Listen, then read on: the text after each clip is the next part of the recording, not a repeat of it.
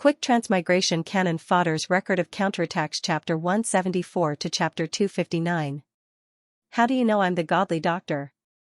The godly doctor turned around and said coldly, and who sent you here? Xianxia said, I smell medicine on you. As for calling you the godly doctor, it's just a polite way of addressing you. For example, if you meet a third-rate Jianghu person who knows how to wield swords, wouldn't they call him a hero? It's just a polite way of addressing you. The godly doctor was quite good-looking, but he was too cold. He was like a moving iceberg. The godly doctor glanced at Xianxia and quickened his steps, wanting to shake off Xianxia. Xianxia lifted his skirt and ran behind the godly doctor. As he ran, he panted and shouted, Godly doctor, let's be friends. Are you crazy? The godly doctor frowned and said coldly. You have medicine? Xianxia sighed, I just want to know if there's any other way to get rid of an aphrodisiac other than having sex. Xianxia followed the godly doctor to his residence. The godly doctor's residence was much better than when Ru was. At least the godly doctor's bamboo house was clean and tidy. In front of the house was a neat and tidy medicinal field. There were all sorts of medicinal herbs planted in the field. Xianxia sighed in his heart. Finally, there was a good place to stay. The godly doctor walked into the house. Xianxia wanted to follow, but the godly doctor immediately closed the door, almost pinching Xianxia's nose. Xianxia felt a little cold. It was very uncomfortable to wear wet clothes. Xianxia sat on the ground with a plop. Then, she knocked on the door and shouted, Big brother, can you give me a tattered shirt? I want to change my clothes. There was no sound in the house. Obviously, the godly doctor did not care about Xianxia. Xianxia knocked on the door and said, Big brother, don't be like this. As long as everyone extends a hand, the world will become a beautiful tomorrow. Can you give me a shirt to wear? Scram. The godly doctor's voice was very cold, if you don't scram, I'll poison you to death. So vicious? Xianxia really did not dare to provoke the godly doctor. He went out of the forest and found a farmer to change into some coarse linen clothes. Then, he returned to the bamboo house. The godly doctor had already come out of the house and was looking at the herbs in the medicinal field. Xianxia quickly went over to greet him and asked, Godly doctor, have you eaten? The godly doctor looked at Xianxia coldly. Why did you come back? Xianxia said, I want to learn medicine from you. The godly doctor, I want to learn to medicine from you? Godly doctor's doctor, godly doctor. The godly doctor furrowed his brows. Is there something wrong with your brain? Which village are you from? I've said it before, without my permission, no one is allowed to come close. Do you want to be poisoned to death? He wanted to poison people so easily. Master, I want to learn medicine from you. I want to know how to treat a man who has been drugged by an aphrodisiac so that he won't defile a woman. Should I soak him in ice water or knock him out and wait for the effects of the aphrodisiac to wear off? The godly doctor frowned even more and said, Scram.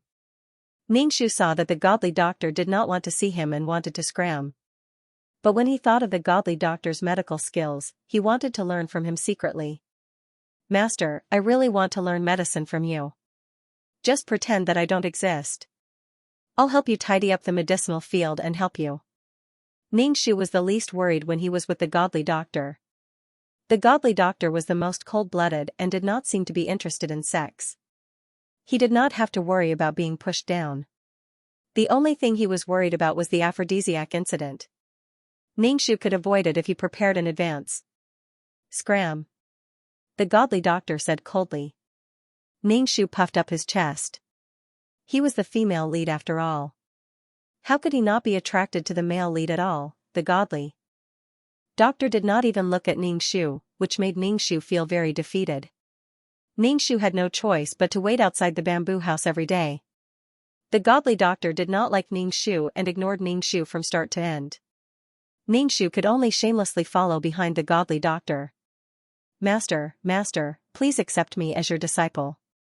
I will definitely learn well and spread your teachings to benefit the world. Xianxia chattered on. The godly doctor sprinkled some powder on Xianxia. At first, Xianxia sneezed, but she didn't feel anything. Then, her entire body went limp. She felt weak and flustered. It was as if she had low blood sugar. She sat on the ground, paralyzed. Master, did you poison me? Is this the legendary 10 fragrant bone softening powder? Ningxu felt weak all over and was a little scared. What if he was pushed down by someone in this state? Although the godly doctor seemed to have a cold personality, he was still a man. Especially when his body was so beautiful, coupled with the attraction between the male and female leads and the absence of the shadow guard, the chances of him being pushed down were 100%. Master, can you give me the antidote? Ningxu asked pitifully. The godly doctor ignored Ningxu and did what he was supposed to do. He completely ignored Ningxu and did not care about her at all. Ningxu was originally worried that she would be pushed down, but the godly doctor did not even look at her. When they were eating, the godly doctor directly threw a coarse grain bread to Ningxu. Moreover, he did not throw it into Ningxu's hands, but directly on the ground. It was like throwing a bone to a dog. Ningxu was speechless. I'm the female lead, I have a halo. You can't treat me like this. Ningxu struggled to pick up the bread on the ground and wiped it on her clothes. It was King disgusting. Why was she so miserable? The godly doctor was clearly eating big steamed buns. Why did she have to eat this? Her heart was so tired. Seeing that the godly doctor had no intention of pushing her down, Ningxu was relieved. Every time the godly doctor gave her bread, Ningxu shamelessly asked the godly doctor for a bowl of water. The bread was too disgusting and too dry. Ningxu asked the godly doctor, Master, where did you get this sorghum bread from? Today's sorghum bread is a little hard. My teeth almost fell out. Make it softer next time. Ningxu did not expect the godly doctor to answer. This godly doctor had a cold personality and did not speak much. Perhaps he was too lonely living alone. It's the consultation fee from the villagers who came to see me, the godly doctor said coldly. There's too much at home. Ningxu was speechless. She felt so stifled and sad. She felt like she was a rubbish bin. Do you really want to learn medicine from me? The godly doctor suddenly asked. Ningxu immediately said, Of course I'm serious. I want to learn medicine from you and benefit the world. The godly doctor ignored Ningxu's righteous words. Instead, he asked, What do you think is required to learn medicine? Was this considered an entrance exam? Ningxu felt that she had to answer seriously. Ningxu looked at the godly doctor's face, trying to find some clues. However, the godly doctor's face was as cold as ice. His face was emotionless. Ningxu probed, Benevolence? Hearing Ningxu's answer of benevolence, the doctor only smiled coldly and looked at Ningxu without saying a word. Is my answer wrong? Ningxu saw the doctor's unfathomable expression and asked, Then what do I need to have to learn medicine? The doctor looked at Ningxu and said indifferently, Everything in the world is just a toy in the palm of your hand. Ningxu was speechless. Speak human language? The doctor said, You're not suitable to learn medicine. No, I can do it. Ningxu said firmly. Learning medicine is to use one thing to fill in the flaws of another thing. Using herbs to treat people is to use herbs to repair the human body. The godly doctor said faintly. What the hell is this compassion that you're talking about? Ningxu was speechless. Didn't they say that doctors were benevolent? Why was it not the same when it came to the doctor? Not only was the doctor cold, even his heart was cold. He treated people as toys that needed to be repaired. If he was happy, he would do it. If he was unhappy, he would not do it. He thought that this was a person who was cold on the outside but passionate on the inside. But in reality, he was a person who was cold from the inside out. He really did not know how Mu Yanluo could tolerate him. Ningxu looked at the doctor and asked, Master, can you teach me how to repair toys? I said you can't do it. The doctor shook his head with a cold expression. Under Ningxu's shameless behavior, the doctor finally relented and allowed Ningxu to start fertilizing the herbs. Now, Ningxu was carrying a bucket and applying the 5 grains reincarnation item to the herbs. He also had to loosen the soil and pull out the weeds. She had avoided the washing bucket in the Qi residence, but she still could not avoid the fertilizing. Why was it that the female lead was always the master begging to take her in as a disciple? Why was she so miserable? Ningxu felt that he needed to increase his luck a little. If he had enough points, he could buy a halo that everyone loved. Even if Ningxu washed himself clean every day, he still felt that there was a smell of feces on his body that could not be removed. It was simply too disgusting. Only Ningxu smelled the smell of dung on his body. The godly doctor didn't want to get close to Ningxu. The two of them basically didn't speak a word, let alone eat. Ningxu ate coarse noodle cornbread, and there were still a lot of coarse noodle cornbread waiting for Ningxu. Ningxu also had a mission, which was to eat all of these coarse noodle cornbread. After eating this every day, Ningxu was constipated. It was especially painful when he pooped. Furthermore, the godly doctor did not seem to like meat. There was basically nothing oily at home. It was simply too miserable. Ningxu had not eaten meat in a long time. He was craving meat. Occasionally, there would be villagers who came to the godly doctor for treatment.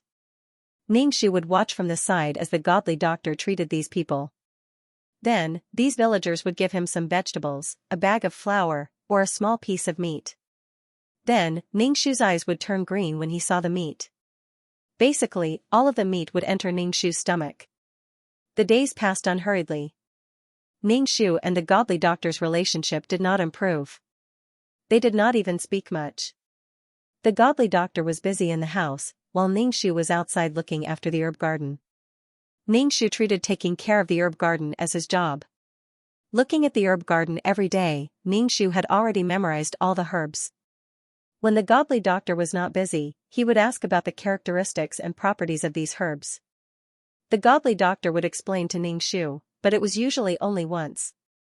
He did not care if Ningxu could remember or understand. The godly doctor's herb garden was filled with some common herbs. They were all herbs used to treat some diseases. Ningxu asked the godly doctor why he did not plant some more precious herbs. The godly doctor only looked at Ningxu coldly and said that precious herbs had their own way of growing. He did not care about delicate things.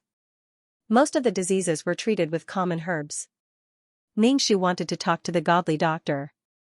For example, his family situation, where were his parents, how old were they, and other topics that could bring them closer together. However, the godly doctor never bothered about him. This made Ningxu speechless. How could there be such a person in this world? Ningxu did not have much hope in studying medicine. Moreover, Ningxu was actually interested in the godly doctor's poison. If he could make some poison, he would have an extra layer of protection during missions. In so many worlds, if he did not have the means to protect himself, he would disappear sooner or later. From then on, Ningxu would cease to exist. Being alive was better than being dead. Therefore, Ningxu really wanted to kill the godly doctor, imprison him and force him to teach him. Ha ha ha, this was just a random thought. Last time was the bone softening powder. Who knew what the next time would be? He just needed to recognize all the herbs in the herb garden. While Ningxu was munching on the coarse bread, the godly doctor threw a book to Ningxu. Ningxu hurriedly wiped his hands and picked up the book. He muttered, why can't I recognize these words? You're holding the book upside down. The godly doctor said coldly. Ningxu did not look embarrassed at all. He turned the book around and looked at the name of the book. 100 Herbs Collection. Ningxu flipped the book open. It was filled with herbs. Ningxu said gratefully, Master, thank you. The godly doctor's face was very cold. He turned and left. After interacting with the godly doctor for a period of time, Ningxu did not care about the godly doctor's attitude. Since the godly doctor ignored her, she also learned to ignore the godly doctor's cold face. Although the book's name was 100 Herbs Collection, there were more than 100 types of herbs in the book. The content was very detailed. Ningxu now did not only take care of the garden, but also read the 100 Herbs Collection and memorize the content in the book. Sometimes, the godly doctor would check Ningxu's memory. Occasionally, he would ask Ningxu to dry the herbs according to the book's content. Ningxu realized that these things were very troublesome. It was so troublesome that Ningxu had a headache. However, Ningxu still did it very seriously. She did not complain that the godly doctor did not teach her medical skills. Ningxu was very grateful that the godly doctor was willing to teach her these things. Moreover, she and the godly doctor were not related in any way. To be honest, Ningxu felt that the godly doctor was the only male lead with real skills.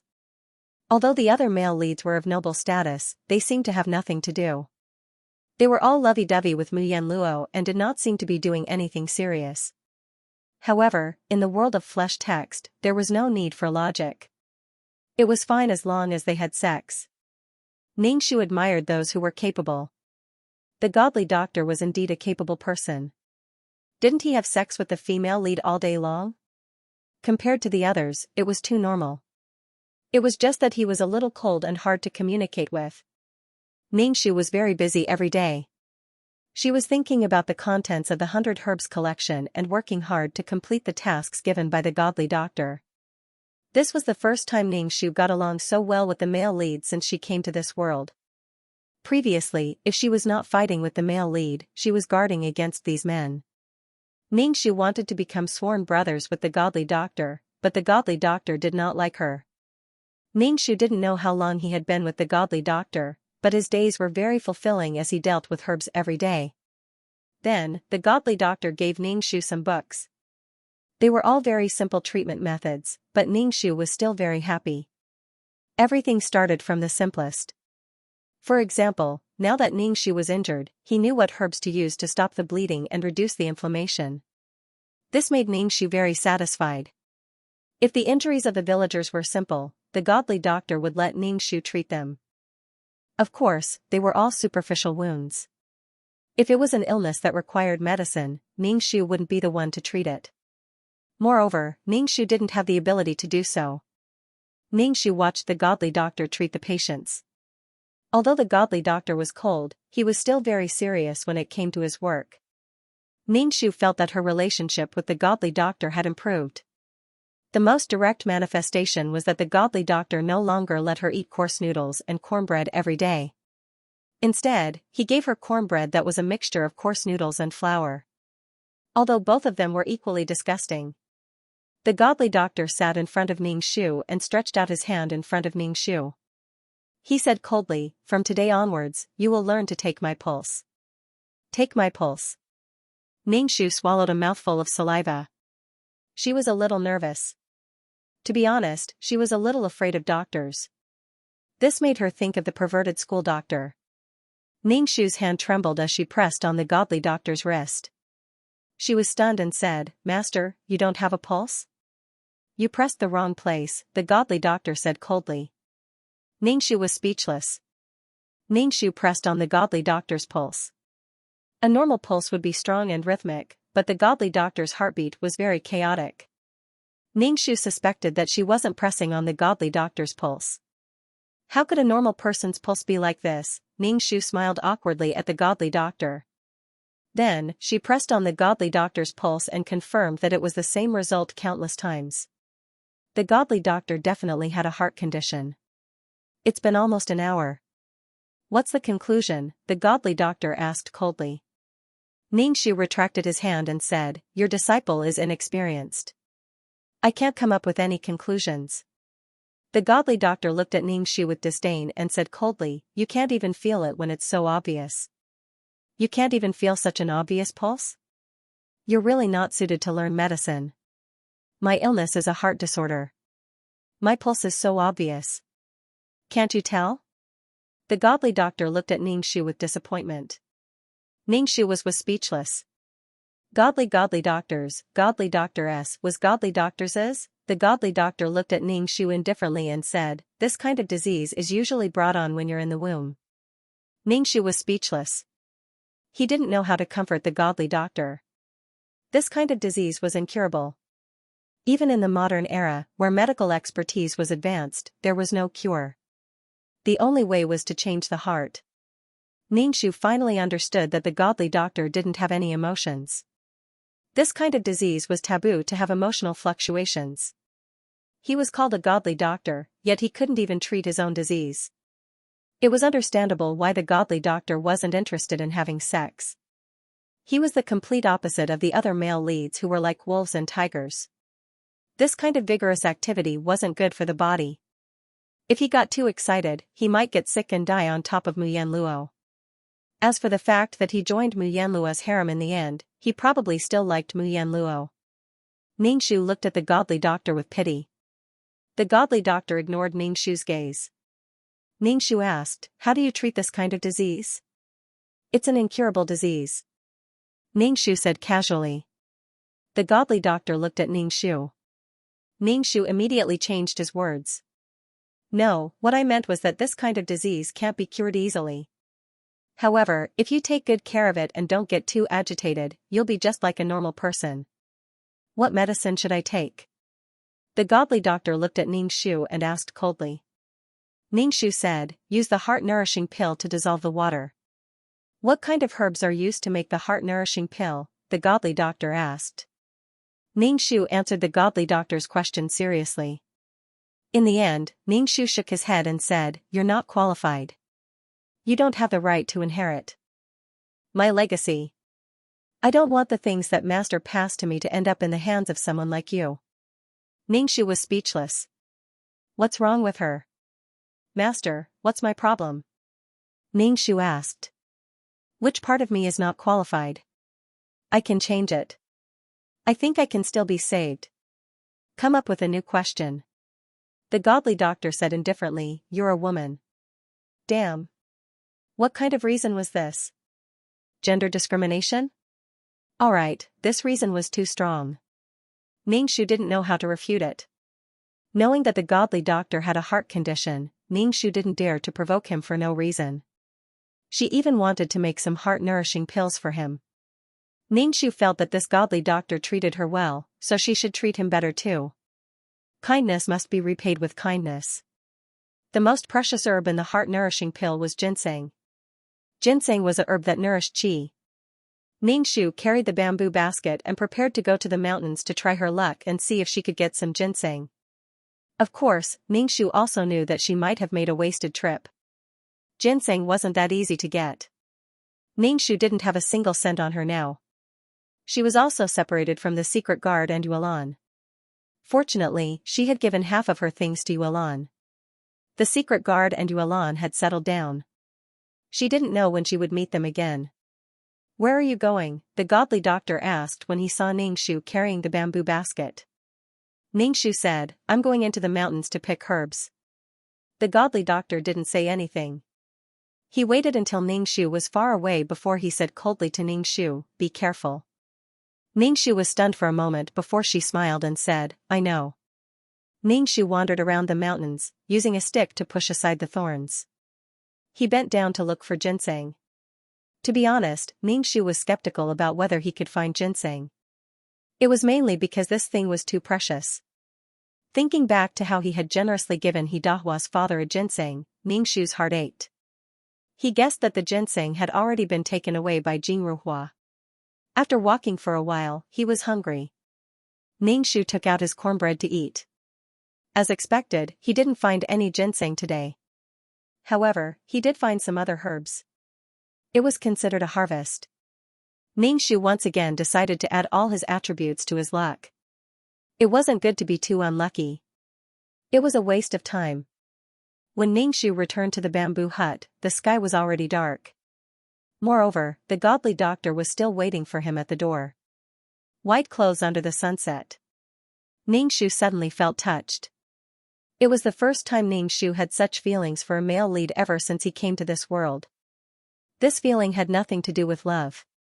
It was just that the relationship between people could be so peaceful. There was no need for intense hysteria or hurt. Wasn't this kind of relationship beautiful?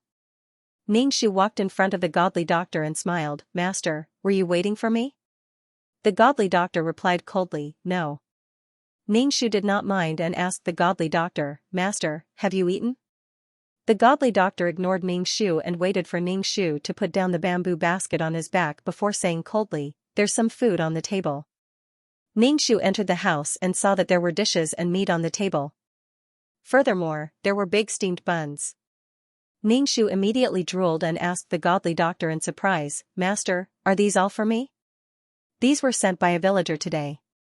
I've already eaten and these are my leftovers," the godly doctor said and went to the yard to arrange the herbs. Ningxu did not care if the godly doctor had already eaten. He sat on the chair and started eating. Previously, he had been eating cornbread. Now that he could eat meat, Ningxu felt very blissful. A person's life was all for this mouth. After Ningxu ate, the godly doctor tested Ningxu's memory of some herbs and prescriptions.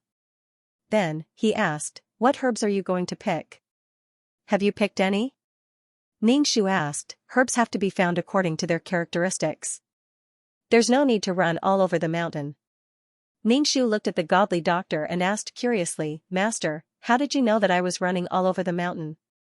The godly doctor looked coldly at Ningxu. "Some of the herbs you picked are yin, some are yang, and some can only be found near the water. You still haven't passed your homework." The godly doctor frowned and looked at Ningxu. Damn, what a meticulous person. If he could not be a godly doctor, he could be a godly detective. Ningxu felt that he should learn from the godly doctor and learn humbly. "Master, your disciple will remember your teachings." Ningxu said seriously, "From now on, your disciple will be the new generation of female godly doctor." The godly doctor looked at Ningxu as if he had lost his mind. He turned and went back into the house, ignoring Ningxu. The next day, Ningxu went up the mountain to pick herbs. The godly doctor asked Ningxu coldly, "What herbs are you picking? It's not safe for a girl to be alone in the mountain. Don't go, I'll get someone to bring you whatever you need." Ningxu said, "It's okay, I'll go look again today. If I can't find it." The godly doctor did not say anything and went back into the house. Ningxu carried the bamboo basket and went into the mountain to look for ginseng. It was said that ginseng could run. Ningxu felt that all the ginseng on the mountain had run away. In the end, Ningxu found a stalk of ginseng that was quite old. If it was made into a heart-nourishing pill, it would be enough for the godly doctor to eat for a long time. Ningxu felt that the godly doctor was very poor and did not have much money. The villagers who came to her for treatment all gave her local specialties. Usually, the godly doctor did not take any medicine. Sometimes, she would perform acupuncture on him. Suddenly, he felt that this guy was quite pitiful. Ningxu stuck his butt out and spent almost half a day just to dig out the ginseng. He had to dig out all the roots of the ginseng without breaking the skin. In the end, he dug it out. It was as thick as a pinky finger. If he sold it, he could sell it for a lot of money. Ningxu carefully tied the ginseng with a red string and wrapped it up. He was ready to go back. On the way back, Ningxu could faintly hear a child crying. Ningxu was so scared that his hair stood on end. Could it be some kind of monster? Ningxu quickened his steps. The child's voice became louder. Ningxu felt that the child should be nearby. To go or not to go? To go or not to go? Ningxu shook his head. He decided not to go. Curiosity killed the cat. The child's cries echoed in his ears. He was still calling for his mother. In the end, Ningxu still went. What's there to be afraid of? I'm the female lead. Nothing will happen to me. Ningxu followed the voice. He went over the mountain and saw a child crying on the official road. Ningxu walked over to the child. The child's body was dirty. Ningxu coughed. The child seemed to be frightened by Ningxu. He turned around and saw Ningxu. His eyes were filled with fear as he sobbed and hiccuped. "Are you the bad guy who came to catch me?" the child asked aloud. Ningxu rolled his eyes. "Have you ever seen a bad guy as beautiful as me? Don't be afraid. I'm not a bad guy." "Little kid, why are you here alone?" the child cried out. Ningxu was a little tired from walking. He put down the bamboo basket on his back and sat next to the child. He waited for the child to stop crying. Probably because there was someone next to him, the child was not afraid anymore. Ningxu said, "Auntie, I can't find my father. I can't find my mother. Call me sister. I'm not that old." Ningxu raised his eyebrows and looked at the child. The child shouted, "Sister, I can't find my parents." "Where are your parents?" Ningxu asked. "You're not a monster from the mountains, are you?" "Wow, sister, don't scare me. Are you a monster?" The child was scared and retreated. Ningxu then asked the child where his parents were. The child cried and told her what had happened. It was that the child and his family had gone on a trip and encountered bandits. His parents had lured the bandits away and then asked the child to wait here. However, the child had waited for 2 days and his parents still hadn't come. Xianxia took out some steamed buns and gave them to him. Did you remember the wrong place? Your parents didn't agree to meet you here.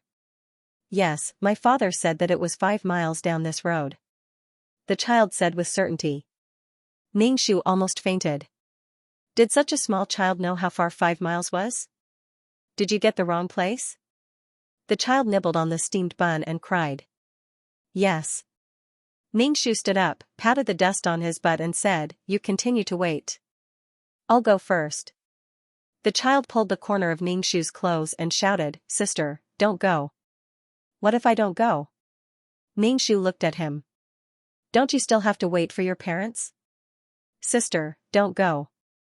I'm scared. The child clung to Xianxia. Xianxia was speechless. Xianxia had no choice but to take the child back to the bamboo house. The miracle doctor saw that there were 2 people when they went out. He looked coldly at Xianxia and said, Explain. Looking at his expression, one would think that a husband saw his wife cheating.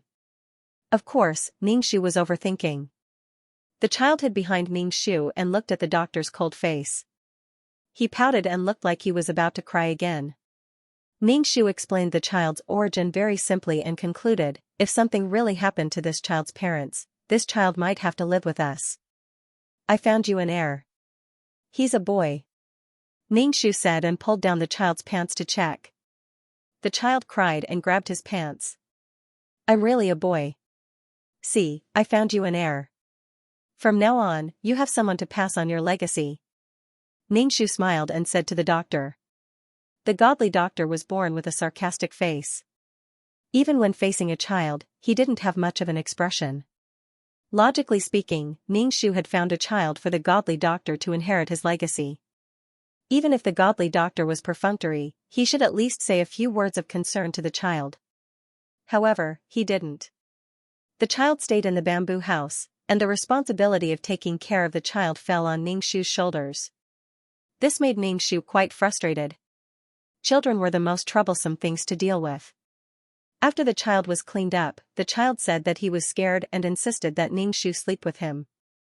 Xianxia said that he was as pure as ice and as pure as jade.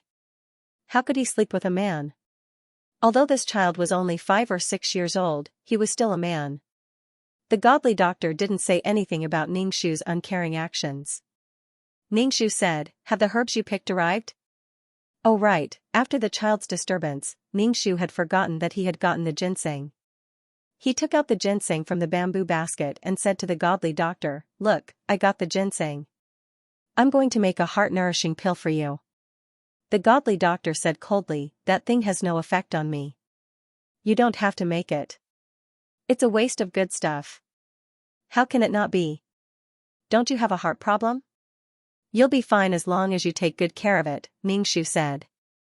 I got the ginseng especially for you. The godly doctor looked at the ginseng in Xianxia's hand and said coldly, This ginseng is pretty good, but you didn't pay attention when you were digging it. Some parts of the skin have already been damaged.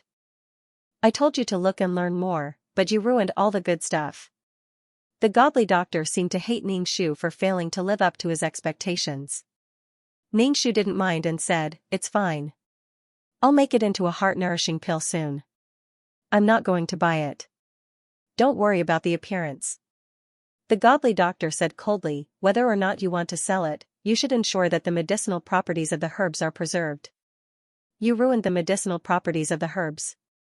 This isn't just a matter of appearance. Xianxia quickly nodded and said, I know. I will pay attention in the future.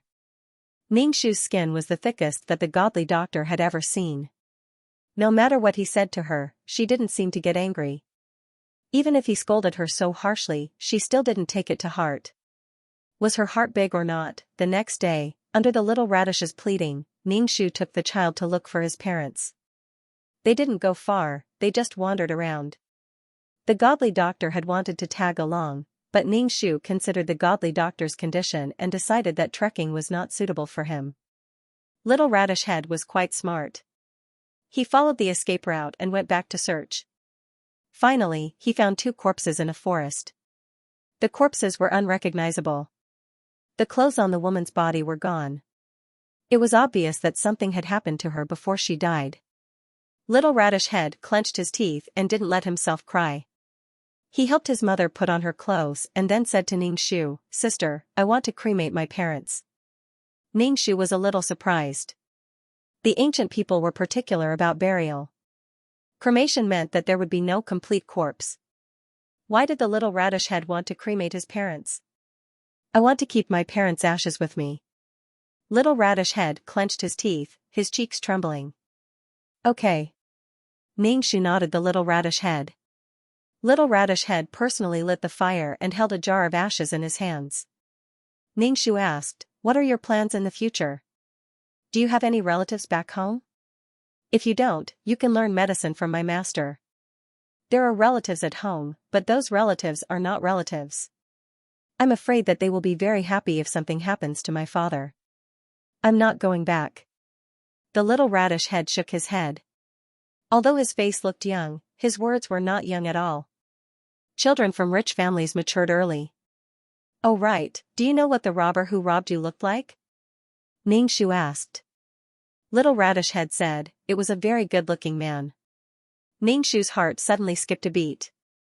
He said, "Did he look like a scholar?" Little Radish Head nodded. "Yes." The moment he opened his mouth, he said that my father was selling things at a high price and was harming the people. My father explained that my family was doing business honestly and didn't raise the price. But that person just didn't listen. Damn, this Chunibu was definitely Wenruhua. So it was like this. He flaunted his righteousness, but what right did he have to kill people? Who gave him the right to take other people's lives? He was clearly the one who was angry and wanted to punish others. Xianxia wanted to kill this person. "Let's go." Xianxia led Little Radish Head back to the bamboo house. The godly doctor was waiting at the door for Xianxia and Little Radish Head to return. Seeing the jar in Little Radish Head's hand, he said coldly, "Wash up and eat." Little Radish Head placed the ashes in the room and ate while crying. The godly doctor picked up some food and placed it in the child's bowl. He said lightly, "From today onwards, you will learn medicine from me." "Thank you, master." Little Radish Head held back his tears and said to the godly doctor, "It's too early to call me master. There are still some ceremonies for an official disciple. These things can't be omitted." The godly doctor said lightly. Xianxia felt uncomfortable all over. What kind of ceremony was this? From the very beginning, this godly doctor had never thought of accepting her as his disciple. He made him fertilize and weed. He only knew how to torment him. The next day, Little Radish Head first bathed and burned incense. Then, he kowed out and ate herbs. After a series of complicated ceremonies, he became the godly doctor's disciple. Moreover, he was the only disciple. Xianxia looked on enviously from the side. Little Radish Head Suyu became the godly doctor's disciple. Xianxia's status was a little awkward. She was not the godly doctor's disciple. The godly doctor said lightly, "From now on, you can call her senior sister. Although she is useless, she has been learning from me for a period of time. She became a disciple earlier than you." What did he mean by useless? His words were too harsh. Senior sister. Suyu called out to Xianxia, who had a ferocious look on her face. Xianxia chuckled and called out, "Junior brother." Suyu began to study under pressure. The godly doctor gave him many tasks. Suyu seemed to want to forget the pain of losing his parents and forgot to eat and sleep. Although Xianxia was not the godly doctor's disciple, the godly doctor was also strict with Xianxia. Xianxia did not say anything. This was a good opportunity to learn. However, Xianxia's mind was always on the godly doctor's prescription. He did not know why it was an aphrodisiac. To a person like the godly doctor, this was an extremely low-level mistake. Moreover, the aphrodisiac was not good for the godly doctor's body. That kind of thing would cause a person to become excited and unable to control themselves. Blood would flow very quickly. He did not know why the godly doctor did not have a heart attack in the storyline. It was probably because of the protagonist's halo. Master, you don't need to make any medicine.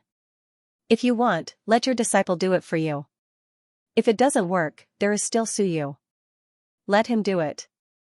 A disciple should serve his master, right? Ningxu said to Suyu. Yes, master. Suyu quickly nodded. The godly doctor said coldly, what kind of medicine can a useless person like you concoct? Doctors and whatnot are so annoying. Are all capable people so direct with their words? Ningxu pulled Suyu over and said, I'm useless, but little junior brother is. Let him do everything in the future. Suyu frowned. She felt that she had been tricked by eldest senior sister. I don't know how to concoct any medicine recently. The godly doctor looked coldly at Ningxu. Have you fertilized the herbs? Why are you spouting nonsense here? Ningxu was speechless. Ningxu felt that the godly doctor had become more cheerful. The most direct manifestation was that his sarcasm towards her became more and more vicious. She also had a sensitive and fragile heart. If he kept mocking her like this, she would also feel sad. Ningxu pursed her lips and instructed the godly doctor, you must not concoct any medicine. The days passed slowly like this. The godly doctor did not concoct any medicine, which made Ningxu heave a sigh of relief. However, Ningxu's relief came too quickly. Today, when Ningxu was weeding, he heard people coming towards the bamboo house. There were quite a few of them. The godly doctor lives here? A voice rang out. When Ningxu heard this voice, it was as if he was struck by lightning. He rushed into the kitchen and rubbed the ashes on his face and neck. Senior sister, what are you doing? Seeing Ningxu like this, Suyu said, you're being naughty again. Master will scold you later. Little junior brother, there are people outside. Go and greet them. Your eldest senior sister is a woman. It's not good to entertain men. Ningxu hid in the kitchen and said to Suyu. What the F asterisk CK? What the F asterisk CK? Why was Luo Zhenyan here? Why did the regent come to this remote place? This didn't make sense. Could it be that he knew she was here and came to find her? Go and see what they are talking about with the master. Ningxu handed the kettle to Suyu. Go and pour some tea for the guests. Suyu carried the kettle to the central room. Ningxu paced back and forth in the kitchen alone, hoping that Luo Zhenyan wasn't here to look for her. Now that the secret guards weren't around, if she was caught, she would definitely be dead. These people were really good at torturing people. How was it? What did they say? Ningxu asked Suyu as he entered the room. What did they say? Suyu's tone was a little excited as she said, those people want master to treat the emperor. Shu. Ningxu let out a long sigh, wiped the cold sweat on his head, and asked, what did master say? Master didn't agree immediately. Then, that person said that he would come again tomorrow, Suyu said. After Luo Zhenyan and the others left, Ningxu sneaked out. He walked to the central room and asked the godly doctor, Master, are you going to the capital? The godly doctor saw the black ash on Ningxu's face and frowned. What happened to your face? Don't worry about my face for now. Are you going to the capital to treat the emperor? Ningxu asked. All the land under the heavens belongs to the emperor. As long as I'm on this land, I can't refuse. I've refused this time, but I'll agree again next time, the godly doctor said calmly. Ningxu disagreed.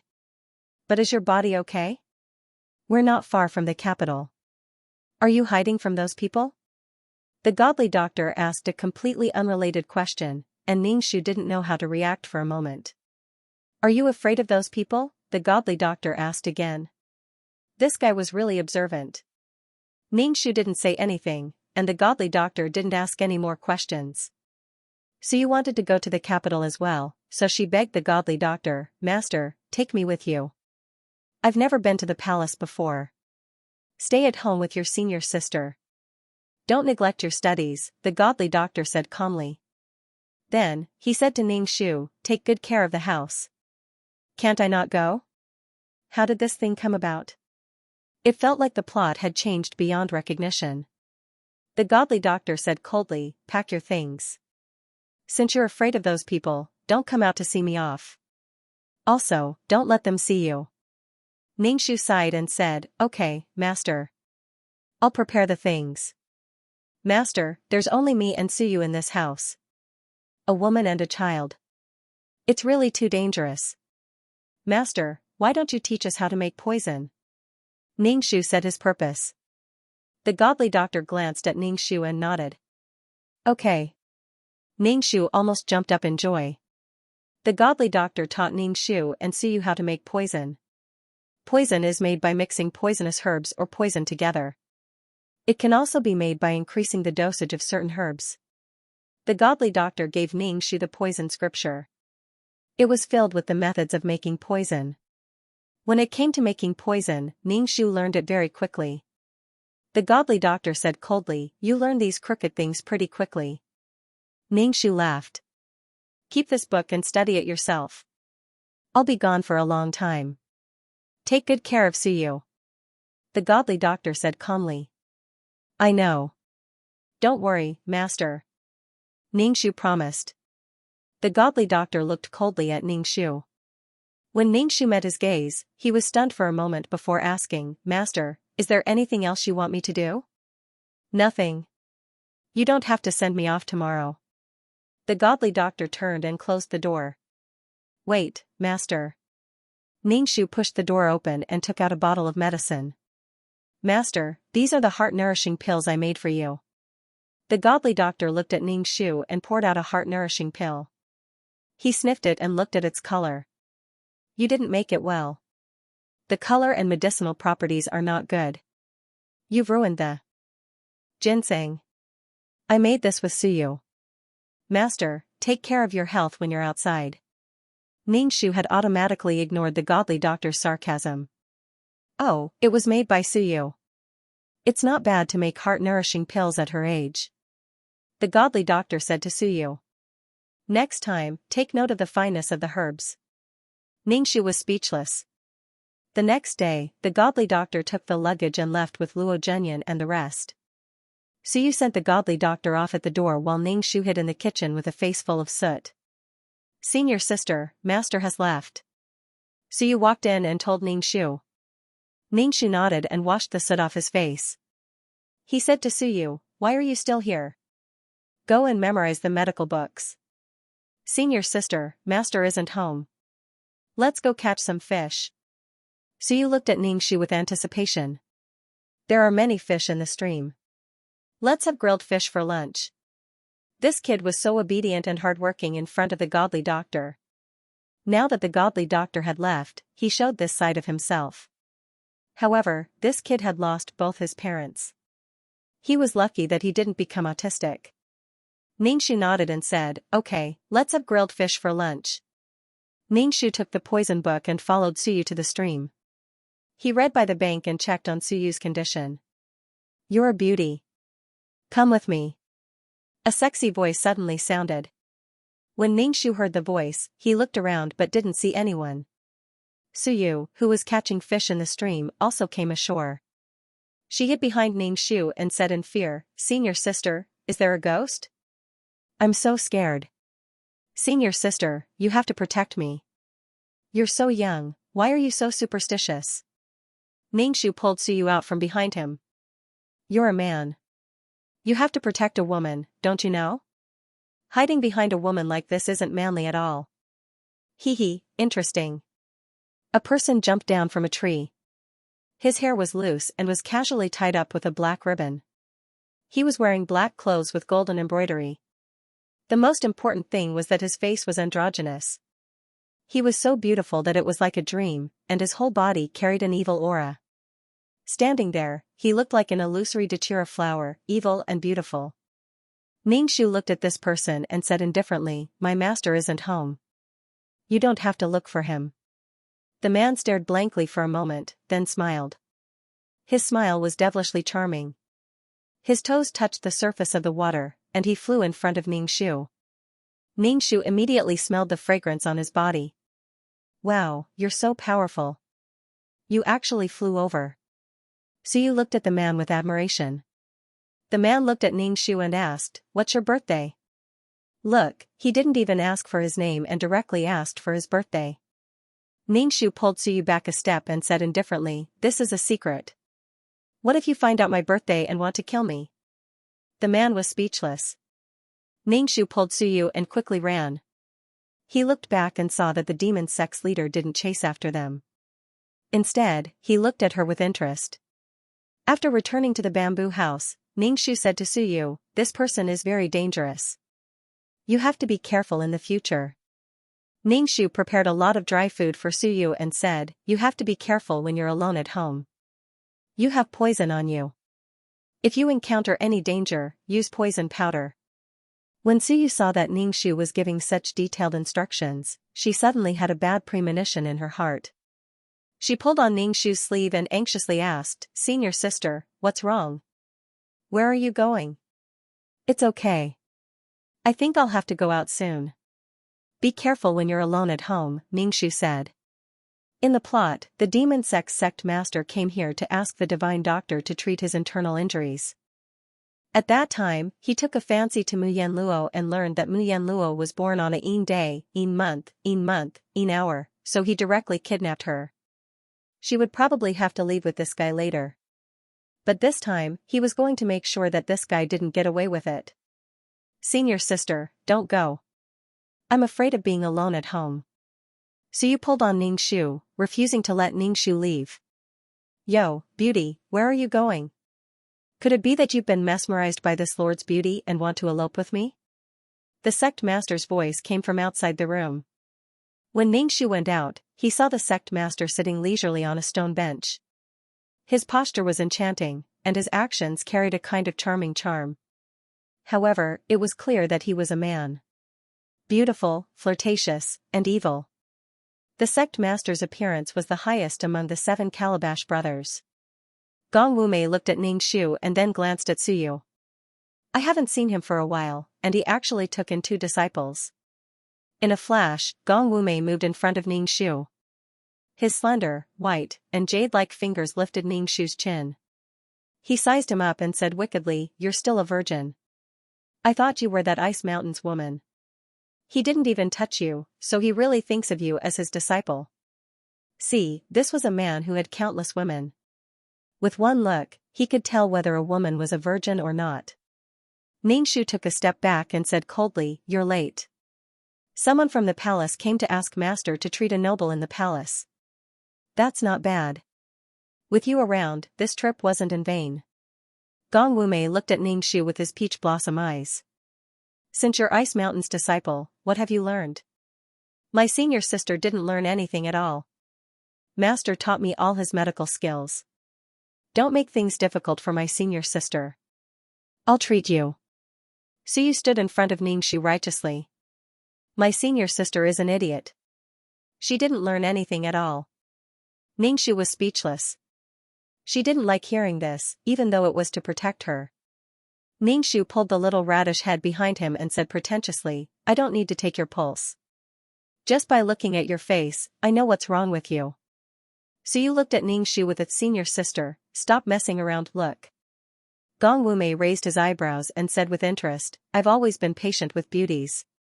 Tell me what's wrong with me." Ningshu said with disdain, "Excessive indulgence. You're possessed by the devil. Every time you circulate your qi, you feel like your body is on fire. You have to have sex with a woman of the Yin month, Yin day, and Yin time. Otherwise, your meridians will explode. But the woman you have sex with won't live for long." Gong Wumei's body trembled. His hand that was touching the jade on his waist paused. He put down the jade. Ningshu laughed and said with a sinister expression, "Did Ice Mountain tell you about me? Did Ice Mountain tell you about me? You're thinking too much. Master didn't tell me about you. Do you think you're some big shot?" Ningshu said with disdain. He looked at the beautiful Gong Wumei and asked, "Are all the demon sex leaders this beautiful?" The demon sex leaders had to be beauties. "Oh, how do you know that I'm the demon sex leader?" Gong Wumei raised his eyebrows and looked at Ningshu ambiguously, "You're an interesting woman. Come with me to Wuyang Palace. I'll give you extreme happiness." Ningshu was speechless. "Senior sister." Suyu grabbed Ningshu's clothes. Her face was pale. She naturally understood Gong Wumei's meaning. Perhaps her senior sister would have the same ending as her mother. Ningshu patted Suyu's back and said, "It's okay. I'm fine. Woman, do you want to go with me? You can choose not to go, but your little junior brother will lose his life. This sovereign only has to move a finger, and his little life will be gone." Gong Wumei didn't feel any pressure when killing a person. His expression didn't change at all. Clearly, he was a person who killed people like flax. Ningshu wasn't scared. "I advise you not to do that. Wait until my master comes back. He'll definitely come and find you. You can offend anyone but not a doctor. Beauty, you're really interesting. You were also born in a Een month, Een day, Een hour, right?" Gong Wumei stuck out his tongue and licked his lips. He looked very charming and sexy. It made people's heartbeats lose their rhythm. A man being so charming was really strange. As a woman, Ningshu felt her dignity was being challenged. She really wanted to find a group of men to take turns with this guy. "No, I have a pure yang constitution. If you do that with me, your blood vessels will definitely explode." Ningshu denied that he was born in a Een month, Een day, and Een hour. Gong Wumei raised her eyebrows and said with interest, "No need to quibble, I can feel my body's desire for you. Ningshu, come with me to the Endless Palace. Since you are a disciple of Ice Mountain and know about my situation, then come with me." Gong Wumei held on to Ningshu's waist and moved close to Ningshu's ear. She breathed out hot air, almost touching Ningshu's ear, and said with a sexy voice, "You don't have the right to reject me. Ants don't have the right to reject me." Ningshu's expression was indifferent, and said with disdain, "Can you not talk so close to me? Do you know that you have bad breath?" Gong Wumei, Ningshu also knew that he had to go. This was the plot. Ningshu said to Suyu with tears in her eyes, "Stay at home and wait for master to come back. Senior sister will be fine. You also have to take care of the medicine field at home. You have to do the fertilizing and weeding." Suyu nodded and said, "Senior sister, wait for master to come back. I will go with master to save you." Ningshu patted Suyu's head, picked up the package and said to Gong Wumei, "I am your doctor now. I ask for more benefits." "Sure, for beauties, especially beauties with purine constitution, I have to be patient." Gong Wumei's pink lips curved into a charming arc. "Wait until you reach the Endless Palace. You will realize that it is a paradise. You will never want to come back." The two of them left the bamboo house. Ningshu asked Gong Wumei, "Are we going to walk to your Endless Palace?" "Of course not." Gong Wumei curled her fingers and blew a loud sound. After a while, someone sent a luxurious carriage over. The driver was a disciple of the demonic sect. "Greetings, sect master. The carriage is here." Gong Wumei looked at Ningshu and said with a faint smile, "Let's go up." Ningshu hugged the bundle and got into the carriage. Gong Wumei smiled and also got into the carriage. He sat across from Ningshu and looked at Ningshu with his peach blossom eyes. He supported his chin and charmingly asked, "Beauty, what is your name?" "Lil Red," Ningshu replied. "Little Red?" When Gong Wumei was reading out her name, his voice sounded very sexy, causing people's heart to itch. "Beauty, even your name has such personality. This sovereign likes it very much." "Thank you for the compliment," Ningshu replied seriously. Then, he seemed to have thought of something and asked, "It's not easy to find a woman with a Een month, a Een day, and a Een hour. If this woman is extremely ugly, do you want to do it?" This probability was similar to winning the lottery, and Mu Yanlua's physique was exactly like winning the lottery. If this woman's appearance was just passable, then for the sake of his own life, would Gong Wumei bite the bullet and do it? This was obviously not a pleasant topic. Gong Wumei's face sank. Ningshu said, "If you are about to starve to death, you won't be able to eat the dusty food on the ground." "Of course, I will eat it." Ningshu said without hesitation, "Life is the most precious thing." "Oh." Ningshu suddenly understood, "So you are the one who will do it?" Seeing that Gong Wumei's complexion was somewhat bad, Ningshu didn't want to provoke him. Gong Wumei said, "That's why this sovereign is pleasantly surprised to see such a beautiful woman with a purine physique." Ningshu and Gong Wumei sneered. They closed their eyes and ignored him. "I'm afraid this time, I won't let you push me down so easily. I'll let you have the poison on my body." The devil sect was located on a high mountain that was easy to defend and hard to attack. They directly penetrated through the mountainside and lived in a cave like a mouse. Gong Wumei still had the nerve to call the place he lived an endless palace. He was simply shameless. Ningxu got off the carriage and looked up at the mountain. He clicked his tongue and had a look of disdain. Gong Wumei looked at Ningxu. What's with your expression? Are you looking down on my endless palace? You also know that your devil sect is annoying, so you came here to hide. Ningxu curled his lips. You captured so many women, aren't you afraid that the righteous sects will encircle and annihilate you?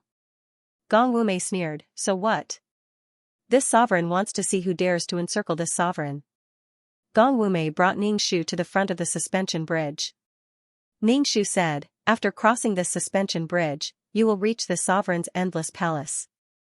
Ningxu looked at the suspension bridge and swallowed a mouthful of saliva. How was this a suspension bridge? It was just an iron chain that was as thick as an infant's arm. Normal people would not be able to walk on it at all. They would definitely fall down. Ningxu asked in a deadpan manner, how am I supposed to go over? Don't tell me that I have to walk over myself. If you continue to be shameless, I'm going back. Gong Wumei directly held on to Ningxu's waist and clamped her, then walked onto the iron chain. Ningxu looked at the iron chain swinging up and down. Below them was a bottomless white cliff. Ningxu screamed at the top of her lungs, oh my god, ah! Gong Wumei used his qi and stepped on the iron chain to reach the other side. He hugged Ningxu tightly and said evilly, beauty, don't be afraid. How could the sovereign bear to let anything happen to you? Ningxu silently looked at him and said, let go a bit. If you continue hugging me like this, your blood vessels will burst. Gong Wumei raised his eyebrows and said evilly, to be able to burst blood vessels on a beauty's body, this sovereign is willing to die. You're really willing? Ningxu expressionlessly looked at Gong Wumei. Gong Wumei slowly moved closer to Ningxu, of course I'm willing. To die on your body, of course I'm willing. How many times have I told you that you have bad breath? You always talk so close to me. Do you know that you are really unbearable? Do you often have constipation? Your mouth is so smelly. Not only are you suffering from qi deviation, you also have a problem with your stomach. Could it be that no one has ever told you that you have bad breath? Ningxu took a step back and said in disgust. Gong Wumei's face twitched for a bit, then he immediately laughed. He stretched out his finger and hooked Ningxu's hair and said indifferently, you are the first woman to speak to me like this.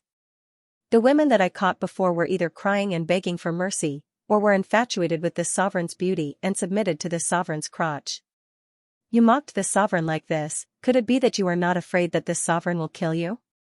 Ningxu shook his head and said, I am a doctor, what I said is the truth. Let me tell you, the problem with your body is my responsibility. As for why you didn't discover that you have bad breath, I reckon that it is because they are afraid of you, so they didn't tell you.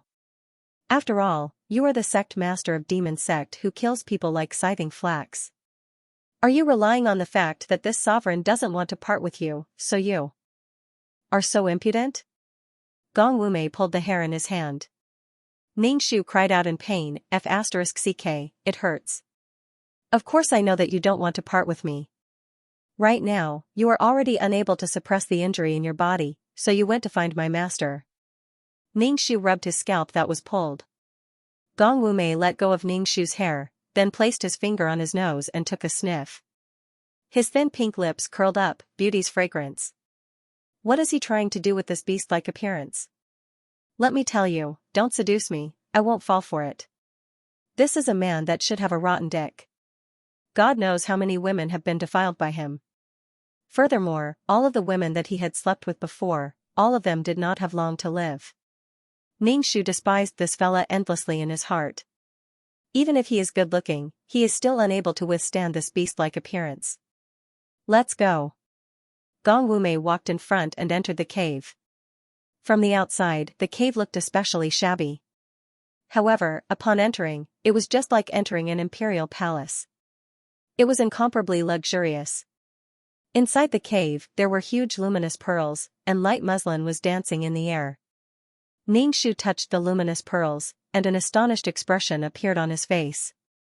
Just how much is this worth? Gong Wumei raised his eyebrows and looked at Ningxu. If you like it, I will give it to you.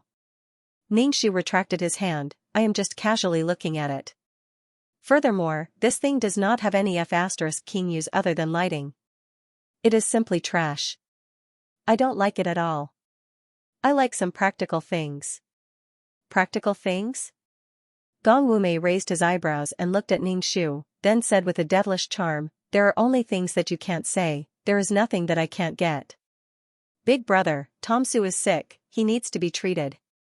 Ningxu said indifferently. A devil sect disciple who was wearing black clothes walked in and said to Gong Wumei, Sect Master, another woman has died. Gong Wumei's expression was very cold as he said indifferently, you don't have to tell me these things. Throw the dead woman and the woman that is about to die out of Endless Palace. Yes. The devil sect disciple waved his hand, and two people carried a woman out. This woman's face was ashen, her fingernails were purplish black, and she was not breathing at all. It seemed like she was already dead. Ningxu looked at Gong Wumei's expressionless face. Gong Wumei was as indifferent as a dead ant, which made Ningxu's back feel a chill. Throw out those women who can no longer heal me. They're taking up space. Gong Wumei sat on the chair, flicked his hair, and said indifferently. Yes. After a while, Ningxu saw many women being driven out. These women's faces were pale, as if they hadn't seen the sun for a long time. Their faces were haggard, and there was a black aura between their eyebrows. It seemed like they didn't have long to live. Some of the women actually had white hair on their heads. It was unknown whether it was because they were already that old or because they had been ravaged by Gong Wumei. When these women saw Gong Wumei, they all cried and begged Gong Wumei for mercy. Their faces were either filled with despair or numbness. Ningxu looked at all of this. He watched as these women were driven out of the Endless Palace by Gong Wumei. The fate that awaited these women was death. Wait a minute. Ningxu said. Gong Wumei lazily looked at Ningxu, and used his hair to brush Ningxu's face. He leaned close to Ningxu and breathed out hot air. What's wrong, beauty? Do you have a problem? Let me take a look at these people. Ningxu took a step back and walked in front of a woman. He took her hand and felt her pulse. The vitality of her 5 organs had been destroyed. Her pulse was very heavy and weak. Ningxu suspected that there would be no pulse in the next second. Her internal organs had already collapsed. Ningxu shook his head. These people probably wouldn't live for more than a month. They were just struggling at death's door. After a rough calculation, there were more than 10 people here. Just the number of women who were about to die was already so many. Then, Gong Wumei probably captured even more women. To capture so many women of the month, day, time, how much manpower and resources would it take? Gong Wumei looked at Ningxu with a face full of curiosity. Coupled with his beautiful appearance, don't mention how moving he was. He was so pure and beautiful. However, the words that came out of his mouth were very vicious. When are they going to die? Ningxu looked at Gong Wumei, and said indifferently, you have really sinned. Gong Wumei immediately laughed, it's not that I have sinned. During this period of time, I have given them a rich life. I have given them the greatest happiness. Rather than living a mediocre life, I would rather live such a brilliant life. Do you all like me? Gong Wumei looked at these women with a gentle and charming smile. Do you all not like the days when you are together with me? I like it. Some of the women looked at Gong Wumei with a somewhat intoxicated expression. Some of the women had a look of hatred on their faces, and some of the women had a look of fear on their faces. Some of them are willing to live such a life. Gong Wumei looked at Ningxu, and his beautiful face had a tempting and bewitching look. If the beauty is willing, I will naturally be willing to satisfy you. Ningxu, hee, I politely decline.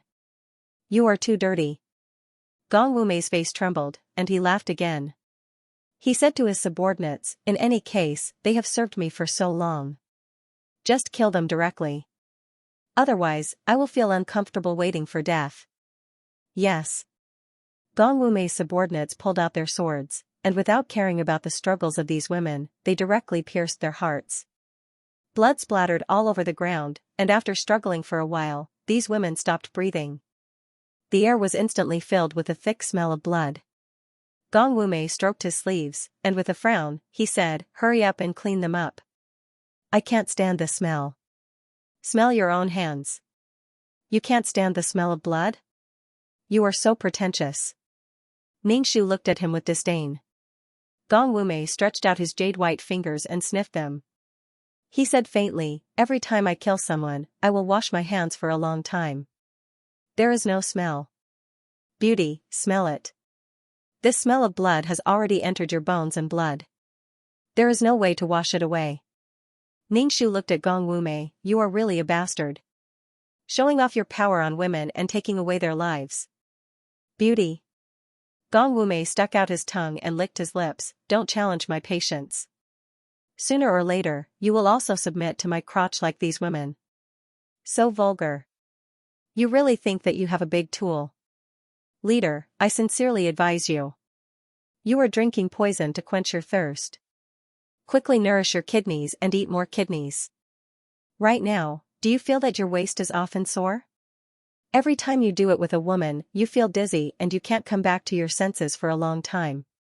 Of course, I know that you don't mind. You still think that it's because you feel good. Let me tell you, your current situation is very dangerous." Gong Wumei raised his eyebrows and looked at Ningxu. He said with interest, "Tell me, I am listening. What else?" "This bastard." Ningxu cursed in his heart, then said, "Is it because you have to pee frequently and urgently? Is it because when you pee, you can't finish peeing? Beauty, hearing these vulgar words from your mouth, I feel a bit excited." Gong Wumei looked at Ningxu with his peach blossom eyes. "I have all these symptoms that you mentioned. Do you need to take a look?" "Take a look, your sister, this bitch." Ningxu stayed in Wuyang Palace. Gong Wumei treated Ningxu as his doctor, a reserve member of the harem. If something really happened, Ningxu would probably be pounced on. Ningxu touched the poison sewn into his clothes. This bastard really dared to use force on him. Ningxu wanted to make his blood vessels burst. No, burst his liver. Now, Gong Wumei was probably rolling around with another woman. The pitiful thing was that these women were robbed of their lives by Gong Wumei not long after. What kind of evil art was Gong Wumei practicing? It directly robbed a woman of her essence and stripped her of her vitality. Why didn't this bastard practice the sunflower manual? Everything would be solved if he got rid of the root. In the plot, Mu Yanluo had the same fate as these women. She was captured by Gong Wumei and had sex with him day and night. What surprised Gong Wumei was that Mu Yanluo was very durable. Other women would weaken after a short period of time, but Mu Yanluo didn't have such symptoms at all. Moreover, every time he rolled around with Mu Yanluo, his luck would be exceptionally smooth. She was simply a treasure. From then on, Mu Yanluo was imprisoned by Gong Wumei and treated as a sex slave. It was simply too shameful. Ningxu clutched his chest, feeling very stifled. The female lead's body was like a cheat. "Miss Little Red, our sect master wants you to go over," a disciple of the demon sect outside said to Ningxu. Ahem. Ningxu coughed, tidied his clothes, and followed the disciple to Gong Wumei's room with his medicine box. Although it was in a cave, the decorations were very beautiful. There was a small bridge over flowing water, a rockery garden, and some women in the garden. When they saw Ningxu, they sized him up. "Are you new?" A woman stopped Ningxu. Ningxu asked, "Are you here to compete with me for the position of sect master?" Ningxu was speechless. What the hell? Ningxu pulled the woman's wrist and checked her pulse. He then shook his head. This was another woman who had slept with Gong Wumei. This woman was better than the previous ones. If she didn't sleep with Gong Wumei, she might be able to live a little longer. Ningxu looked at the women in the garden and shook his head. Maybe one of them would be thrown out like the previous woman, living a life worse than death. "I'm asking you a question. Are you also the woman that the hierarch brought to the Endless Palace?" The woman Ningxu asked. She stared at Ningxu's face with eyes full of jealousy. "Are you going to the sect leader's room now?" Ningxu naturally saw the jealousy in this woman's eyes. Truly, a pitiful person must have a hateful side. She actually envied him because of that rotten Gong Wumei. Ningxu ignored her. When the woman saw Ningshu's expression, she curled her lips and said, "What's there to be proud of? When the cult master takes you, you'll still stick to him. I'm talking to you, why are you leaving? Stop right there." The woman wanted to reach out and grab Ningshu. The demonic sect disciple beside Ningshu shouted coldly at the woman, "Impudent. Steward Lu." The woman gave a flattering smile to the demonic sect disciple and asked, "Why isn't the hierarch looking for me?" Steward Lu's eyes flashed with disdain. "The hierarch naturally has something to do. You just have to wait." "Yes, yes." Ningshu looked at this woman. She wasn't very beautiful. At most, she could be considered a pretty girl from a humble family. He could tell that she had fallen in love with Gong Wumei. That bastard Gong Wumei was really a sinner. Not only did he defile these women's bodies, but he also cheated their hearts. Gong Wumei's face was too impactful. Very few women could control themselves. Ningshu brought her to Gong Wumei's room. When they walked to the door was wide open. Ambiguous sounds came from inside. Separated by the light muslin bed, there was a vague figure moving. The posture was seductive. There were moans, gasps, and ambiguous sounds of skin touching skin. Ningshu felt very stifled. Why did he have to force her to see this kind of scene every time? "Miss Little Red, please go in. The hierarch is waiting for you inside," Steward Lu said to Ningshu. Ningshu pointed inside and said in astonishment, "Go in now? Don't you want to wait for your hierarch to finish? Since you are here, just come in." Gong Wumei's deep and gloomy voice that was slightly gasping for breath sounded out. Steward Lu slightly bent his waist. Ningshu made a pleased gesture. Ningshu carried the medicine box and entered. Upon entering, Ningshu smelled a strange smell. It was really unbearable. "Come closer. How are you going to diagnose me if you are standing so far away?" Gong Wumei's voice was somewhat suppressed. Ningshu said, "Come over here and check my pulse." F***ck, his taste is not ordinary. He even wants someone to observe him. Seriously. Ningshu lifted the light muslin and saw that on the spacious bed, Gong Wumei's entire body was covered in a layer of pink. When she turned her head to look at Ningshu, she bit her lips tightly and had a charming expression on her face. Ningshu felt that he had been led astray by these people. In the past, Renbachian was very simple and pure. But now, when he saw this kind of scene, he didn't even blush and his heart didn't even skip a beat. Ningshu sat on a chair at the side. When he saw that there were fruits on the table, he picked one up and wiped it on his clothes. Then, he started nibbling on the fruit. Looking at Gong Wumei who was on the bed, Ningshu looked at Gong Wumei who was constantly changing positions and tormenting the woman, causing her face to turn green. "What are you showing off for? Isn't it good to have a man on top and a woman on the bottom?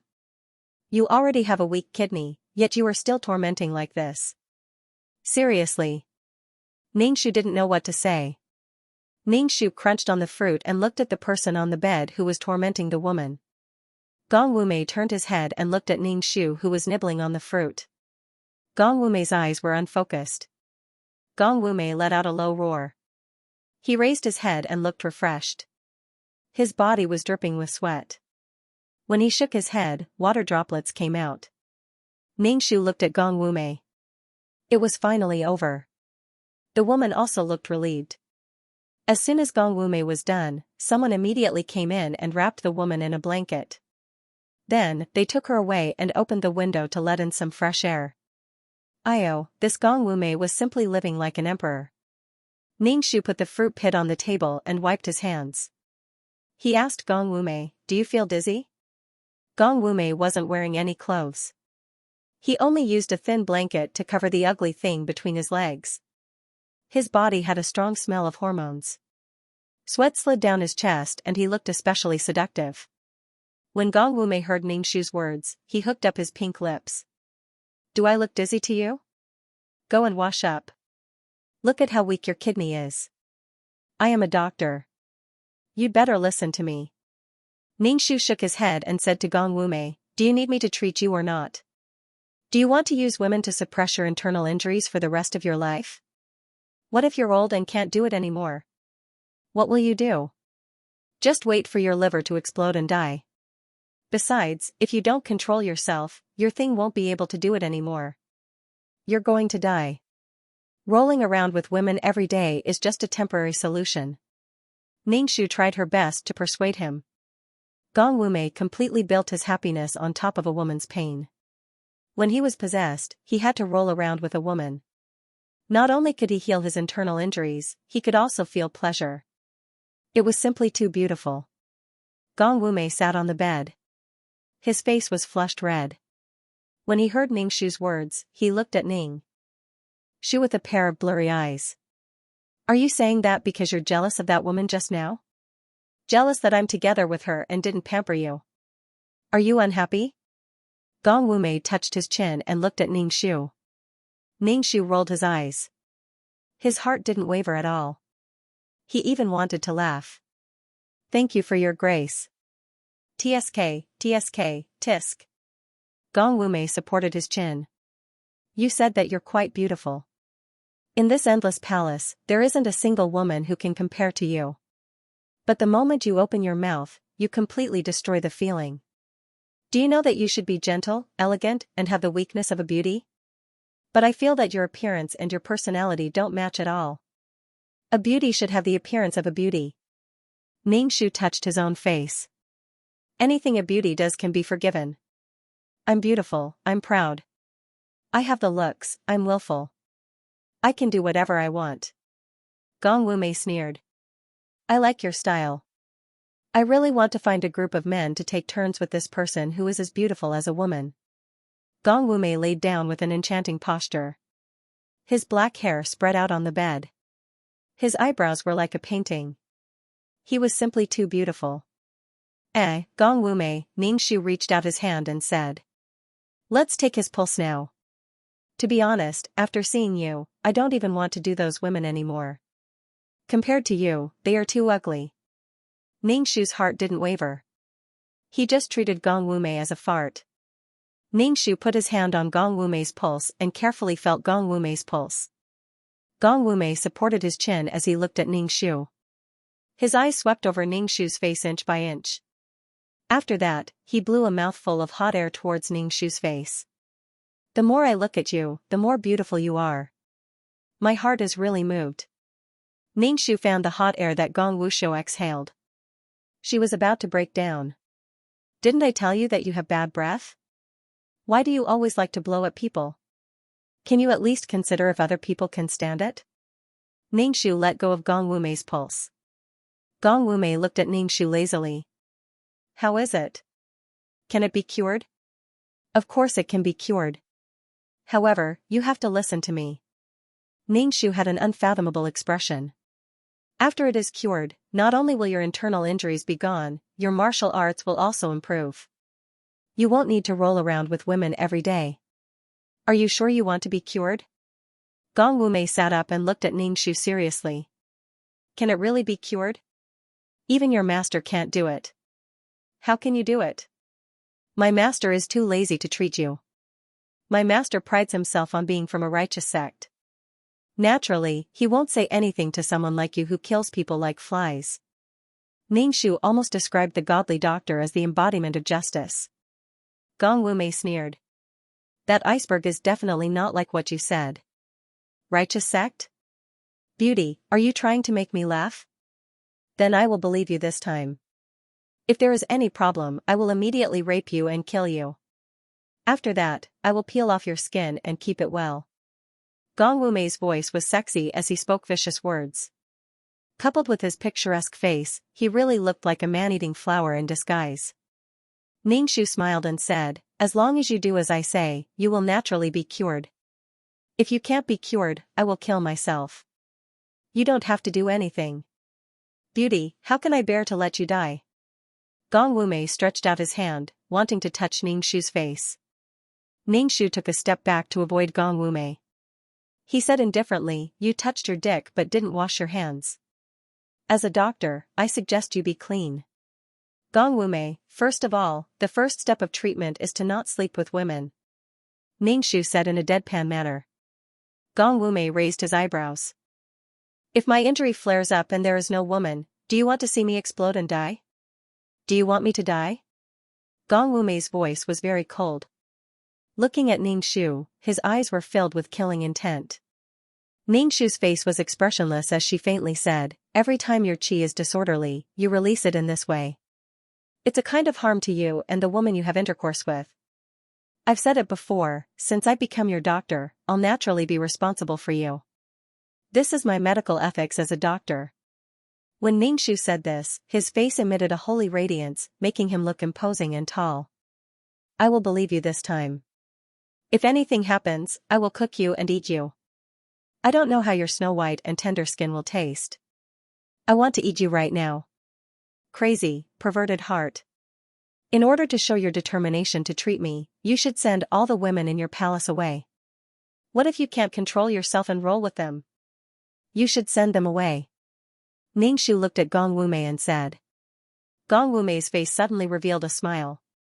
It was like a poisonous but beautiful flower slowly blooming. However, his voice was incomparably cold. Beauty, are you jealous of those women? Do you want to save them? Or are you really thinking for me? No matter what your goal is, I will tell you, if you need to treat me, then treat me. Don't think too much. My temper is not good. If you anger me, the consequences will be serious. Ning Shu was expressionless. I am not related to those women. Why should I save them? Do I look that saintly? Do I look that kind-hearted and lovable? Gong Wumei looked at Ning Shu indifferently. No matter what your goal is, I will tell you, in my territory, you don't have the right to bargain with me. Even if you want to save those women, do you think those women will be willing to leave? This place is as happy as the immortals. There are bejeweled palaces, delicacies, gorgeous clothes, and jewelry. There is also a man like me who will pamper them. Do you think those women will be willing to leave? Moreover, those who have already lost their chastity will only be ridiculed by others. Who caused all of this? Ning Shu looked at Gong Wumei's complacent appearance and felt nauseous. She had never seen such a shameless person. He was clearly doing something worse than a beast, yet he could still be so shameless. Ning Shu felt that she was too young. Compared to Gong Wumei, she was really a good person. Ning Shu was almost moved to tears. Let's start the treatment from tomorrow. Ning Shu carried the medicine box and was about to leave. Then, she turned around and said to Gong Wumei, if you don't take a bath and disinfect yourself after having sex, your dick will rot. Ning Shu walked out of Gong Wumei's room. When she passed by the garden, she saw many women playing in the garden. There were many devil sex disciples guarding them. Most likely, they were there to prevent them from running away. Perhaps, some women were really enjoying themselves. Ning Shu didn't have any thoughts of saving the common people, and she also couldn't save these women. If she had the ability to kill everyone, the first thing she would do would be to cut off Gong Wumei's right and wrong roots, so that his 6 roots would be at peace. Speaking of which, does Ning Shu have the ability to treat Gong Wumei's internal injuries? No, she doesn't. She can treat wounds right now, and she can write prescriptions for cold and flu. Treating such a high-level illness like an internal injury, Ning Shu can only say that she is a blind cat that stumbles upon a dead mouse. Ning Shu now goes in and out of Gong Wumei's room every day to treat him and write prescriptions for Gong Wumei. However, they were all prescriptions for promoting blood circulation and removing blood stasis. Gong Wumei looked at Ning Shu with a smile that is not a smile. Is this how you treat me? I have already shown these prescriptions to other doctors, and they are all ordinary prescriptions. Are you sure you want me to drink these prescriptions? Ning Shu's expression didn't change at all, and she said indifferently, what's wrong with these prescriptions? You originally had an internal injury, and your meridians are blocked. Your body also has blood stasis. As long as you spit out the blood stasis, you will be fine. Didn't you see the heroes that were injured on TV? They only needed to spit out a mouthful of black blood to recover from their injuries. What you said is actually quite reasonable. Gong Wumei drank the medicine in the bowl in one gulp, then sat on the chair with his eyes closed and his brows tightly knitted. Ning Shu looked at his appearance and asked, is it very bitter? Eat a candy. Gong Wumei opened his eyes and looked at Ning Shu, then took the plum from Ning Shu's hand and said indifferently, have you fallen in love with me? Why are you trying to curry favor with me like this? Ningxu, after drinking the medicine, Gong Wumei's expression didn't look good. He waved his hand and told Ningxu to scram. Ningxu took the medicine box and quickly left. After coming out of Gong Wumei's room, Ningxu was stopped by a woman. It was the woman from before. Her eyes were filled with admiration for Gong Wumei. Ningxu instantly felt that this person was here to pick a fight with her. Ningxu lightly said, "Don't talk to me, I don't want to talk to you, and don't ask me if I'm Gong Wumei's woman, and don't ask me if I've ever rolled with him." The woman holding on to Ningxu was stunned. She then asked Ningxu, "Do you see the cult master every day? I want to know how the cult master is doing now. Why haven't you come looking for me for so long? If you want to know, then go find it yourself. Don't ask me. I don't know anything." Ningxu thought for a moment, then took out a pill from the medicine box and gave it to her. "This thing can help with your beauty. Here you go." The woman was stunned for a moment. She took the pill and said, "Thank you." Ningxu saw that she casually put away the medicine bottle and knew that she wouldn't eat it. Ningxu didn't care whether she ate it or not. She was just helping out casually. If the other party didn't accept it, Ningxu wouldn't force it. She would save herself and the other party would save her. These were all pills that could nourish her qi and regulate her body.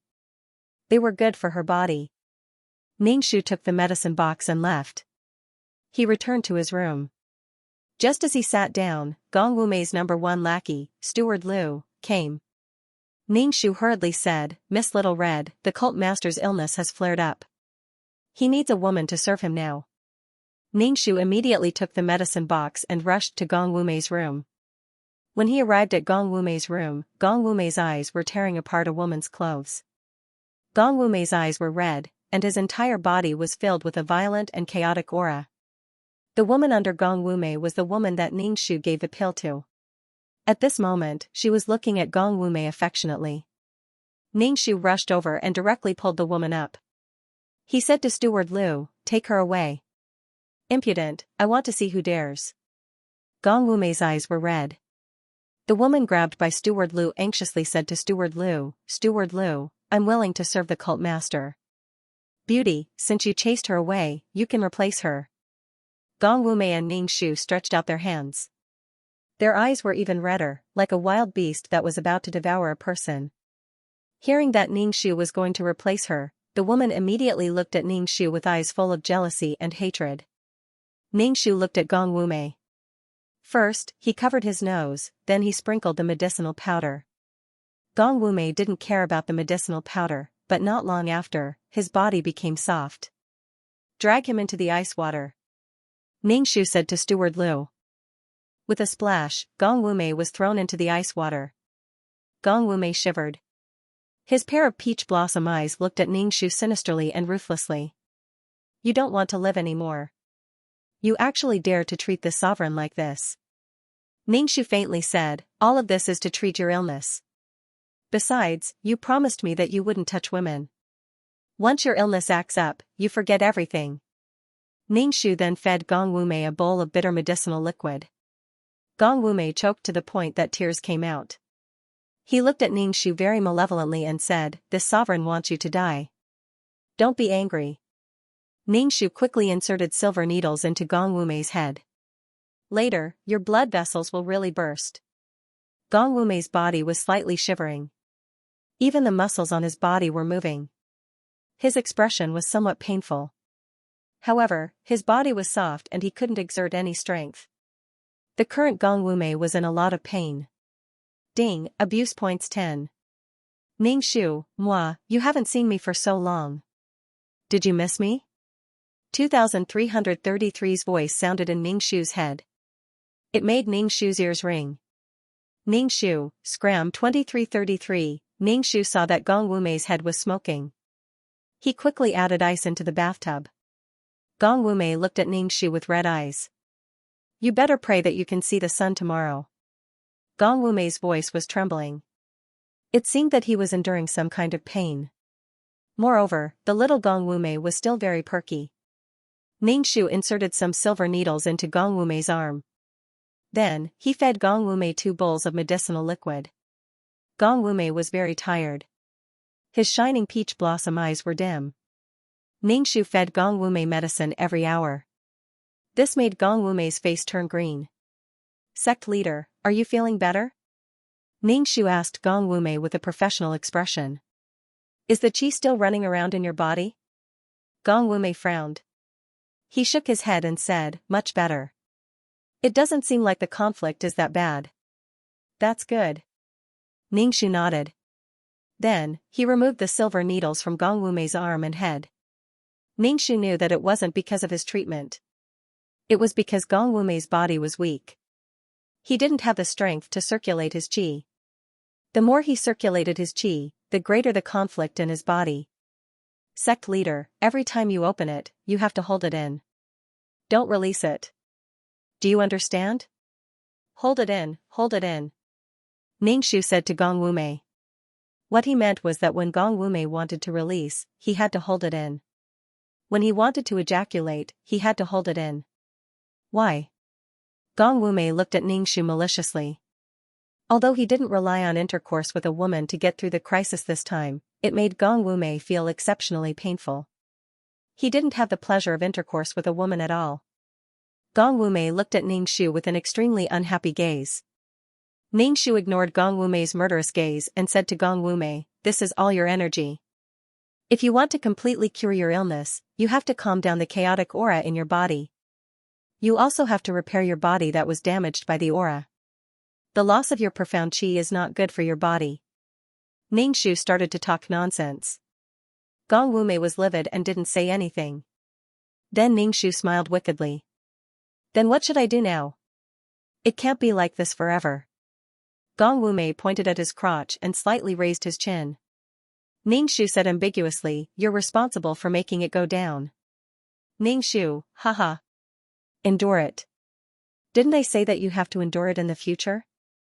If you really can't stand it, you can rub it off yourself. But you must not release it. You must not. Ningxu didn't look embarrassed at all. Gong Wumei lay softly beside the bathtub and looked at Ningxu. Are you a woman or not? I'm a doctor. Men and women are nothing in my eyes. Ningxu was very calm. Gong Wumei frowned tightly and seemed to be very uncomfortable. Ningxu encouraged Gong Wumei. Come on, come on. Endure it. Gong Wumei, Gong.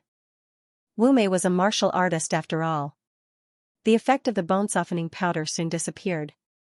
When Gong Wumei stood up from the bathtub, Ningxu took the medicine box and ran away. She didn't dare to face Gong Wumei when he was fine. Usually, Ningxu didn't dare to get close to Gong Wumei. When Gong Wumei was distracted, she poured him many bowls of medicine with Coptis chinensis. She was afraid that Gong Wumei would punish her later. Probably because Gong Wumei was used to being unrestrained in the past, even if he wasn't sick, he still wanted to have sex with women. Every time he wanted to have sex with a woman, Ningxu would appear and nag at Gong Wumei to endure it. Endure it. You're releasing your profound qi. Endure it, you can't have sex. If you do that, all your previous efforts will be wasted, are you a man or not? If you can't control your crotch, you're a failure. Do you want to be a failure? Every time Gong Wumei was aroused, Ningxu would nag at him, which made Gong Wumei feel like he was going crazy. There were countless times when he wanted to reach out and break this woman's neck, but when he thought of his internal injuries, Gong Wumei restrained himself. Sometimes, Gong Wumei's little brother was in high spirits for the whole day, and he had to hold it in and not release it. Then, the time he stood erect was a little too long, which made Gong Wumei's face turn blue. The most obvious manifestation was that Gong Wumei's chin had acne. His hormones were out of balance, and his little brother's walking posture was very strange when he stood up. Ningxu's heart was also very bitter. She didn't know how long she could coax him. Every time Gong Wumei's internal injuries acted up, Ningxu would throw him into a bathtub with floating ice cubes. She mixed the bone-softening powder and the medicine in advance. Otherwise, if Gong Wumei went crazy, she would be in trouble. Every time Gong Wumei's illness acted up, it was very scary. Ningxu could only continuously feed him medicine. These medicine were all mixed with the bone-softening powder. Ningxu found that when Gong Wumei's internal injuries acted up, the symptoms of qigong deviation would be reduced a lot. To put it bluntly, it made him have no strength to go crazy. On the surface, Ningxu still had to pretend to be confident. In fact, there was only one way to treat Gong Wumei's internal injuries, and that was to abolish his martial arts. However, Ningxu didn't dare to say it. Once she said it, Gong Wumei would abolish her first. At that time, she had bragged that she could cure him. Now, if she told Gong Wumei that she wanted to abolish his martial arts, Gong Wumei would kill her countless times. As the leader of the devil sect, not having martial arts was simply seeking death. Even if Gong Wumei endured the pain of his internal injuries, he would never abolish his martial arts. Ningxu would wait for those righteous sects to attack Wuyang Palace. At that time, she would take advantage of the chaos to escape. "Beauty, come here." Gong Wumei beckoned to Ningxu. Ningxu slowly walked to Gong Wumei's side. Suddenly, she smelled a strange smell on Gong Wumei's body. It smelled like he had peed in his pants. Gong Wumei's smile was devilishly charming and languid. An emerald green hairpin rotated around his jade-white fingertips. Gong Wumei extended his hand and inserted the hairpin into Ningxu's hair bun. He faintly said, "This hairpin is perfect for you." Ningxu immediately felt her hair stand on end. She felt that this guy was up to no good. Ningxu really wanted to pull out the hairpin and throw it away. Gong Wumei elegantly sat on the chair. His peach blossom eyes stared blankly at Ningxu. Ningxu asked, "Do you have any business with me?" "I just want to ask, what did you add in the medicine?" Gong Wumei lazily asked. Ningxu's face trembled. Could it be that he discovered that the cartilage in the medicine was scattered? Ningxu very calmly and confidently said, "I didn't add anything." "Beauty, you are not telling the truth." "I had the doctor take a look. I added a large amount of coptis." Gong Wumei sinisterly looked at Ningxu. "You are not being honest. Coptis is bitter in nature. However, to clear away heat and detoxify, I specially added coptis. The other doctors said that you cannot eat this coptis. Don't worry, everything I do is for your own good." Ningxu extended his hand and wanted to pat Gong Wumei's shoulder. However, once he got close to Gong Wumei, Ningxu smelled a strange smell. Ningxu retreated 2 steps. "Don't you take a shower? Why do you have the smell of urine on your body?" Gong Wumei's face immediately distorted, and his face was filled with killing intent. "Beauty, you can eat whatever you want, but you can't speak whatever you want. Previously, you said that I have bad breath, and now, you are saying that I have the smell of urine on my body. Tell me, how should I punish you?" Ningxu asked, "Sect Master, I am speaking the truth. If there is anything wrong with you, just tell me. The smell on your body, only eunuchs who can't stop urinating would have the smell. You are in perfect condition, so why do you have the smell on your body?" When Gong Wumei heard Ningxu comparing him to eunuchs, his face became ashen and sinister. "You can give it a try if I am a eunuch or not." "No need, I am just worried about you." "It's fine as long as you are fine." Ningxu waved his hand. "Take a shower more often. I am speaking the truth. Your body really has a smell. If there is anything, you can come and look for me." After Ningxu finished speaking, he immediately left. Then, he heard a crackling sound in the room. He reckoned that it was Gong Wumei who was smashing things. Then, Gong Wumei roared, causing the disciples of the devil sect to rush into Gong Wumei's room. They thought that something happened to their respected sect master. Ningxu stopped his footsteps. What is Gong Wumei's situation now? Could it be that Gong Wumei's that thing was broken? Could it be that he was holding it back? This is impossible, right? The male lead is awesome, even if he is missing an arm or a leg, he can't do it. Could it be that he was really holding it back for a while? Ningxu used the excuse of preserving his vitality to let Gong Wumei have less intercourse. He also had the intention of tormenting him. Then, Ningxu felt that it was impossible. It was just a period of time when he did not have sex. How could he hold it back? What would a virgin like him think? However, seeing that Gong Wumei was so irritable, it was better to put more poison on his body. He had to think about his own life. Now, when Ningxu had nothing to do, he would pack his bags. Calculating the time, those righteous sects that claim to be upholding justice in the world, under the leadership of the Wulin Alliance Master, should be coming to attack the Devil sect soon. Moreover, the current Gong Wumei was very irritable. Ningxu did not dare to approach Gong Wumei.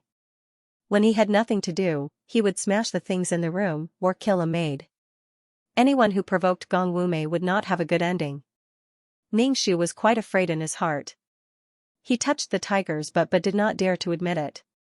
He was afraid that Gong Wumei would pounce on him. He was not afraid of death, but he was afraid of being pushed by a man. Moreover, the female lead could casually seek death. Ningxu reckoned that Gong Wumei was angry because of the encirclement of the righteous sections.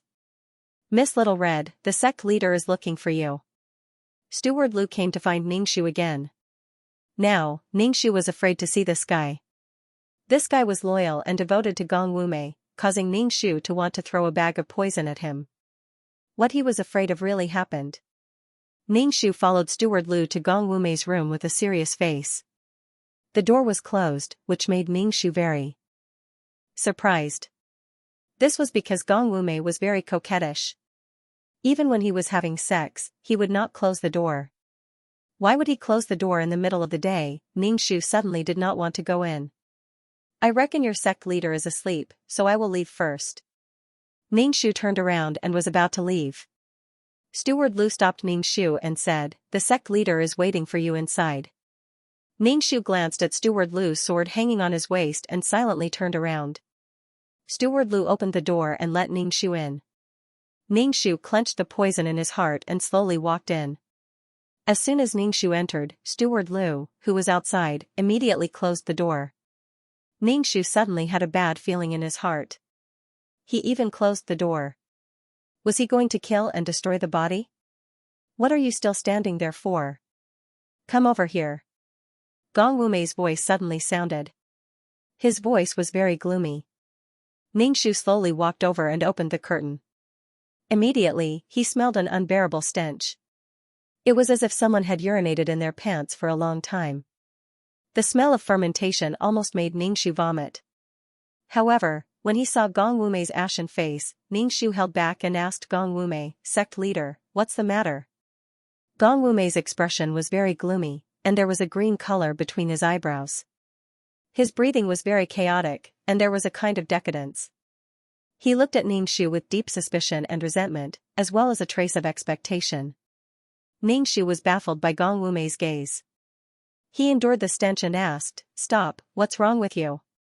Gong Wumei was lying on the bed. Moreover, his body hadn't moved since Ningxu came in. He was like a half-lying statue on the bed. Ningxu didn't know what was wrong with Gong Wumei. Gong Wumei looked at Ningxu and asked, "Did you deliberately make me like this?" Ningxu? Ningxu was dumbfounded. She really didn't know what was going on. Ever since Gong Wumei became irritable, she didn't go in front of Gong Wumei. She really didn't know what was going on. "Sect leader, if there's anything you need, just tell me. If there's anything I can help with, I'll naturally help," Ningxu patted her chest and said very righteously. Gong Wumei's expression was very difficult to speak, but he still told Ningxu about his situation. That was, ever since Ningxu asked him not to roll around with women, he had to forcefully hold it in. Moreover, Gong Wumei's needs were quite big. After being treated by Ningxu, he indeed felt much better than before. He listened to Ningxu and held it in. Even if he had needs, he still held it in. Later, it developed to the point where he didn't need to have sex to release. Even the friction of his pants made him want to release. However, Gong Wumei still held it in, desperately holding it in. After holding it in for a long time, a problem appeared. Now, his lower body would drip with white turbidity at any time. He was venting at any time. When he moved, it would drip, causing Gong Wumei's temper to become very irritable. It was difficult to say such a thing about his lifeblood. After struggling for a long time, he still found Ningxu. Moreover, in Gong Wumei's heart, he felt that it was all because of Ningxu, that quack doctor, that he became like this. Ningxu, he must have held it in for too long. F***ck. It was like a faucet that was broken. Ningxu didn't know what expression to make. This was a strange thing. Ningxu looked at Gong Wumei's expression that said he had to solve this matter and inexplicably felt that he was unjustly implicated. She really didn't expect Gong Wumei to be able to hold it in like this. It was as if he had to go to the toilet. He should go to the toilet and not hold it in like this. Even if you don't have sex with women, can't you do it yourself? This was really a strange thing. Don't you have hands? I'm your mother. Why are you so obedient? Ningxu scratched his neck and looked at Gong Wumei and said, this is really not easy to solve. You can't solve it? Gong Wumei suddenly became agitated and sat up. Then, his expression changed and he slowly lay down again. He felt that his lower body was wet again. This kind of thing that didn't care about the time and place simply made Gong Wumei have the heart to die. Ningxu smelled a strange smell again. She reckoned that Gong Wumei was too agitated just now and released it again. Gong Wumei's expression became very ugly. Looking at Ningxu, he said coldly, you must solve this matter. Otherwise, you can go and die. Gong Wumei looked at Ningxu with a murderous look, this sovereign became like this because of you. This has nothing to do with me. Ningxu waved his hand, this really has nothing to do with me. How is this not related to you? You dare to say that you didn't ask the sovereign to abstain from sex? You didn't say that I have to hold my profound qi? You didn't say these things? Gong Wumei roared at Ningxu. Then, his lower body opened up again. Gong Wumei wiped his face and his expression became very gloomy. Gong Wumei's face was now very irritable. Moreover, his eyes were filled with a strong murderous look. Obviously, he wanted to kill Ningxu. However, he was worried about his own situation. Therefore, he suppressed the murderous look in his heart. Ningxu expressed that he couldn't do it. Moreover, he didn't have the ability to do it. Say it, what method do you have? Gong Wumei looked at Ningxu. It seemed that if Ningxu didn't say anything, he would kill Ningxu. Ningxu had no choice but to say, first, put an ice pack on it and stimulate it. This meridian was damaged by you. Gong Wumei looked at Ningxu and said lightly, you better pray that your method works. Otherwise, this sovereign will make you die a horrible death. Ningxu, right now, Ningxu only wanted to run away. If she stayed here any longer, Ningxu was afraid that she wouldn't have long to live. Ningxu thought for a moment, then asked Gong Wumei, that, other than the drip, can you stand up? Scram. Gong Wumei roared at Ningxu, even if there is a problem with this sovereign, I will still deal with you. Ding, abuse points 80. Current abuse points 90. Gong Wumei asked the servant to bring over the ice, then looked at Ningxu with his long and narrow peach blossom eyes. Why are you looking at me? What do you think I should do? Gong Wumei asked Ningxu. Ningxu immediately said, just directly put it in your crotch. Are you playing with me? Gong Wumei roared Ningxu. Don't tell me you want me to keep holding my crotch? Ningxu dug his ears and said to Gong Wumei, Sect Master, if you really can't do it, just lie down in the ice water, then use hot water to burn it. After stimulating it back and forth, you will be fine. Gong Wumei took a deep breath and said with a light and emotionless voice, you are playing with me. I did. Before Ningxu could finish his words, a figure flashed in front of his eyes, and then his neck was grabbed by someone. Gong Wumei's face was sinister, and his hot breath hit Ningxu's face. Don't think that I can't bear to kill you. Gong Wumei's face became even more sinister, and his white jade-like fingers grabbed Ningxu's neck. I really want to kill you right now. Ningxu touched the poison in his hand. If he sprinkled the poison powder now, Gong Wumei's neck would be broken before the poison could take effect. You are courting death. Ningxu felt that his breathing was getting more and more rapid, and his lungs were burning. Ningxu slapped Gong Wumei's hand, wanting to pry his hand away. Gong Wumei coldly asked Ningxu, speak, what should we do? Ningxu struggled and pointed at his neck. You are strangling my neck, what should I say? Gong Wumei coldly snorted and let go of Ningxu's neck. Ningxu violently coughed and even choked on his tears. However, he was very happy in his heart. Just now, he had smeared the poison on Gong Wumei's hand. F***ck, you want my life? Serves you right to be a eunuch. Gong Wumei looked coldly at Ning Shu, who was sitting on the ground. Speak. Sect leader, it's not good. The Wuling people have already broken through the iron lock and besieged the cave. Steward Lu hurriedly rushed in and shouted at Gong Wumei. A look of shock flashed across Gong Wumei's face. How did they pass through the iron lock? Didn't I say that when these sects attacked us, they should just release the iron lock? How did they let these martial artists pass through? I even specially sent people to guard the place where the iron lock was. What's going on? Gong Wumei angrily shouted. His body once again emitted an unpleasant smell. Ning Shu heaved a sigh of relief in his heart. Oh my, these people are finally here. Ning Shu tried his best to reduce his presence. When Gong Wumei left the room, he hurriedly ran away. Gong Wumei also didn't care about what was going on below him. Now that these people were fighting at the entrance, Gong Wumei walked 2 steps, then came back and grabbed Ning Shu's collar and walked towards the entrance of the cave. Ning Shu was speechless. What was the use of bringing a virgin like her in this kind of situation? She wasn't even fighting, so what was the point of bringing her along? Ning Shu really wanted to die. When they arrived at the entrance of the cave, they saw a lot of people gathered at the entrance. These people were all wearing different clothes. There were even some people who were carrying flags with their sects written on them. The people of the Devil sect were resisting the attacks of these righteous sections. When they saw their sect master coming, they immediately shouted, "Sect master." Both sides tacitly stopped their attacks. Gong Wumei looked at these people with an ugly expression. He had clearly made arrangements, but these people were still able to pass through the iron lock. Unless there's a traitor. Gong Wumei's gloomy eyes swept across the faces of the Devil sect disciples. Ning Shu wanted to leave, but at this time, Gong Wumei still didn't let go of her collar. Looking at the confrontation between the two sides, Ning Shu's legs felt weak. If she had mastered peerless martial arts, she would be able to rush into the crowd with a barbed whip. But now, her delicate body was weak, and Ning Shu felt short of breath.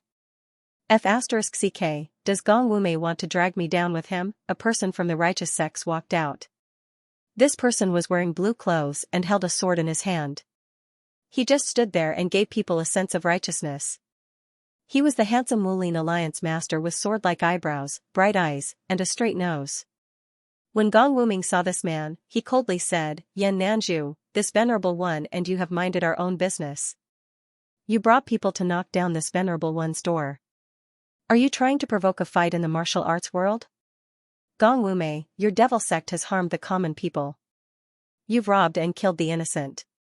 You've even taken countless women to your endless palace." Yan Nanju loudly said, "Shouldn't we crusade against you?" Ning Shu looked at Yan Nanju and really wanted to shout for help. But when she thought of Gong Wumei next to her, she closed her mouth. You want to kill me? You're just a bunch of mobs. What a joke. Gong Wumei's hair fluttered. His face was extremely evil and cold. His body exploded with a strong aura. Yan Nanju stepped forward and righteously said, "Gong Wumei, you've done a lot of evil things. Surrender and you'll have a way out." When Ning Shu heard Yan Nanju's words, he suddenly felt like he was a police officer from ancient times. You want me to surrender? Yan Nanju, is there something wrong with your brain? Don't be so hypocritical. You people are just jealous of my wealth in the Wuyang Palace. You disgusting righteous sects are all disgusting, Yan Nanju said. Gong Wumei, you've stolen all of this wealth. You've killed people and taken their treasures. Yan Nanju frowned and said. Gong Wumei laughed out loud. This venerable one came here to rob. What are you doing now? Aren't you also robbing? This is different. Yan Nanju shook her head and said. What's the difference? It's because you're using the banner of justice. What you're doing is also the actions of my sect. Gong Wumei sneered. Ning Shu was speechless. F***ck, why don't you guys fight? Why are you talking so much? What's the point of talking so much? Alliance Master Yan, let's directly destroy the demon's den and return the world to peace. That's right. The people of the demon sect kill people like flies. It's useless to talk to him. These people are hopeless. On the side of the righteous sects, it seemed like they couldn't stand the two of them chattering nonstop. They wanted to directly attack and were ready to make a move. Ningxu stood beside Gong Wumei and felt Gong Wumei's body trembling slightly. His eyes were red. Although his aura was strong, it was very messy. Gong Wumei's internal injuries were acting up. Gong Wumei, since you can't change your demonic nature, don't blame me for being impolite. Everyone, listen up. Kill the disciples of the demon sect and capture Gong Wumei alive. If you can't capture him alive, just kill him. Kill. Destroy the demon's den, kill. Uphold justice. The righteous sects shouted their slogans as they swarmed towards the disciples of the devil sect. The two sides were engaged in a fierce battle. Gong Wumei and Yan Nanju looked at each other from a distance. They didn't make a move for the time being and just watched the two sides fight. Ningxu was speechless. How was she supposed to run?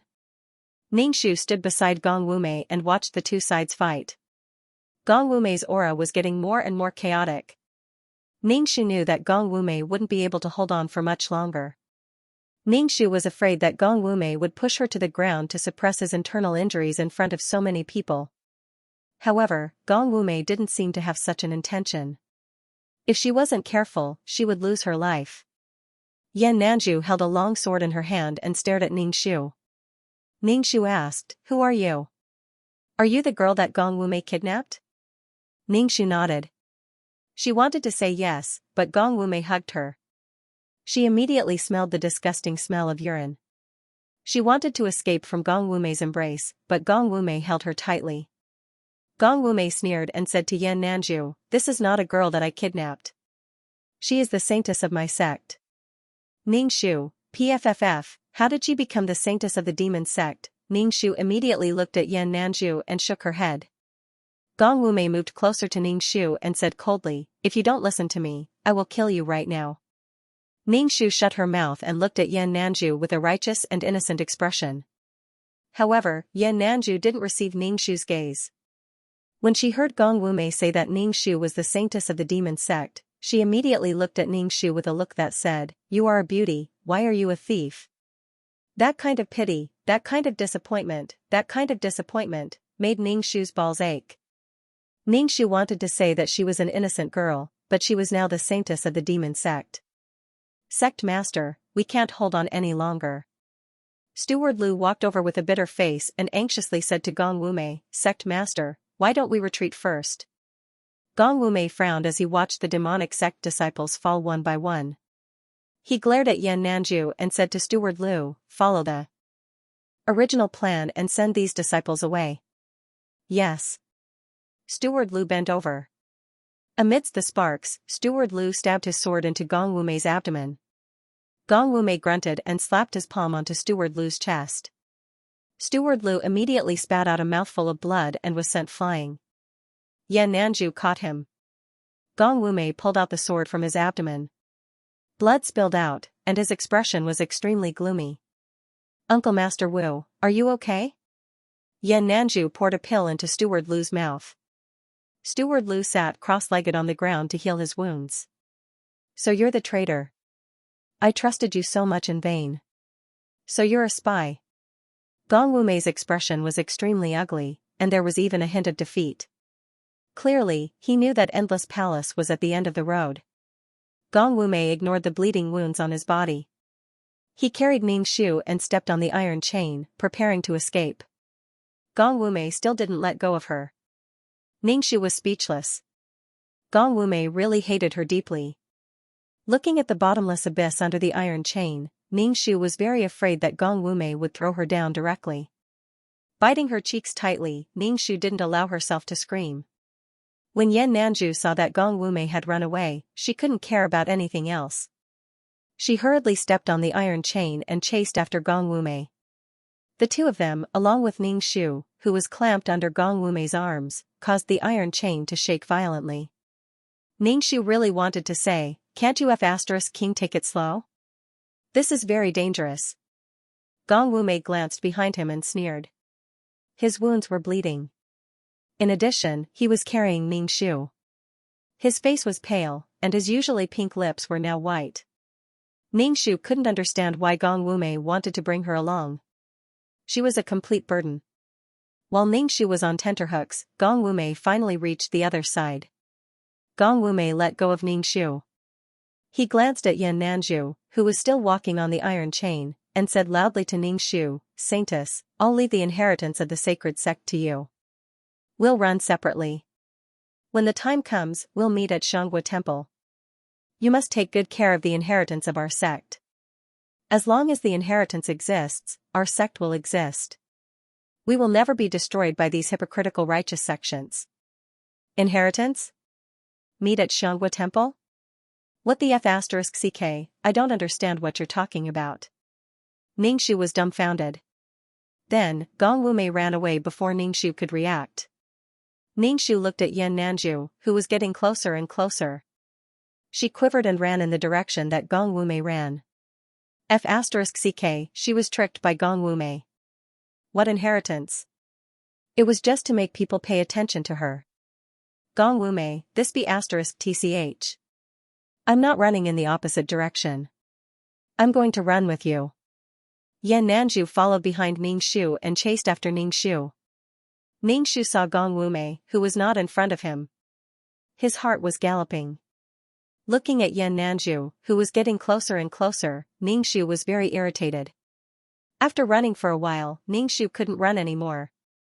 He put his hands on his waist and panted. He said to Yan Nan behind him, "Hero, wait a minute. I have something to say." Yan Nanzhu looked at Ningxu vigilantly. She stood not far away from Ningxu and asked sternly, "The inheritance of the demon sect is with you. Give it to me. As long as you turn over a new leaf and don't do anything evil, I will spare your life." Ningxu was very helpless. He said, "If I say that I'm a pitiful girl who was caught by Gong Wumei, would you believe me?" "I don't believe you. If you were caught by him, Gong Wumei wouldn't care about your life or death. But when he escaped, he still took you with him. It's obvious that he cares about you. Give me the inheritance of the demon sect." Yan Nanzhu's face was righteous. She pointed her sword at Ningxu. "Otherwise, don't blame me for being rude." Ningxu, his heart was tired. "I really don't have any inheritance. You should go and catch Gong Wumei now. I'm just a weak girl who can't carry anything. Gong Wumei is the leader. Even if there's some lousy inheritance, it should be with him. I don't have any fighting power. Anyone can take me down. How could the inheritance be with me, brother?" Ningxu was very helpless. "Demon sect witch, don't call me that. This might be Gong Wumei's trick. If I didn't hear your conversation, I wouldn't know that the inheritance is with you." Gong Wumei did the opposite. Who would have thought that the inheritance would be with a weak girl? Yan Nanzhu pointed her sword at Ningxu. "Your demon sect has harmed the common people and killed innocent people. Such a demon sect, such an inheritance shouldn't exist. Give it to me." Ningxu, Baobao's heart was really bitter. The male lead believed everyone in the world, but he refused to believe the female lead. He would believe anything that the male lead said, but the female lead wouldn't believe it no matter what she said. How cruel. Ningxu unbuttoned his shirt and was about to take off his clothes. Yan Nanzhu immediately turned her head and scolded, "Shameless and lewd witch. Do you think I'll be tempted by a witch like you?" Ningxu's mouth twitched. "You're thinking too much. Witch, don't even think about using such a low-level method to confuse me," Yan Nanzhu said sternly. Ningxu let out a long sigh and said weakly, "Didn't you say that the inheritance is on me? I'll take off my coat and shake it to see if any damn inheritance will fall out." Only then did Yan Nanzhu turn her head. Ningxu trembled all over and said to Yan Nanzhu, "See, there's no inheritance at all." Yan Nanzhu looked at Ningxu and said lightly, "Although it's not on you, I suspect that you put it somewhere else. In short, I don't believe you." Ningxu spread his hands. "If you don't believe me, then go ahead." He turned and left. "Where are you going?"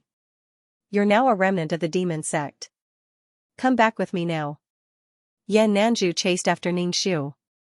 "In order to prevent you from harming innocent people, I must take you back." Ningxu was speechless. "Alliance Master, look at how weak I am. Who can I harm?" Ningxu grabbed his hair. Why didn't you catch the great demon Gong Wumei? What's the use of catching me? Do you people of the martial arts world only know how to bully weak women? Are you a weak woman? Yan Nanju looked at Ning Shu. You're the saintess of the demon sect. Naturally, you have the ability to bewitch people. If you use your beauty to bewitch men, it will inevitably lead to a disaster. For the stability of the martial arts world, as the leader elected by everyone, I won't let go of anyone who harms the martial arts world. Ning Shu looked at Yan Nanju. This person was too righteous and serious. Ning Shu was speechless. In the original plot, Mu Yanluo was imprisoned by Gong Wumei as his sex slave. Later, when the demon sect was destroyed, Gong Wumei didn't have time to take Mu Yanluo away. Mu Yanluo was rescued by Yan Nanju and brought to her Sunset Mountain villa. There were other women who were rescued. Some of them were jealous of Mu Yanluo. Ever since Mu Yanluo came, Gong Wumei only slept with Mu Yanluo. This made some women jealous. They told Yan Nanju that Mu Yanluo was Gong Wumei's woman and was a member of the demon sect. They also said that Mu Yanluo had the ability to bewitch people and that no man could escape her seduction. When Yan Nanju learned of this matter, she would sometimes be unconsciously attracted to Mu Yanluo when she was with her. When she thought of other women saying that Mu Yanluo was good at seducing men, Yan Nanju felt very conflicted. Yan Nanju was conflicted. On one hand, it was her own feelings. On the other hand, it was the martial arts world's righteous path. He was the martial arts world's chief. How could he be together with a witch from the demon sect? Moreover, he was defeated by her seduction. Yan Nanju was conflicted. No matter how Mu Yanluo explained that she wasn't a member of the demonic sect and that she had been forcibly taken to Wuyang Palace by Gong Wuming, and that Gong Wuming, who had escaped, had come to Luo Xiao Manor to save Mu Yanluo, Yan Nanju didn't believe Mu Yanluo's words. Moreover, Gong Wumei was very evil. Sometimes, he would sneak into the Sunset Mountain villa in the middle of the night and sleep with Mu Yanluo. Yan Nanju would watch the erotic pictures in the dark. She was very excited. Yan Nanju hated Mu Yanluo and hated himself. He hated himself for being bewitched by this witch. He hated Mu Yanluo for not having self-respect and fooling around with men. In short, Yan Nanju was a very righteous and upright man. In his heart, Mu Yanluo was a bad woman who liked to use a delicate and pitiful appearance to deceive men. What made Yan Nanju collapse was that he was also deceived by this woman. In short, Yan Nanju's manly heart was crushed. Her intestines were in knots. Anyway, she was so entangled that she almost followed Gong Wuji's path of Qigong deviation. The righteous path and the evil path couldn't coexist. The righteous path said that they wanted to kill Mu Yanluo and burn her alive. Yan Nanju thought about it and still handed Mu Yanluo over. Maybe if Mu Yanluo died, he wouldn't be so conflicted. It could be considered as resolving the worry in his heart. However, when Mu Yanluo was really hung over the firewood and choked on the smoke, she looked at Yan Nanju with an ashen face. In the end, Yan Nanju couldn't restrain the surging emotions in his heart and saved Mu Yanluo. Yan Nanju felt that he couldn't face the people of Wulin and resigned from the position of Wulin Alliance head. He also promised that he would look after this witch and wouldn't let her come out to harm people. Ningshu smacked his lips and looked at Yan Nanju. It could be said that Yan Nanju's principles were the strongest among these male leads. He really didn't know how the former Wulin Alliance head could share a woman with the devil cult leader. These two people had completely different values. Gong Wumei didn't care about anything in the world. He killed people based on his mood. Yan Nanju was like a saint. He had the best heart among these people. He really couldn't figure out how these two people got along with each other. Ningshu walked in front while Yan Nanju followed behind. After a long distance, Ningshu couldn't help but ask Yan Nanju helplessly, "Alliance head, how long are you going to follow me? I really don't have any inheritance." Ningshu jumped up and down. "Look, I don't have anything." Yan Nanju stared at Ningshu and said, "I have to watch you in case you do something. Also, you have to follow me to Xianxia Temple." "Why? Why do we have to go to Xianxia Temple?" Ningshu frowned and looked at Yan Nanju. "I have to go back and find my master." "You have a master? Is the former devil cult leader still alive?" Yan Nanju looked a little worried. Ningxu was speechless. When did I say that the devil cult leader was my master? Ningxu almost wanted Yan Nanju to kneel down. How can I explain it to you? I'm not the devil cult saintess. Yan Nanju didn't seem to hear Ningxu's words at all. Or perhaps she chose to ignore them. Ningxu said, you have to follow me to Xianxia temple. Ningxu thought, my heart is about to break down. Why do we have to go to Xianxia temple? Ningxu asked weakly. Yan Nanju glanced at the half-dead Ningxu and said indifferently, didn't Gong Wumei agree to meet you at Xianxia temple? I have to catch her. Gong Wumei is too dangerous. Ningxu looked up and rolled his eyes. Gong Wumei was just joking. Do you really think he'll wait for me there? You're still naive and cute. Even if it's fake, I have to go.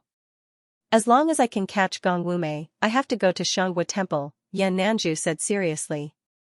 You have to come with me, Yan Nanju said. I have to keep an eye on you. I can't let you run away and harm the innocent. How could she harm the innocent? No matter how despicable you are, I still have to find my master. You go to Xianxia temple by yourself. Ningxu lifted the hem of her skirt and turned to run. Before she could take 2 steps, a bright sword blocked her way. It made her feel very nervous. Ningxu used his fingertips to hold the cold, shiny sword. He moved to the side and smiled. Hero, let's talk this out. Why do you have to be so impulsive? Isn't it just going to Xianxia temple? I feel like I've been too unlucky recently. I need to burn some incense to get rid of the bad luck. Plus, to prove that I'm a good girl and not a demon saintess, I'll help the leader catch Gong Wumei, the big demon. I'll do that to restore the discipline of the martial arts world, Ningxu said righteously. Yan Nanju put down the sword and put it back into the scabbard. You really are from the demon's sect. You have a glib tongue.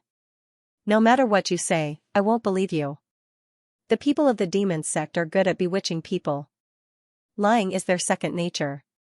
They do dirty things, Yan Nanju said coldly. Ningxu thought, Ningxu was forced to follow Yan Nanju to Xianxia temple. Ningxu did not think Gong Wumei would go to Xianxia temple. Along the way, Ningxu's appearance caused a bit of a commotion. There were always some bullies who wanted to kidnap women. Yan Nanju relied on her powerful martial arts to prevent the bullies from touching Ningxu's hair. But Yan Nanju's face was getting darker and darker. She looked at Ningxu and coldly said, you really are a demon. You can bewitch men wherever you go. Ningxu was sitting next to the fire and eating a chicken leg. He threw the bone away and wiped his greasy mouth. He coldly said, I don't like what you're saying. Aren't you the one who bewitched all those men? Yan Nanju stared at Ningxu. The flickering flames were reflected in his bright eyes, making his eyes look even more dazzling. Ningxu stretched lazily and said indifferently, instead of saying it's my problem, why don't you say it's the men's problem? I've been like this since I was young, and I've always been this beautiful. My looks were given to me by my parents, and I didn't hurt anyone because of my looks. Instead, it's men who want to snatch me away because I'm beautiful. It's obviously the men's fault, so why are you blaming me? Men are lustful, and you're blaming me for being beautiful. Alliance leader, why don't you scold those men for bullying women and children? Instead, you're blaming me for bewitching people. Yan Nanju looked at Ningxu in a daze and said, you really are a demon. You're confusing people with your lies and pestering. At the end of the day, you're still a male protagonist. Everything is a woman's fault. TSK, TSK, TSK. I'm beautiful, but it doesn't mean you can violate me. Don't say that I'm seduced because I'm wearing revealing clothes. Ningxu was too lazy to say anything to Yan Nanju. At the end of the day, women had a low status, so they had to take the blame.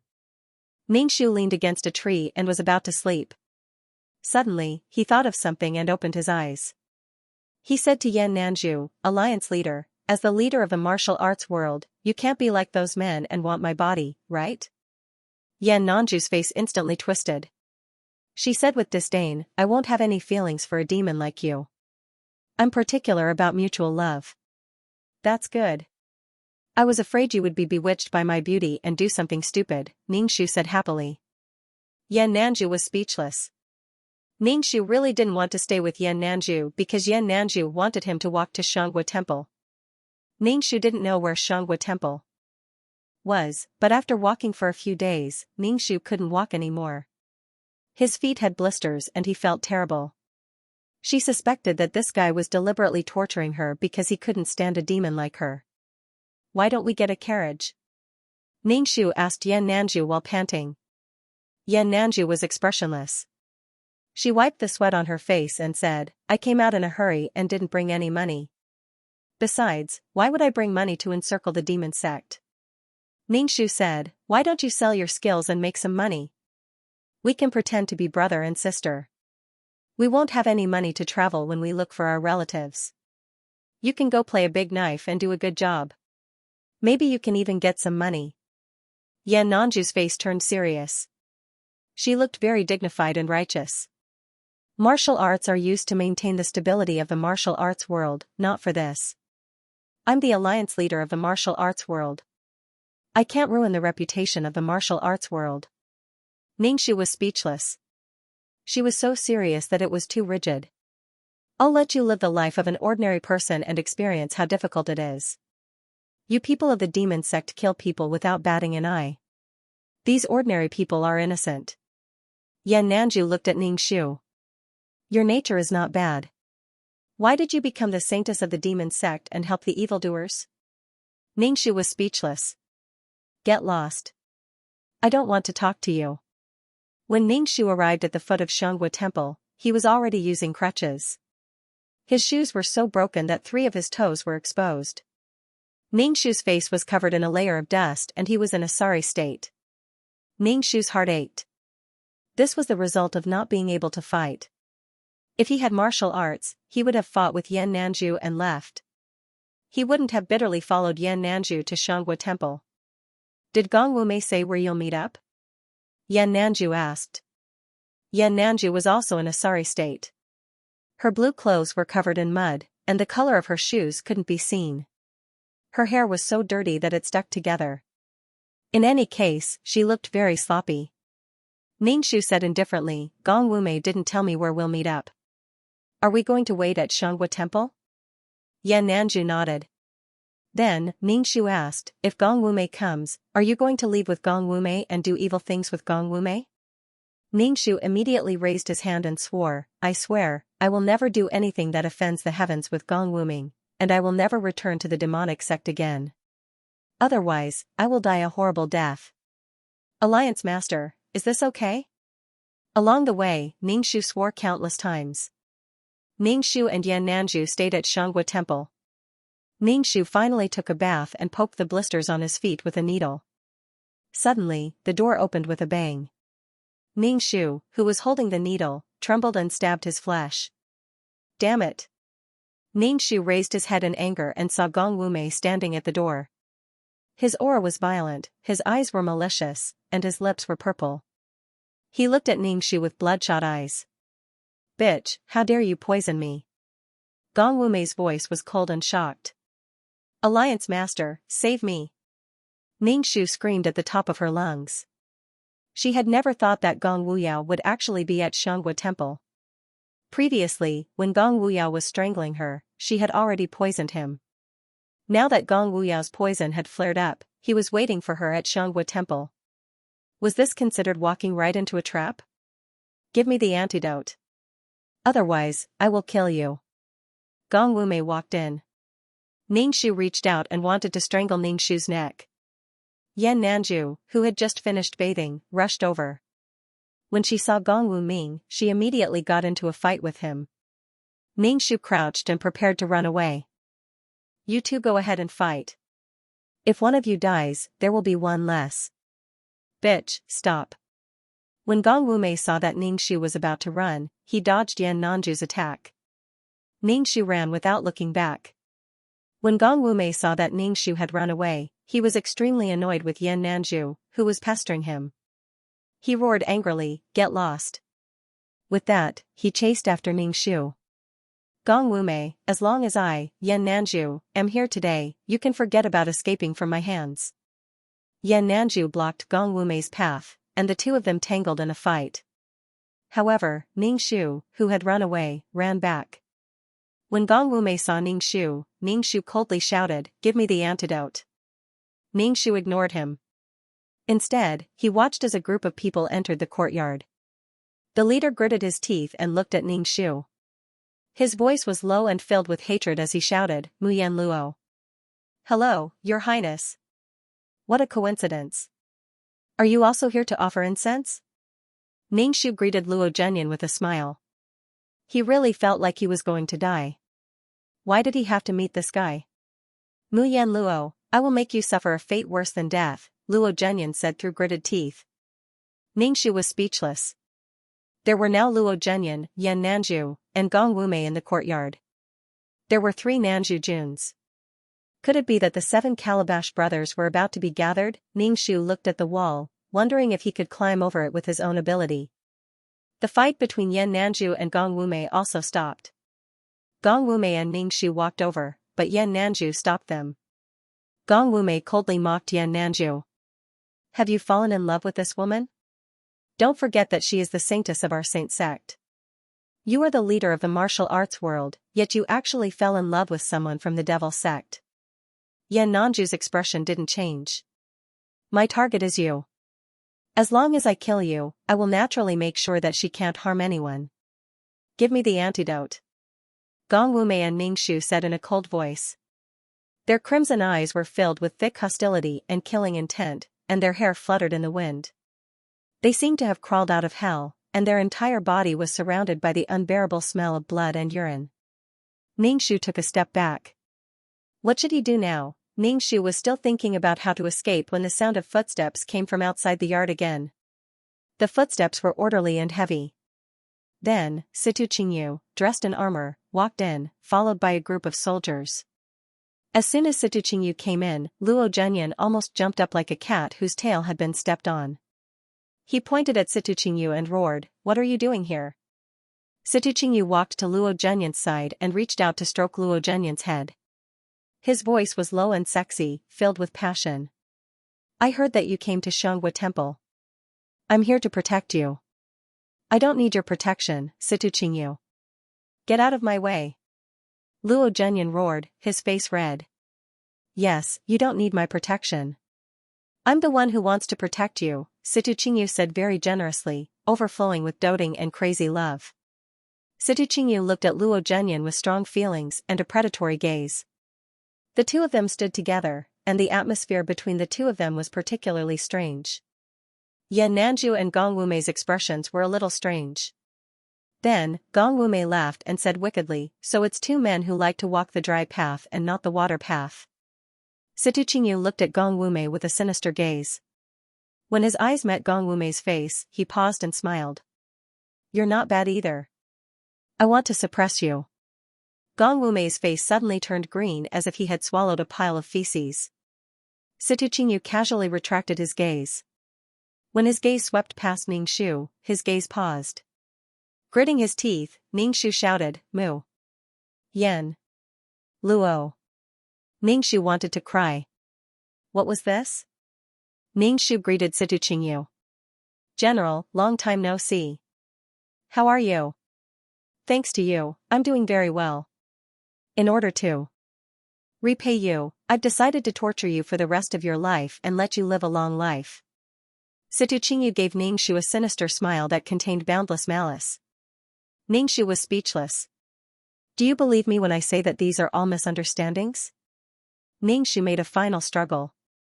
The men didn't seem to hear Ning Shu at all. They looked at Ning Shu with intense hatred. Footsteps sounded outside the courtyard again. Ning Shu simply sat on the steps. He even wondered which man had come this time.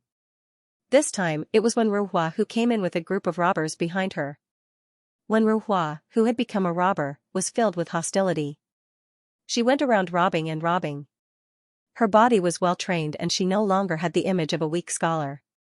The moment Wen Ruhua came in, she first sized up the men in the courtyard. Then, she looked at Ning Shu who was sitting on the steps. "You're not my cousin at all. How dare you lie to me? I want you to die." "Cousin, we're still relatives. Why are you so heartless?" Ningxu said as he supported his chin. When Ruhua said fiercely, you tortured me so badly. If I don't repay you, I'm not a man. I'll rape you and then kill you. My brothers have been addicted to corpse raping recently. Ningxu was speechless. So they were all looking for this woman. Gong Wumei's peach blossom eyes turned. I wanted this woman first. This woman poisoned me. Woman, you've really offended a lot of people. Gong Wumei and Ningxu laughed viciously. Situ Qingyu stood up and stared at Gong Wumei. He said in a low voice, if you let me do it once, I'll give this woman to you first. Otherwise, the soldiers behind me won't agree. Gong Wumei wanted to stab this man to death. Situ Qingyu, you're really a disgusting man. Luo Zhenyan immediately shouted, looking disgusted. Situ Qingyu looked at Luo Zhenyan with a smile. From the beginning to the end, I only have you in my heart. However, his gaze swept across the faces of the men in the courtyard. These men were all very good-looking. Get lost. Don't disgust me. Luo Zhenyan said irritably, as if he was jealous. Senior sister, are you inside? Suyu's voice rang out from outside. Hearing Suyu's voice, Ningxu immediately jumped up in excitement. Finally, someone from his side had come. Little junior brother, I'm inside. Come and save your big senior sister. Ningxu shouted. Yan Nanju looked at Ningxu warily. You have a little junior brother? Did the former demon cult leader take in another disciple? Suyu squeezed in from outside. When she saw Ningxu, Ningxu immediately shouted, Senior sister, what did you do? Why are there so many wanted posters and kill orders for you? I really didn't do anything. Trust me, I didn't do anything. Ningxu didn't know what to say. Is Master here? Ningxu asked. Then, he saw the miracle doctor in white enter. Seeing the miracle doctor, Ningxu immediately shouted, Master. The miracle doctor glanced at Ningxu. Don't be afraid. You're my disciple. I'll naturally protect you. Thank you, Master. Ningxu smiled at the miracle doctor. The men looked at the miracle doctor unkindly. The miracle doctor looked indifferent as if he didn't see them. Seems like I'm late. A clear and sexy voice rang out. Qixing came in with a folding fan in his hand and a gentle smile on his face. When he saw Mu Yan Luo, a strange light flashed in his eyes as he sighed and said, You're really Mu Yan Luo. You're still lying to me. Qixing smiled. It's not too late to find out now. Ningxu looked up at the sky and let out a long sigh.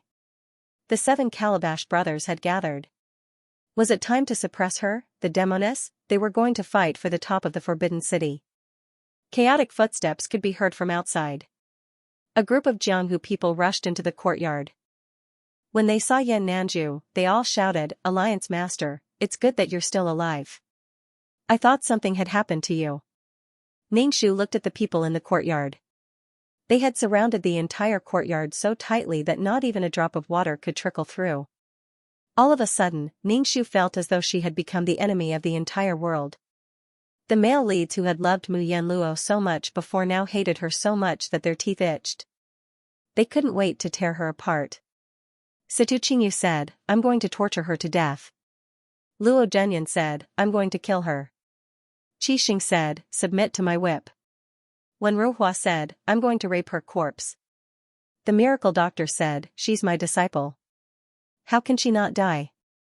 Gong Wumei said, give me the antidote and I'll leave your corpse intact. Yan Nanju said, hand over the inheritance of the demonic sect and I'll spare your life. A group of people shouted, Leader, don't be bewitched by this demoness. She deserves to die. Ningxu, I'm so scared. What should I do now? Miss, we're here to save you. Yuelan rushed into the courtyard, followed by a black-clothed, square-faced secret guard. Yuelan stood in front of Ningxu and shouted at these people, Don't even think about hurting my Mississippi. The secret guard looked at the people in the room. Ningxu said, I can't beat these people. Ningxu, several of the male leads were powerful martial artists. The secret guard could barely stop one of them. With so many of them, he was probably useless. Ningxu and Yuelan asked, Why are you here? Ningxu couldn't figure out how the male leads had gathered together. But after thinking for a while, he realized that they had probably mixed together. At this time, the male leads had already shared Mu Yanluo, but now that she was the female lead, everyone had gathered together to kill her. The gap between people was not small at all. "Miss, you're now a demoness from the demonic sect who wants to kill you. You're also wanted by the imperial court. Knowing that you're here, we came to save you." Ningxu, mentally tired. Looking at these men who were eyeing him covetously, Ningxu coughed and said, "Everyone, be quiet. I want to say something." Ningxu was about to go down the stairs when he missed a step. With a thud, the back of his head hit the stairs. Then, he instantly felt his soul eject from his body. Ningxu floated in the air, looking at Mu Yanluo's lifeless body and the blood flowing out from the back of her head. "Ningxu, what the f***ck***ck***ck? She died just like that. She died just like that. In any case, she could at least drag someone down with her. This kind of death was worthless. Miss. Yuan hugged Mu Yanluo's body and shook it. Senior sister. Little Suyu ran over to check the pulse of the corpse, his face full of disbelief. "Senior sister, how did you die just like that?" A whirlpool appeared in the air, directly sucking in Ningxu's soul. Ningxu felt like his soul was about to be torn apart. When Ningxu regained consciousness, Ningxu saw that the surroundings were foggy. It was very similar to the system space. Ningxu thought that he had returned to the system space. He weakly shouted, 2333 system sir, are you there? 2333 didn't answer her. Her surroundings were dead silent. Was there no sound at all? Ningxu had a bad feeling in her heart. Why wasn't the system here? Where was she? Hey, system! Ningxu shouted loudly.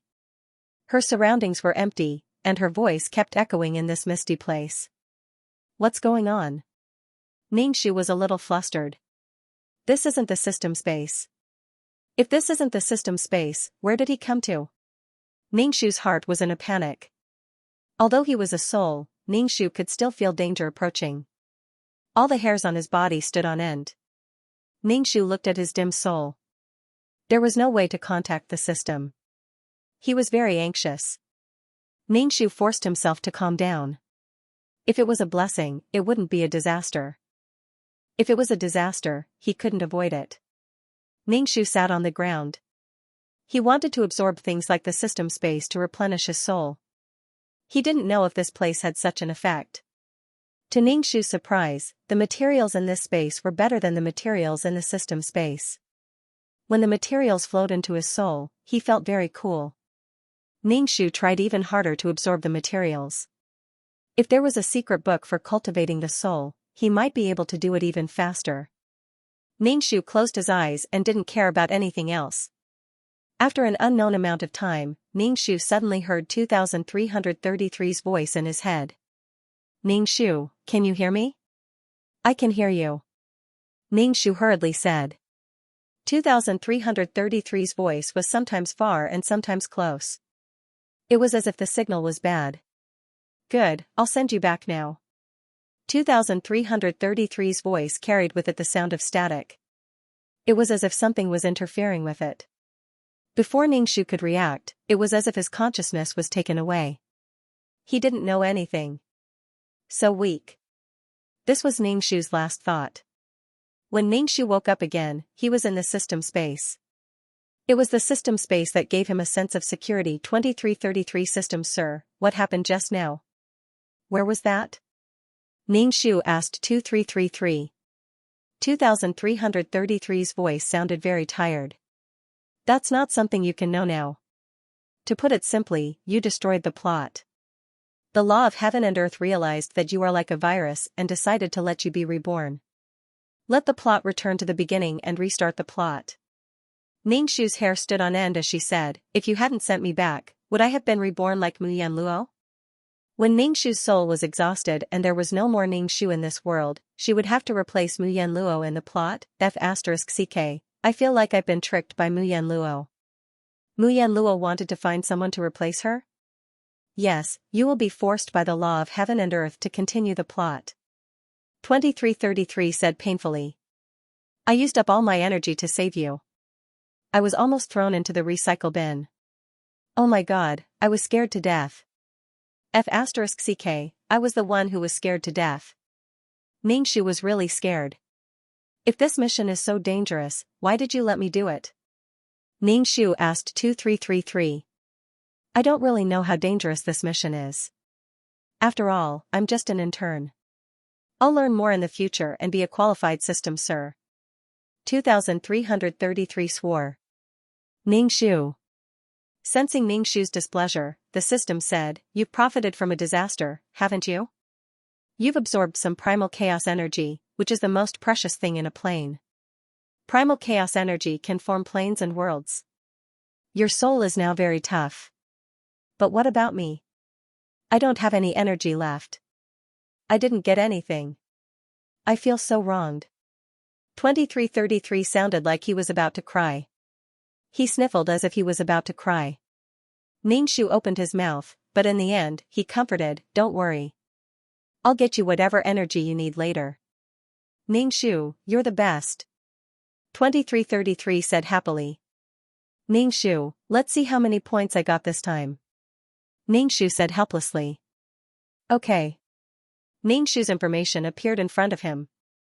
Serial number, 23333 name, Ningxu age, 27 experience points, 50,000 soul value, 200 HP, 50 wisdom, 805 charm, 12 luck, 313 MP, 120 martial strength, 10 aptitude, 26 merit, 2 skills, 5th ring spear technique, trash fighting technique, trash entry level peerless martial arts honorable title, goddess of warquest completion, 100. Obtain 20 attribute points. Ningxu looked at the 50,000 points this time. Sure enough, wealth came from danger. Moreover, his soul value was only 60 before, but now it had increased to 200. This made Ningxu very excited. The soul was the foundation of everything. Ningxu said, this is only the points from the quest. Mu Yanlua's soul hasn't given you anything yet. Ningxu felt like he had struck gold. Mu Yanlua's figure gradually appeared in the air. Looking at her face, Ningxu felt a sense of familiarity. After all, he had been wearing this face for a long time. Mu Yanluo saw Ningxu and smiled. She swayed her hips and walked to Ningxu. She grabbed Ningxu's hand and shouted, thank you, big sister. Ningxu chuckled and didn't say anything. His eyes scanned Mu Yanluo's face. He wondered if Mu Yanluo was trying to trick a mission enforcer into going to that world to replace her. However, Mu Yanluo's expression was one of genuine joy. Her eyes were clear, and it seemed to come from the bottom of her heart. Her eyes were filled with gratitude toward Ningxu. When you accepted the mission, I regretted it. I felt that I had harmed you. I didn't expect that you would change my fate. I can reincarnate and not repeat my life. Thank you. Ningxu said indifferently, it's fine. This is what I should do. Since I have already accepted the mission, I should complete it. Mu Yanluo suddenly hugged Ningxu and burst into tears. Ningxu didn't know what to say. He felt that it wasn't easy for Mu Yanluo to face so many crazy men. Ningxu patted Mu Yanluo's back and said, it's fine. Don't cry. Mu Yanluo let go of Ningxu and wiped her tears. Ningxu said, thank you. According to the contract, I should give you all my soul power. Mu Yanluo didn't feel the slightest pity for her soul power. Instead, she looked relieved. As soon as Mu Yanluo's voice fell, her soul began to dim. In the end, it almost became transparent.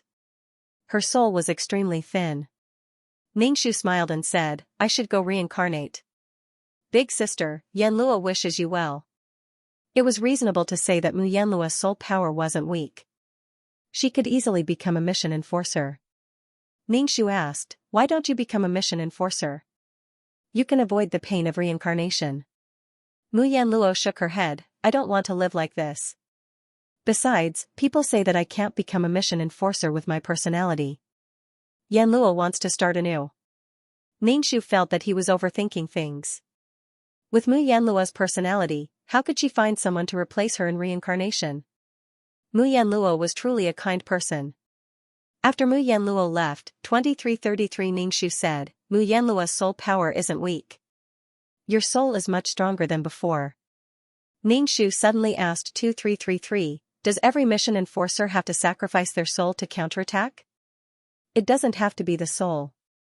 It can also be some kind of treasure. 2333 said. Ningxu sighed and said, you're cannon fodder to begin with. You have to sacrifice your soul to counterattack. Cannon fodder really has it tough. That's why you guys exist. Everyone's fate is different. If you want to get something, you have to give something. This is an equivalent exchange. If you want to get something, you have to give something. At least you have a chance to counterattack. The heavens are fair. They give everyone a chance to live. Fair my ass. Ningxu asked again, what will happen to that world if Mu Yanluo disappears? 2333 said, the laws of that world will automatically repair itself. This kind of repeated plot is a phenomenon of chaos. Without a new plot, everything will change. But this world is stagnant. Without Mu Yanluo, the world will give birth to new laws and new plots. Oh, Ningxu replied. Ningxu, the quest reward is 20 attribute points. Where do you want to put them? 2333 asked Ningxu dutifully. Ningxu thought for a moment. I feel like I'm pretty unlucky. I want to put some points into luck. Strength is important, but IQ can't be low. I'll put them into these 3 attributes. Why don't you add some points to your charm? 2333 asked. Charm is very lethal. Might as well put it into strength. I'm not going to be the female lead. What's the point of having so much charm? Strength is the most convenient way to break through tricks. 2333, are you still a woman? Then, Ningxu's status panel changed. Number, 23333 level, 2, noob, name, Ningxu age, 27 experience points, 50,000 soul points. 200100 HP, 50 wisdom, 855 charm, 3 luck, 3410 spirit, 120 strength, 105 aptitude, 26 merit, 2 skills, 5 ring spear technique, trash fighting technique, trash entry to peerless martial arts honorary title, goddess of warning. Shu steeled her heart and added 10 points to her luck, then added 5 points to her intelligence and martial strength. Don't do the quest first. I'll rest first. This quest is really too annoying. Ningxu had never been so tired. One lunatic was already unbearable, let alone so many lunatics. And he almost couldn't make it back. Is there any secret book for cultivating the soul? I'll exchange for one. Ningxu said 2333. It would be great if there was a secret book for cultivating the soul. Relying on this kind of low-level cultivation method, the soul couldn't be strengthened. Your level is too low. You can't open the shop. 2333 rejected Ningxu and suddenly said, oh right, you bought the aphrodisiac from me last time. I haven't deducted your points yet. Ningxu felt very tired. This kind of tiredness came from his soul. He laid down on the bed and went to sleep. After sleeping for who knows how long, Ningxu woke up feeling refreshed. He stretched and asked, 2333 system, are you there? Yes. 2333 asked, do you want to start the quest now? Ningxu nodded. Don't make the quest too complicated. Make it easy. Okay, I'll pick a simple quest for you. 2333 said briskly. By the way, wasn't Mu Yanluo's quest a special one? What's my review? Ningxu asked. Do you want to enter the quest world now? 2333 asked. I'm asking you about my quest review. Didn't you say that all official players have a special quest to appraise the player's style of doing things? What's my review? Ningxu was very dissatisfied with 2333's change of topic. 2333 paused for a moment. Do you really want to see it? Can't I? Ningxu asked. I can look at it, but your comments are really bad. What? System Lord Flo's face was full of tears. Why did I follow someone like you? There's no future for me. Ningxu, was it really that bad? At least he completed the quest. Let me see your review. Ningxu asked 2333. Listen up, player 2333, system 2333, special quest appraisal result, extremely wretched style, undisciplined way of doing things. That's it? Just a few words? Ningxu asked. 2333's voice sounded like it was breaking down. I thought it would be something meticulous or something like that. Why would it be such a review? I have no future. Ningxu, he didn't care about the style of doing things. As long as he completed the quest, it was fine. As long as it didn't go against his principles, any method was fine. Ningxu didn't really care about the review. He asked 2333, have you picked the quest? I'll go do it. Okay, I picked a very simple mission this time. Take a good rest, 2333 said obediently. Ningxu grunted. Next, he felt a wave of dizziness. However, he quickly recovered. Most likely, it was due to his soul becoming stronger. Ningxu opened his eyes. His surroundings were very dark, and there were only 2 lit candles. Ningxu saw a girl sitting opposite him, and 2 other girls were sitting beside her, forming a square. The 3 girls' faces were dark under the dim candlelight, and their faces were filled with nervousness and fear. This terrifying atmosphere made Ningxu have a bad feeling. The window was opened, and the curtains were fluttering in the wind. Ningxu felt that he was holding something like a pen in his hand, and his hand was being pulled by an external force to draw circles. Ningxu looked down and saw a piece of white paper on the table. There were 2 simple words written on the white paper, yes and no. The tip of the pencil was drawing circles on the white paper. F*ck, these naughty kids are playing this kind of game. Ningxu wanted to pull his hand back, but his hand didn't seem to listen to him. It was drawing circles faster and faster. The girl sitting opposite Ningxu said in a trembling voice, the pen spirit is here. There really is a pen spirit. Ningxu? The window was fluttering back and forth in the wind, making a loud noise. Ningxu felt a cold aura approaching. Ningxu's hair stood on end, and even his breathing became difficult. It was as if someone had pushed him into water. The sticky and wet feeling made Ningxu very uncomfortable. Ningxu didn't even dare to look around, afraid that he would see something that would scare him to death. Ningxu could feel that something else had appeared in the room. He wasn't sure if it was the pen spirit. Ningxu swallowed a mouthful of saliva, and the blood in his body seemed to have frozen.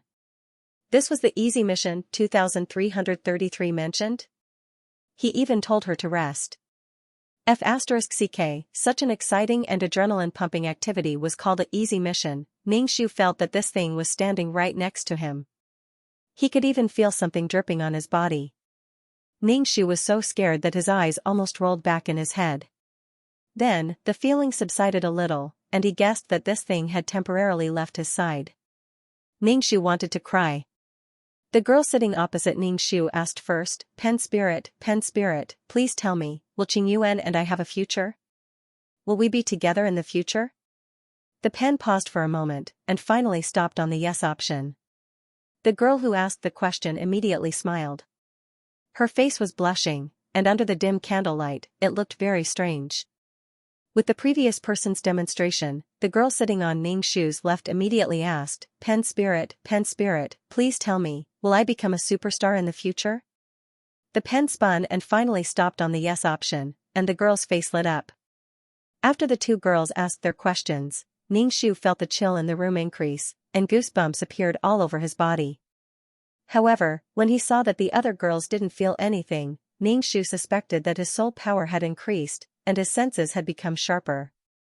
At this moment, Ningxu wished that he didn't have such sharp senses. Pen spirit, please tell me, will the person I like also like me? The girl on the right asked, looking at the pen expectantly. The pen spun and finally stopped on the no option. The girl's face suddenly became dispirited, and she looked at the girl who asked the first question with an undetectable jealousy. After the 3 girls finished asking their questions, only Ningxu didn't ask. The 3 girls looked at Ningxu, and Ningxu felt a cold aura close to him. It was as if someone was standing next to him, looking at him. The wet and sticky feeling came again. Ningshu didn't know what to ask. He didn't know anything right now, and there was no plot in his mind. Ningshu also knew that he had to ask, or this pen spirit wouldn't leave. Ningshu cleared his throat and said, pen spirit, please tell me, will I earn a lot of money in the future? Ningshu was just asking casually. The pen finally stopped on the yes option. Ningshu didn't feel happy at all. Pen spirit, that's all for today. Please take care, the girl opposite Ningshu said solemnly. The spinning pen suddenly stopped. Ningshu moved his hand, wanting to move the pen, but the pen seemed to be fixed by something. It couldn't move no matter how hard he tried. Seeing this, the other three girls panicked. The girl opposite Ningshu had cold sweat dripping down her forehead. She hurriedly said, pen spirit, please take care, however, the pen still didn't move. The wind grew stronger, and the windows flapped loudly.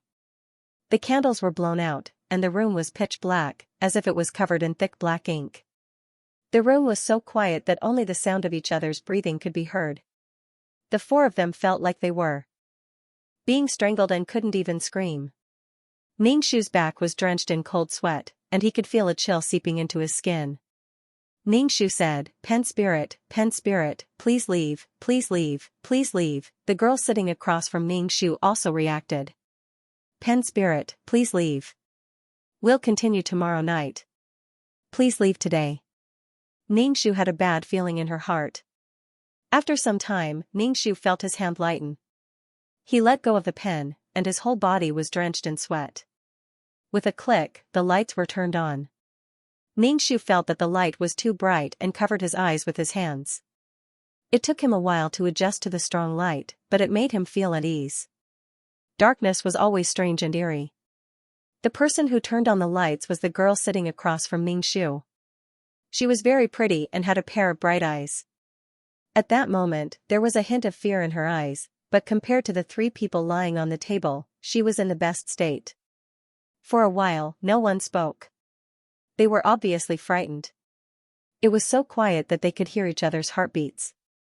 Everyone stayed in silence. After a while, the girl who turned on the lights said, let's all wash up and go to bed. The girls showered and lay on their beds. Ningshu lay on the bed and touched his heart. Damn it, he was so scared that he had a heart attack. Xianxia, don't turn off the lights.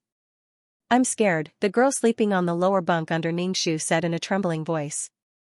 I'm scared too, the other girl said. The girl named Xianxia comforted them, it's okay.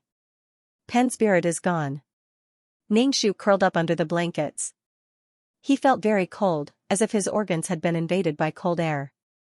Why did they have to court death? After a while, Ningshu felt his body warm up a little and began to accept the plot. The original owner's name was Xianxia.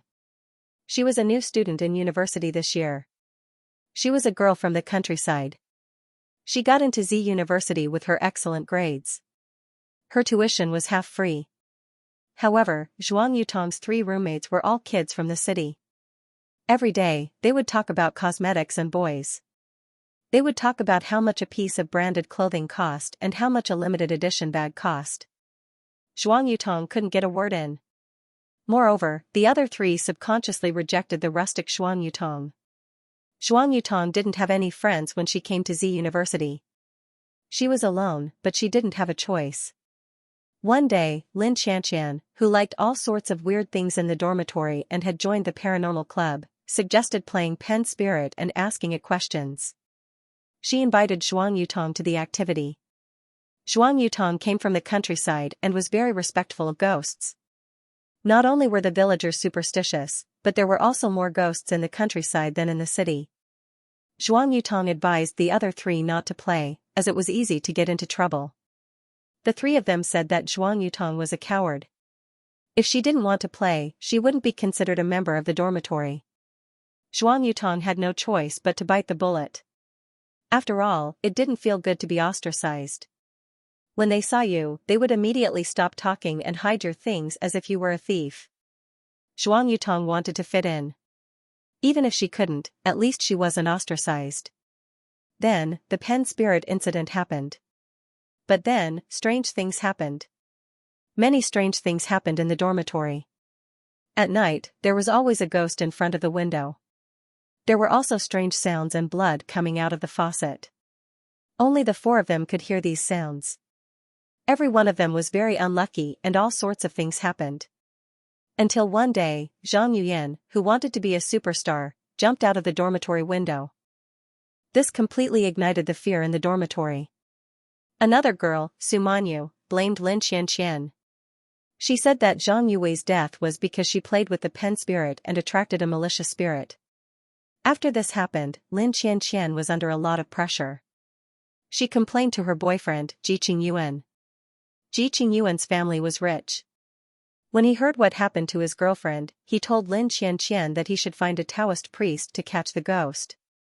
Before the Taoist priest could find her, Su Manyu got into trouble. She was hit by a flower pot that fell from the sky. She lay unconscious in the hospital and didn't wake up. The original owner, Zhuang Yutong, was very scared. She could clearly feel that there was a ghost behind this. It was very likely the pen spirit. Zhuang Yutong wanted to go back to her hometown and find the witch in the village. But just as she decided to go back, she fell into the artificial lake at the university and died. Later, Lin Xianxian and Ji Qingyuan found a Taoist priest and caught the malicious spirit. When Lin Xianxian saw that her 3 roommates were all in trouble, she sighed at the fickleness of fate and the fragility of life. She decided to cherish her relationship with her boyfriend, Ji Qingyuan. Ningxu was speechless. F***ck, the one who survived in the end was definitely the female lead. The female lead was courting death and the people who suffered were all cannon fodder. To be honest, this had a lot to do with Lin Xianxian. She was seeking excitement and curiosity, so she took such a risk. In the end, innocent people died. The female lead could just sigh and live her life as usual. The original owner's heart was not reconciled. She was originally a girl, and it was not easy for her to go to university. Her parents had supported her to become a university student with great difficulty, but she still had to endure the gossip of the villagers. They said that girls were people of other families, and that they would lose money to support her to go to university. Her family's situation wasn't good to begin with. It was already a miracle that she could go to university. But now, she was dead. This was a huge blow to her parents. She didn't know that such rumors would spread in the village. How were they going to live the rest of their lives? The original owner's wish was, she wanted to live. She couldn't be expelled. She wanted to finish university and live. She had to live. The original owner's wish was simple, very simple. She wanted to live while she was studying and not be killed by evil spirits. The problem was that everyone who participated in the pen spirit event would be in trouble, except for the female lead. Although the female lead would be injured, it would only be minor injuries that wouldn't be fatal. Ningxu sighed. Wasn't it supposed to be a trip? Wasn't it supposed to be a simple mission? In the end, they ended up in a horror movie world. Ningxu called out to the system in his mind. 2333, come out. I promise I'll beat you to death. Ningxu, moi, what's wrong? 2333's voice was excited. Ningxu's voice was as light as a feather. Why did you choose such a mission for me? Didn't I say that I wanted an easier mission? Isn't this mission easy? 2333 asked curiously. You don't have to do anything. You just have to live. You don't have to torture the scumbag. You don't have to fight for the male lead. You don't have to fight and kill. Ningxu, F***cku. Ningxu listened as 2333 spoke without panting. He made it sound so easy, as if it was really an easy task. What kind of broken system was this? Ningxu said, I'm scared. What are you scared of? 2333 sounded surprised. Ningxu took a deep breath, I'm scared of ghosts. Why would you be scared? You're just a spirit. You just happen to gain some power. Besides, aren't you a spirit yourself? 2333 sounded very calm. Ningxu, F***ck, I don't know what to say. A human can scare a human to death, let alone a ghost. F***ck, it's a ghost. Ningxu roared in his heart, you. Don't understand how humans are scared of ghosts. 2333 was silent for a moment and said, I really don't understand. Ningshu, don't worry, it's okay. Ningshu, paralysis may be around you, but you can't see it, and danger may kill you at any time. This kind of feeling is indescribable. 2333 system, you're actually a defective product. Ningshu said calmly, how can you be a mainframe like this? You must be a pig. Nonsense, I was designed by the master himself. How can I be a defective product? I'm the most advanced. Wait, what did I just say? 2333 immediately shut up. Ningshu caught the 3 words master. What master? Ningshu asked, what's a master? You heard wrong, I didn't say anything. 2333 quickly said. Ningshu immediately refuted, I heard you say that you were designed by the master. 2333, I didn't. Ningshu, you did. Ningshu and 2333 argued for a while, but 2333 refused to give up. Ningshu looked at 2333 and gave up. After a while, Ningshu forgot what he was talking about with 2333. He couldn't remember. She remembered that she was talking with 2333, but now that memory was gone. Who erased her memory? This, Ningshu quickly called 2333 and asked, what were we talking about? Did you erase my memory? 2333 immediately said, you think too highly of me. I can't erase your memory in seconds. If you don't remember, then forget it. There are some things you shouldn't know. Ningshu, F*ck. But this feeling was very scary. He didn't feel anything and his memory was erased. Ningshu felt that he was unlucky to meet 2333. It was the most unbearable pain in his life. She tossed and turned in bed, unable to fall asleep. When she woke up the next morning, Ningshu was listless and had bruises under her eyes. The other 3 people in the dormitory also woke up. They didn't look good and were also in low spirits. Ningshu looked at the 3 people. Zhang Yuyan was a tall girl with a perfect body. She had a proud expression and a beautiful face. She was sexy like a rose with thorns. Zhang Yuyan's biggest dream was to become a superstar. She was also the first person to die in the story. After her was Sumanyu. Sumanyu was an elegant girl. She had the pride and arrogance of a rich family's daughter. However, when she looked at others, her eyes were filled with disdain. Sumanyu despised Xuan Yutong the most. She was also the one with the best family background in the dormitory. The female lead, Lin Xianxia, was a petite girl. She was very beautiful. Her petite body was full of vitality and youth. Lin Xianxia was lively and kind to everyone. She was the only one in the dormitory who didn't dislike Xuan Yutong. They would occasionally talk, but they didn't have a deep friendship. The clothes of the original owner were very simple, even old-fashioned. Ningshu didn't care. He put on his clothes and walked down the stairs. When he was about to put on his shoes, he heard a high-pitched scream from the bathroom. Ningshu didn't even put on her shoes. She opened the bathroom door and saw Zhang Yuyan sitting on the toilet bowl. Her face was filled with fear and her beautiful face was distorted. She looked at the mirror on the wall and saw that it was covered in blood. There were messy handprints on the mirror. The bloodstains slowly gathered together and formed a woman's face. The bloodstains seemed to be sweeping across everyone. They were filled with endless coldness and resentment, which made people's hair stand on end. Ningshu's back was covered in cold sweat. Ah! Zhang Yuyan, who was sitting on the toilet, screamed. She didn't even put on her pants. She jumped up from the toilet. Her scream shocked everyone. Their hearts spasmed in an instant. Zhang Yuyan's face was pale. She was terrified. She pointed at the toilet and said, something grabbed my butt. Ningshu was speechless. Who would be so immoral? Crawling into the sewer toilet to grab someone's butt, the bathroom was very quiet.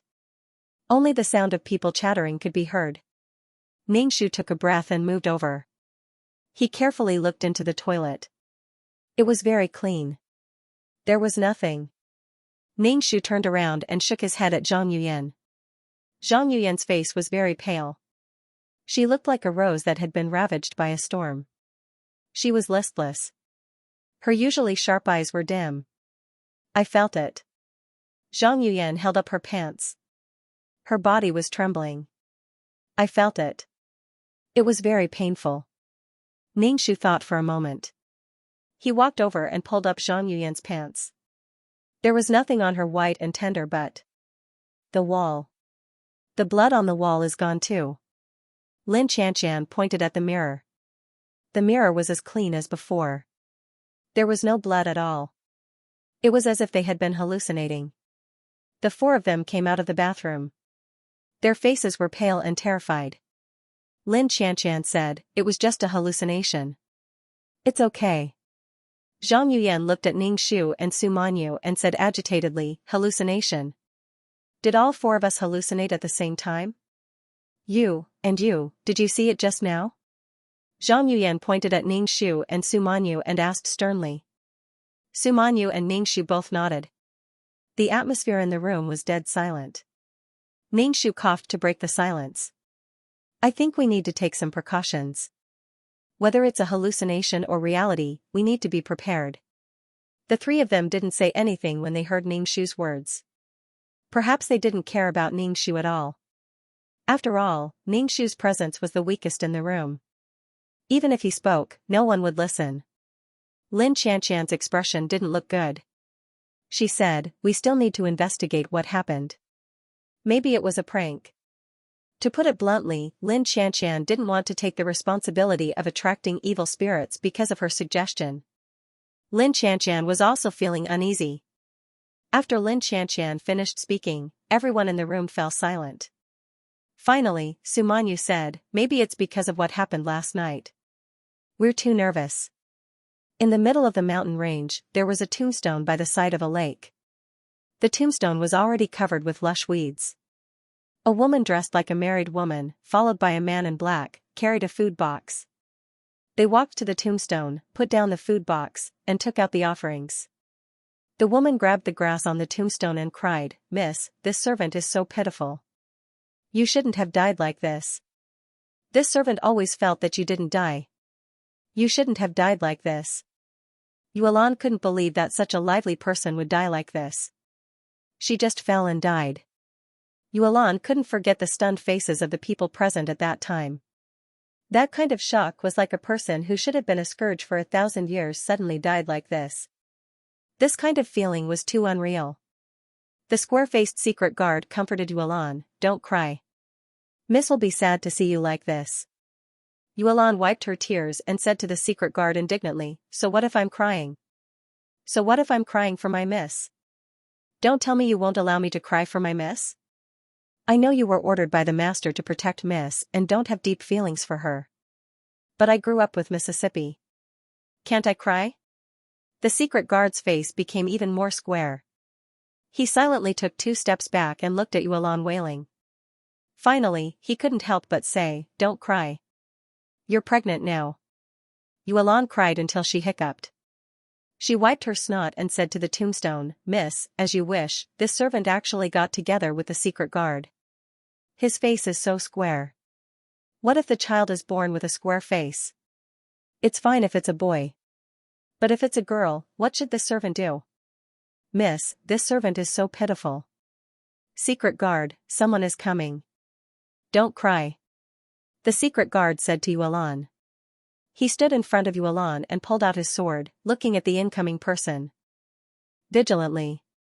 The person who came was little radish-head Suyu. She held the offerings in her hand and behind her was a white-clothed genius doctor. "Sister Yuelan." Little radish-head Suyu shouted at Yuelan. Yuelan smiled at Suyu, "Thank you for remembering Miss' death anniversary. She's my senior sister, my dearest person. I will naturally remember." Suyu took out the offerings. Yuelan glanced at the godly doctor. His face was cold and his entire body was emitting a cold aura, making it hard for people to get close to him. Yuelan originally wanted to exchange a few pleasantries, but in the end, she gave up talking to him. The godly doctor bent over and placed 2 incense sticks in the ground. He squinted his eyes and looked at the tombstone. There are still people thinking about this woman even after she's dead. Gong Wumei stood on the treetop and looked over. His eyes were fixed on the godly doctor. Your disciple caused me to be in this state.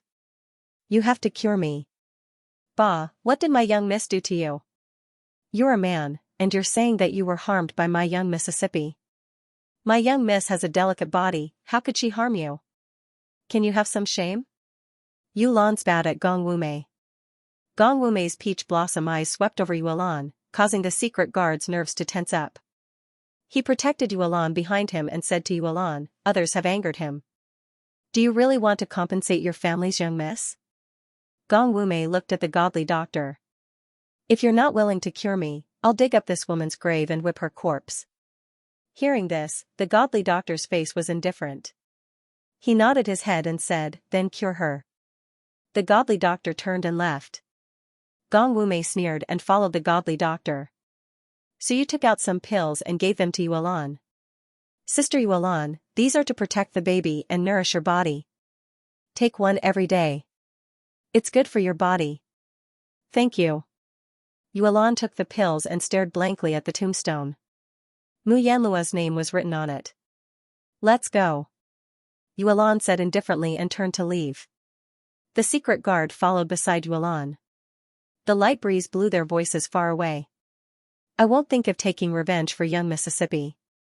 I just want to live a peaceful life according to young Miss's wishes. Yulan, don't worry.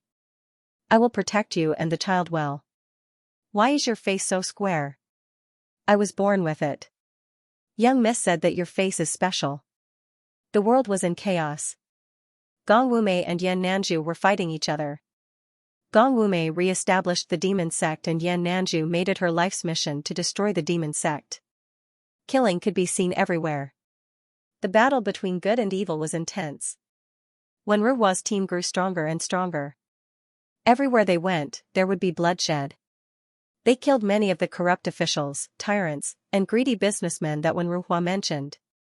It caused serious chaos and even affected the stability of the country. The imperial court sent Situqingyu to suppress the bandits. Situqingyu and Wen Ruhua took the responsibility. The war affected many places. Some places even took the opportunity to revolt. The mobs rushed into the government offices and broke into the houses of the rich. Qixing died in the hands of the mobs. He was the only one who didn't have the ability to fight and was the first to die. When Qixing died, the world seemed to dim. The regent, Luo Zhenyan, took advantage of the chaos in the country and rebelled. However, he failed. The emperor killed Luo Zhenyan. The emperor had been wary of the regent for a long time. Now that he had walked into the trap, it was just right.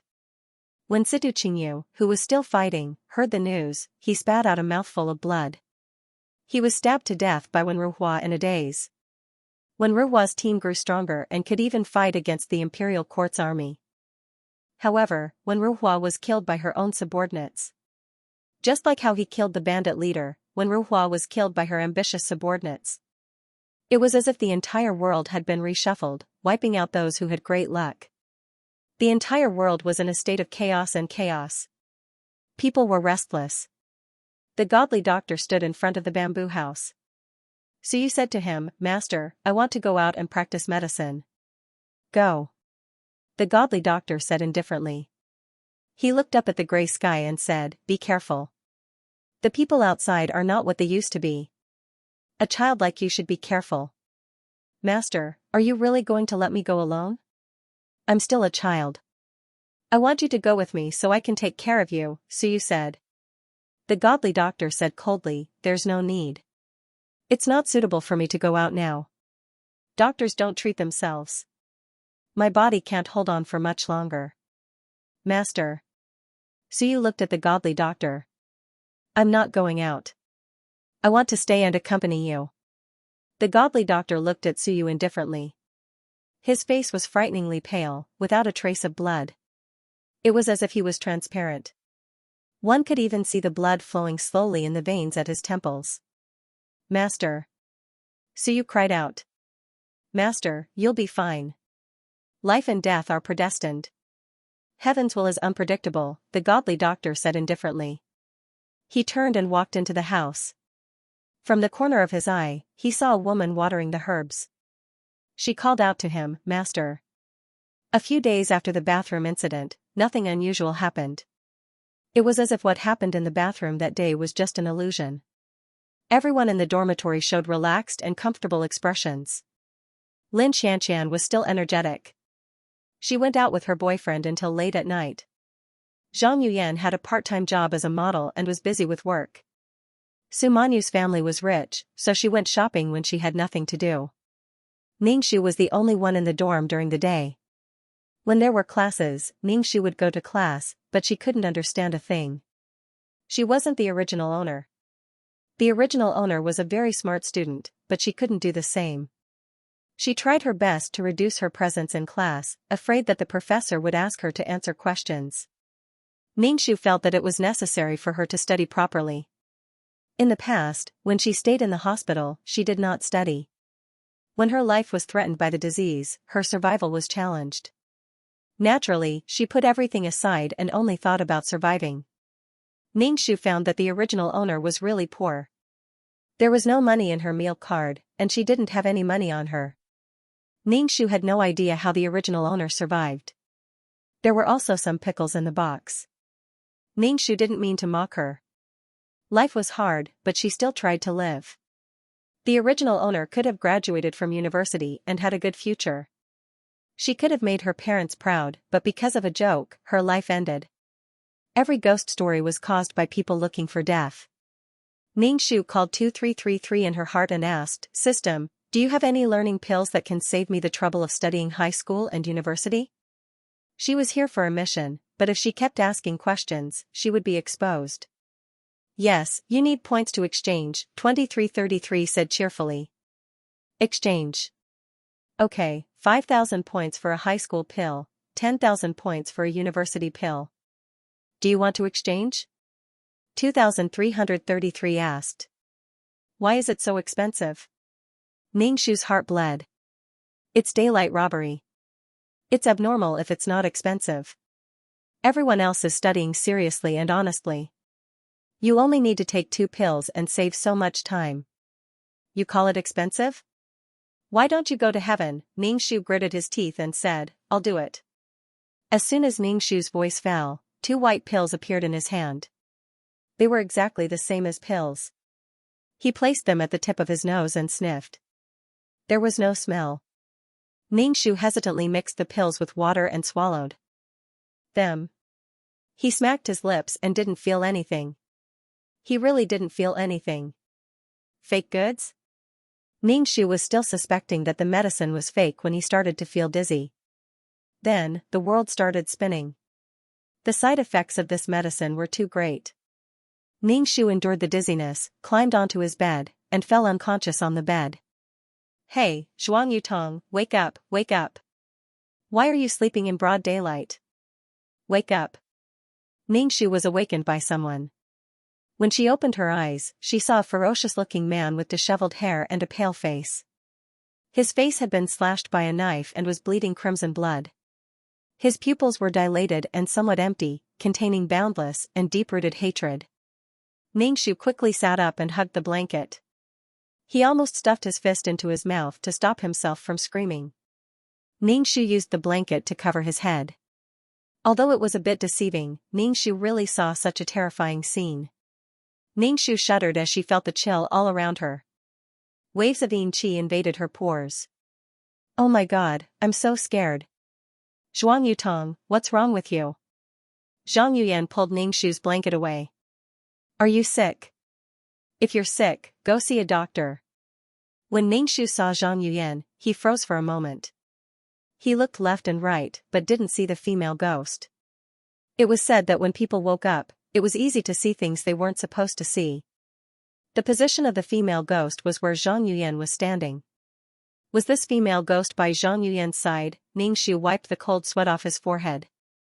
His heart was beating fast.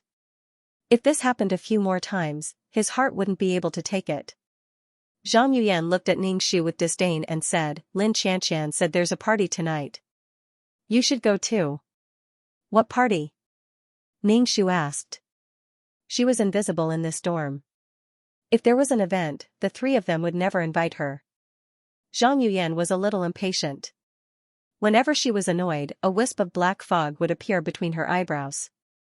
Zhang Yuyan looked at Ningxu with disdain and said, "It's just a normal university gathering. Do you want to go?" "Don't worry, I won't make you pay. Someone will pay for it." Ningxu nodded and said, "I'll go." Ningxu was a bit scared to leave her alone in the dorm. Was the female ghost she saw just now the pen spirit? Ningxu thought for a moment and asked, "Zhang Yuyan, have you felt anything wrong recently? Like you're not feeling well?" "No, nothing at all." Zhang Yuyan crossed her arms and looked at Ningxu arrogantly. Ningxu couldn't see if the female ghost was still by Zhang Yuyan's side. Zhang Yuyan told Ningxu about the party and left with her purse. Ningxu's limbs were weak. He sat on the bed for a while before he got out of bed and went to the bathroom to wash his face. Ningxu turned on the faucet. A pungent smell of rot instantly wafted out. Ningxu looked down and saw dark red blood flowing out of the faucet. The smell was disgusting. Ningxu threw the faucet out. The blood splashed on the wall, making the smell even worse. Ningxu's scalp was going to explode. Out of the corner of his eye, he saw a woman slowly appear in the mirror. It was the same as what Ningxu had seen before. Ningxu immediately looked around. There was no one in the bathroom, but the female ghost in the mirror was still there. The knife marks on her face were slowly rotting until her face was unrecognizable. She opened her mouth and roared. She seemed to rush out of the mirror and jump at Ningxu. Ningxu used his hand to block and turned to run.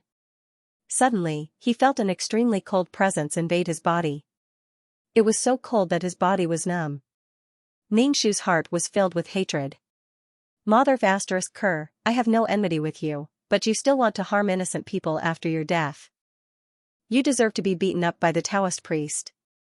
After a while, his body gradually recovered. Ningxu opened the window to let in the sunlight. Even with the sunlight, Ningxu still felt no warmth in his body. With this kind of yin qi invading his body, even if he wasn't pushed into the artificial lake, he wouldn't be able to survive for long. Ningxu thought for a while. He wanted to see if this body could practice peerless martial arts. If he could cultivate qi jin, it could also heal the body that was invaded by yin qi. To Ningxu's surprise, although this body's aptitude wasn't very good, it was not as good as Mu Yanlua's in the previous world. Because of the gathering that night, Ningxu found the original owner's clothes that were relatively nicer to match. It didn't look too old-fashioned. In this society, one should respect the clothes first before the person. Ningxu found the place Zhang Yuyan had mentioned. It was a high-end KTV. If it was the original owner, she wouldn't have attended such an event. She couldn't afford it. The waiter brought him to a private room. The lighting in the room was dim. The magical lights on the ceiling flashed all kinds of colors. When they shone on their faces, it looked strange. When Ningxu entered, he didn't cause any commotion. There were both boys and girls in the room. There were some drinks and fruits on the table. Lin Xianxia was singing with a boy. They looked at each other affectionately. Ningxu walked over to the dormitory group and sat next to Sumanyu. Sumanyu stared blankly at Lin Xianxia and Ji Qingyuan who were singing. Most of her attention was on Ji Qingyuan. Sumanyu turned her head and saw Ningxu sitting next to her. She immediately moved to the side, obviously not wanting to sit next to Ningxu. Ningxu's mouth twitched. "Girl, you don't have to go that far. She's not a virus." Zhang Yuyan sat to Sumanyu's left. A few boys were trying their best to talk to Zhang Yuyan, trying to please her.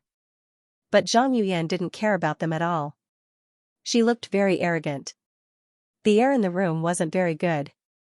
Ningxu didn't even have a sense of presence. It really didn't matter if she was there or not. Ningxu looked at the fruits on the table. He picked the ones that weren't broken. Cut fruits like watermelons were very dirty. There were even rumors that there might be drugs on them. Ningxu picked up peanuts and melon seeds to eat. After Lin Xianxian and Ji Qingyuan finished singing, Sumanyu, who was sitting next to Ningxu, immediately stood up and wanted to sing with Ji Qingyuan. Lin Xianxian also generously gave up her boyfriend so that Ji Qingyuan could sing with Sumanyu. Ningxu could tell that Sumanyu liked Lin Xianxian's boyfriend, but Lin Xianxian didn't seem to know. Lin Xianxian sat beside Ningxu. She first opened an unopened can of beer and took a sip before noticing Ningxu beside her. She smiled at Ningxu and said, "Zhuang Yutong, you're here. Have fun later." Ningxu nodded. Although Lin Xianxian was talking to Ningxu, her eyes were fixed on Jiqing Yuan and Su Manyu. Especially when the two of them got too close to each other, Lin Xianxian's expression darkened. After Jiqing Yuan and Suman finished singing, Lin Xianxian immediately went over and grabbed Jiqing Yuan's arm. She pulled Jiqing Yuan over and sat him down. She then placed the beer next to Jiqing Yuan's mouth and said, "Have some. You've been singing for so long." Su Manyu gripped the microphone tightly. She stood there alone, watching the intimate scene between Lin Xianxian and Jiqing Yuan. Ningxu stood to the side and watched. What a scene of jealousy. Ningxu looked at them and felt very worried.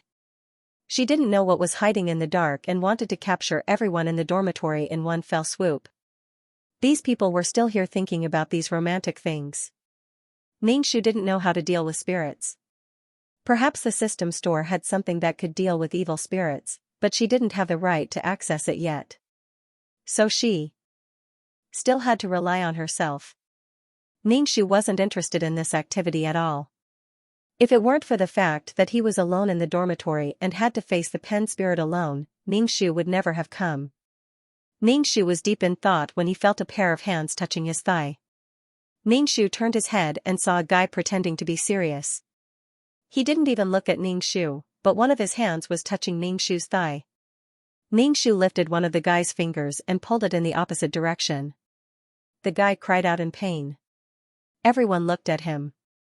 He laughed awkwardly, but his gaze towards Ningxu was unfriendly. The gathering only ended when it was time to close the dormitory door.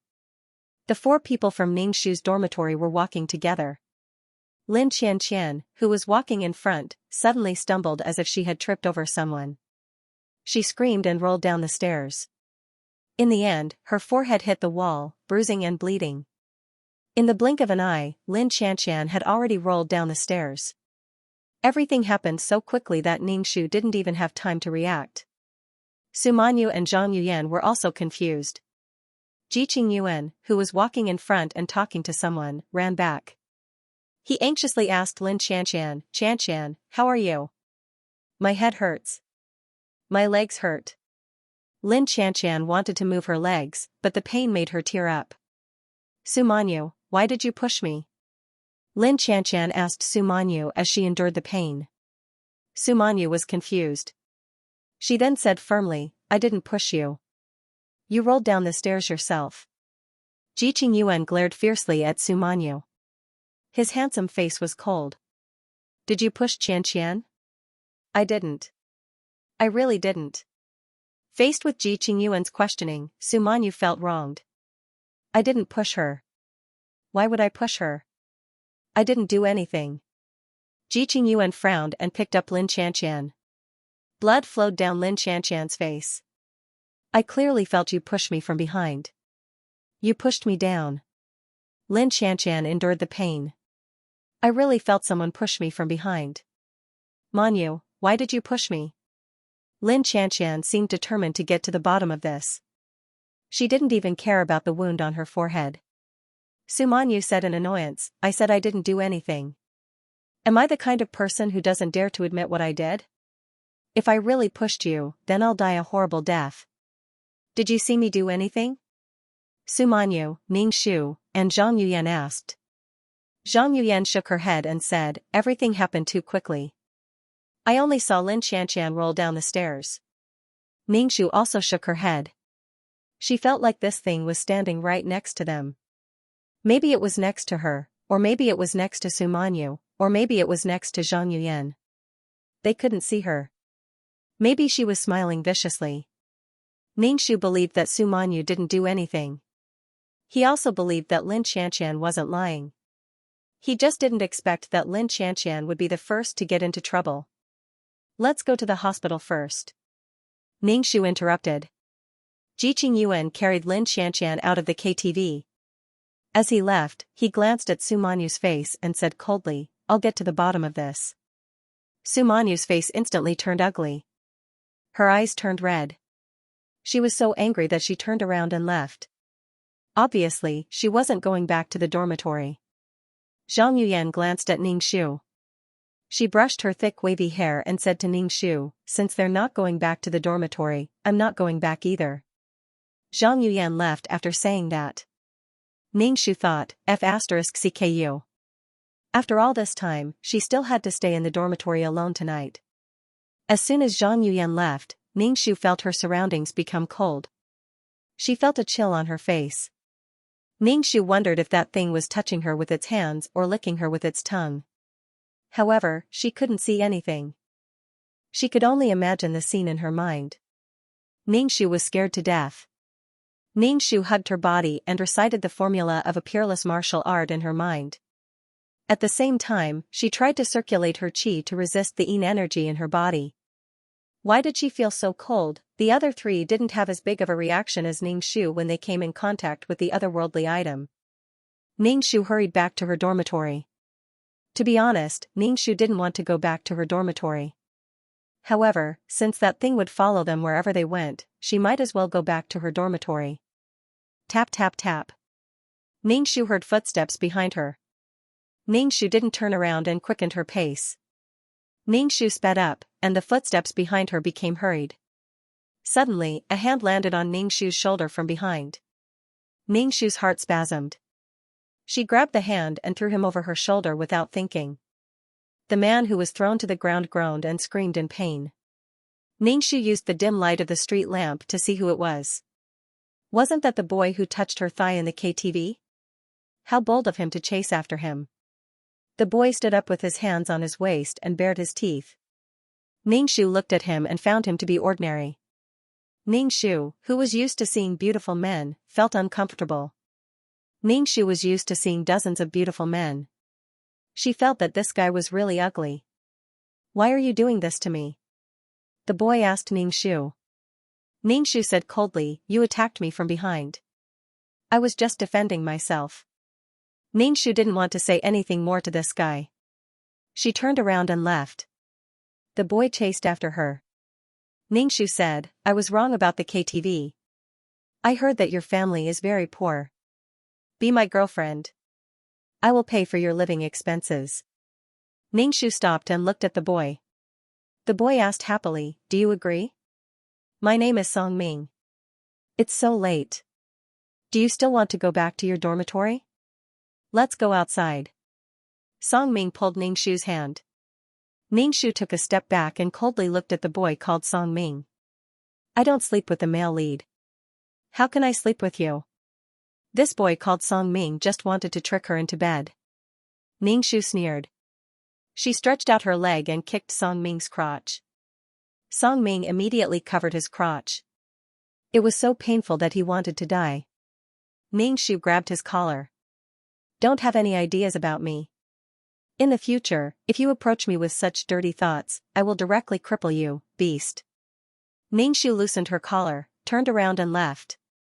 Song Ming held the wall with one hand and covered his crotch with the other. He grimaced as he looked at Ning Shu's back. Ning Shu returned to the dormitory.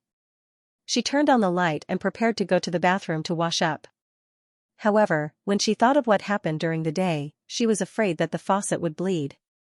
Only their dormitory's faucet was bleeding. How could such an unscientific thing happen? Fortunately, there was no bleeding today. Ning Shu washed up, closed the window, pulled the curtains, and turned on the light. Ning Shu climbed onto the bed and sat in meditation. Ning Shu knew that the pen spirit would come. This kind of thing was used to provoke the fear in people's hearts and make them collapse. It used magnetic fields to do strange and frightening things. Humans' fear of ghosts came from invisible and mysterious forces. Ning Shu began to practice her peerless martial arts to dispel the fear in her heart. Pung! The window that Ning Shu closed was blown open by the wind. The lights in the dormitory were instantly extinguished. There was no light in the dormitory at all. Even outside the window, it was as dark as ink. Nothing could be seen. The wind blew against the window, making a pa-pa-pa sound. The curtains were blown into a ball. Ning Shu sat on the bed as still as a mountain. If she did not open her eyes, she would not be able to see anything. Ningxu muttered in her heart, I can't see anything. I can't see anything. I'm not afraid. At all. I'm not afraid. Ningxu even smelled a rotten smell. Her whole body felt as if it had fallen into icy water. Even her head started to feel dizzy. Ningxu clenched her teeth and closed her eyes, refusing to open them. At the same time, she tried to circulate the qi gene in her body to resist the cold. Hiss. A deep roar sounded in her ears. It was the sound of a woman crying. It was very close, but also very far. Ningxu even felt something dripping on her body. It was warm, like blood that had just flowed out of her body. Ningxu still did not open his eyes. He felt the temperature in the room drop again. Ningxu felt as if he was standing naked in the snow in the middle of winter. His muscles started to shiver. Why won't you open your eyes and look at me? Why? The voice was both poisonous and filled with endless coldness.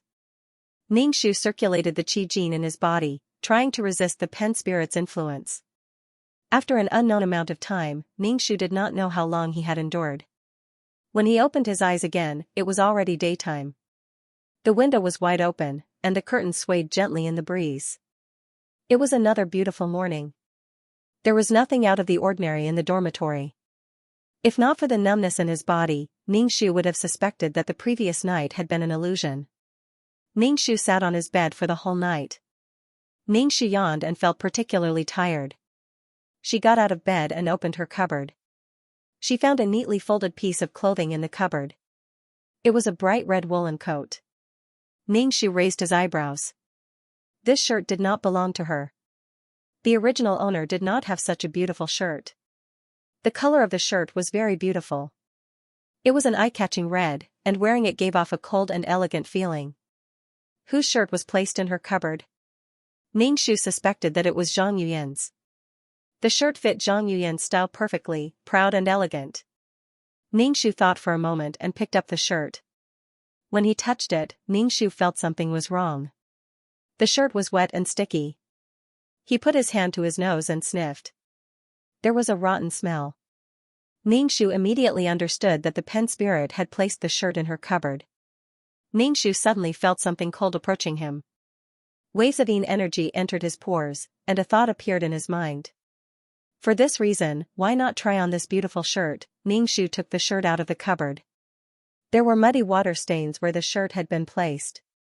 The shirt was very heavy, and it had not been wrung dry after absorbing the water. Ningxu laughed coldly. He took out a pair of scissors and cut the shirt into pieces. The temperature in the dormitory dropped a lot. A strong wind blew from the window, blowing the pieces of the shirt on the ground. The room was filled with a disgusting rotten smell. After Ningxu cut the clothes, the pen spirit started to get agitated. The wind blew the window back and forth heavily. The glass shattered, and glass shards flew everywhere. Ningxu's ears were filled with the ear-piercing sound of electric current, which almost pierced through her eardrums. Ningxu covered her ears and squatted down, closing her eyes. The pen spirit was angry. Ningxu felt that there was nothing to be afraid of even if it was a ghost. It was just like 2333 said, it was just a spirit, and it was a little more vicious. As long as she could overcome the fear in her heart, there was nothing to be afraid of. Knock, knock, knock. There was a knock on the door. Ningxu opened her eyes. The dormitory was quiet. Other than the shattered glass on the floor, there were no pieces of clothes. However, the cold presence followed her like a shadow. Furthermore, there was a chill around her neck.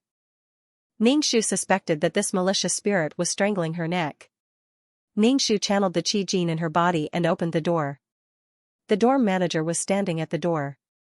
He looked at Ningxu with an unfriendly gaze and asked, "What were you doing just now? Why is the glass in the dorm broken?" "I'm sorry.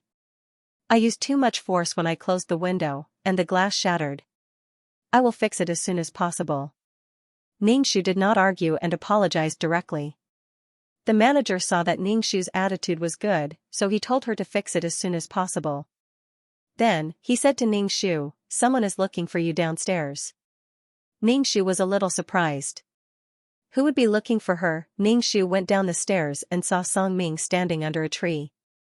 When Ningxu saw this person, she did not look happy at all. Ningxu turned around and went back to the dorm. When Song Ming saw Ningxu was about to leave, she quickly ran over and grabbed Ningxu. Ningxu asked, "Why did you run when you saw me?" "I'm not running. I just don't want to see you. Don't wander around in front of me, or I'll really cripple you." Ningxu's eyes were cold. She didn't want to be entangled with this person. How could he be a good person if he stuck his hand into a girl's thigh the first time they met? Based on Ningxu's temper in the past, he really wanted to give this guy a whip. Perhaps he wouldn't put his hands between other girls' thighs only because he saw that she was dressed in a rustic manner and came from the countryside without any backing and was easy to bully. He thought that she wouldn't dare to stick her nose out. How could such a cowardly person be a good person? Last night, he had already thought that Song Ming was ugly. Now that the light was bright, he looked even uglier.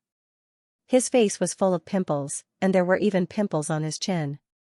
Ningxu, Song Ming looked at Ningxu. This girl was dressed a little ugly, but she had a kind of simple beauty. She was probably still a virgin, so he made the first move. "Last night, I said that you would be my girlfriend. Have you considered it?" Song Ming's eyes swept across Ningxu's chest. Ningxu was someone who had experienced several worlds. She was very clear about what kind of tricks this man in front of her had in his heart. Ningxu thought about it. "I'll think about it. I'll think about it." Ningxu grabbed Song Ming's collar and said coldly, "Stop wandering around in front of me. You want to do this, old lady? Look at your ugly face. It's so ugly that I can't eat. It's so disgusting that I lose my appetite." Song Ming's expression was ugly. He pulled away Ningxu's hand that was grabbing his collar and shouted angrily, "What are you so proud of? You're just a country bumpkin from the countryside. Do you really think that you're popular? I just saw that you were living a difficult life and wanted to help you. You really think that you're something?"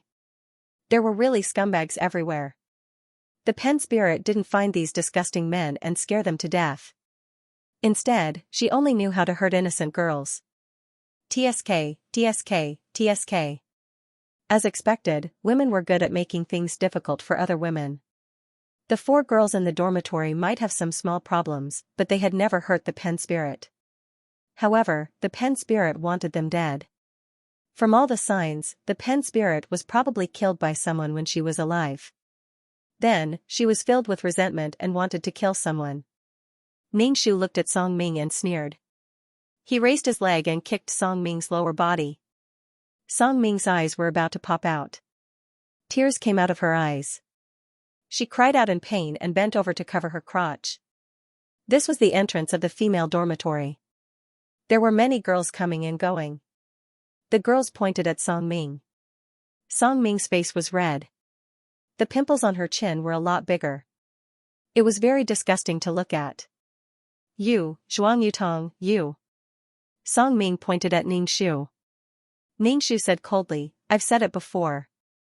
If you walk around in front of me in the future, I'll beat you every time I see you." Ningxu turned around and left after saying that. Back in the dormitory, Ningxu started to pack up and prepare to go home. There was no way he could stay here. Also, from Zhuang Yutong's memories, he knew that the witch in the village was quite capable. She could solve all the strange things in the village. In the original plot, Zhuang Yutong wanted to go back to find the witch. However, before she could do so, she died. Ningxu decided to go back. Ningxu was unwilling to give up and summoned 2333. Is there really nothing that can deal with this malicious spirit? Ningxu, didn't I tell you? 2333's voice was helpless. You are not qualified to open the shop. If you do, there will be many things that can deal with this spirit. The problem is that you are still too weak. Why can I exchange for aphrodisiac and learning pills? Ningxu asked again. Ningxu was not used to the system calling him trash. Even if you throw these low-level items on the ground, no player will pick them up. I used my authority to exchange for them for you. 2333 said. Ningxu roared in his heart. If these are low-level items, why do they cost so many points?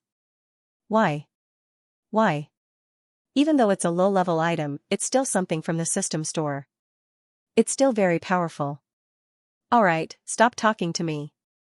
I don't have enough energy. Bye-bye. 2333 said and ignored Ningxiu. The feeling of being cheated lingered in Ningxiu's heart. She always felt that she had been cheated by the system. 2333 meant that she was nothing more than a low-level player now. Who knew what plane she would disappear in? After packing his things, Ningxiu planned to ask for leave from the counselor. Ningxiu was afraid that he would fall into the artificial lake like in the storyline, so he deliberately avoided the artificial lake. After asking for leave from the counselor, Ningxiu walked out of the administration building. As she was walking, she suddenly heard a sharp honk from a car. Ningxiu turned around and saw a van rushing straight towards her. It was getting faster and faster. A gust of energy entered Ningxiu's body. It was so cold that Ningxiu's body became numb. It was as if something was holding him tightly, not letting him move. Ningxiu used her qi and quickly avoided the van. The van rushed into the grass and crashed into a tree. The tree was directly knocked down. The front of the van was also smashed into pieces. Ningxiu looked at the wreckage of the van, and his heart raced. He shook his numb arm and looked down to see the black fingerprints on it. Something had grabbed him earlier, and that was probably the ghost claw. Ningxiu walked over and saw that the van owner had fainted. He immediately called the police. The hairs on Ningxiu's back stood on end. She broke out in a cold sweat. This pen spirit wanted to kill her. The more it was like this, the more Ningxiu hated it. Everything had a cause and effect. The pen spirit could not harm people like this. The original owner, Zhuang Yutong, had never harmed the pen spirit, and she had no grudge against it, but it still wanted to kill Zhuang Yutong. Let's see who will take care of who in the end.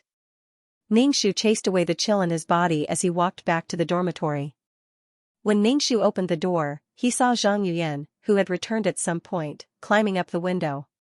She looked very dangerous, and it seemed like she was going to jump out of the window. Zhang Yuyan's face was filled with despair like she had encountered something scary.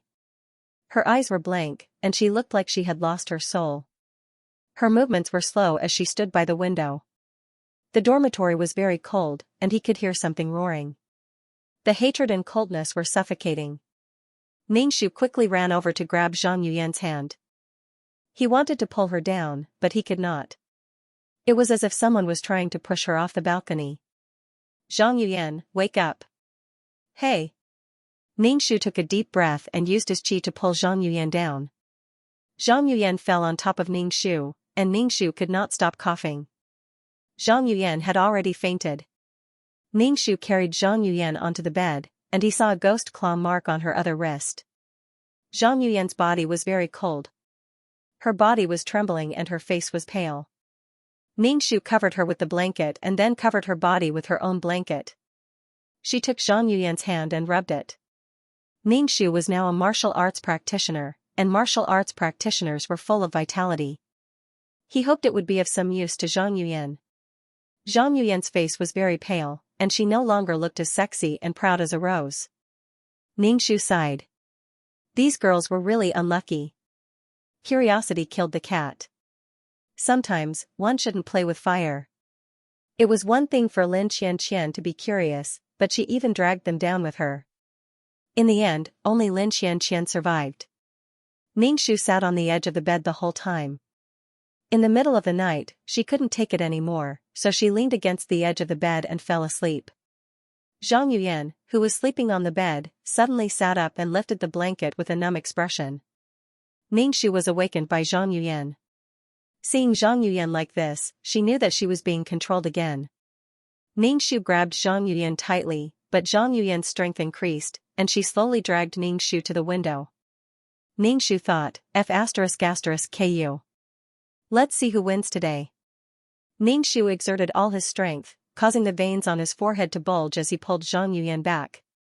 Zhang Yuyan turned around, her face incomparably malevolent. It was so rotten that it was impossible to see what she looked like. One of her eyeballs was about to fall out. It was only because a bit of flesh and meridians were holding it that it did not fall to the ground. Her entire body was incomparably disgusting. Ningshu even felt that his hand holding Zhang Yuyan had become wet and rotten. Ningshu looked down and saw that Zhang Yuyan's hand was rotten. He could even see white maggots crawling under the rotten skin. Ningshu was so scared that he almost let go.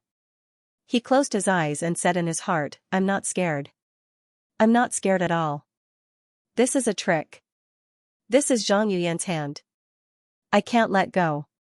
I can't let go."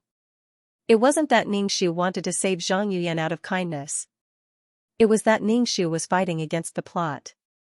In the plot, Lin Xianxia was the only one left.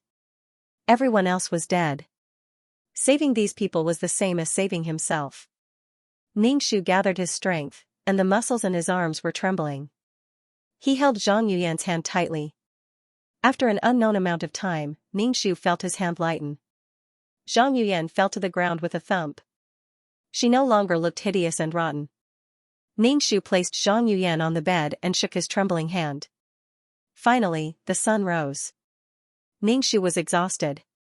Zhang Yuyan, who was lying on the bed, started to have a fever. Ningshu touched Zhang Yuyan's forehead. It was burning. Ningshu took out Zhang Yuyan's phone from her bag and called her family, asking them to pick up Zhang Yuyan. She was going back to her hometown. She couldn't stay by Zhang Yuyan's side. By the time the Taoist priest arrived, most of the people in the dormitory would be dead. She would have to rely on herself. Zhang Yuyan's family arrived quickly. They thanked Ningshu and took Zhang Yuyan away. Ningshu took his luggage, locked the dormitory, and headed to the bus station. Ningshu was on the bus. Along the way, Ningshu was afraid that something might happen, so he was constantly cultivating his peerless martial arts. He was constantly circulating his qi, emitting a strong qi and blood force. The strong yang qi could make these ghosts stay away from him. There were many accidents along the way. The bus either had a flat tire or went the wrong way. The old driver even got lost. Ningshu knew that the spirit was following him. Ningshu swapped seats with someone and sat behind the driver. Ningshu turned his head. He could even see a ferocious face reflected in the glass. Ningshu looked away expressionlessly. It was nothing more than using this kind of thing to scare people. Once they were numb from fear, it would be fine. After 3 days of bumpy ride, they finally arrived. The 2-day journey was delayed by an extra day, and there were many accidents along the way. Everyone on the bus said that they were possessed by ghosts. There was still some distance from the bus station to the original owner's village. Ningshu dragged his luggage and felt cold air around him. It was summer, but Ningshu felt like it was winter. When they arrived at the village, Ningshu didn't go home directly. It would be bad if Xuan Yutong's family was harmed by such a troublemaker. This was a ghost that killed people without any principles to ease the hatred in her heart. Ningshu went to the witch's house. The witch lived in the westernmost part of the village, near the mountains. It was also the most desolate place. There was basically no one living nearby. The place where the witch lived was very simple and even had a gloomy feeling. The curtains were all black. The lighting in the forest wasn't very good, and this made it even more gloomy. However, Ningshu felt his body relax. The coldness was gone. It was as if the spirit had left his side. What was she afraid of? Ningshu walked into the yard and shouted into the house, "Granny, I'm Yutong. I have a favor to ask." After a while, an old voice came from inside the house. It was hoarse and harsh. "Come in." Ningshu lifted the black curtain and walked in. The house was very dark. There seemed to be no windows, so the lighting wasn't very good. There were 2 candles on the table, as if they were worshipping something. Ningshu looked around the room casually. He turned around and saw a skull hanging on the wall next to him. It had empty eye sockets and a few teeth in its mouth. Ningshu was so scared by the skull that he took a few steps back. However, he stepped on something. He looked down and saw that it was a leg bone. Ningshu almost jumped up. Damn it, why did they have to make it so scary? Why couldn't they put the bones away? What did you provoke? It's so powerful. A hoarse voice came from behind Ningshu. Ningshu immediately turned around. It was dark around him and he didn't notice that someone was sitting behind him. With a snap, the lights came on. Ningxu rubbed her eyes and saw an extremely old woman standing in front of her. Her face was full of wrinkles and deep ravines. Her eyes were very sinister as she sized Ningxu up from head to toe. Ningxu said to the witch, "Granny, I'm in trouble. I want to ask for your help." The witch sat down. Ningxu said, "Sit down." Ningxu quickly sat across from the witch. There was a small tea table in front of him with all kinds of strange things on it. The witch lit the lamp on the table and a sweet smell slowly spread out. Ningxu coughed and said, "Granny, what's this?" "It smells good. It's made of soul-removing grass. If you smell it too much, your soul will dissipate and you will become a living dead," the witch said lightly with a hoarse voice. Ningxu was speechless. Ningxu immediately held his breath. The witch looked at Ningxu and said, "Didn't you go to school? How did you provoke something like this? These things are the most powerful. They are full of yin qi. Have you been possessed by a ghost?" Ningxu shook his head and immediately asked, "I haven't been possessed by a ghost. Is there any way to get rid of this thing?" Ningxu told the witch everything that had happened in the dormitory. The witch looked at Ningxu with her cold eyes and said hoarsely, "Everything has a cause and effect. This female ghost naturally has a reason to find you. Someone in your dormitory has a grudge against this female ghost." "That's impossible. We just started college this year. We didn't even know this female ghost before. I grew up in this village and only left when I started college. There's no grudge between us," Ningxu retorted. The witch glanced at Ningxu. "It has nothing to do with you. Maybe it has something to do with your parents." Ningxu, was this a grudge between two generations? But Zhuang Yutong was the most pitiful and innocent person. At the end of the plot, Ji Qingyuan and Lin Xianxia found a Taoist priest to destroy the female ghost. But Zhuang Yutong was already dead. "Granny, what should I do? Is there any way to get rid of this female ghost?" Ningxu asked the witch. "I don't think this female ghost is a good person. Even if someone in the dormitory has a grudge against this female ghost, she still wanted to kill everyone in the dormitory. I was almost killed by a car." The witch said faintly, "This kind of thing can no longer be reincarnated. It's full of resentment. If you provoke it, it won't stop until you're dead. This kind of thing has no conscience at all. It's just an evil spirit. If you get rid of it, it's fine. If you don't, you won't have peace for the rest of your life. If you're lucky, you won't die, but you'll be poor for the rest of your life. If you're not, you'll die an unnatural death." It was obvious that Lin Qianqian was a person of great fortune. She was blessed with great fortune, but the other three were short-lived. Ningxu pursed his lips and looked at the witch. He was about to cry. "Granny, what should I do?" The witch ignored Ningxu's pitiful eyes and gave Ningxu a bowl of water. It was dark and had a strange smell. She said in a hoarse voice, "Drink it." "What is this?" Ningxu took the bowl and asked. The witch looked at Ningxu. "If you continue like this, you won't be able to live much longer. This is something to get rid of the yin qi." Ningxu drank it without hesitation. It tasted very strange. It tasted sour, sweet, bitter, spicy, and salty. It tasted indescribably strange. "I can save you, but I have a request," the witch said in a hoarse voice. Ningxu immediately said, "Please say it." "I need a kind of herb. You have to pick it for me," the witch said faintly. Ningxu said without hesitation, "Okay." "What kind of herb?" Ningxu asked. The witch looked at Ningxu and said coldly, "It's very dangerous to pick this herb. You might die. But if you pick it, I'll give you this. It can protect you." The witch took out a black bead. The bead was black and shiny, like a black pearl. Before Ningxu could say anything, 2333's voice boiled in Ningxu's mind. "Quick, quick, take this thing. Quick, quick, I can't believe we found something like this in such a low-level realm. Quick, take it." Ningxu felt his ears buzzing. "Shut up." Ningxu didn't know what the bead was, but if it made 2333 so excited, it had to be something good. Ningxu said calmly, "Granny, I'm willing to pick the herb. You have to think carefully. It's very dangerous to pick this herb. You might die. The witch looked at Ningxu coldly. Ningxu nodded. This evil spirit is following me.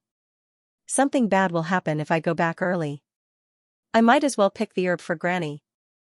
Very well, I'll give this to you. The witch gave the bead to Ningxu. Ningxu took the bead and felt it was very heavy. It was only the size of a man's thumb, but it was very heavy. This is the herb I asked you to pick. The witch gave Ningxu a piece of paper. Pick it according to the instructions. Don't hurt the herb. Ningxu took the paper and looked at it. Her pupils trembled, but her expression was normal as she said, Granny, I will definitely pick the herbs. The witch told Ningxu the location of the herb. Ningxu put away the black pearl and left the witch's room. He took his luggage and went home. When the original owner's parents saw Ningxu, they were very surprised. They asked if something happened. Ningxu said nothing happened. He just came back to see his parents and took out some money to give them. Zhuang Yutong's father was a dark-skinned farmer. When he saw Ningxu take out a stack of money, his face changed. Ningxu asked where the money came from. Ningxu said that it was the money she earned from her part-time job and was saving it for the two elders. Only then did the two elders heave a sigh of relief and return the money to Ningxu. Ningxu said that it was for her younger brother's studies. Ningxu exchanged some of the money with his points. Honestly, Zhuang Yutong's parents had a hard time. With this money, they could live a little easier. When he returned to his room, Ningxu put down his luggage and looked at the black pearl in his hand. He asked 2333, what is this? Don't underestimate this thing. This is a spirit orb. It absorbs souls. It contains pure soul power. The conditions to form a spirit orb are very strict. Sometimes, a spirit orb can't even be formed in a plane. It's all soul power? Ningxu looked at the orb with shining eyes. It was so heavy. How much soul power did it contain? Ningxu looked at the soul pearl in her hand, her heart was very excited. This was all soul force. If she could absorb this soul force, her soul would become stronger. If she encountered some difficult task and needed to stay in the mission world for a long time, it would be fine. It wouldn't hurt her soul too much. Don't tell me you want to absorb the soul power in the spirit pearl? 2333 said sarcastically, you are looking for death. This soul orb can only absorb souls. It can absorb any kind of soul. It is known as the soul terminator. You want to absorb this thing? No one can absorb this thing. If you were in the state of a soul, you would have already been absorbed by this thing and died without a trace of smoke. This thing is a sharp weapon against souls. Even souls are afraid of this thing. 2333 warned again, don't get any ideas. When you return to the space, I will keep this thing for you. In the space, you are a soul and will be absorbed by the spirit pearl. Ningxu was speechless. Ningxu thought it was some kind of treasure. It turned out that it was something that could only be absorbed. Ningxu finally understood why the ghost girl ran away. It was because she was afraid of this thing. Ningxu put away the spirit pearl and took out the herb that the witch gave her. This herb looked very strange. It only had 2 leaves, but it bore a fruit that looked like a fetus. Ningxu saw this thing in the godly doctor's book. It was called the longevity fruit. It was said that it had the effect of prolonging one's life. Ningxu thought it was fake when she saw it, but now the witch wanted her to pick it. The witch probably wanted to prolong her life. She didn't think that there would be such a precious thing in this world. No wonder the witch gave her the spirit pearl. This fruit is not that precious in a higher level world. However, the spirit pearl is very precious. It is impossible for a world to have such a pearl. This is a good deal. 2333 said. Since it was like this, Ningxu decided to go find this fruit. Moreover, this thing grew on a cliff. This kind of precious thing was guarded by fierce animals.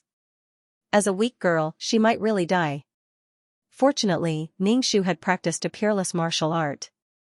His strength and agility had increased, so he might be able to reap some benefits. There was no way Ningxu was going to take the witch's bead for free. Setting aside the fact that the witch knew some strange things, what would happen to Zhuang Yutong if she took the bead away?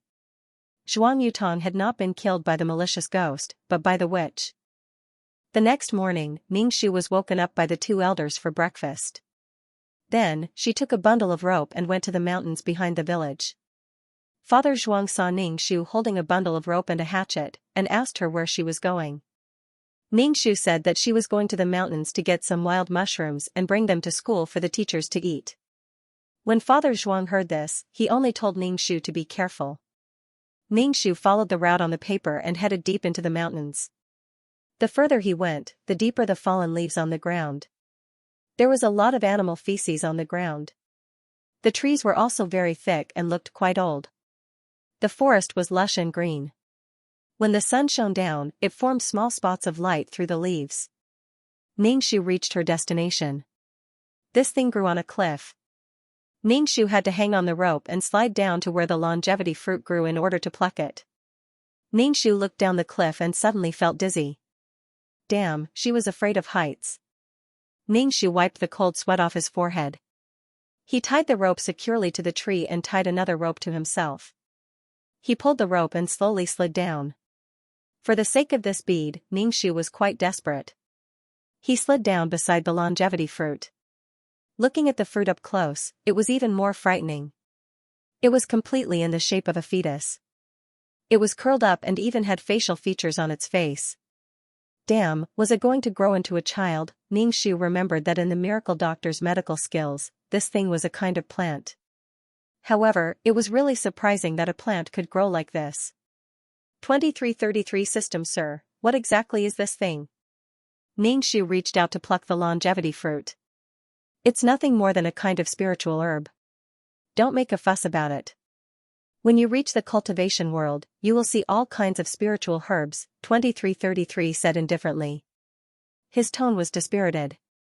Obviously, he didn't want to explain anything to Ningxu. Ningxu was a country bumpkin. Whoosh. Suddenly, something rushed towards Ningxu's hand. Ningxu quickly retracted his hand and pulled the rope away from the longevity fruit. Only then did he see it clearly. Far away from the longevity fruit, there was a snake the size of a pinky finger. It was only 3 inches long. This snake was very small and was about the same color as a rock. Ningxu didn't notice it before. This snake coiled its body and looked at Ningxu cautiously. Fortunately, he retracted his hand quickly. Otherwise, he would have been bitten by this thing. One man and one snake confronted each other. Ningxu should have known that something was guarding the longevity fruit. Otherwise, if it grew on such an obvious cliff, it would have been pecked by birds. Obviously, this snake had been guarding the longevity fruit all this time. Now, the only way to get the longevity fruit was to kill the snake. Ningxu quickly pulled out the hatchet at his waist and slashed at the small snake. At this point, he had to fight. The small snake raised its head and bit at Ningxu's wrist. Ningxu turned his wrist and slashed at the snake's head. The small snake's cold eyes revealed a fierce look. It flew towards Ningxu's face. Ningxu circulated her qi. She pulled the rope with one hand and stepped on the cliff, avoiding the small snake that rushed over. She used the hatchet to chop the small snake into 2 halves. The small snake's corpse fell down the cliff. Ningxu's limbs were weak and his body was covered in cold sweat. He took a deep breath and picked the longevity fruit. He put it in the box the witch gave him. When they got home, Father Zhuang saw that Ningxu was in a mess. He didn't see any fungi. He asked, "Where are the fungi?" "I picked some. They were all poisonous wild fungi. I didn't pick them. I don't want them to eat them." Ningxu found a random excuse. Father Zhuang took the bamboo strips and said that he would go to the mountains to find those that weren't poisonous. Ningxu looked at Father Zhuang's back. This was a father who always thought about his child. Zhuang Yutong was lucky to have parents like this. Otherwise, she wouldn't have changed her fate. In the end, it was for her parents. Ningxu washed his face casually and took the box to the witch's house. Ningxu stood in the yard and shouted, "Grandma, I'm here. Come in." The witch's voice was hoarse. Only then did Ningxu enter the house and pass the box to the witch. "I picked something." "So fast?" The witch's voice was hoarse. She reached out with her withered hand and opened the box. When she saw the longevity fruit inside, her hand trembled. It's really, probably because she was afraid of Ningxu, the witch didn't call out the fruit's name. She quickly put the box away. Now that she had gotten what she wanted, the witch's attitude towards Ningxu became a little more amiable. Ningxu said hoarsely, "You can have the bead. Since you got it back so quickly, I'll give you this."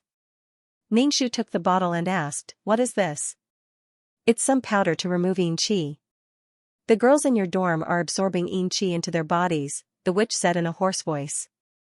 Ningxu put the bottle away. She felt that the girls in her dorm would never drink this. They might even laugh at her. Ningxu asked the witch again, "Granny, will this thing grow again in the future?" A smile appeared on her face, but this smile was especially sinister. Her voice was hoarse as she said, "It is already not bad to have one of these heaven-defying creations. I might not be able to see the next one in this lifetime." "I see." Ningxu sighed in relief. She was afraid that the witch would ask Zhuang Yutong to pick this thing after she left this world. She had martial arts, and it wasn't easy for her to pick this thing. However, Zhuang Yutong was a weak girl. Asking her to pick this thing would be suicide. Ningxu was here to help Zhuang Yutong. She couldn't leave a mess for her. After leaving the witch's house, Ningxu relaxed. With the spirit orb, she didn't have to worry about being killed by evil spirits anymore. The evil spirits wouldn't dare to enter her body anymore. If they got close, they would be absorbed by the spirit orb. Ningxu couldn't wait for the evil spirits to get close to her. It would be best if the spirit orb could absorb their souls. Ningxu didn't stay at home. She said goodbye to the two elders of the Zhuang family and prepared to go back to school. Now that the female ghost wasn't with her, she should be with the other girls. Ningxu had already walked a long way when Father Zhuang caught up with her. He stuffed the bag into Ningxu's hands and said that it wasn't wild mushrooms. Ningxu didn't take it and asked Father Zhuang to keep it for himself. She really didn't know who to give it to in school. She didn't have any close friends, and the only people she interacted with were her 3 roommates. However, her 3 roommates were all people with eyes growing on top of their heads. They probably wouldn't want this kind of thing that was in bad condition and had mud on it. It was better to leave it at home and let her family eat it. Ningxu got on the bus and saw that Father Zhuang was still standing on the side of the road until the bus turned a corner. Ningxu retracted her gaze. She felt that Zhuang Yutong was very lucky. She was a girl living in a village like this. Her family's situation wasn't good, but she was still allowed to study. Although the conditions weren't good, the family atmosphere was good. That was why Zhuang Yutong wanted to study hard. She wanted to change her fate so that her parents could live happily in their old age. However, she didn't expect that she would die less than a year after entering university. Her parents' efforts and her own efforts were all in vain. When a person died, there was nothing left. Life was very precious. On the way back, nothing strange happened. It was a smooth journey. She hadn't felt so relaxed in a long time. Ningxu dragged her luggage to the dormitory downstairs. She saw a pool of blood on the ground. There were also white traces of the crime scene. Someone had died here. Ningxu's heart skipped a beat. She looked up and saw that it was room 503. It was their dormitory. Jumped down from upstairs, Zhang Yuyan, Ningxu dragged her luggage upstairs. When she opened the door to the dormitory, she saw 2 women fighting. One was pulling her hair, the other was scratching her face. Ningxu quickly put down her luggage and pulled them apart. "What are you doing?" Ningxu looked at Su Manyu and Lin Xianxian. Lin Xianxian's head was still wrapped in gauze and her leg was still in a cast. How could she still fight like this? Su Manyu brushed her messy hair and looked at Lin Xianxian with hatred. Lin Xianxian leaned on her walking stick, looking embarrassed and angry. Neither of them said anything. The atmosphere was very awkward. Ningxu noticed that Su Manyu looked very haggard. She had lost a lot of weight and there were bruises under her eyes. Even makeup couldn't hide the haggard look on her face. Lin Xianxian's expression was full of anger and innocence. What's going on? What's with the white line below the dormitory? Ningxu didn't see Zhang Yuyan anywhere. Su Manyu glared at Lin Xianxian. Ningxu said, Zhang Yuyan committed suicide by jumping off the building. As expected, Ningxu felt an indescribable sense of pity. She pretended to be shocked and asked, why? Everyone says that Zhang Yuyan committed suicide, but that's not what happened. I saw her jump with my own eyes. She was controlled by something. It must have been the pen spirit that night. I will never forget the last time she looked at me. She gave me a ferocious smile and said that none of us will be able to escape. Then, she jumped down. She didn't commit suicide at all. Ningxu sighed in his heart. She definitely didn't commit suicide. Lin Xianxian angrily shouted at Su Manyu, that's not what happened. Su Manyu, why are you framing me? Are you saying that I caused Zhang Yuyan's death? The police already said that she committed suicide because Zhang Yuyan was slept with. Ningxu listened to the conversation between the two and finally understood what had happened. The police determined that Zhang Yuyan's death was a suicide. The cause of death was that Zhang Yuyan wanted to become a celebrity and sign a contract with a management company. However, she was slept with and was caught in a video. Because of this, Zhang Yuyan couldn't take the shock and committed suicide. After this incident, the school increased its management of the dormitory. Every night, when it was time, the school would call in the dormitory number to prevent students from staying out all night. Su Manyu, who had been staying at home, and the injured Lin Xianxian, were both called back to the school. Since they were in the same dormitory as the victim, they were naturally questioned by the police and had to give statements. At that time, Ningxu was at home. Su Manyu was certain that Zhang Yuyan didn't commit suicide, while Lin Xianxian was certain that Zhang Yuyan committed suicide. Moreover, the police had already found the video of Zhang Yuyan being slept with. Ningxu looked at the window. There seemed to be an invisible thing staring at them. He revealed an evil smile. Su Manyu said to Ningxu, there really is a ghost in this dormitory. Recently, a lot of strange things have been happening around me. Ever since I started playing Pen Spirit, these things have been happening. Su Manyu's face was a little pale.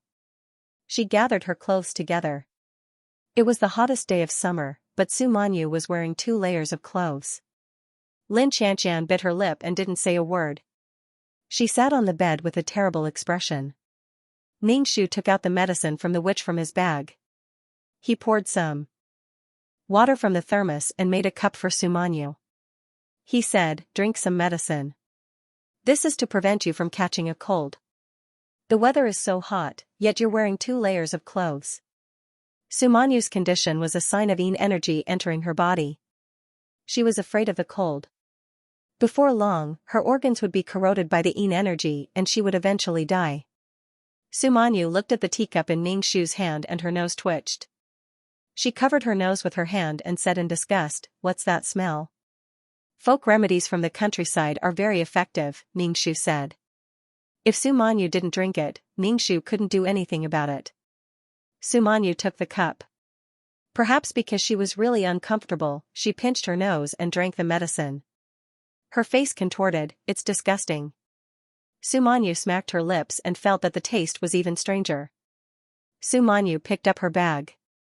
Perhaps because of the bowl of medicine, Su Manyu's attitude towards Ningxu improved a little. Ningxu said, I'm leaving. I won't be staying in the dorm tonight. I don't want to see a certain person, Su Manyu said coldly. Lin Xianxian's expression was ugly. Her bright eyes were filled with anger. She picked up her walking stick and said to Su Manyu, I also don't want to stay in the dorm with someone who always accuses me of being a murderer. Ningxu, the female lead and the supporting female lead were on the verge of a catfight. Ningxu said, isn't the school not allowing us to stay outside? Even if there's a ghost, if we split up like this, wouldn't it be easier for her to attack us? Let's stay together. Lin Xianxian and Su Manyu didn't say anything, but they had no intention of leaving. Ningxu asked Lin Xianxian, do you want some medicine? Lin Xianxian shook her head, no need, I'm taking anti-inflammatory medicine now. Zhuang Yutong, pour me another cup, Su Manyu said to Ningxu. I do feel a lot better after drinking it. I'll pay you. Ningxu pursed his lips and poured a cup for Su Manyu, drink it, you don't have to pay. Su Manyu held the cup of water and took a deep breath. Then, she gulped down the medicine in one go. The atmosphere in the dorm wasn't good. Ningxu didn't care about the two sulking girls. He tidied up his clothes and made his bed. She glanced at Zhang Yuyan's empty bed. She was still alive before, but now she was gone. Ningxu was currently studying her soul pearl. How should this thing be used? How should it be used to absorb the evil spirit's soul? Zhuang Yutong, do you want to wash up and go to bed? Su Manyu asked Ningxu. Ningxu was surprised. The bathroom was just next door. Why was she being called? Su Manyu raised her chin slightly. Ningxu said, come with me. Let's go wash up together. Ningxu was speechless. Since when did her relationship with Su Manyu become so good that they became best friends who washed up together and went to the bathroom hand in hand? Su Manyu glanced at Lin Xianxian. Ningxu said, this dorm is haunted. Even when I go home, strange things happen. Blood comes out of the faucet.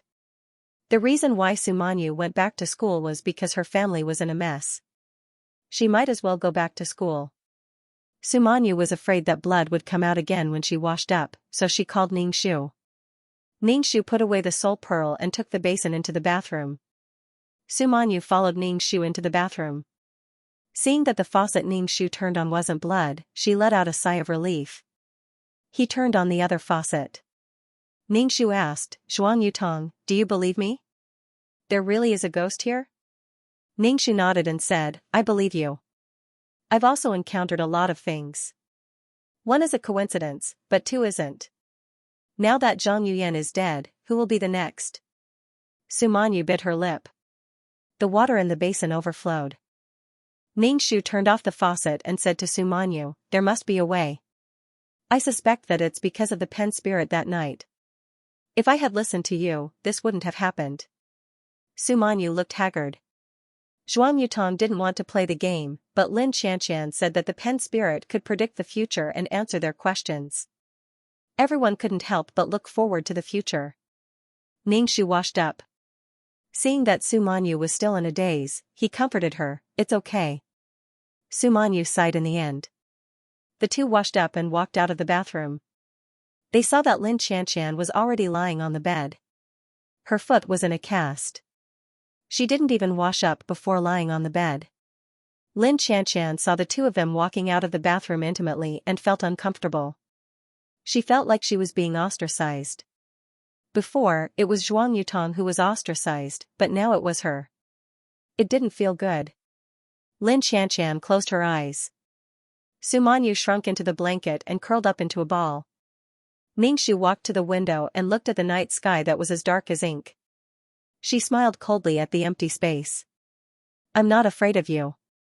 Now, if you have the ability, try to catch me again. Ningxu closed the window and drew the curtains. He then climbed onto the bed and sat down to meditate. Who was the last to go to bed? Why didn't you turn off the lights?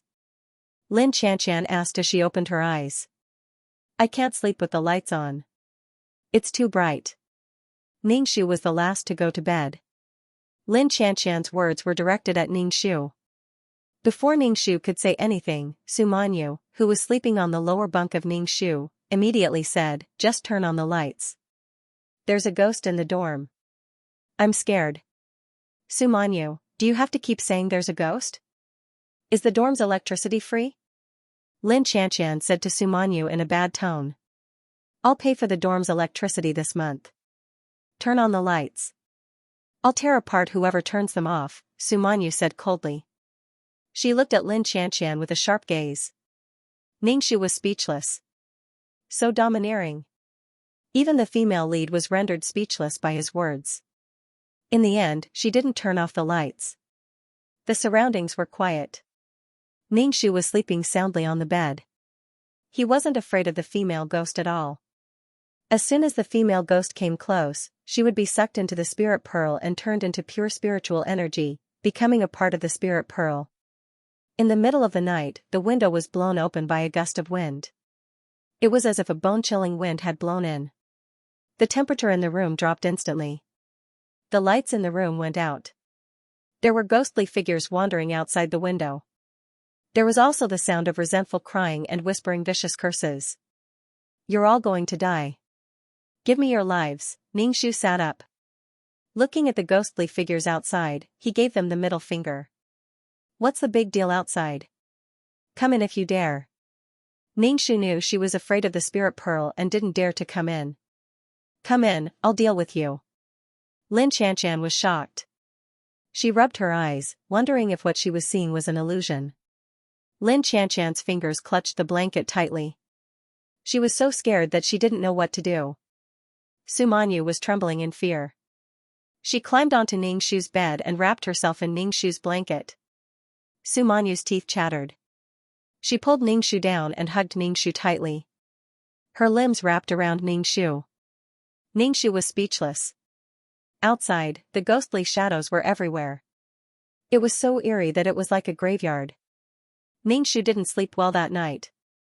Su Manyu clung to him like an octopus, and he couldn't break free. When dawn finally arrived, Su Manyu finally let go of Ningxu. Her face was a little red, and she said, "You're quite warm. I'll sleep with you from now on." Ningxu, the bed is quite small. We don't have to squeeze together, Ningxu refused. Su Manyu raised her chin and said, Zhuang Yutong, I'm sleeping with you. Because I think highly of you. Ningxu, I don't need you to think highly of me. Ningxu got out of bed and saw Lin Xianxian's pale face and dazed eyes. He quickly asked, Lin Xianxian, are you okay? Lin Xianxian finally came back to her senses and gulped. Ningxu asked, what did you see last night? Did you hear anything? Su Manyu sat on Ningxu's bed, ran her fingers through her hair, and said sarcastically to Lin Xianxian, of course I heard and saw. I told you that this dorm is haunted. Lin Xianxian's face turned even paler, and she burst into tears. Su Manyu said even more sarcastically, what's the point of crying now? Zhang Yuyan is already dead. Lin Xianxian raised her head and looked at Su Manyu. Her bright eyes dimmed with fear. What right do you have to say that I was the one who summoned this evil spirit? Zhang Yuyan committed suicide because of the unspoken rules. I know you also like Jiqing Yuan. That's why you're targeting me. Lin Xianxian looked at Su Manyu and said angrily, you're a homewrecker. You're trying to frame me for murder just to deal with me. The police won't believe you. Su Manyu immediately picked up Ningxu's pillow and threw it at Lin Xianxian. The pillow hit Lin Xianxian's head. The pillow wasn't heavy, so it didn't hurt. But Lin Xianxian was insulted by Su Manyu's action. She gritted her teeth and said, Su Manyu, don't go overboard. I've gone overboard. I was the one who got to know Jiqing Yuan first. I admit that I like Jiqing Yuan. But you got to know Jiqing Yuan because of me. You beat me to it. Do you think a poor person like you can get to know Jiqing Yuan? Ningxu, why are they fighting so? Su Manyu's words. Qing Yuan won't like you if you're so arrogant. You've known Qing Yuan for so long, but he didn't like you. He didn't like you in the past, and he won't like you in the future. Lin Xianxian picked up her crutches from the bedside table and walked away. They were clearly talking about ghosts. How did they end up talking about love? Su Manyu sat on the bed with an unpleasant expression.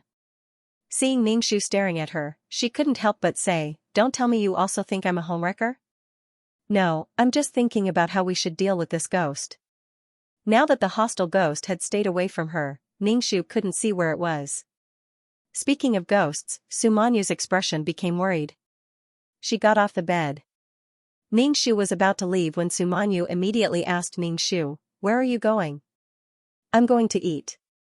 Ningxu was about to head to the cafeteria for breakfast. No matter what, he had to fill his stomach first. I'll go with you. Su Manyu immediately put on her shoes and followed Ningxu. She followed closely behind Ningxu like Siamese twins. Ningxu didn't think Su Manyu was used to the food in the cafeteria. As expected, when Su Manyu saw Ningxu eating steamed buns and porridge, she immediately said Ningxu was eating pig's food. Ningxu did not pay any attention to her. Meanwhile, Lin Xianxian left the dormitory and went to look for Jiqing Yuan. She told him everything that had happened that night. Jiqing Yuan didn't quite believe her, but when he saw how haggard his girlfriend looked and how scared she was, he couldn't help but feel comforted. Jiqing Yuan said he would think of something. Lin Xianxia looked at Ji Qingyuan's handsome face and felt her heart ache. She felt sad because Su Manyu liked him. She also felt sad because she was lucky to have such a good boyfriend. When she thought of Su Manyu's angry and jealous face, Lin Xianxia felt happy. Who told Su Manyu to be so arrogant? Lin Xianxia leaned into Ji Qingyuan's arms and murmured, Qingyuan, it's so good to have you by my side. Ningxu and Su Manyu had breakfast in the cafeteria. When they arrived at the dormitory, Ningxu felt the spirit orb in his body tremble slightly. It had been quiet all this time, but now it was moving. Ningxu looked up and saw a flower pot fall from above their heads. In the midst of the sparks, Ningxu pulled Su Manyu to the side. The flower pot fell to the ground with a thud, splinters flying everywhere. Su Manyu's expression was sluggish. She stared at the flower pot in a daze. The soil was scattered all over the floor and the flowers were broken. Someone had snapped them off. It was a chilling sight. Ningxu looked up and saw another flower pot floating in the air. Then, as if it had lost its support, it fell towards Su Manyu and her. Let's go. Ningxu pulled Su Manyu and rushed into the dormitory. As soon as they stepped in, the flower pot fell to the ground where they had been standing. Su Manyu's expression was blank. She sat on the ground, her limbs weak. She held her head with both hands and her body trembled. Ningxu looked at the broken flower pot. In the original plot, Su Manyu was hit by a falling flower pot and became a vegetable. Being alive was equivalent to being dead. She felt nothing. She might as well be dead. Su Manyu, are you okay? Ningxu patted Su Manyu's shoulder. Su Manyu put down her hands and looked at Ningxu. Her voice trembled as she asked, why aren't you scared? Of course I'm scared. But she wants us to be scared, Ningxu said fiercely. There's always a way to deal with her. Su Manyu supported herself against the wall and stood up.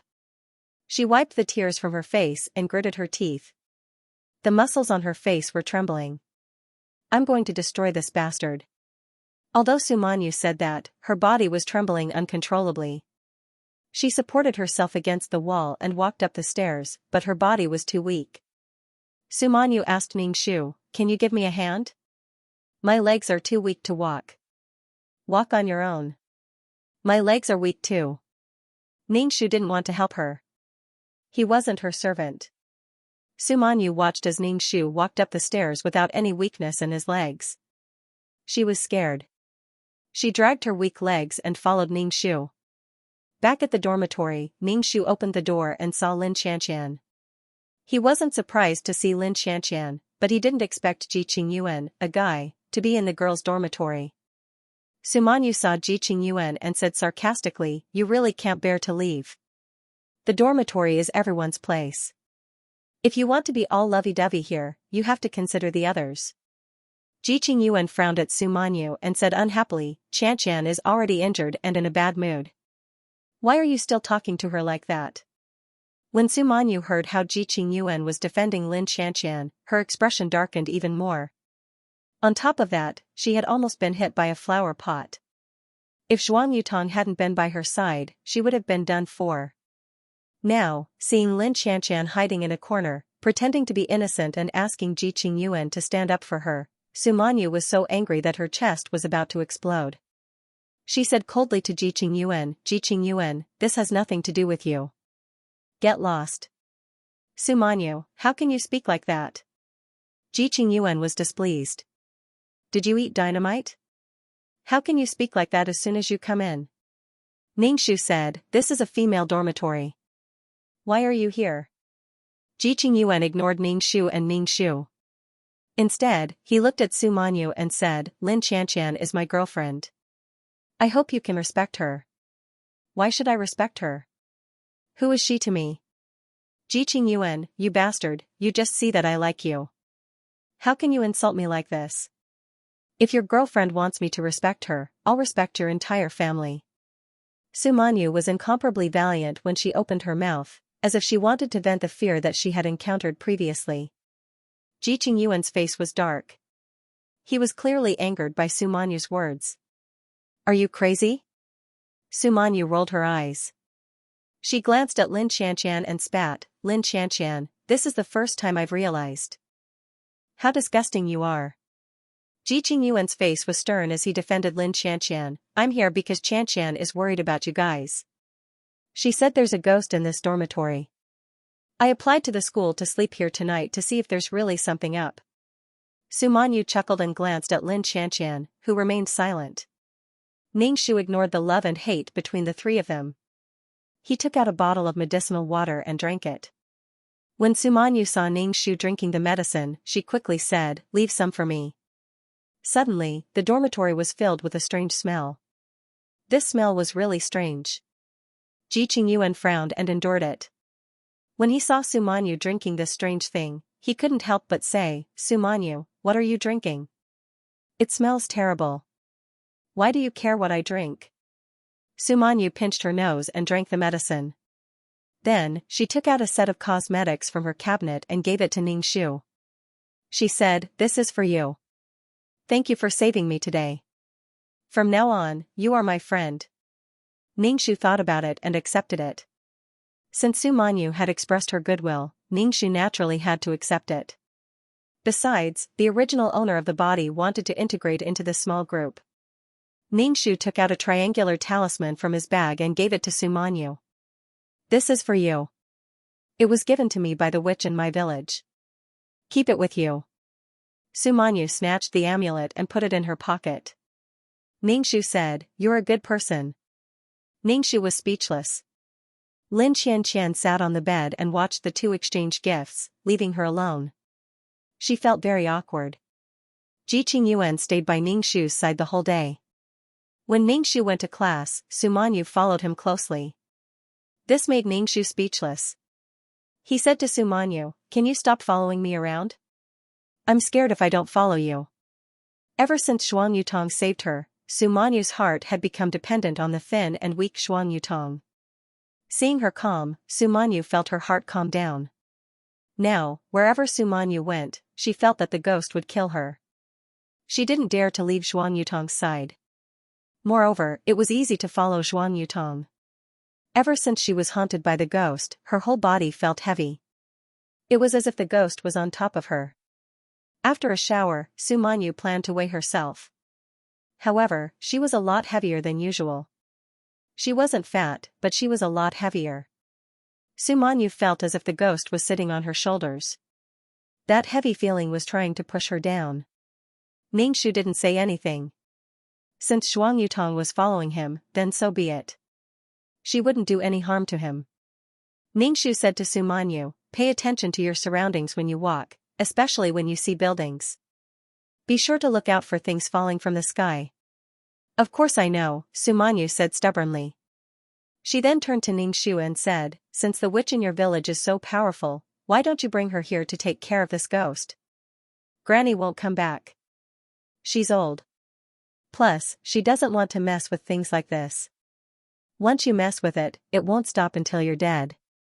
Ningxu actually hoped that the witch would come and take the female ghost away. Su Manyu bit her lip. "I can't stand it.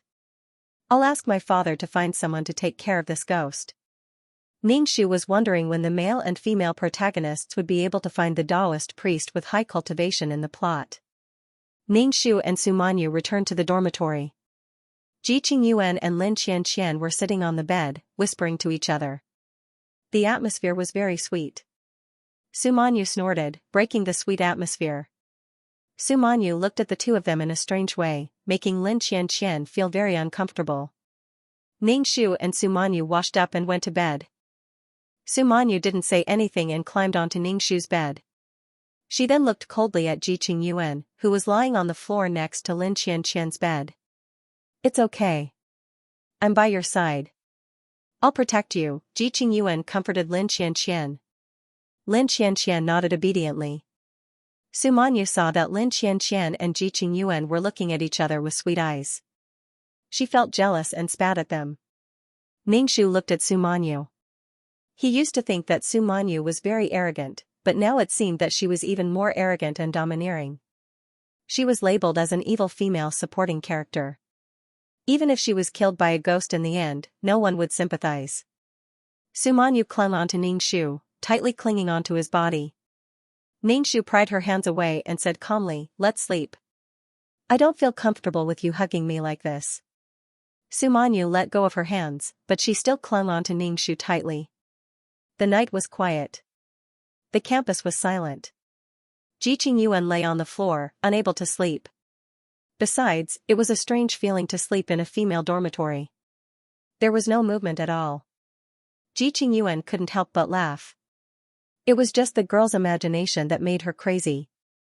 Ji Qingyuan sat up and gazed tenderly at Lin Xianxian on the bed. He reached out and held Lin Xianxian's hand, but it felt strange. It felt like he was touching a rotten mango. It was wet. Why did Xianxian's hand feel like that?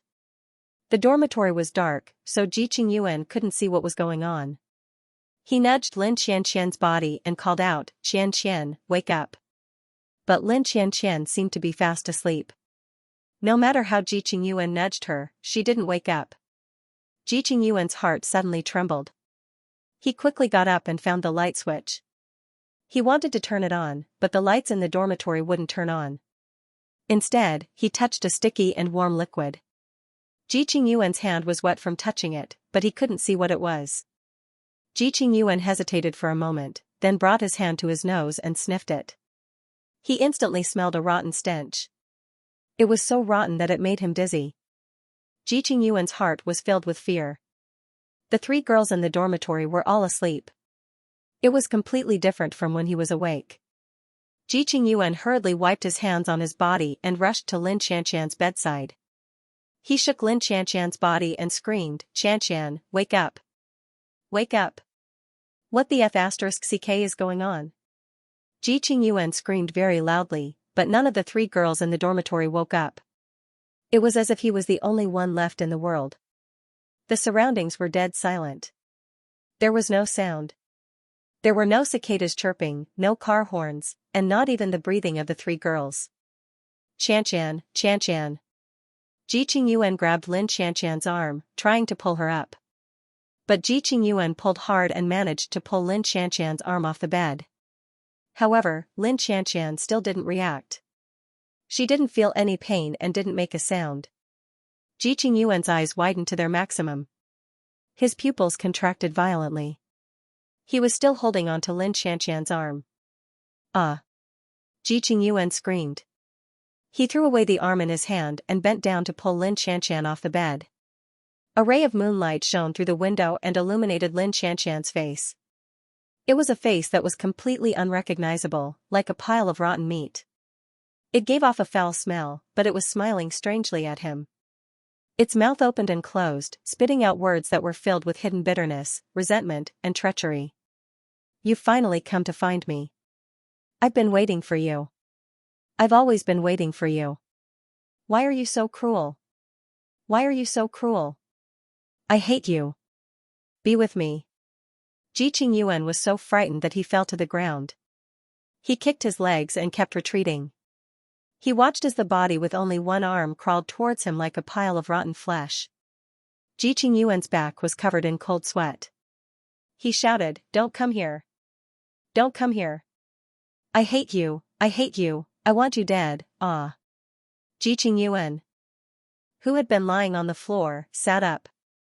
His entire body was covered in cold sweat, as if he had just been fished out of the water. Ji Qingyuan looked around in shock. Beside him, Lin Xianxian was breathing slowly.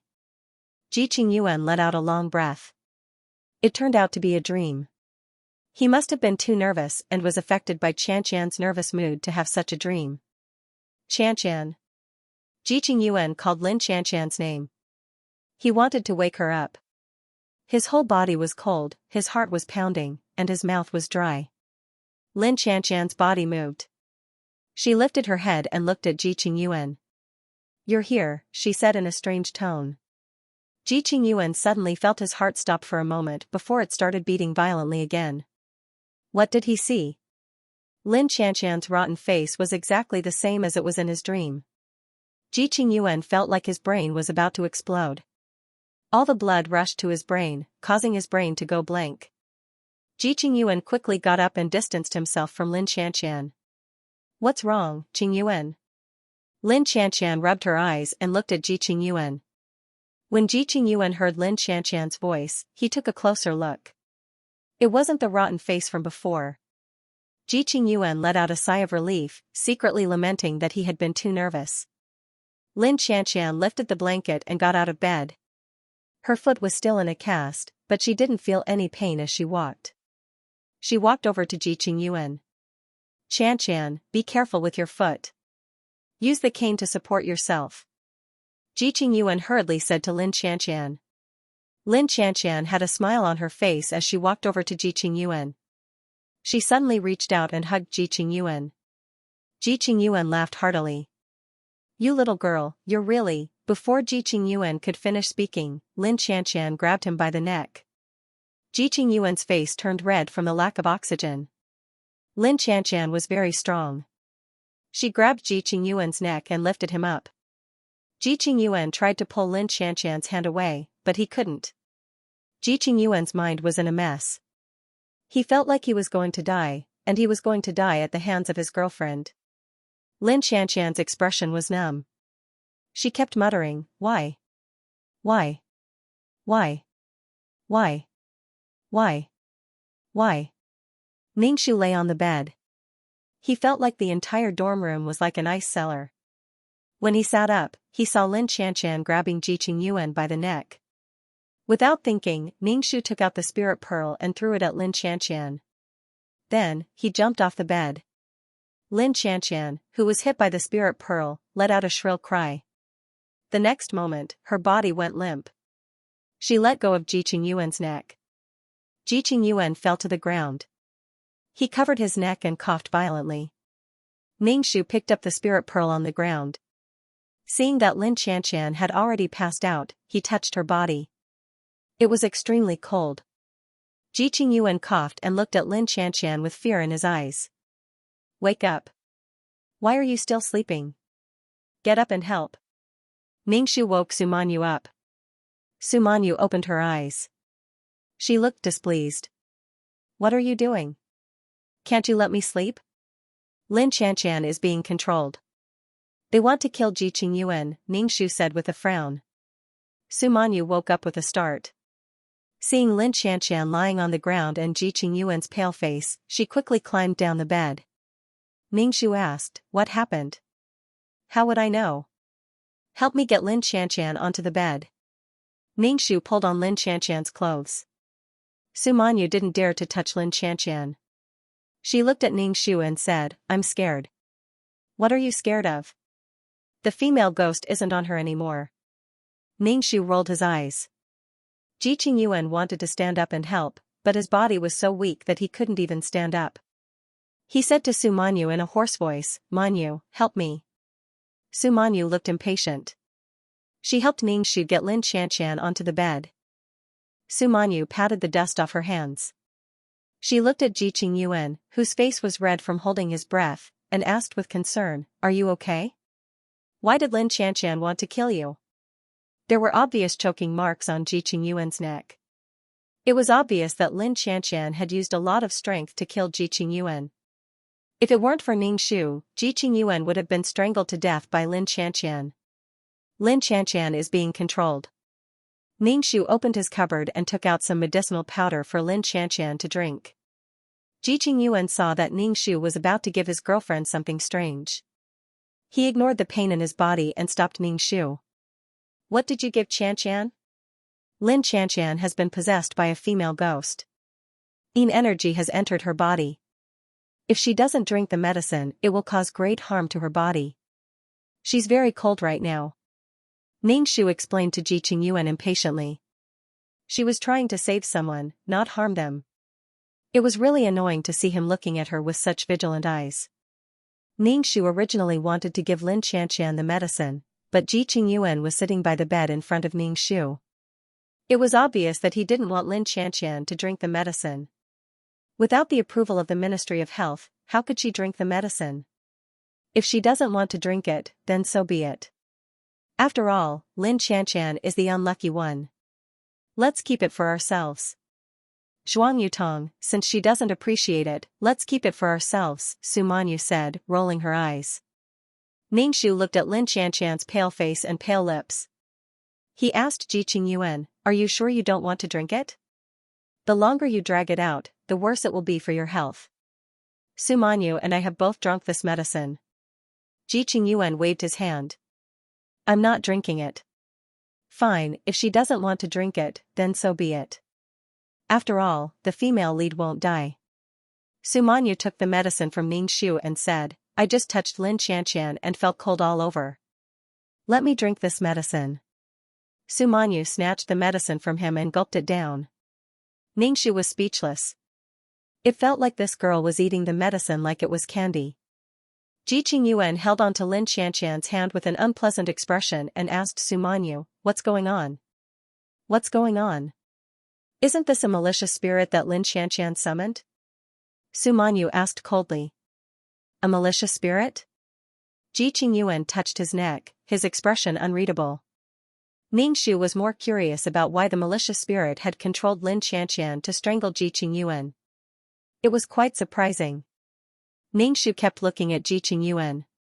Su Manyu nudged Ning Shu and asked, "What are you looking at? Why did the malicious spirit want to kill you?" Ning Shu asked Ji Qingyuan. They had provoked the malicious spirit because they played with the pen spirit, but why did the malicious spirit want to kill Ji Qingyuan? And why did it use Lin Xianxian to kill Ji Qingyuan? Ji Qingyuan said with a cold expression, "How would I know?" Pung. The window was blown open by a strong gust of wind. A bone-piercing cold wind blew in. The wind was mixed with a kind of mournful sound. At the door of the window, there was a faintly discernible ghostly figure with disheveled hair. It looked exceptionally frightening. Su Manyu immediately hid behind Ning Shu. Her entire body was curled up behind Ning Shu. Ning Shu's fingers were holding the dark and cold soul pearl, which was trembling slightly. Ji Qingyuan's face was full of shock and fear. There really is a ghost. The wind blew against his face, causing him to feel a dull pain. An enlarged ghostly face appeared by the window. It was full of knife scars and was slowly rotting away. It appeared here and there, making people feel incomparably terrified. It spat out venomous words, "I'm going to kill you. Why are you doing this to me? Why? The temperature in the room dropped even lower. The ghostly shadow outside seemed to be very agitated. It wanted to rush in through the window, but it was wary of the thing in Ning Shu's hand, so it did not dare to come in. However, it was very resentful and agitated. It felt like it was particularly concerned about someone in the room. Ning Shu glanced at Ji Qingyuan. He felt that this female ghost should be related to Ji Qingyuan. Previously, the female ghost had treated them like a cat playing with a mouse, but today it was particularly agitated. Ning Shu walked towards the window. Su Manyu grabbed onto Ning Shu's clothes. "What are you doing? Don't go over there." Ning Shu ignored Su Manyu. Su Manyu stomped her feet, but she did not dare to follow Ning Shu to the window. With every step Ning Shu took, the female ghost moved further away from the window. In the end, she was really afraid of the thing in Ning Shu's hand and ran away on her own. The wind suddenly stopped. "Zhuang Yutong, not bad. Even the ghost was scared to death by you." Su Manyu wiped the cold sweat off her forehead. Ning Shu was really annoyed by this female ghost. Why did she want to take the lives of innocent people like them? Ji Qingyuan's face was pale. He said, "We can't stay here. Lin Xianxian can't stay here." "Then hurry up and take Lin Xianxian away. It's best if you leave. This female ghost wants to kill you. You must be related to this female ghost." Ning Shu waved his hand. Ji Qingyuan was speechless. Ning Shu closed the window. It was still early in the morning. Should he go back to sleep? Ning Shu touched Lin Xianxian's forehead. She was starting to have a fever. "Do you want to take her to the hospital?"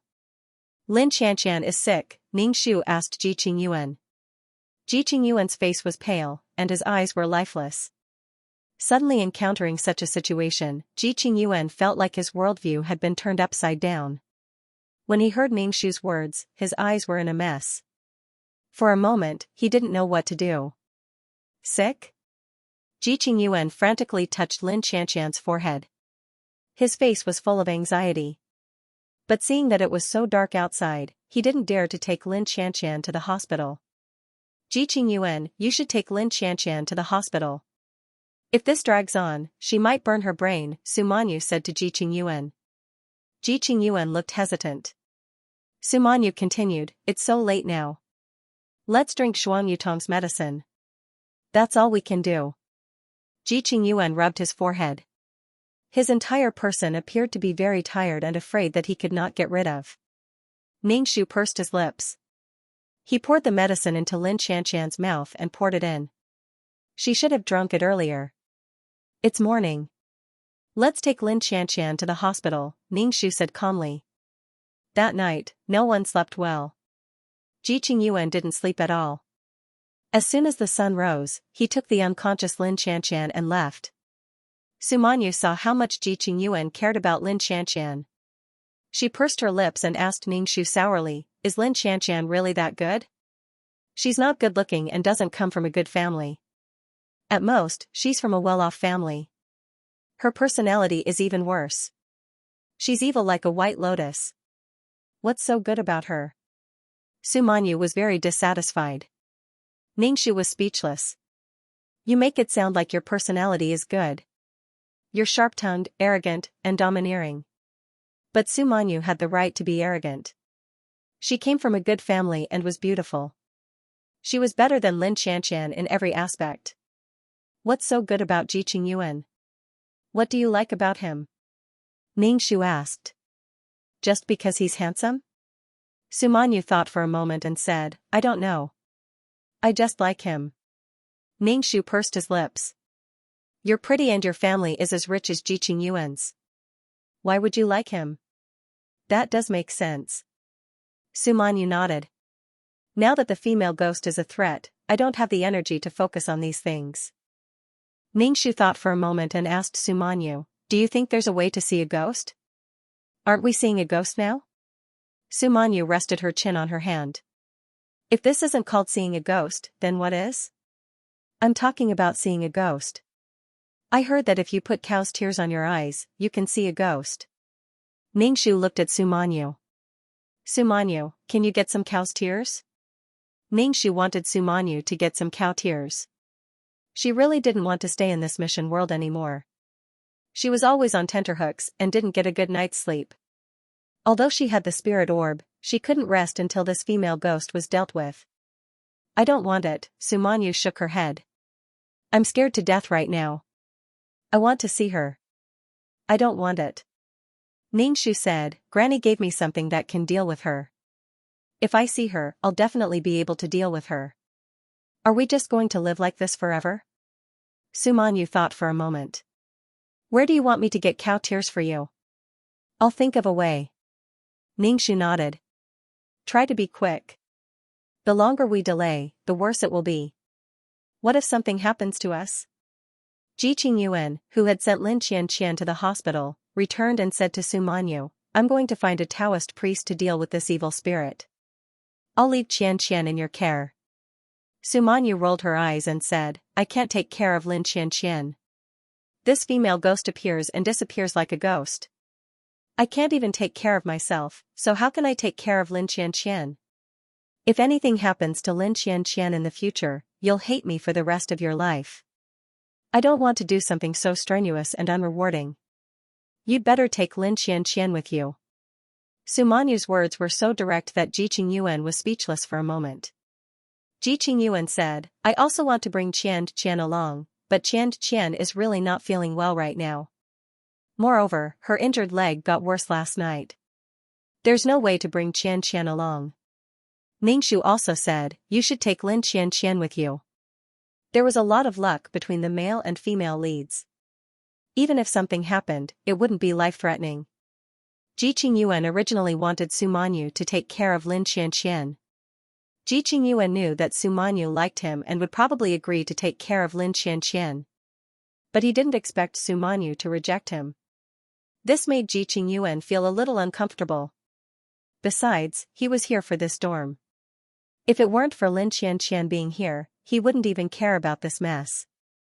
Yuan, you should be careful. This female ghost has a grudge with you.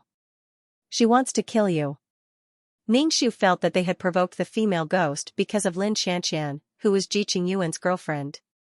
When Ji Qingyuan heard Ning Shu say this, his face, which had not slept all night, became even more unsightly. He looked at Ning Shu with a very sharp gaze. What right do you have to say that? I have nothing to do with this female ghost. Ning Shu shrugged and didn't say anything else. Ji Qingyuan saw that Su Manyu wasn't willing to help him take care of Lin Xianxian, and it wasn't the best time to bring Lin Xianxian home. Ji Qingyuan took a deep breath. His expression was haggard, and he sounded much colder when he spoke to Su Manyu. I'll take Xianxian with me, and I'll get the Taoist priest to take a look at Xianxian's body. Ning Shu asked, who introduced this Taoist priest to you? It's none of your business who introduced him to me. Ji Qingyuan's attitude towards Ning Shu was very disdainful. Ji Qingyuan was very impatient with Ning Shu's questioning. Ning Shu couldn't be bothered to care. The matters between the male lead and the female lead weren't for a little cannon fodder like her to care. Ji Qingyuan left in a hurry. Su Manyu looked at Ji Qingyuan's back and pursed her lips. She looked like she was about to cry. He's angry at me. I don't think we can even be friends in the future. Ning Shu looked at her with disdain. What kind of person are you? Useless. Isn't he just a man? What does a country bumpkin like you know? Su Manyu sneered. I've liked Ji Qingyuan for a long time. You don't understand at all. TSK, Ning Shu gave her the middle finger. You're so pretentious. He doesn't even like you and you're still acting like a bitch. It's disgusting. Su Manyu's face turned green with anger after hearing Ning Shu's words. Zhuang Yutong, do you want to die? Ning Shu, ha ha ha. After Lin Xianxian left, only Ning Shu and Su Manyu were left in the dormitory. Strangely enough, the female ghost didn't harass them again. Su Manyu also found it strange. Ning Shu said, don't tell me she went to look for Ji Qingyuan and Lin Xianxian. Ning Shu didn't care at all. He shrugged and said, maybe. Su Manyu's face revealed a worried expression. She was obviously worried about Ji Qingyuan. Ning Shu pursed her lips. Don't act like you're constipated. It's so disgusting. Zhuang Yutong, will you die if you don't speak? Su Manyu roared at Ning Shu angrily. Yes. By the way, my family sent the cow's tears over. They were collected from the slaughterhouse. It took a lot of effort. Zhuang Yutong took out a small glass bottle from her bag. It was filled with liquid. Ning Shu took the bottle and shook it a little. He said to Zhuang Yutong, why don't we try it tonight? Hey, I don't want to. Su Manyu shook her head. I'll be traumatized if I see it. Ning Shu was curious. At night, he rubbed the cow's tears on his eyelids. He then opened his eyes and looked around. Su Manyu curiously asked Ning Shu, can you see it? Ning Shu covered his mouth and stared at Su Manyu's back with wide eyes. He pointed at her back. Your back, Su Manyu jumped in fright and hid behind Ning Shu. Her teeth were chattering. What is it? What? Ning Shu laughed. I lied to you. Su Manyu's fist landed on Ning Shu's body. She used a lot of force. Ning Shu immediately dodged and gave her the bottle. Wipe it on yourself. Otherwise, you'll say I lied to you again. Su Manyu hesitated. In the end, she rubbed the cow's tears on her eyelids. She looked around and said, there's no ghost. Ning Shu leaned against the window and said to Su Manyu, come and see if there's anything in this room. Su Manyu stood by the window and looked outside. She immediately saw many wandering ghosts. These ghosts all had blank faces and were very thin. They looked like they were about to disappear. Looking at these ghosts, Ning Shu wasn't surprised. This was a spiritual world. It was normal to have ghosts. Otherwise, it wouldn't have given birth to a spirit pearl. Su Manyu, on the other hand, was scared to death. She quickly squatted down and wiped away the cow tears on her eyelids. She said to Ning Shu, are we in hell? Why are there such things everywhere? Actually, there's no need to be afraid. We live in a different dimension from them. We won't meet them. The female ghosts we met can affect the magnetic field. That's why these supernatural things happened. I wonder how Ji Qingyuan and the others are doing? Su Manyu wasn't that scared. Ningxu wasn't worried at all. Looking at Su Manyu, he asked, I really don't see anything good about Jiqing Yuan. It's because of his appearance. Ningxu thought that there were too many good-looking perverts. Ningxu and Su Manyu lived peacefully for a few days, but after a few nights, the female ghost came back and the temperature in the dormitory dropped a lot. Su Manyu hugged Ningxu's arm tightly and said in a trembling voice, Yutong, she's back. Where are Jiqing Yuan and Lin Xianxian? Ningxu didn't say anything. He took out a cow's tear and rubbed it on his eyelids. He looked around and saw a female ghost sitting on Lin Xianxian's bed. She was surrounded by black gas and her soul looked very thin. Her face was covered with knife scars and her eyes were full of hatred. When she met Ningxu's eyes, Ningxu bared his teeth. He seemed to be worried about something and didn't come to Ningxu's side. Ningxu quickly threw the soul pearl at the female ghost. The female ghost dodged the soul pearl, but a part of her soul was sucked away by the soul pearl. The black gas on her body dissipated a lot, and her soul became very thin. The female ghost floated outside the window. Ningxu roared angrily and the whole dormitory shook. The bed fell down. Ningxu pulled Su Manyu off the bed and picked up the soul pearl on the ground. All of a sudden, it was as if there was an earthquake, making one unable to stand steadily. Ningxu sank her chi into her dantian and stood still on the ground. Su Manyu fell on the bed and grabbed Ningxu's clothes tightly. Why is she so angry? She's just an arrow at the end of its flight. Ningxu looked at the female ghost's thin soul. If the Taoist priest came, she wouldn't be able to hold on for long. You all have to die. I hate you. You all have to die. You all have to die. The female ghost's vicious words made one's scalp tingle. The cow's tear on Ningxu's eyelids dried up and he couldn't see where the female ghost was. The female ghost's movements also became smaller and smaller. In the end, she stopped breathing. Su Manyu cried out and sat on the ground. She wiped her cold sweat. If this happens a few more times, my heart won't be able to take it. The dormitory was in a mess. Ningxu picked up the fallen bed and tidied up the dormitory. Do you have Jiqing Yuan's number? Give him a call and ask, Ningxu said to Su Manyu, who was as soft as a puddle of mud, as he tidied up his things. Yeah, make a call, make a call. Su Manyu took out her phone and dialed a number. After a while, she was so angry that she almost threw her phone away. Ningxu said, I can't get through. He said he's not in the service area. Ningxu shrugged his shoulders. He didn't know where the male and female leads were right now. Ningxu's intuition told him that the female ghost must have met that Taoist priest and exchanged blows with him. Otherwise, her soul wouldn't be so weak. Just now, a part of his soul power had been absorbed by the soul pearl, so his soul power was very weak. Ningxu felt that the soul pearl in his hand had become a little heavier. He felt that this thing was really strange. It could only enter and not exit. Ningxu really coveted the soul power inside. The female ghost became weak and rarely came out to cause trouble. It seemed that she was recuperating. Ningxu wondered when the Taoist priest would come. This was really the best time to get rid of the female ghost. After the female ghost suffered once, she didn't dare to enter the dormitory again. Ningxu sometimes wiped the cow's tears on his eyelids and saw that the female ghost was actually devouring other wandering souls. The black aura on her body was getting thicker and thicker. Damn, Ningxu saw this scene and didn't know what to say. It was better to get rid of this ghost quickly. Not only did it kill people, but it also devoured ghosts. Luckily, he had the soul pearl. Otherwise, Ningxu wouldn't have been able to protect himself and Su Manyu. Saving a life was better than building a 7-floor pagoda. Ningxu and Su Manyu had been together for a long time, so they had developed some feelings for each other. After a period of peace and quiet, Jiqing Yuan and Lin Xianxian finally returned. Lin Xianxian had lost a lot of weight. Even her skin was a lot darker. Her leg was still in a cast.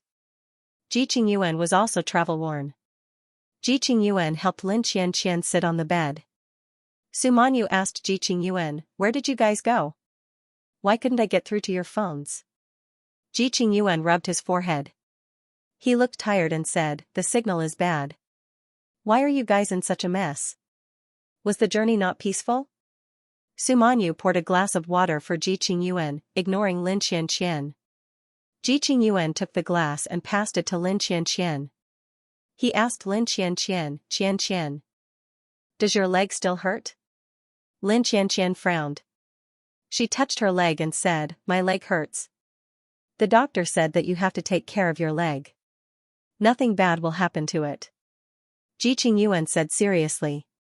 He ignored Su Manyu, who was pouring water for him. Su Manyu was so angry that her face changed. Ningxu watched from the side. He felt that Ji Qingyuan and Lin Xianxian's relationship had deepened. It was probably because they had gone through so much together. Seeing Su Manyu's expression, Ningxu pursed his lips. "You're done for." Su Manyu saw Ningxu's expression and her face darkened. Why did Zhuang Yutong keep mocking her? Would she die if she didn't laugh at her? Why was she so happy to see her fall out of love? Su Manyu's expression darkened. She then asked Ji Qingyuan, "What happened on the way here? Did you find the priest?" "We found him. He's at my house right now. He'll be back tonight to exorcise the ghost," Ji Qingyuan said. But a lot of things happened on the way here. He and Lin Xianxian had narrowly escaped death. Moreover, Lin Xianxian's leg injury had worsened. The doctor said that if it wasn't treated properly, it was likely to be amputated. On top of that, her fever had worsened the injury. Ji Qingyuan's heart felt heavy. There were too many things weighing on his mind. Ji Qingyuan felt that this female ghost hated him very much. He clearly didn't have anything to do with this female ghost, but she insisted on killing him. "Are you going to exorcise the ghost tonight?" Ningxu asked Ji Qingyuan. Ji Qingyuan ignored Ningxu completely. He ignored Ningxu and didn't say a word. In any case, he completely ignored Ningxu. Ningxu was speechless. What the F*** CK, am I invisible? In Ji Qingyuan's heart, he didn't treat Ningxu as an equal. He didn't want to answer Ningxu's question at all. Damn, Ningxu was so embarrassed that he felt cancer from embarrassment. This was the first time he had met someone who was so arrogant. "Is the Taoist priest you found reliable?" Su Manyu asked Ji Qingyuan. Ji Qingyuan calmly said, "He's a Taoist priest who cultivates in the mountains. His cultivation level is very high. He knows my father. My father asked me to find him." "Uncle Ji knows a Taoist priest?" Su Manyu was shocked. Ji Qingyuan didn't care. "My family runs a business. We travel from the south to the north. What's so strange about my father knowing all kinds of people? Why doesn't my father know any Taoist priests?" Su Manyu asked casually. Ningxu raised his eyebrows. He felt a little strange. Lin Xianxian was staying in the dormitory. Her leg injury was so serious. Why didn't she go to the hospital? Why was she staying in the dormitory? After Ji Qingyuan settled Lin Xianxian down, he asked Su Manyu to take care of her and pour her some water. Su Manyu reluctantly pouted and nodded. Lin Xianxian lay on the bed. She seemed to be too tired and fell asleep as soon as she lay on the bed. Ningxu and Su Manyu looked at each other, then went about their own business. But Lin Xianxian suddenly sat up and turned her stiff neck to look at Ningxu and Su Manyu. "Lin Xianxian, what do you want?" Su Manyu asked Lin Xianxian without looking up. Lin Xianxian didn't answer Su Manyu. She lifted the covers off the bed and stood up. She dragged her leg, which was in a cast, toward the door as if she couldn't feel the pain in her leg. Seeing Lin Xianxian like this, Ningxu knew she was being controlled again. He quickly grabbed Lin Xianxian and placed the spirit pearl on her body. This time, the female ghost didn't leave Lin Xianxian's body. Instead, she turned around to strangle Ningxu. "How dare you stop me? I want you dead. How dare you treat me like this," she said menacingly. Ningxu took 2 steps back and avoided Lin Xianxian's hand. She then kicked Lin Xianxian to the ground and pinned her down. She then yelled at Su Manyu, "Come over here and help pin her down." Lin Xianxian was very strong. Ningxu almost couldn't hold her down. Su Manyu wiped the cold sweat off her palms on her clothes and quickly came over to help pin Lin Xianxian down. Ningxu tore off Lin Xianxian's sheets and tied her wrists and ankles. He then stuffed the spirit pearl into Lin Xianxian's mouth. With the pearl in her mouth, Lin Xianxian struggled more and more violently. In the end, her eyes rolled back and she fainted. Ningshu took out the spirit pearl, wiped his saliva on Lin Xianxian's body, and put it away. Are you done yet? You're annoying me to death. Su Manyu looked irritated. Ningshu sneered, it's good that you know you're annoying. You won't know when you're dead. Su Manyu, Ningshu noticed that the plaster cast on Lin Xianxian's feet had shattered. The skin under the cast was bruised and swollen.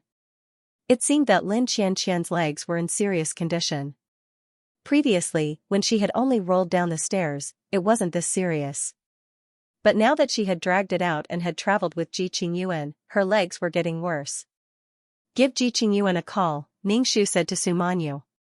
As soon as Ningshu finished speaking, the dormitory began to shake. Just like the previous earthquake, the bed fell and landed on Lin Xianxian's leg. Lin Xianxian screamed and fainted again. Ningshu was speechless. Another bed fell, heading straight for Lin Xianxian's head. Su Manyu covered her mouth as she watched the metal bed fall towards Lin Xianxian's head. It was as if she could see Lin Xianxian's head being smashed in the next second. Ningshu immediately channeled her qi and hurriedly used her hands to support herself off the falling metal bed. Only then did she stop the metal bed from falling. The shaking stopped. The dormitory was in a mess. Ningshu lifted the metal bed that was on Lin Xianxian's leg. Looking at Lin Xianxian's leg, he guessed that it had been shattered. Give Ji Qingyuan a call. Ningshu shook his head. It seemed that the female ghost hated Lin Xianxian. She kept possessing Lin Xianxian's body and wanted to kill her. After Su Manyu called Ji Qingyuan rushed over. When he saw Lin Xianxian tied up on the ground with her plaster shattered, his expression changed. He immediately untied the cloth and picked up the unconscious Lin Xianxian. He questioned Su Manyu, what are you doing? How could you treat Xianxian like this? How did the plaster on her leg shatter? Why did you tie her up? Ji Qingyuan frowned.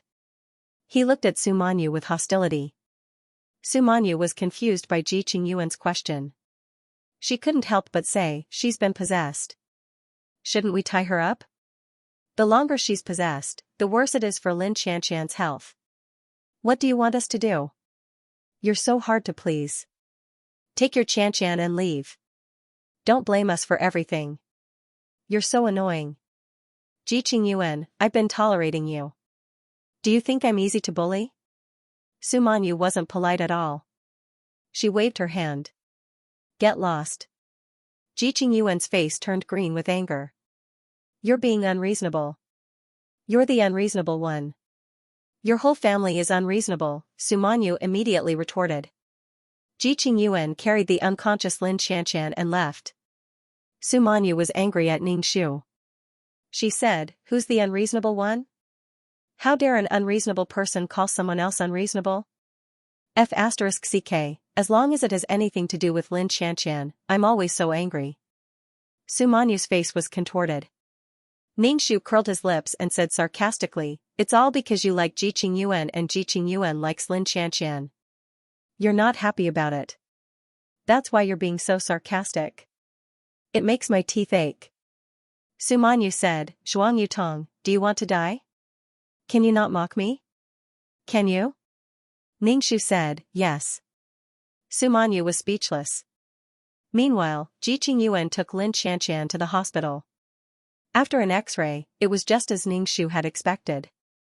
Her leg was fractured and her calf was swollen bigger than her thigh. She might even be crippled. Ji Qingyuan looked at Lin Xianxian's pale face and was furious. He went to the dormitory to look for Su Manyu. When he saw Su Manyu, Ji Qingyuan didn't say a word and directly slapped her. Su Manyu was stunned. She covered her face and stared blankly at the angry Ji Qingyuan. Why did you hit me? Ningshu circulated her qi and pushed Ji Qingyuan forcefully, causing him to fall to the ground. Ji Qingyuan immediately groaned in pain. It was as if his buttocks had split open, and his tailbone felt as if it had been broken. This woman had a lot of strength. Ningshu looked at Ji Qingyuan with disdain. What kind of man is he to hit a woman? Su Manyu also reacted. She looked at Ji Qingyuan sadly.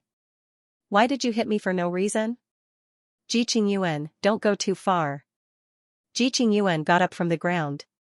He endured the pain and coldly said, Su Manyu, how could you treat Xianxia like this?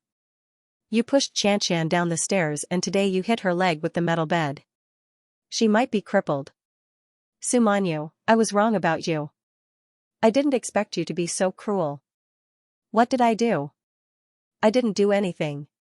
You're slandering me for no reason. She was hurt by a ghost. Why are you blaming me? If we hadn't saved her, she would have been dead. Ghost, it's the ghost again. I wasn't there. Who knows if you used a ghost to hurt Xianxian? Ji Qingyuan looked at Su Manyu and Ningxu sharply. You two did such a thing and you're blaming it on a ghost. Ji Qingyuan, what nonsense are you talking about? When did I do such a thing? You didn't push Xianxian down the stairs, Ji Qingyuan said coldly. I didn't push her at all. She fell down herself. Su Manyu was angry and innocent. The moment Ji Qingyuan arrived, he hit Su Manyu. The way he looked at Su Manyu was as if they were mortal enemies. Su Manyu covered her face. My dad didn't even lay a finger on me. Who do you think you are? How dare you hit me? Ji Qingyuan, you think you can do whatever you want to me just because I like you? Ji Qingyuan glanced at Ningxu coldly. When he was pushed by her just now, he felt like his tailbone was about to break. When he heard Su Manyu's complaint, he said, I'm doing this for Qian. You guys are classmates after all. Why are you so cruel? Do you know that your actions will cripple Qian's leg? Her leg hasn't recovered since you pushed her down the stairs. Qian told me before that you're always picking on her, but I didn't expect you to treat her like this. Ji Qingyuan glared at Su Manyu fiercely, almost roaring at her. Su Manyu's face darkened. I didn't push him up the stairs. I didn't do anything. It was the female ghost who pushed him down. I didn't do anything. Ji Qingyuan, you haven't investigated anything, yet you're slandering me like this. Do you believe everything Lin Qian says? I know Qian. She's kind-hearted and has a good relationship with others, but you're always picking on her. Ji Qingyuan said coldly, Su Manyu, do you think you can push everything to the female ghost? Do you think the female ghost will come to confront you? Su Manyu, I've mistaken you for someone else. Su Manyu was so angry that her chest was about to explode. Her face was ashen. Ji Qingyuan, F*CKU. I must have been blind to like someone like you. You and Lin Qian are a pair of B*cheese made in heaven. I'll say it right now. If I lay a finger on Lin Qian, I'll be killed by the female ghost. Su Manyu walked up to Ji Qingyuan and slapped him across the face. Who do you think you are? How dare you hit me? I'm paying you back. Su Manyu used a lot of strength. A fingerprint immediately appeared on Ji Qingyuan's face. Ji Qingyuan was in a daze, as if he hadn't recovered from the fact that Su Manyu had hit him. Ningxu watched from the side. He felt that Su Manyu was really domineering. Ji Qingyuan used Su Manyu's affection for him, but he never reciprocated her feelings. But whenever he encountered a problem, he would order her around. It was as if Su Manyu was his servant because she liked him. Ji Qingyuan couldn't find the female ghost, and he didn't dare to look for it. However, someone had to bear the anger in his heart. Ji Qingyuan didn't care if Su Manyu was wronged or if she felt wronged. He only knew that Lin Qian was in such a miserable state. He was also haunted by the female ghost and was physically and mentally exhausted. He urgently needed to vent his anger. Xian and he were in a sorry state. But other than Zhang Yuyan, who jumped off a building to commit suicide, the other two looked relaxed. This made Ji Qingyuan very uncomfortable. Su Manyu, how dare you hit me? Ji Qingyuan gritted his teeth. His cheeks were trembling. His handsome face was distorted. Su Manyu took a step back. Why wouldn't I dare hit you? Su Manyu looked at Ningxu and said fiercely, Zhuang Yutong, come with me and beat this heartless B*startup. Ji Qingyuan glanced at Ningxu. His expression changed. His whole body felt like it was going to fall apart after being pushed by this girl. This girl was very strong. If she hit him, it would hurt a lot. If you dare to hit me, I'll make sure you can't stay in this school, Ji Qingyuan said coldly. Su Manyu sneered. Ji Qingyuan, do you really think this school is owned by your family? Do you think we can't stay here just because you say so? Ji Qingyuan snorted coldly and turned to leave. But the way he walked was a little strange. Seeing Ji Qingyuan leave, Ningxu was very disappointed. He really wanted to beat him up. After all, Su Manyu was standing in front of him. Wha? Su Manyu wailed. She had been holding her ground in front of Ji Qingyuan, but now she was crying her heart out. Snot and tears were all over her face. Ningxu didn't sympathize with her at all. He didn't comfort her either. Zhuang Yutong, you're so heartless. You saw me fall out of love and you didn't even comfort me. Su Manyu wiped her snot with a tissue. Ningxu's expression was full of disdain. You haven't even fallen in love yet. Su Manyu was speechless. Do you think Lin Qianqian is really that good? Su Manyu asked unwillingly. Ningxu said, you've already asked this question countless times. In Ji Qingyuan's heart, Lin Qianqian is 1,000 times better than you. Su Manyu felt like she had been shot in the heart. It hurts. Ningxu looked at Su Manyu's despondent expression and couldn't help but say, all men in the world are right. There are plenty of men better than Ji Qingyuan. Why don't you find someone you like? Why let Ji Qingyuan ruin you? Su Manyu wiped her snot. F***ck, I must find someone better than Ji Qingyuan. You haven't met enough men yet. When you leave school, you'll realize that there are plenty of men who are more mature and outstanding than Ji Qingyuan. Ningxu patted Su Manyu's shoulder. Su Manyu looked at Ningxu from the corner of her eyes and said disdainfully, you sound like you've met a lot of men. I've met a lot of men, but they're all sick. Ningxu was annoyed that Ji Qingyuan kept coming to their dormitory. He went straight to the dormitory management to complain that the girls in their dormitory had brought their boyfriends to spend the night in the dormitory. Moreover, the boys often came to the dormitory. The dormitory management teacher immediately said that no boys were allowed to enter the dormitory in the future. Ningxu and Su Manyu's relationship became better and better. She often gave her clothes to Ningxu to wear, but Ningxu didn't want them. Besides, Su Manyu was a head taller than her. She couldn't wear Su Manyu's clothes at all. Sometimes, they would share cosmetics and go shopping together. They were developing into best friends. Su Manyu's words were direct and vicious. She bluntly said that Ningxu's clothes were old-fashioned and that she didn't look good. Anyway, she was very picky.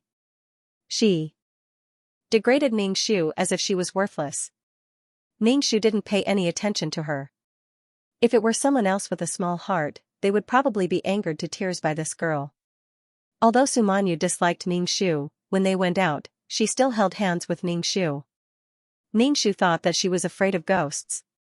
Ji Qingyuan said that he wanted the Taoist priest to come and get rid of the ghost, but he didn't come for a long time. Moreover, the female ghost didn't appear for a long time. It made Ningxu feel that the female ghost had disappeared. This kind of peaceful school life made Ningxu feel that it was too strange. When the female ghost was around, he was on tenterhooks. Now that the female ghost didn't appear, he was still on tenterhooks.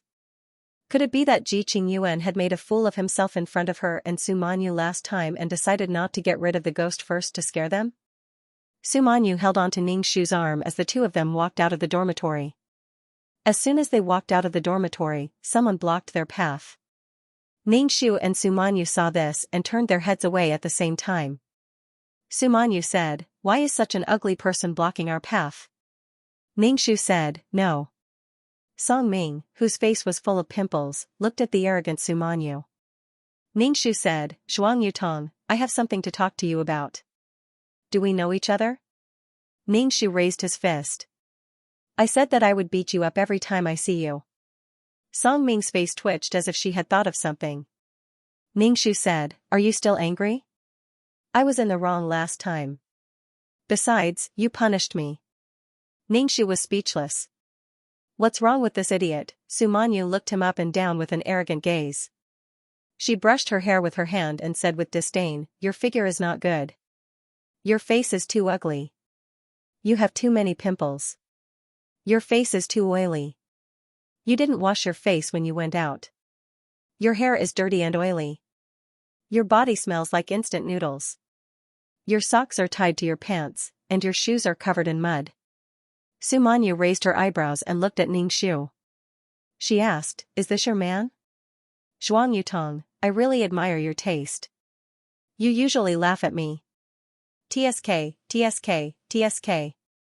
Ningxu was speechless. Song Ming's face flashed with all kinds of colors after Su Manyu's words. It was as if a rainbow had shone on her face. She wanted to crawl into a hole and hide. Song Ming hated Ningxu even more in his heart. He couldn't wait to have sex with Ningxu right now and then abandon her. Previously, Song Ming was still interested in this girl who came from the corner of the mountain. Song Ming knew that he was not good-looking and was not considered rich. The girls in the university looked down on him, so Song Ming could only lower himself and set his sights on Zhuang Yutong. The other girls were all dressed very fashionably and looked good, but Zhuang Yutong was dressed in gray and looked like an ugly duckling. She had no friends and was all alone. Song Ming felt that such a girl should be easier to pursue and deceive than those vain girls.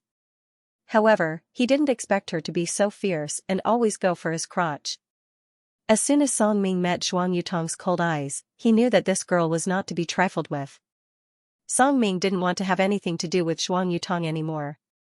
However, Ji Qingyuan had found him and asked him to chase after Zhuang Yutong.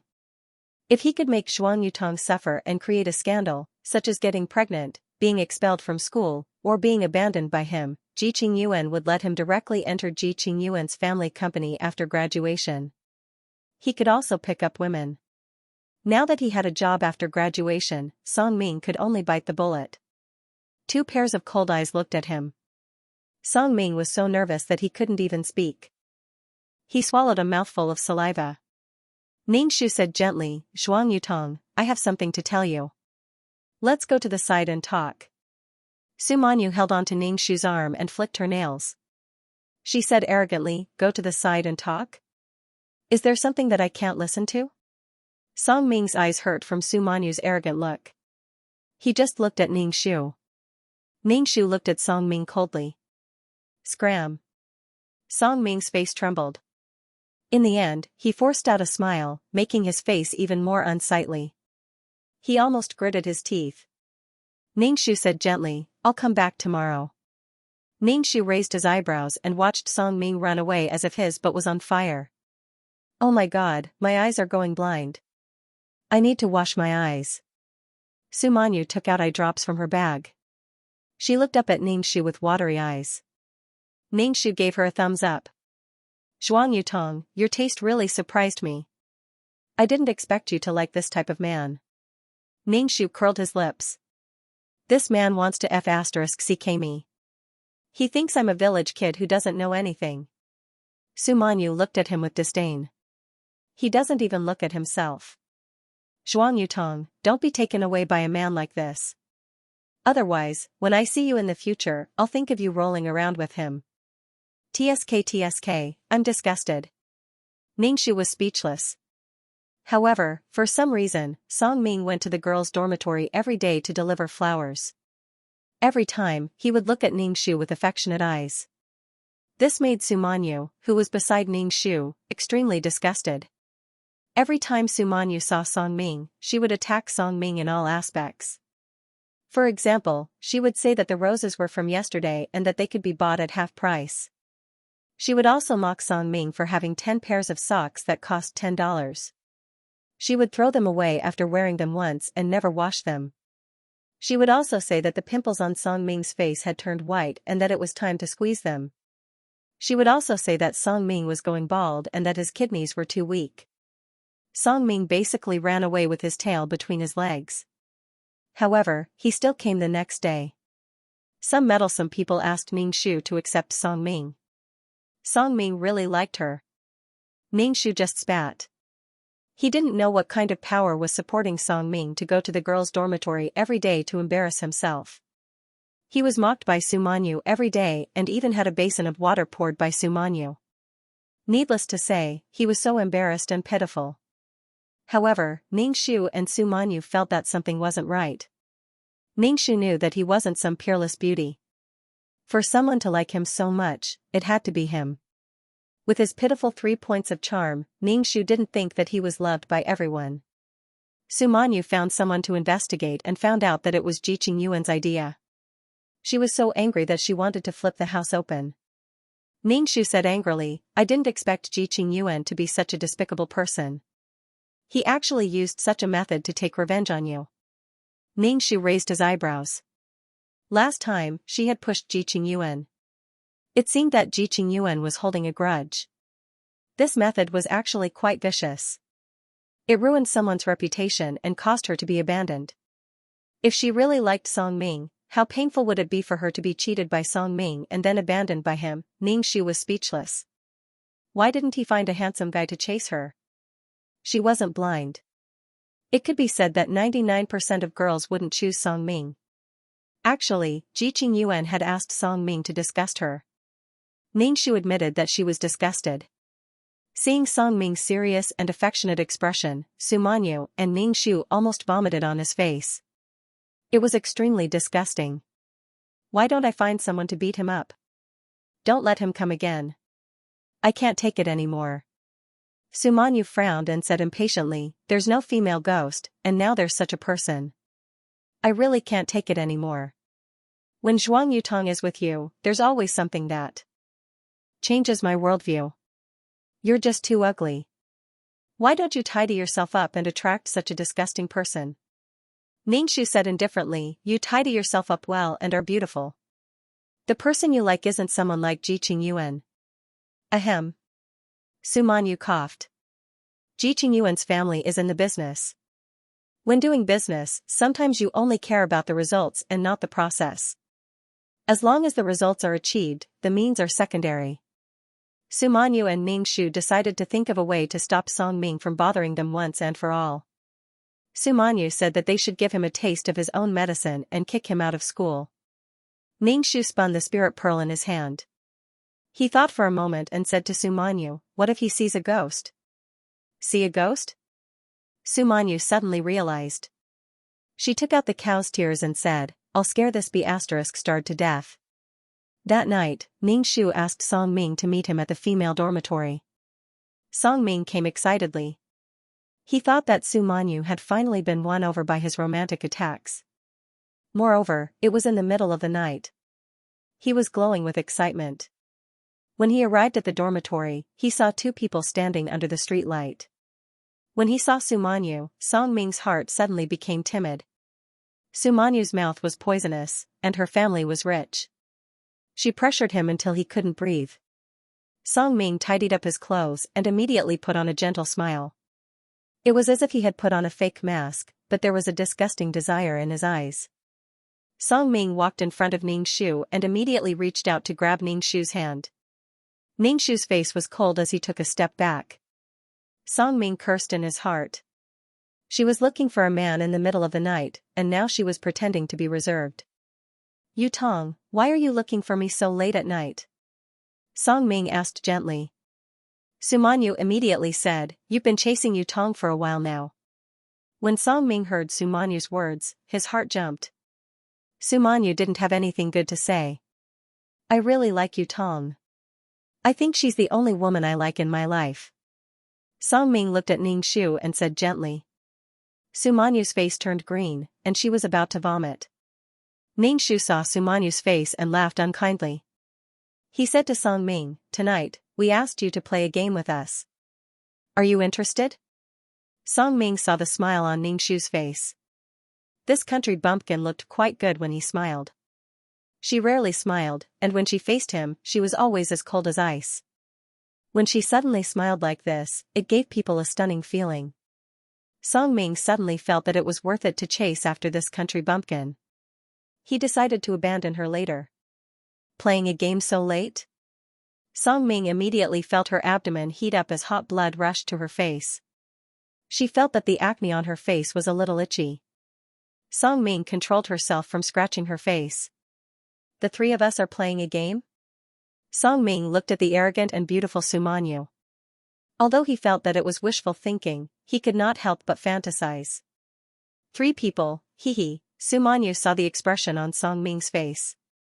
The way he looked at her was extremely obscene. Su Manyu wanted to dig his eyes out. She had never seen such a disgusting man. He was a toad who wanted to eat swan meat. He was chasing after Zhuang Yutong, and he actually looked at her with such a gaze. Ningxu turned his eyes away and did not look at Song Ming's rippling eyes. This kind of man was simply shameless to the extreme. Close your eyes. We are going to play a game. Su Manyu gritted her teeth and laughed coldly at Song Ming. Song Ming looked at Su Manyu's smile and immediately closed his eyes. His heart was so excited that it was pounding. A huge firework of surprise exploded in his mind. Suddenly, something cold was smeared on his eyelids. He wanted to open his eyes, but he heard Su Manyu's voice. Wait a minute. Don't open your eyes so quickly. Song Ming's heart rippled. He closed his eyes and did not open them. Okay, open your eyes. Ningxu said calmly. Song Ming quickly opened his eyes. He felt that his eyes were a little uncomfortable. He closed them again and opened them again. He saw a ferocious-looking ghost walk past him. Song Ming screamed and saw another ghost coming at his neck. It was a female ghost. Song Ming's eyes rolled back and he almost fainted. He let out a high-pitched scream. It was hard to imagine that a boy could make such a high-pitched scream. However, he did not feel any pain when the ghost grabbed his neck. There were ghosts all around him, and some of them were wrapped around his body. Ghost, there's a ghost. Song Ming screamed and wanted to hide behind Ningxu. Ningxu kicked her away. Su Manyu looked at Song Ming's face that was distorted with fear. She was even in a very good mood and laughed loudly. Song Ming heard Su Manyu laughing. Even Zhuang Yutong had a smile on her face. They were laughing. They were demons. Another ghost pounced at him. Song Ming scrambled and ran away. As he ran, he screamed, "Ghost, there's a ghost." The whole school was filled with his screams. How shameless. Su Manyu's face was full of disdain. Su Manyu was bold now. When she saw that someone had seen a ghost, she actually had the heart to mock him. Ningxu also curled his lips. This kind of person has evil intentions. They attract the most ghosts. Okay, let's go to sleep. The matter is finally resolved. Su Manyu yawned and held Ningxu's arm. She suddenly said, I know how to choose my husband in the future. How to choose? Ningxu asked curiously. Su Manyu puffed out her chest and said, if they want to pursue me, they have to first smear cow tears on their eyes. Let's see if they're afraid of ghosts. Ningxu was speechless. Normal people would have psychological trauma. Ningxu looked at Su Manyu. You're destined to be alone for the rest of your life. If you're even afraid of ghosts, what right do you have to be my man? Su Manyu said with conviction. Ningxu was speechless. This logic. What was the connection between being your man and being afraid of ghosts? The next day, Song Ming didn't harass Ningxu again.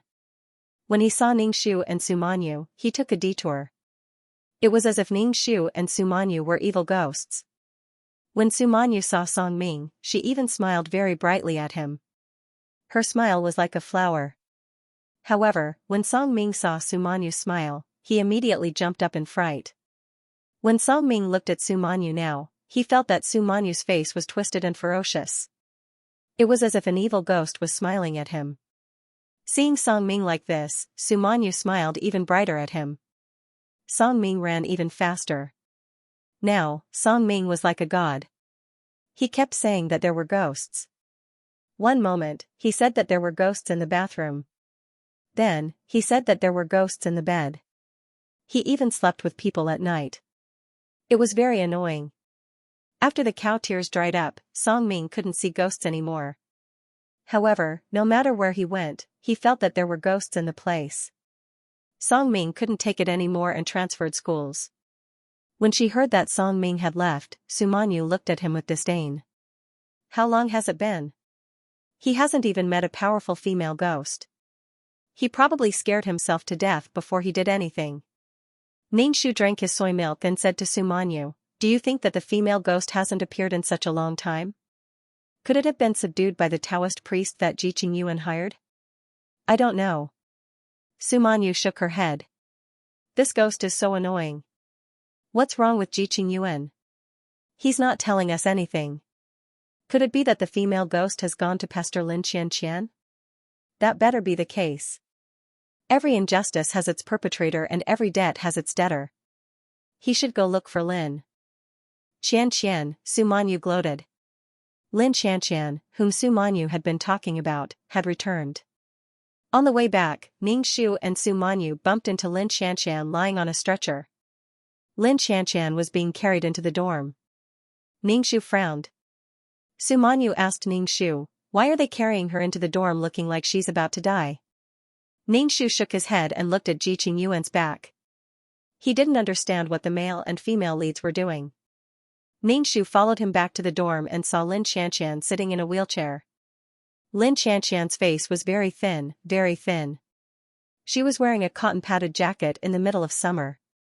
It was obvious that the yin energy had entered her body. Ji Qingyuan looked at Lin Xianxian with concern. Lin Xianxian shook her head obediently and said, Qingyuan, I'm fine. Don't worry, the evil ghost will be eliminated soon. Ji Qingyuan held Lin Xianxian's hand. Ning Shu looked at the plaster cast on Lin Xianxian's leg and thought that Ji Qingyuan must be sick in the head. His leg was already injured to this extent, yet he still brought it back to the dormitory. Did Lin Xianxian not want her legs anymore? Zhuang Yutong, let's go find the dorm manager to change rooms. We can't be in the same dorm as this White Lotus. If anything happens, we'll be the unlucky ones. Su Manyu looked at him sarcastically. She grabbed Ning Shu's hand and turned to leave the dorm. Ji Qingyuan's face was pale. He didn't say anything. Instead, it was Lin Xianxian in the wheelchair who spoke. Lin Xianxian's voice was very weak. Su Manyu, Zhuang Yutong, wait a minute. Ning Shu turned to look at Lin Xianxian. He wanted to know what she wanted to say. Have you been harassed by a female ghost recently? Lin Xianxian asked the two of them. Su Manyu was the first to speak. It's been calm. Everything is fine. Su Manyu could tell that Lin Xianxian wasn't doing well at all, so she wanted to provoke her. Lin Xianxian noticed that Ning Shu and Su Manyu's complexions were quite good. Their complexions were rosy, and they seemed to be eating well and sleeping well. Even the country bumpkin Zhuang Yutong had become prettier recently. As expected, Lin Xianxian's heart sank. While she was in the hospital, the female ghost kept harassing her. She didn't know what to do. Although she had the talisman from the Taoist priest to protect her, every now and then, she would be scared to death. Ji Qingyuan wanted to take her home, but Ji Qingyuan's father wouldn't let her in, saying that he was afraid of bringing dirty things back. Lin Xianxian wanted to stay by the Taoist priest's side, but the priest was very arrogant and only lived in the Ji family's villa. However, Ji Qingyuan's father didn't allow her to stay with the Ji family. This made Lin Xianxian feel very hurt. Ji Qingyuan tried to fight for her to stay with him twice before giving up. Lin Xianxian thought that she might as well go back to the dormitory. The female ghost kept pestering her. Lin Xianxian thought that since it was an evil spirit that everyone had attracted, they should all deal with it together. But now that she saw that Su Manyu and Ning Shu were doing so well while she was the only one in such a pitiful state, Lin Xianxian's heart ached. Even her legs hurt. Ji Qingyuan said to Lin Xianxian, Xianxian, let's go back to the hospital. The doctor said that you have to take good care of your legs. Otherwise, you might get into trouble. Lin Xianxian shook her head. I'm fine in the dormitory. Lin Xianxian also felt a little resentful towards Ji Qingyuan, so she wanted to go back to the dormitory in a fit of pique. Ji Qingyuan was helpless. He could only say to Su Manyu, Manyu, I'm sorry about what happened last time. I was too worried and anxious. That's why I did that to you. I hope you can forgive me. Lin Xianxian immediately asked, Qingyuan, what did you do to Su Manyu? Her tone was as if she was catching her in the act. She looked at Su Manyu with an unfriendly gaze. She felt that Su Manyu had seduced her boyfriend while she was in the hospital. During this time, Lin Xianxian had been under a lot of psychological pressure. The doctor had diagnosed that she might be crippled. Lin Xianxian couldn't imagine what it would be like to be crippled. Ji Qingyuan was so handsome. Would he still be with her? Would he still be with a crippled person like her? Even though Ji Qingyuan said that he loved her, Lin Xianxian still felt uneasy. She felt that she was really unlucky. Her life was so gloomy. Now that she heard Ji Qingyuan apologize to Su Manyu, Lin Xianxian felt like her world was about to collapse. What did you guys do? Lin Xianxian asked Ji Qingyuan emotionally as her body trembled. Ji Qingyuan immediately squatted down to comfort Lin Xianxian. There's nothing going on between Su Manyu and me. You should know that there's nothing going on between us. The person I like has always been you. Lin Xianxian continued to ask, then what are you guys talking about? Previously, because of you, I hit Su Manyu, Ji Qingyuan explained. Lin Xianxian finally let out a sigh of relief. A smile even appeared on her face as she said to Su Manyu, Manyu, I apologize on behalf of Qingyuan. Qingyuan cares too much about me. He was too emotional when he saw that something had happened to me. That's why he hit you. Su Manyu was speechless. Su Manyu's face twitched. She didn't know what expression to make. On the other hand, Ningxu felt that there was something wrong with Lin Xianxian's emotions. In the past, Lin Xianxian was youthful and lively. But now, Lin Xianxian was very sharp. Her entire body was covered in thorns. Even the slightest movement would cause Lin Xianxian's emotions to fluctuate.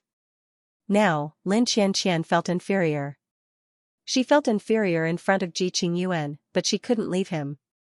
She used sharp questions to test Ji Qingyuan's love for her. She didn't know how long Ji Qingyuan could hold back. Ji Qingyuan rubbed his forehead and said to Su Manyu, Manyu, can you help me take care of Xianxian? Don't, please don't. If anything happens again, I'll be slapped again. Ji Qingyuan, you underestimate me too much. I, Su Manyu, can like you, but if I don't like you, you're nothing. You hit me, and now you want to say a few words that don't hurt me, and you want to treat me like your mother? Do I look that cheap? Su Manyu waved her hand. I'm going to change dorms now. I won't even touch Lin Xianxian. If something happens, we'll be blamed. Su Manyu had seen through Ji Qingyuan. Seeing him apologize unwillingly, she knew what he was thinking. He had secretly found someone to take revenge on Zhuang Yutong. No one liked despicable and shameless people. Ji Qingyuan was despicable and shameless. Ji Qingyuan took a deep breath and said to Lin Xianxian, Xianxian, let's go back to the hospital. Lin Xianxian said in a fit of pique, I don't want to go back. What's the point of going back? I'll still be haunted by ghosts. I might as well stay in the dorm. But what about your leg? Ji Qingyuan comforted her softly. Xianxian, listen to me. This time, I'll get the priest to give you something to protect yourself. It'll be fine. Lin Xianxian shook her head. I'm not going back to the hospital. Ningxu could tell that the female ghost had been haunting Lin Xianxian. The plot had taken a turn. Now that Ningxu had the spirit pearl in his hands, it was a deterrent to the female ghost. Therefore, it had been haunting Lin Xianxian, whose leg was injured.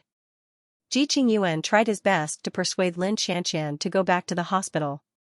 He was afraid that Lin Xianxian would regret it for the rest of her life if her leg couldn't be treated in the dormitory. However, Lin Xianxian was being haunted by the ghost and was on the verge of breaking down. She didn't want to stay in the hospital alone. Her emotions had been tense the whole time. The injury on her leg, Ji Qingyuan's feelings, and all kinds of things were weighing on her. Lin Xianxian couldn't take it anymore. She even had a secret thought. Why did this woman keep pestering her? Why did she keep pestering her? Why didn't she pester the other two people in the dormitory? Everyone was afraid together. Why haven't you gotten rid of the ghost? Didn't you go to the Taoist priest? Ningxu asked. His girlfriend had been tortured to such a state.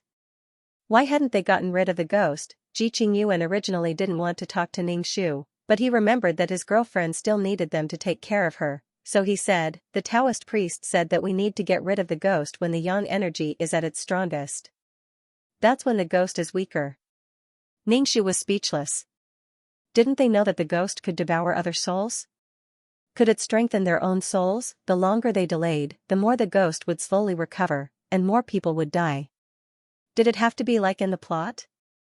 After Shi and Su Manyu died, Lin Xianxian was the only one left. Ningxu was very cautious. This was the plot.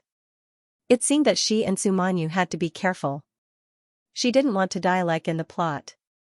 She just wanted to help Shuang Yutong get through this period. If she died, the mission would fail. Jiqing Yuan looked at Ningxu and said sincerely, "Please take care of Qianqian. I'm a guy. It's not good for me to go to the girls' dormitory." Jiqing Yuan's eyes were very good-looking. They were deep with a little starlight.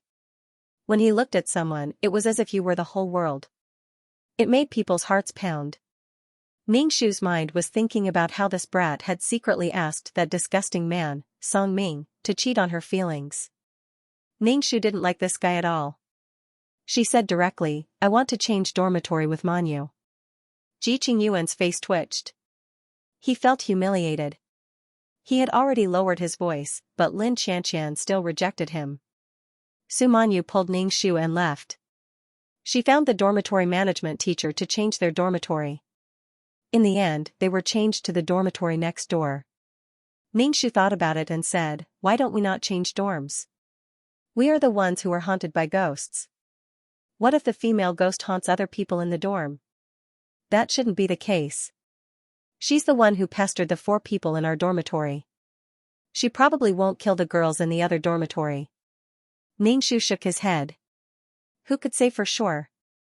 This female ghost was obviously an evil spirit that devoured souls.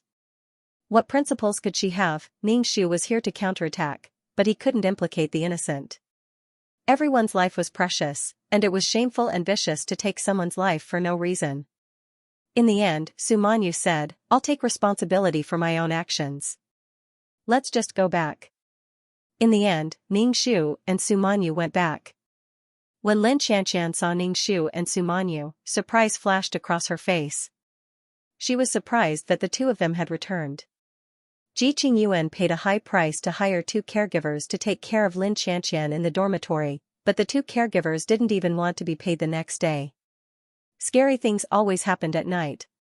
Although Lin Qianqian returned to the dormitory, the female ghost followed her like a shadow. Because Ningxu was in the dormitory, the female ghost didn't dare to enter the room.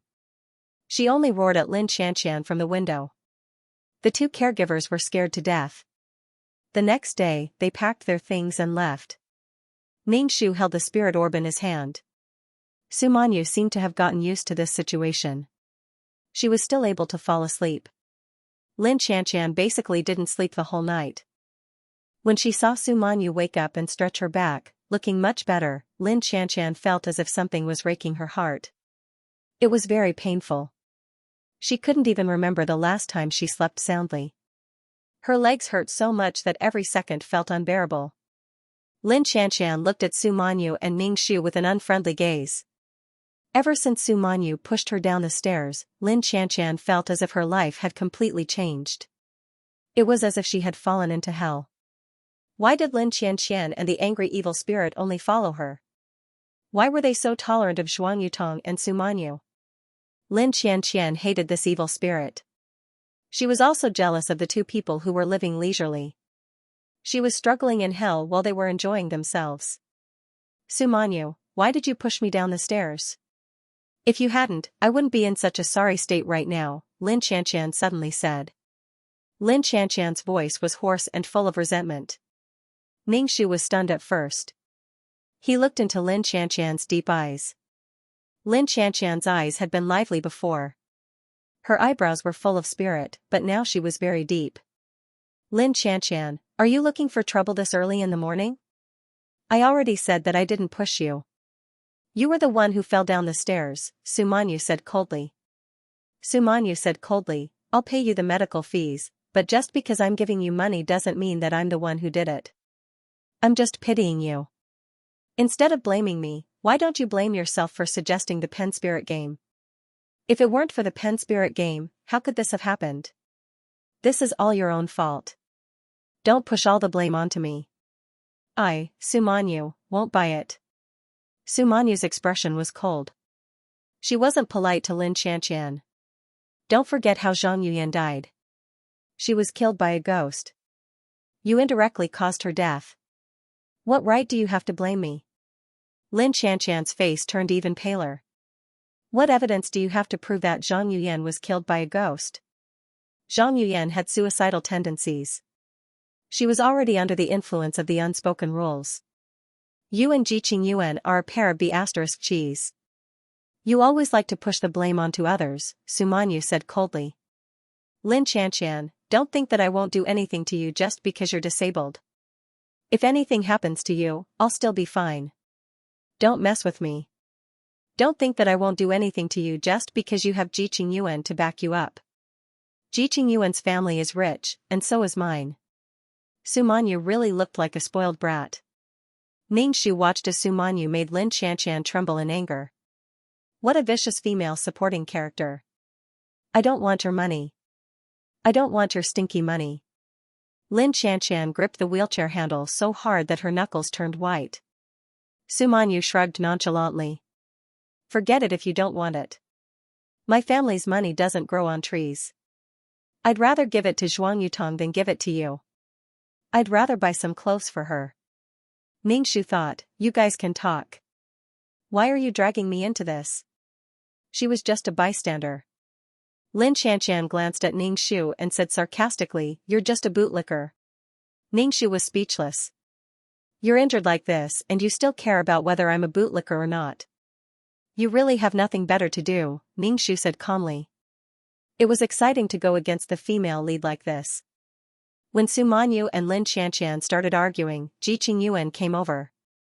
Jiqing Yuan saw that Lin Xianxian's expression was extremely bad and then saw the aggressive Sumanyu and Ningxu.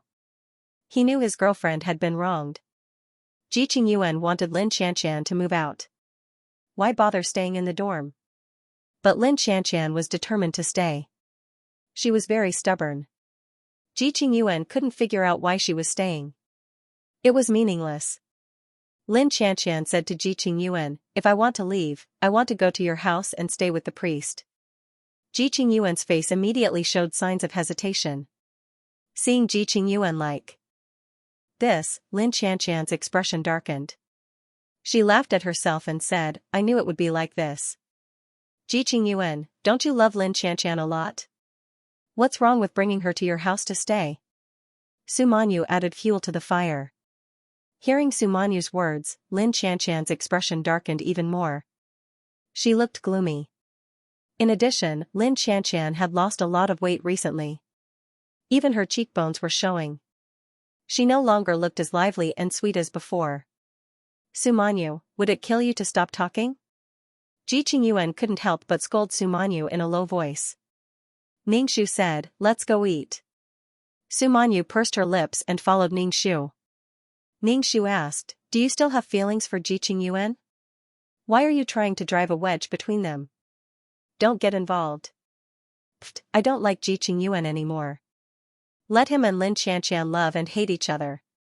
Seeing them hurt each other makes me happy, Sumanyu said darkly. Ningxu was speechless. She was indeed a vicious female supporting character who couldn't stand seeing the male and female lead happy. After Ningxu and Sumanyu finished eating, they returned to the dorm. Lin Xianxian was still there, but Jiqing Yuan had already left. Lin Xianxian's eyes were red. She had obviously cried. When she saw Ningxu and Sumanyu enter, she quickly wiped her tears. Sumanyu scoffed and ignored Lin Xianxian. Ningxu felt that the soul pearl was really a good thing. She and Sumanyu, who were supposed to die, were still alive. Because she and Sumanyu didn't die, there was almost no development in the plot. The normal development was that Zhang Yuyan died, Sumanyu became a vegetable, and Zhuang Yutong fell into the artificial lake. Then, the Taoist priest destroyed the female ghost. However, the female ghost kept pestering the female lead, causing bad luck to befall the female lead. The female lead in the story basically didn't suffer much, but because of the soul orb, the development of the story deviated a little and the female lead had to bear more of the suffering. Ningxu didn't feel anything. The 3 people in the plot had all died. 3 fresh lives had been snuffed out in an instant. But at least Lin Xianxian was still alive. She could feel pain and breathe. There was a spread of breakfast on the table in front of Lin Xianxian, but she hadn't touched it. Ningxu had no idea why Lin Xianxian was suffering. After all, nothing was more important than eating and resting well. Especially now that the yin energy had entered Lin Xianxian's body, her resistance was even weaker. If she still didn't eat, she'd be tired of living. Lin Xianxian glanced at Ningxu and hesitated for a moment before asking, "Shuang Yutong, can you give me some of the medicine you and Su Manyu drank?" Ningxu looked at Lin Xianxian. Lin Xianxian nervously tightened her coat. She bit her blue lips and asked, "You don't have any?" Ningxu nodded and said, "Yes, I'll make some for you." Su Manyu pouted and didn't say anything. Ningxu handed the medicine to Lin Xianxian, who slowly drank it. Jiqing Yuan didn't want his girlfriend to suffer. He went home and begged the Taoist priest again and again. Finally, the Taoist priest destroyed the female ghost. Jiqing Yuan was very dissatisfied with this ox-nosed old Taoist. If he wanted to exterminate a ghost, then exterminate a ghost. Why did he have to be so arrogant? The Ji family treated him with good food and drink, treating him as an honored guest. However, this Taoist priest was very arrogant, which made Jiqing Yuan very dissatisfied. But now that he had a favor to ask, Jiqing Yuan could only suppress his dissatisfaction. The dormitory was quiet for a few days. The female ghost didn't come out and didn't bother Lin Xianxian anymore. Lin Xianxian slept well for a few days, and her complexion looked better. But Ningxu was still scared. He was sweating when he held the spirit orb. This feeling was like the calm before the storm. It was dark and windy outside the dormitory. There wasn't a trace of wind, and the surroundings were especially quiet. It was so quiet that it was almost dead. Ningxu felt even more scared. He nudged Su Manyu, who was fast asleep, and said, "Stop sleeping." "What's wrong?" Su Manyu's voice was nasal and sleepy. "It's so late. Shouldn't you be sleeping?" Ningxu whispered, "I don't feel good." "Stop sleeping." "Okay." Su Manyu yawned. Ningxu felt that his surroundings were getting darker and darker. Gradually, the whole world seemed to be immersed in thick black ink. Ningxu reached out his hand, but he couldn't see his fingers. He looked out the window, but there was no light at all. Ningxu clutched the spirit orb tightly. He felt like he couldn't breathe in the darkness. Su Manyu said with difficulty, "Yutong, I feel like I can't breathe." "Me too." "What's going on?" Ningxu felt that the female ghost had come in, and there was no sign of life at all. Was she trying to suffocate them to death in this room? Gah. There was movement on Lin Xianxian's bed. It was especially obvious in the dead silence of the room. Then, he heard heavy footsteps. Lin Xianxian got up. With the condition of Lin Xianxian's legs, she couldn't stand up at all. Plus, he didn't hear Lin Xianxian's pained cries. F*ck, she's possessed Lin Xianxian's body again. This female ghost must be addicted to Lin Xianxian's body. She's always on Lin Xianxian. Ningxu felt for the flashlight at the head of the bed. He turned it on and pointed it at the door. He saw Lin Xianxian walking out of the room. Ningxu quickly nudged Su Manyu and shouted, "Lin Xianxian is possessed." Ningxu quickly jumped off the bed and chased after Lin Xianxian. Su Manyu quickly shouted, "Shuang Yutong, wait for me. I can't see." Su Manyu quickly climbed down from the bed. Ningxu chased after her. Ningxu ran very fast. He only caught up when they were out of the door. Lin Xianxian turned her head and looked at Ningxu coldly. She unlocked the door and walked out with a squeak. Ningxu ran over and grabbed Lin Xianxian. Lin Xianxian threw Ningxu off with all her strength. Ningxu was thrown over. He quickly used his qi to stabilize his body. His expression changed slightly. He felt that this female ghost had become more powerful. "Shuang Yutong, Yutong." Su Manyu caught up. She stood beside Ningxu, panting. She looked at Lin Xianxian, who was covered in black aura. Su Manyu shivered at the vicious look in her eyes. She looked away.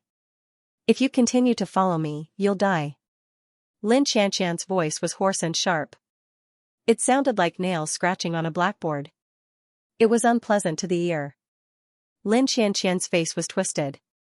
When she spoke, it was as if her throat had been torn. Lin Xianxian looked at Ningxu coldly with a hint of fear in her eyes. She took a step towards Ningxu, but then stopped. Su Manyu was so scared that she hid behind Ningxu. Ningxu felt the spirit orb in his hand tremble, as if it was excited that the spirit in front of it was very strong. Lin Xianxian was very afraid of the spirit orb in Ningxu's hand. She snorted coldly, and suddenly, a strong wind blew around them. Then, she lifted her leg and kicked at the street lamp on the side of the road. Then, the plaster on her leg broke. How painful was that? Lin Xianxian broke the plaster on her leg and flew away. In the blink of an eye, she was gone. She flew away? Flew? Su Manyu's eyes were blank. Am I seeing things? She can fly after being possessed? Su Manyu patted her chest. It's good that she's gone. Oh my god, I was scared to death. Zhuang Yutong, I feel that the ghost is quite afraid of you. Why? Zhuang Yutong asked Ningxu. Ningxu ignored Zhuang Yutong and frowned. Where was the ghost going? Do you know where Ji Qingyuan's house is? Ningxu could only think of Lin Xianxian going to find Ji Qingyuan. Su Manyu nodded. I know. Ah, what are we doing? Where are we going in the middle of the night? Ningxu pulled Su Manyu away and said, We're going to Ji Qingyuan's house. Lin Xianxian went to find him. I'm not going. It's such a dangerous event. I'm not going. Su Manyu wanted to go back, but Ningxu dragged her away. Damn, Zhuang Yutong, you're a freakishly strong woman. By the time Ningxu and Su Manyu arrived at Ji Qingyuan's house, the two parties had already started fighting. Lin Xianxian was fighting against a man wearing a Taoist robe with his hair in a bun and holding a horsetail whisk in his hand. He looked exactly like a Taoist priest in ancient times. At that moment, Ji Qingyuan was standing next to an indifferent man. This man looked a lot like Ji Qingyuan and was most likely Ji Qingyuan's father. He stood at the entrance of the villa and looked at Lin Xianxian, who was standing not too far away. His face was filled with disgust. On the other hand, Ji Qingyuan's face was filled with worry and despair. His gaze was focused on Lin Xianxian's legs. The cast on her legs had already shattered. Now that the female ghost was torturing her legs, Lin Xianxian's legs really couldn't be saved. Get lost, ox-nosed old Taoist. Lin Xianxian roared at the old Taoist priest with hatred. Every time the female ghost became agitated, the black aura around her became thicker. Lin Xianxian's entire face seemed to be shrouded in black smoke, and her face couldn't be seen clearly. You're an evil creature to begin with. Today, I'll destroy your soul. The old Taoist priest's expression didn't change. He took out a talisman from his pocket and held it between his fingers. He chanted a spell, and the talisman glowed with golden light as it rushed toward Lin Xianxian. Lin Xianxian dodged the talisman. Her entire body was covered in yin qi. Ferocious souls could even be seen emerging from her body and roaring, blocking the golden light from the talisman for her. When the golden light from the talisman shone on them, the ferocious souls vanished into thin air. Ningxu's sharp eyes saw that Zhang Yuyan's soul was caught in the middle of the talisman. Her face was contorted in pain, but it disappeared in an instant. These souls were probably the souls that the female ghost had devoured. This female ghost was really ruthless. Even after Zhang Yuyan's death, she still didn't let her go. In the original plot, Zhuang Yutong's soul had been able to escape. She had sacrificed something precious to counterattack. She was considered lucky. You evil creature, how dare you absorb so many souls? If I don't kill you today, I'm afraid you'll bring disaster to the world. The old Taoist priest's expression was a little angry. He made a spell with his fingers, and the talisman exploded with a strong golden light. It shone on Lin Xianxian, and the black aura and souls on her body quickly dissipated. Ah! Lin Xianxian let out a shrill and angry roar. Suddenly, the surrounding sand and pebbles flew. Lin Xianxian's voice was filled with hatred. Old Taoist priest, you almost destroyed my soul more than 10 years ago. Today, I want you to die. Previously, I thought that the heavens were kind and spared your life to let you reincarnate. I didn't expect you to be so stubborn and evil. Today, I'll kill you. I won't show any mercy. After the old Taoist priest finished speaking, he began to chant a spell. Lin Xianxia seemed to be furious. She didn't care about the talisman on her body anymore. She pounced towards Ji Qingyuan. She looked at Ji Qingyuan with a venomous gaze. She reached out her fingers, and sharp nails instantly grew out. She aimed for Ji Qingyuan's heart. Ji Qingyuan's father stood in front of Ji Qingyuan. Lin Xianxian's expression became even more venomous. She slowed down, but was still hurt by the golden light that exploded from Ji Qingyuan's father. She let out a sharp cry. F***ck, Uncle Ji is so powerful? Sumanyu saw this scene and said in surprise. Ningxu didn't think that Ji Qingyuan's father was that powerful. He guessed that Ji Qingyuan's father had something to protect him. Ji Jinyan, I want you dead.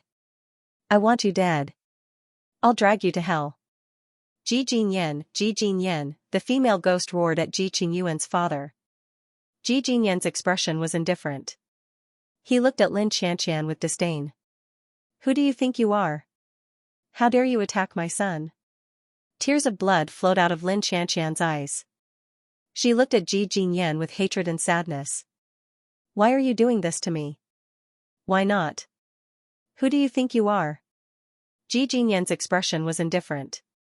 It was as if the female ghost in front of him was an ant.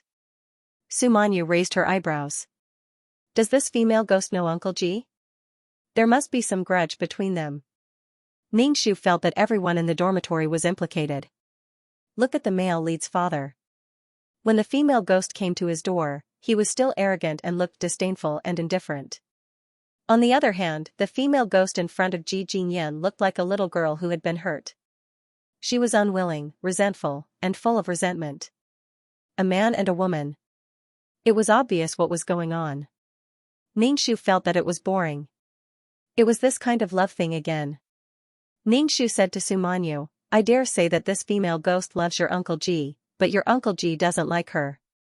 She was probably another female supporting character in someone else's love story. Moreover, she was a ruthless one. Sumanyu glanced at Ningxu. I'm not blind. The female ghost was probably driven mad by Ji Jinyan's attitude. She roared crazily and vomited blood. When Ji Qingyuan saw Lin Xianxian vomiting blood, he anxiously shouted, Xianxian. Ji Jinyan grabbed Ji Qingyuan and said indifferently, it's a female ghost now. Are you going to die? Dad, Xianxian's body won't be able to take it. Ji Qingyuan's face was full of pain. Ji Jinyan's face was cold. He was indifferent to his son's words. Ningxu felt that Ji Jinyan was truly a cold-hearted person. His indifference came from his bones. Even when facing his own son, he didn't show much emotion. Ji Jinyan, Ji Jinyan. Lin Xianxian called out his name again and again. Every word was like a curse, making one's heart turn cold. Sumanyu hugged Ningxu's arm tightly. Ningxu said, Zhuang Yutong, I'm so scared. Ningxu was speechless. There was no point in being scared. Under the moonlight, the bloody tears on Lin Xianxian's face looked even more eerie and terrifying. She rushed towards Ji Jinyan like a madwoman, but she was injured by the golden light on Ji Jinyan's body. The black aura on her body became thinner. But she still rushed towards Ji Jinyan as if she was committing suicide. Lin Xianxian was stuck to the talisman. She screamed and fell to the ground. The black aura on her body dissipated. Lin Xianxian looked at the cold Ji Jinyan with tears of blood. She looked pitiful and sentimental. Ji Jinyan, I love you so much. I love you so much. For you, I'll do anything. Even if I die, you won't even look at me. Lin Xianxian cried and kept vomiting black blood. Seeing Lin Xianxian like this, Ji Qingyuan was so anxious that he was about to cry. But he was held back by his father. He panicked. The old Taoist priest made a gesture with his fingers and the talisman on Lin Xianxian shone brighter. Lin Xianxian screamed in pain. In the distance, Ningxu and Sumanyu covered their ears. Seeing his girlfriend in pain, Ji Qingyuan begged the old Taoist priest, please save Xianxian. The old Taoist priest chanted a spell and a thick black aura exploded from Lin Xianxian's body. Then, the black aura left Lin Xianxian's body. She lay on the ground, unconscious. Xianxian, Xianxian. Ji Qingyuan rushed over and hugged Lin Xianxian's body. But her body was cold as if she was about to die. Ji Jinyan, please look at me. Look at me. I love you so much. I can die for you. Why can't you love me? What's so good about her? The female ghost begged Ji Jinyan. Her voice was no longer mournful and eerie, but the elegant and clear voice of a woman. Why? Can't you look at me? I love you. I really love you. Ji Jinyan's face was cold and expressionless. He was indifferent to the female ghost's words and did not even lift his eyelids. Ningxu had never seen such a cold person. Su Manyu asked, Ningxu is not like his father. I'm talking about his temperament. His father is so cold. Su Manyu said, after Ji Qingyuan's mother died, he became like this. I heard that he couldn't accept his wife's death and was very cold to his son. His aunt died of postpartum hemorrhage. So she died of dystocia. He probably loved his wife so much that he didn't even care about his son who caused his wife's death. TSK, TSK, TSK. What a man with deep love. Now, there was a woman, oh, no, a female ghost who loved him so sadly, but he didn't feel anything. It was really pitiful to fall in love with such a man. He wouldn't look at you at all. He gave all his love to one person. Ji Qingyuan's mother was actually very lucky to have a man who cared about her and loved her so much. The female ghost saw that Ji Jinyan didn't speak and was almost beaten to death by the old Taoist priest. Her soul became thin. The black aura around the female ghost dissipated, revealing her true appearance. She was wearing a dress and had a slim figure. Her hair was like seaweed. Just looking at her back, she was very beautiful. Ji Jinyan, I love you. I'm willing to do anything for you. The female ghost rushed towards Ji Jinyan. Even if I die, I want to die in your arms. Ji Jinyan looked up and coldly glanced at the female ghost rushing over. He said coldly, what right do you have to die in my arms? The female ghost was hit by the old Taoist priest. Her entire soul dissipated. Her voice was filled with great sadness. Ji Jinyan, even at this point, I still can't bear to hurt you. Can't bear to. The female ghost's voice gradually disappeared. The surroundings were silent. There wasn't a trace of wind. Ji Qingyuan carried Lin Xianxian's body and ran towards the hospital. Ji Jinyan said indifferently, the family doctor is inside. Let's go inside. Ji Qingyuan carried Lin Xianxian into the hall with tears in his eyes. Ji Jinyan didn't comfort Ji Qingyuan. Instead, he said to the old Taoist priest, thank you for this. The old Taoist priest stroked his beard and said, after all, you owe this female ghost a marriage. But she has done many evil things. This is retribution. The people hiding over there can come out now. The old Taoist priest looked in the direction where Ningxu and Su Manyu were hiding. Ningxu was still happy that the mission had been completed. She hadn't died and the female ghost had been destroyed. Su Manyu grabbed Ningxu's arm and said, Shuang Yutong, help me. My legs are numb. What a good-for-nothing. Ningxu dragged Su Manyu over. Uncle Ji, it's me, Su Manyu said to Ji Jinyan. Ji Jinyan glanced at Su Manyu. Su Manyu. Ji Jinyan casually glanced at Ningxu. Then, he quickly glanced at Ningxu. Ningxu took a step forward, but immediately stopped. After being glanced at by Ji Jinyan, Ningxu felt a chill run down his spine. He felt as if his blood had frozen. After traversing through several worlds, this was the first time he had met such a cold person. He ignored everything. Even the miracle doctor wasn't so cold. The miracle doctor had a heart condition and couldn't be too emotional. But Ji Jinyan didn't seem to have any emotions. There was only coldness. This is? Ji Jinyan looked at Ningxu and asked Su Manyu. Su Manyu said, this is my classmate. She's a friend from the same dormitory. Her name is Zhuang Yutong. Zhuang Yutong? Ji Jinyan chewed on the name. Every word came out of his mouth. For some reason, Ningxu's back was covered in sweat. Ji Jinyan looked away from Ning Shu and said calmly, "It's late. Go inside and drink some water." "Okay. My legs are so weak that I can't walk anymore." Su Manyu agreed readily. Ning Shu wanted to refuse, but Su Manyu had already said it. He couldn't refuse. Su Manyu wanted to go in and see Lin Xianxian's miserable state. Plus, the female ghost had been eliminated. Su Manyu felt that the world was beautiful. Ning Shu followed the group into the villa's living room. The living room was huge and luxurious. Ning Shu lowered her head and sat on the sofa, listening to Su Manyu and Ji Jinyan talk about the ghost in the dormitory. But Ning Shu felt that Ji Jinyan's gaze was constantly on her. It made Ning Shu feel uneasy. She didn't know this Ji Jinyan. Furthermore, the original owner came from the mountains. She didn't know a rich guy like Ji Jinyan. Ji Jinyan pushed an exquisite porcelain teacup in front of Ning Shu and said coldly, "Miss Shuang, please have some tea." Ning Shu felt Ji Jinyan's body lean towards her, giving her a sense of pressure. Ning Shu lowered her head and said, "Thank you." The Taoist priest sitting at the side said, "Since you were both haunted by the female ghost, why are the two of you fine? Also, the Yin-Chi isn't very serious." Ning Shu didn't want to expose the existence of her soul pearl, so she didn't say anything.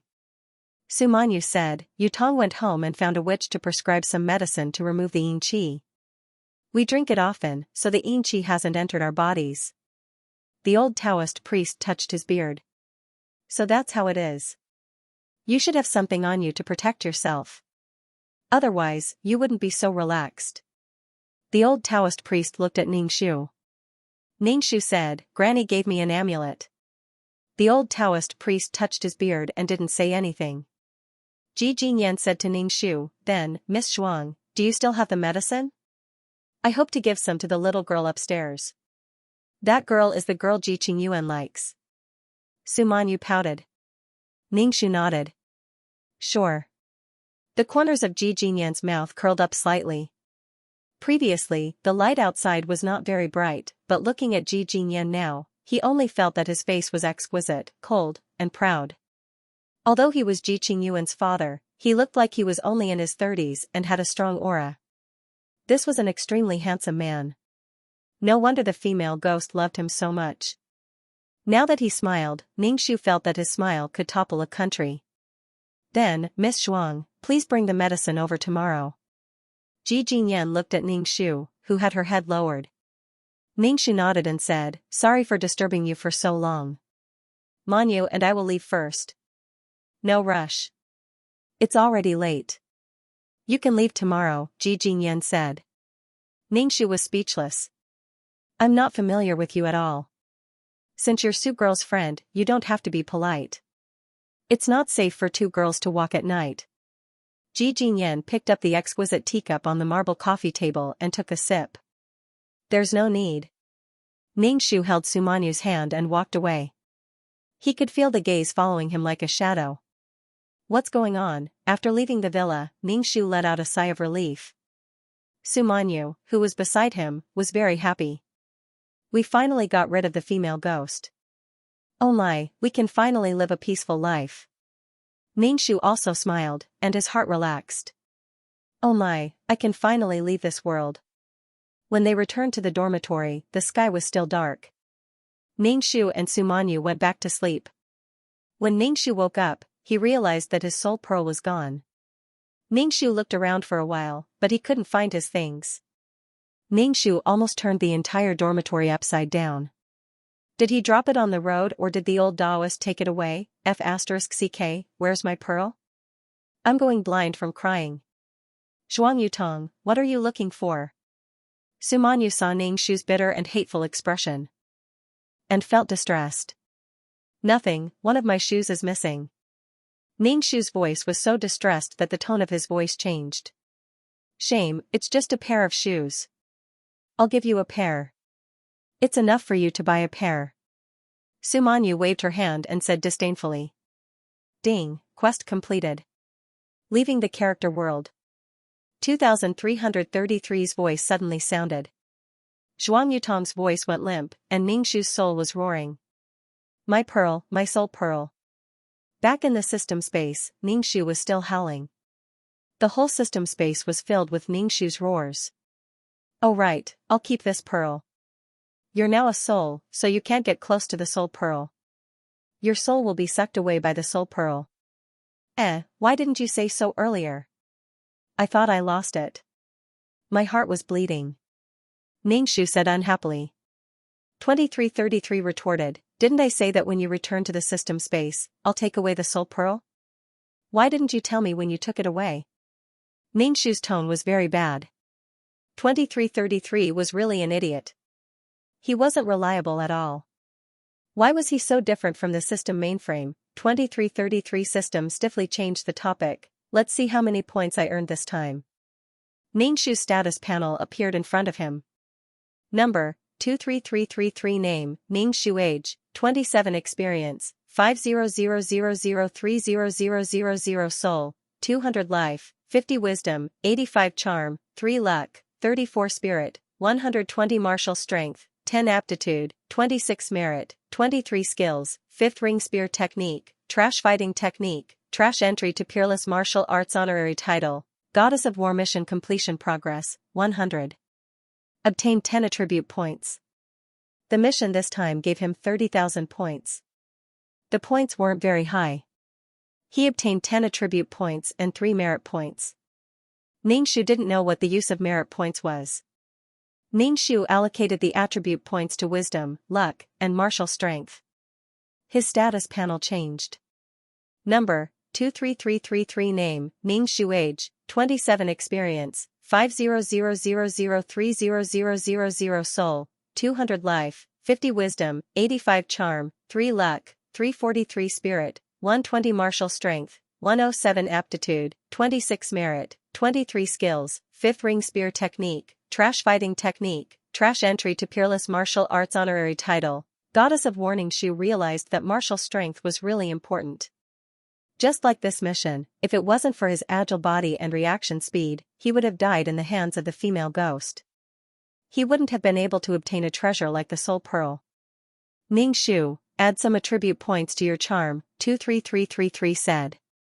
You keep adding attribute points to your martial strength. Do you really want to become a freakishly strong woman? Xianxia didn't care at all. Isn't it good to have a high martial strength? I think it's pretty good. It's even better if you have charm. With charm, it'll make things a lot easier. With charm, people will have a good impression of you. It's also beneficial for the mission.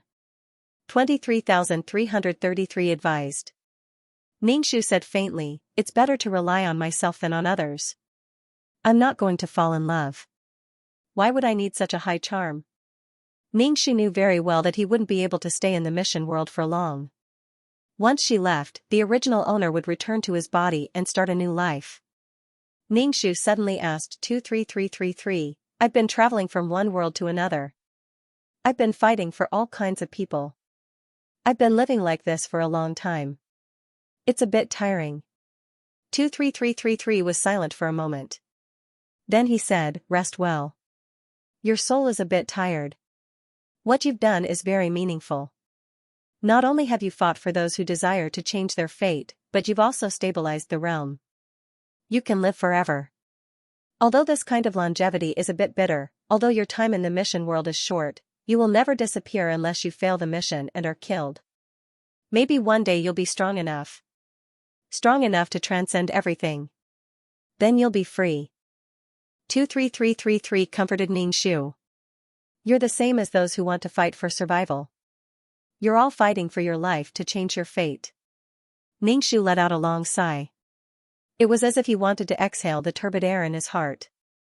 2333 was afraid that Xianxia's soul would crumble.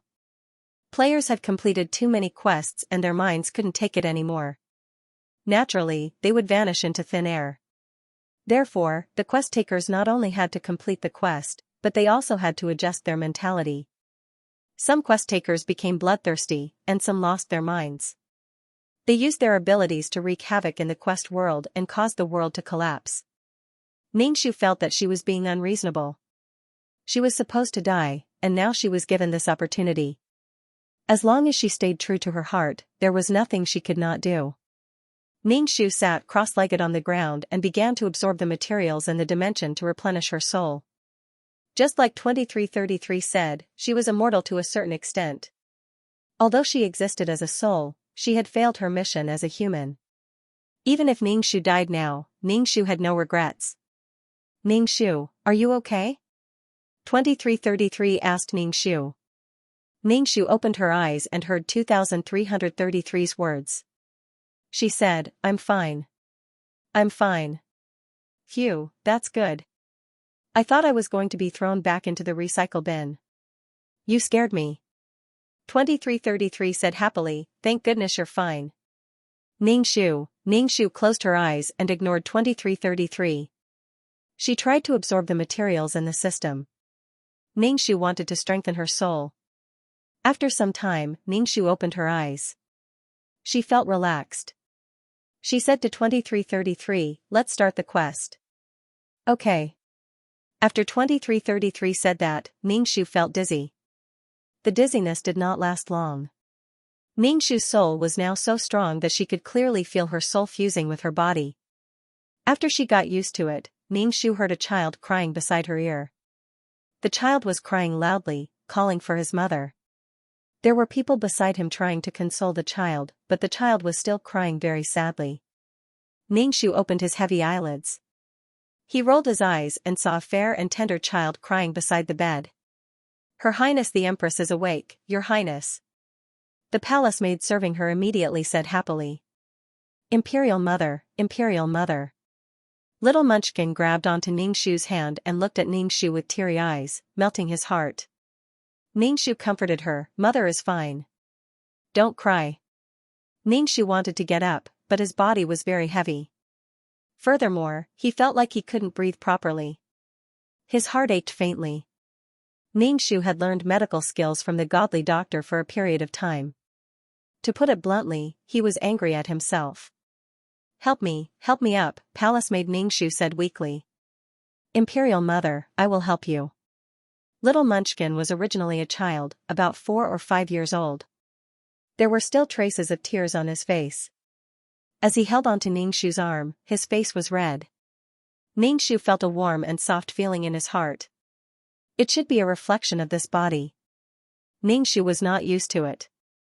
She had become the mother of a child. The palace maid came over and helped Ningxu up. Ningxu leaned back against the cushion and looked at little Munchkin. He tried his best to speak to him in a gentle tone. Mother is fine.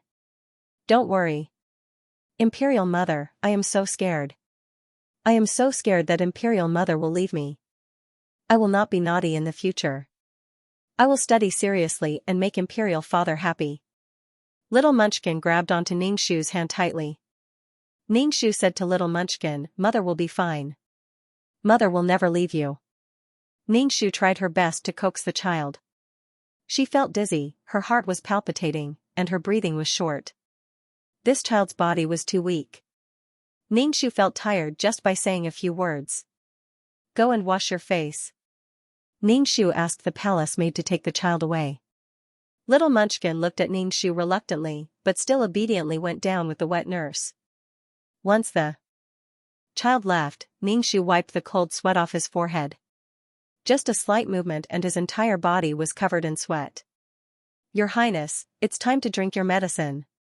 The palace maid brought the medicine over. Ningxu took the bowl of medicine and sniffed it. It was all nourishing medicine.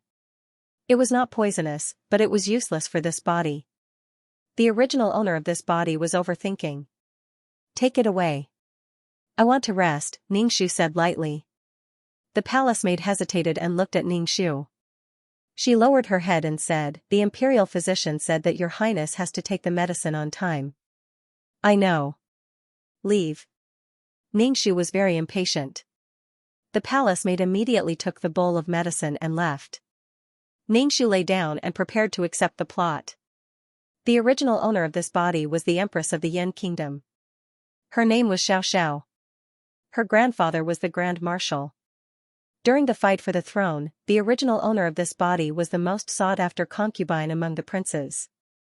However, Xiao chose the current emperor, the 4th Prince Huaqing. The fourth prince had the support of the Grand Marshal. In addition, the fourth prince was a capable man.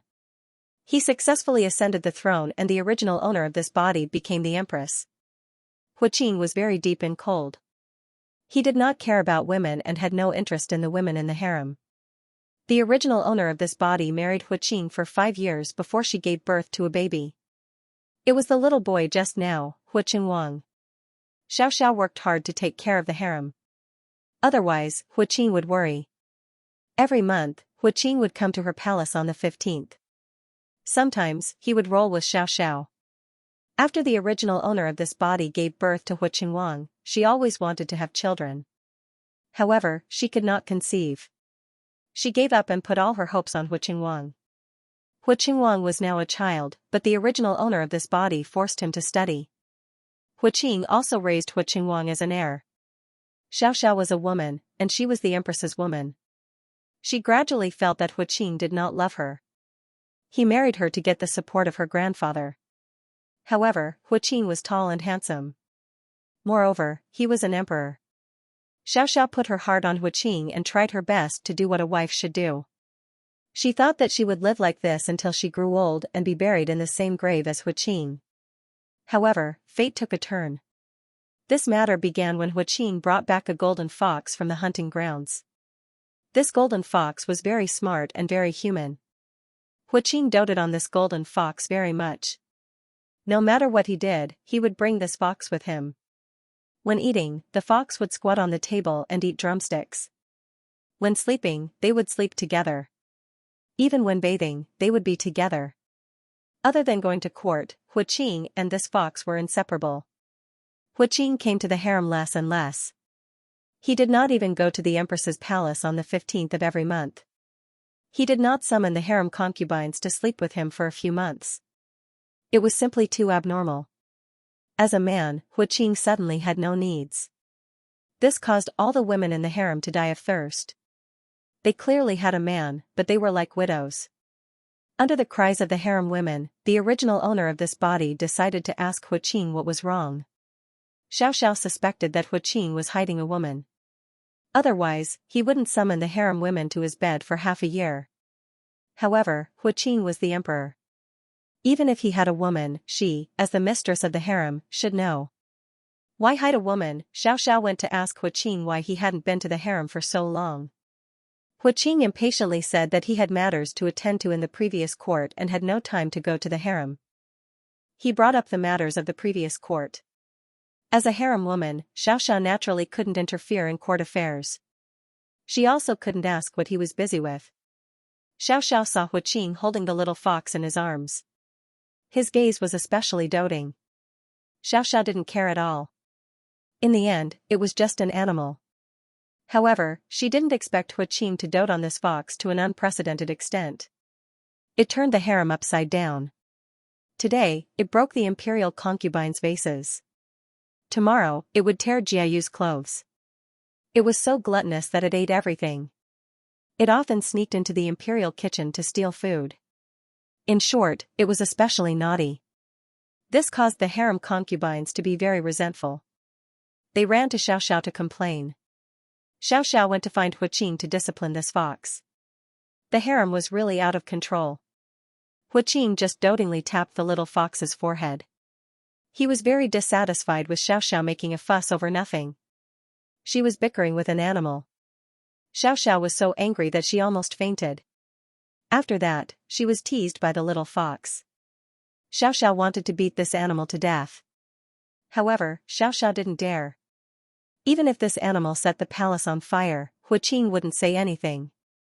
He would unconditionally dote on this fox. This was a treatment that even humans couldn't enjoy. This animal actually enjoyed it. The harem women hated this fox so much that their teeth itched. Even Xiaoxiao was jealous. She had been married to Huqing for so long, but Huqing had always been cold to her. She had never received such gentleness and doting from him. The concubines cried and complained in front of Xiaoxiao every day, adding fuel to the fire. This made Xiaoxiao hate this fox even more. She even found people to kill the fox, but they all failed. When Huqing found out, he was so angry that he wanted to depose the empress. If Xiaoxiao's Grand Marshal grandfather didn't stand up to stop him, Xiaoxiao would have stayed in the cold palace. From then on, Xiaoxiao lost her dignity and status as an empress. She was now an empress who was despised by the emperor. Xiaoxiao's heart was filled with hatred and pain. It was simply a vicious cycle. Moreover, this fox often came to tease her, jumping on her body and messing up her hair and clothes. Then, very humanely, it would cover its mouth with its paw and run away. The concubines also saw clearly that if they wanted to gain the emperor's favor, they had to please this fox. No matter what the fox did, the concubines gritted their teeth and endured it. Xiaoxiao was very unwilling to give up and thought of ways to kill this beast. She even found her grandfather and asked him to kill the fox. However, she didn't expect that the marshal's mansion would be found to have betrayed the country. Huaqing directly took away the military power and executed the whole family. When Xiaoxiao learned of this, she vomited a mouthful of blood. She felt that she had caused the death of her entire family. Xiaoxiao didn't believe that her grandfather would betray the country. He was already so old, there was no need for that. It was just that Huaqing wanted to take back the military power in her grandfather's hands. Once the cunning rabbit was killed, the hound was thrown away. Xiaoxiao really regretted marrying Huaqing and causing the death of her entire family. In addition, her son, Huaqing, ran around crazily with the fox every day. His heart was wild. Xiaoxiao couldn't teach him anymore. He was a good-for-nothing and was always reprimanded by Huaqing. Xiaoxiao's heart was filled with despair. She cried tears of blood and hung herself. Ningxu was speechless. She was courting death. Actually, what Xiaoxiao didn't know was that this fox was actually a human inside. She was just a girl who had transmigrated from the modern world into a fox's body. After transmigrating into a beast, she really thought of herself as a beast. Her wild nature was hard to tame. After Xiaoxiao's death, this little fox found a pearl in Xiaoxiao's palace. Legend had it that it was a 1,000-year-old mermaid pearl.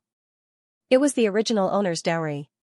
The little fox accidentally swallowed it and turned the little fox into a peerless beauty. From then on, there was no color in the palace. Huaqing only liked this little fox. Because the original owner was unwilling, her soul wandered around the palace. When she saw that slut adopt her child, she said that she played well with him when she was still a fox. Huaqing didn't want to study, so she didn't let him study. She said that it wasn't a big deal to study later. She wanted to give the child a beautiful childhood. Huaqing liked this empress very much. Not long after, he forgot about his mother. That was until the slut gave birth to a child of her own. That child was very smart and good at studying. He had a photographic memory, which made Huaqing seem even more vulgar. He became the slut's son's follower. He watched as the slut's son became the emperor while Huaqing and the fox spirit went sightseeing. The original owner's wishes were, 1. Don't let the marshal's family be executed. 2. Don't let this immoral slut die a horrible death. 3. Huaqing was the son of the first wife. Don't let that be the ending. When Ningxu saw the original owner's wishes, he felt that the first wish wasn't easy to fulfill. He felt that the marshal's family's decline was inevitable. Huaqing was the emperor and the original owner's grandfather held military power. If the other party was hot-headed and rebelled, the throne under his but would be unstable. It would be like a fishbone stuck in the throat. Huaqing wanted to deal with the marshal's family from the moment he ascended the throne. Handing over military power was tantamount to having one's hands and feet tied. Huaqing could do whatever he wanted. With military power in hand, at least Huaqing would be a little wary. The original owner fainted because he wanted Huaqing to study. Huaqing was still young and didn't like to study. He said that he hated Imperial Mother and Imperial Mother only wanted him to study. He wanted to play with the little fox. The original owner was so angry that his vision turned black and he fainted. Ningxu felt a headache coming on. He opened his eyes and rubbed his forehead. The most important thing now was to take care of his body. Sitting on the bed, Ningxu began to cultivate his peerless martial arts. After a while, Ningxu's whole body was covered in sweat. He had no choice but to stop and let the palace maid bring hot water to wash up. After washing up, Ningxu's body felt a little better. He also ate a little more for lunch, which made his personal palace maid very happy. Ningxu sorted out the plot in his head as he ate. The little fox had just arrived in the palace not long ago. Ningxu decided to destroy the shark pearl so that it wouldn't be able to transform into a human. Let's see how you guys are going to do it. Ningxu put down the bowl and asked his personal palace maid, Qingzhu, to find the shark pearl in the dowry.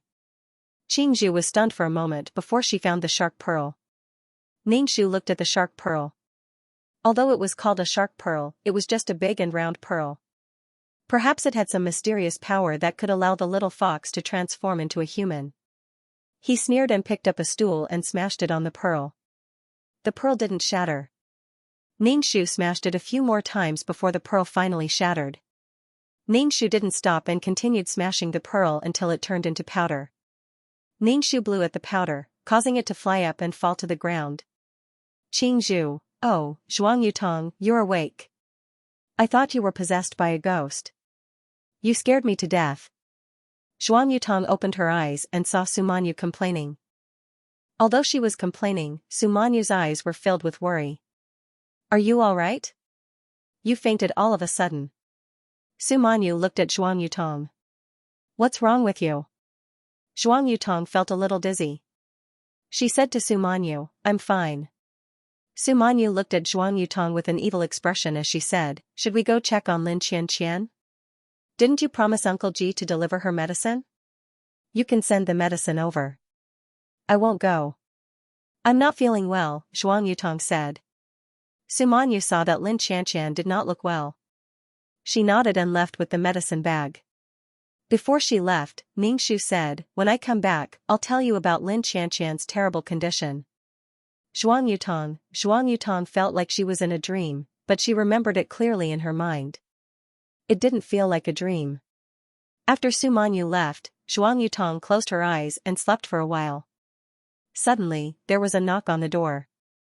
Zhuang Yutong climbed down from the bed and opened the door while asking, who is it? Zhuang Yutong opened the door and saw a rather unexpected person at the door. Zhuang Yutong stuttered, why are you here? It was Ji Qingyuan's father, Ji Jinyan. Ji Jinyan walked into the dormitory, looked into Zhuang Yutong's eyes and said, I'll treat you to a meal. Why? Zhuang Yutong asked in a daze. She was not familiar with this man at all. They had only met once, but he actually came to her dormitory and said that he wanted to treat her to a meal. Ha ha ha. Take it as my thanks for your medicine. I heard from Su Girl that you were in the dormitory. I asked you to deliver the medicine personally. Why didn't you go? Ji Jinyan's tone was very domineering. Zhuang Yutong, was this person sick in the head? Change your clothes. I'll treat you to a meal. Ji Jinyan glanced at Zhuang Yutong. This person was sick. Ji Jinyan raised his wrist, looked at his watch, and said, Miss Zhuang, please hurry up. My time is very precious. Zhuang Yutong, wiping his tears, what to do if I meet a lunatic? Witch, save me. Don't you have nice clothes to change into? In return for the medicinal powder, I can give you some. Ji Jinyan saw Zhuang Yutong's confused expression and seemed to be very considerate. With a stiff face, Zhuang Yutong said, please leave. I'm going to change. Ji Jinyan grunted and turned to leave. Zhuang Yutong wanted to bang her head against the metal bed. What kind of person was this? When Zhuang Yutong changed her clothes and went out, Ji Jinyan frowned but didn't say anything. The two of them went downstairs. Zhuang Yutong's eyelids twitched when she saw the luxury car parked in front of the dormitory. Ji Jinyan opened the car door for Zhuang Yutong. Zhuang Yutong sat in the car and felt out of place with Gidge. Everything in the car was luxurious and fragrant. She looked at the clothes she was wearing. Zhuang Yutong decided that she would never associate with such people again. She didn't want to feel inferior and torment herself. Ji Jinyan sat in the car and saw Zhuang Yutong's eyes flickering. He smiled. You will have this life in the future.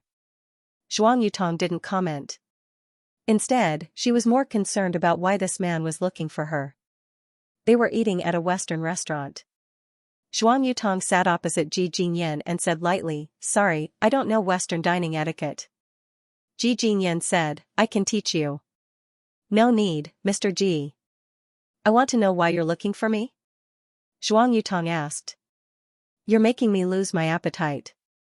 Ji Jinyan took a sip of red wine and looked at Zhuang Yutong in a daze. Your eyes are exactly the same as my wife's. When I first saw you, I thought he was standing in front of me. Zhuang Yutong, oh. Ji Jinyan raised his eyebrows. Her reaction was so calm. Aren't you curious about my wife? Ji Jinyan asked. Zhuang Yutong, why should I be curious? We don't know each other. Mr. G, are you looking into my eyes to comfort yourself because my eyes are similar to your wife's? Or do you want to keep me as your wife's substitute? Sumanyu said you love your wife very much, but your current actions make me doubt your loyalty to your wife. Zhuang Yutong stood up. Sorry, I'll leave first. I don't know how to eat Western food. Goodbye, Mr. G. Zhuang Yutong only wanted to study hard so that she could have a job after graduation to reduce the burden on her family. Ji Jinyan and she were from different worlds. Life was already so difficult, why should she play with the rich? Ji Jinyan watched Zhuang Yutong leave the restaurant and raised his eyebrows. Loyalty to his wife? When Zhuang Yutong returned to the dormitory, Sumanyu had already returned. Sumanyu immediately said excitedly, Lin Xianxian's leg is going to be amputated. Her leg is seriously injured and the infection is very serious. We can only amputate it. I don't know if Ji Qingyuan will still like Lin Xianxian with a broken leg. Zhuang Yutong silently looked at Sumanyu's happy face and was speechless. Sumanyu's face fell. Zhuang Yutong asked, what's wrong? I'm getting engaged, Sumanyu suddenly said. Zhuang Yutong, why so sudden? Zhuang Yutong asked. You haven't even graduated yet. You don't understand the lifestyle of people in our class. We can still get married before we graduate. Marriage doesn't affect our lives. We can still have fun as usual. Sumanyu sighed. Zhuang Yutong asked again, who are you getting engaged to? Ji Qingyuan. Sumanyu rolled her eyes. Zhuang Yutong, the richest circle is so messy. Zhuang Yutong sighed. Damn, why is it so frustrating to get engaged to Ji Qingyuan? Damn, I have to get involved with Lin Qianqian again. It's so annoying just looking at her. It was obvious that Sumanyu didn't want to get engaged to Ji Qingyuan. People who want to live with each other for the rest of their lives should find someone they like, Zhuang Yutong said.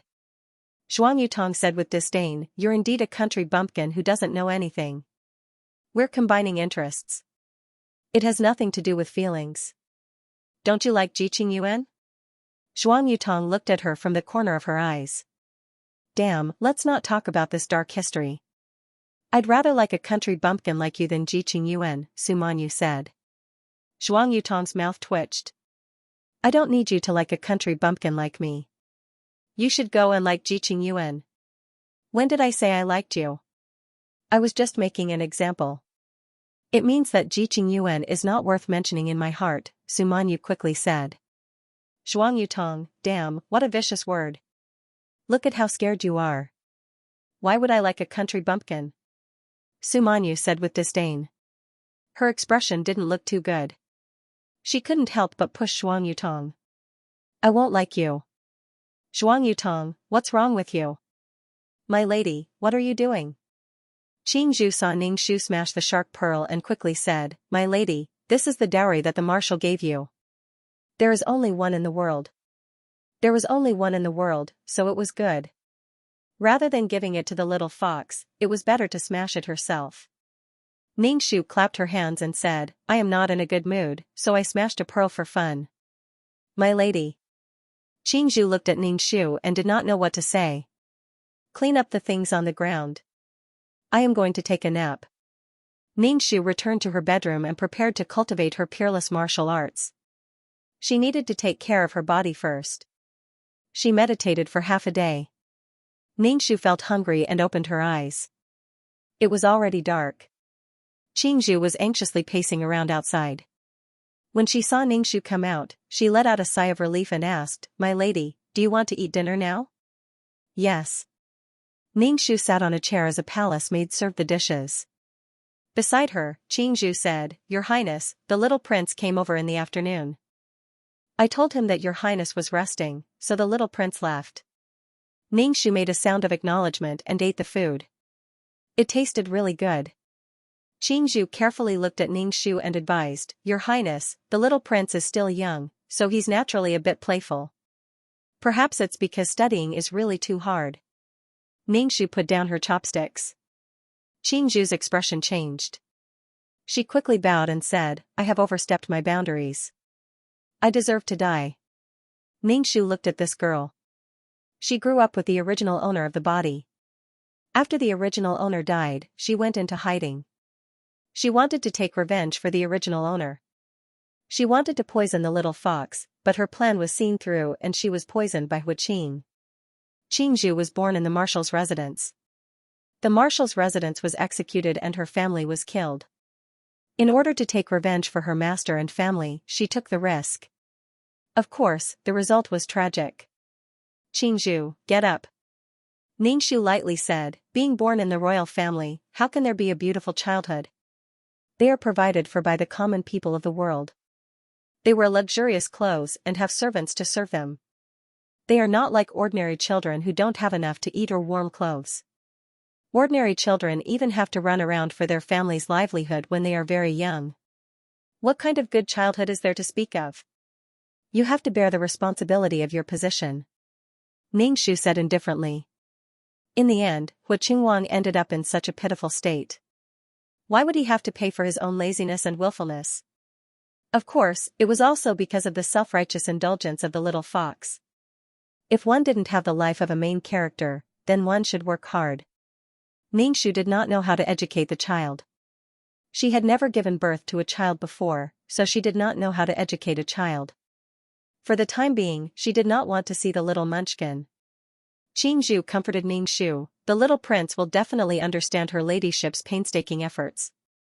Children all had rebellious tendencies. The more pressure they were under, the more they would react. He could only take it slow. For the next few days, Xianxia stayed in her bedroom and did not go out. Even when the concubines came to pay their respects, Xianxia rejected them, saying that the empress was not feeling well. These concubines could only reluctantly return.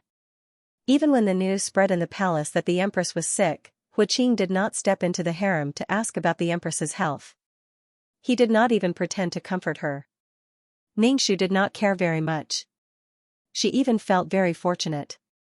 It seemed that Huaqing was now going to keep his chastity. Xianxia did not want to roll with Huaqing at all. She just did not know how Huaqing solved his physiological needs. Could it be that he masturbated himself? Xianxia cultivated day and night. Finally, this body was out of breath after walking a few steps. It seemed that the original owner was very angry. Thinking that it had been such a long time, she should communicate with the little munchkin, Huaqing. Xianxia asked Xianxia to call Huaqing over. When Huaqing looked over, his face was red and covered in sweat. Xianxia narrowed her eyes. She saw that there was a strand of golden fur on Huaqing's shoulder. It seemed that this little guy was playing with the little fox again. Huaqing properly bowed to Xianxia. "Aken greets Muhu. Muhu is in good health." Xianxia looked at Huaqing like this. Huaqing's red face flashed with a trace of uneasiness. Xianxia gently pulled Huaqing over and reached out to brush off the golden fox fur on his shoulder. "Muhu." Huaqing saw Xianxia like this and his expression became even more uneasy. He lowered his head and did not dare to speak. "Xingwang, did you play with the little fox today?" Xianxia asked gently. "Tell Muhu, where did you go?" "Muhu, Aken. Did not." Huaqing lowered his head and lied. Xianxia said, "Muhu does not mean to blame you. In the future, you can play with the little fox." "Really? Muhu?" Huaqing suddenly raised his head and looked at Xianxia with shining eyes. Xianxia nodded. "You can. Muhu, you are so good." Huaqing squeezed into Xianxia's arms and twisted his body to act spoiled with Xianxia. Xianxia was not used to this and pulled Huaqing out of her arms. She said unhappily, "You are already a man, yet you are still acting spoiled with Muhu. If you want to play with the little fox, Muhu has a condition. As long as you complete it, you can play with the little fox however you want, Ningxu said seriously. Hu Qingwang immediately patted his small chest and said, Muhu, a Ken will definitely do well. Muhu doesn't have many requirements. Practice 20 characters every day and memorize a poem. As long as you complete it, you can go play.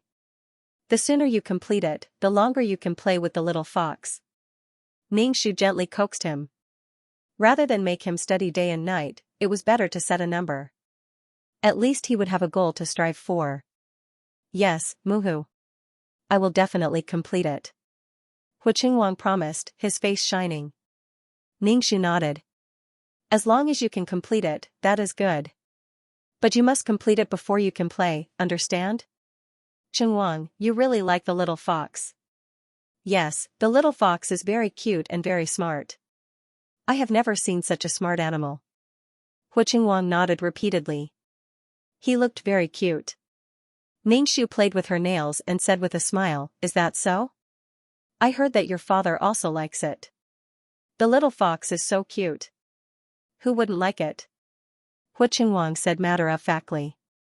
Ningxu thought, I don't like the one in front of you. Ningxu patted Hu Qingwang's shoulder. Remember the promise you made to Muhu. You are a man, and a gentleman's word is as good as a whip. I will remember it, Hu Qingwang said loudly. Hu Qingwang said loudly with the vigor of a child. He looked very cute, just like a little adult. Qingzhu, who was next to Ningxu, laughed. The palace maids in the palace all covered their mouths and snickered. Ningxu laughed. Go play. Don't forget the 20 characters and the poem. Bring them to Muhu tonight for inspection. When Hu Qingwang left, his footsteps were like the wind. Qingzhu, Ben Gong hasn't been able to sleep well at night recently. I keep feeling like there's something rustling around. It should be a rat. Get someone to put some rats in a hidden corner. Ningxu said faintly. Qingzhu agreed and went to do it. At night, Hu Qingwang obediently brought his homework over. It was the 20 characters that Hu Qingwang had written. Ningxu tested Hu Qingwang to see if he could recognize these characters. Hu Qingwang then recited a poem. He shook his little head like an old scholar reciting the book. After he finished reciting, he looked at Ningxu. Ningxu nodded and praised him, very good, Qingwang is very good. Hu Qingwang's face was red. He puffed out his chest and said, son knows even more. To be honest, Ningxu was really embarrassed. His handwriting wasn't as good as a 5-year-old child's. Ningxu felt that he would definitely not use a pen in the future. When you play with the little fox, you have to be careful. Don't go to places that are too dangerous. Do you understand? Ningxu reminded Hu Qingwang. Hu Qingwang nodded and said, Muhu, you are so good. Ningxu patted Hu Qingwang's shoulder. He originally wanted to pat his little butt, but he felt like a strange auntie. He could only pat his shoulder. Go back and rest. Ningxu said with a smile. He then reminded him, don't get scratched by the little fox. It is, after all, an animal. It is not good for the body to be scratched. When you wash at night, have the wet nurse wash with mugwort leaf water. Do you understand? Son understands. Hu Qingwang nodded. After Hu Qingwang left, Ningxu let out a heavy breath. It was so difficult to communicate with a child. Nyang, today is the 15th. The emperor should come. Qingzhu looked outside the hall, but it is already so late. Ningxu yawned, wash and sleep. There is no need to wait. Qingzhu looked at Ningxu with comforting eyes and said, Nyang, it must be that the emperor is too busy. Too busy to sleep? Coming to the empress palace was basically just to sleep. It was only a few steps away. He just didn't want to come. Ningxu had just laid down on the bed when he heard the sharp voice of a eunuch outside, the emperor has arrived. Ningxu climbed out of bed and put on his clothes. Hu Qing walked in. Ningxu bowed to Hu Qing, Xianxia pays respect to the emperor. Hu Qing was tall and had a belt around his waist, which made his waist look even more narrow. He gave off a very sexy feeling. The outline of his face was very deep and three-dimensional, and his nose was like a hanging gallbladder. The Empress is going to bed already? Huaqing asked, does the Empress not remember that today is the 15th? Ningxu could clearly feel that Huaqing was angry. Huaqing's face was expressionless as he frowned slightly. Ningxu was speechless. If you don't want to come, then don't come. You look like you were forced to come, which made everyone's balls ache. Huaqing was indeed forced to come. When he went to court today, old Xiao said that he hadn't visited the harem for a long time. To put it bluntly, he wanted him to dote on his granddaughter. Huaqing dawdled until he arrived at the Empress's palace. When he left the imperial study, the little fox hugged his leg and didn't let him go. She looked at him with tears in her eyes, which made Huaqing very uncomfortable. He tried his best to persuade the little fox to not be so sad. Now that he saw that Ningxu had fallen asleep first, Huaqing was furious and even hated her. Huaqing opened his arms and waited for Ningxu to change his clothes for him. He said lightly, go to bed. Ningxu nodded. Okay. Seeing that Huaqing didn't want to roll with her, Ningxu was relieved. Empress, change my clothes for me, Huaqing said coldly. Ningxu, 0, Ningxu climbed out of bed again and took off Huaqing's clothes. Then the two of them lay on the bed in silence. Huaqing simply turned his back to Ningxu. Ningxu, what kind of virtue was this? If it was the original owner, her heart would have been broken by Huaqing's cold violence. Ningxu also turned over and was back to back with Huaqing. Damn, it was really uncomfortable to have someone next to him. He was already tall and strong. He took up half of the bed and didn't let him sleep properly. Ningxu closed his eyes and fell asleep in a daze. Suddenly, he was awakened by the shrill scream of an animal, which was full of pain. Huaqing hurriedly got up and stepped on Ningxu's leg without caring about the person sleeping next to him. Ningxu immediately kicked Huaqing away. Huaqing accidentally fell to the ground, but he didn't care at all. With an anxious face, he shouted, where are you? The fox screamed. It was a bit like a high-octave dog bark, but also like a woman's scream. It was especially terrifying in the middle of the night and made people shudder. Huaqing's face was very anxious. Ningxu got down from the couch and asked Qingzhu to light up the candle. Huaqing directly snatched the candle. He clearly heard who were crying pitifully not far away. In the end, Huaqing found the little fox under the window of the room. One of the little fox's forelimbs was caught in a rat trap and was bleeding. Huaqing's heart ached immensely. Call the imperial physician, call the imperial physician. Huaqing's eyes were red as he roared at Ningxu. Huaqing was calm. But the original owner had never seen him so emotional. Call the imperial physician. Ningxu said to Qingzhu. Qingzhu hurriedly went to call the imperial physician. She was frightened by Huaqing's appearance. Huaqing squatted down and wanted to remove the rat trap, but he was afraid of hurting the little fox. He was so anxious that he didn't know what to do. The little fox cried at Huaqing with tears flowing down her face. She looked very pitiful. Ningxu watched from the side. This fox was covered in gold and looked very beautiful. Her eyes were very lively and there was a cunning look in her eyes. But now, her eyes were dim and she kept crying at Huaqing. It was hard to imagine that an animal's body could contain a human soul. Ningxu also learned something new. Could it be that the target of her missions in the future might also be non-human? Huaqing suddenly turned his head to look at Ningxu and asked sharply, Empress, why do you have such a dangerous thing in your bedroom? Ningxu said calmly, I haven't been sleeping well these days. There are always rats at night, so I asked the palace maids to make a rat trap. I didn't expect it to come. It never comes to my palace. Who knew that something like this would happen? This fox hadn't been in the palace for long. It hadn't become familiar with the ground and hadn't become as lawless as in the plot. I don't know why it came today. Ningxu said very sincerely. Huaqing was speechless for a moment.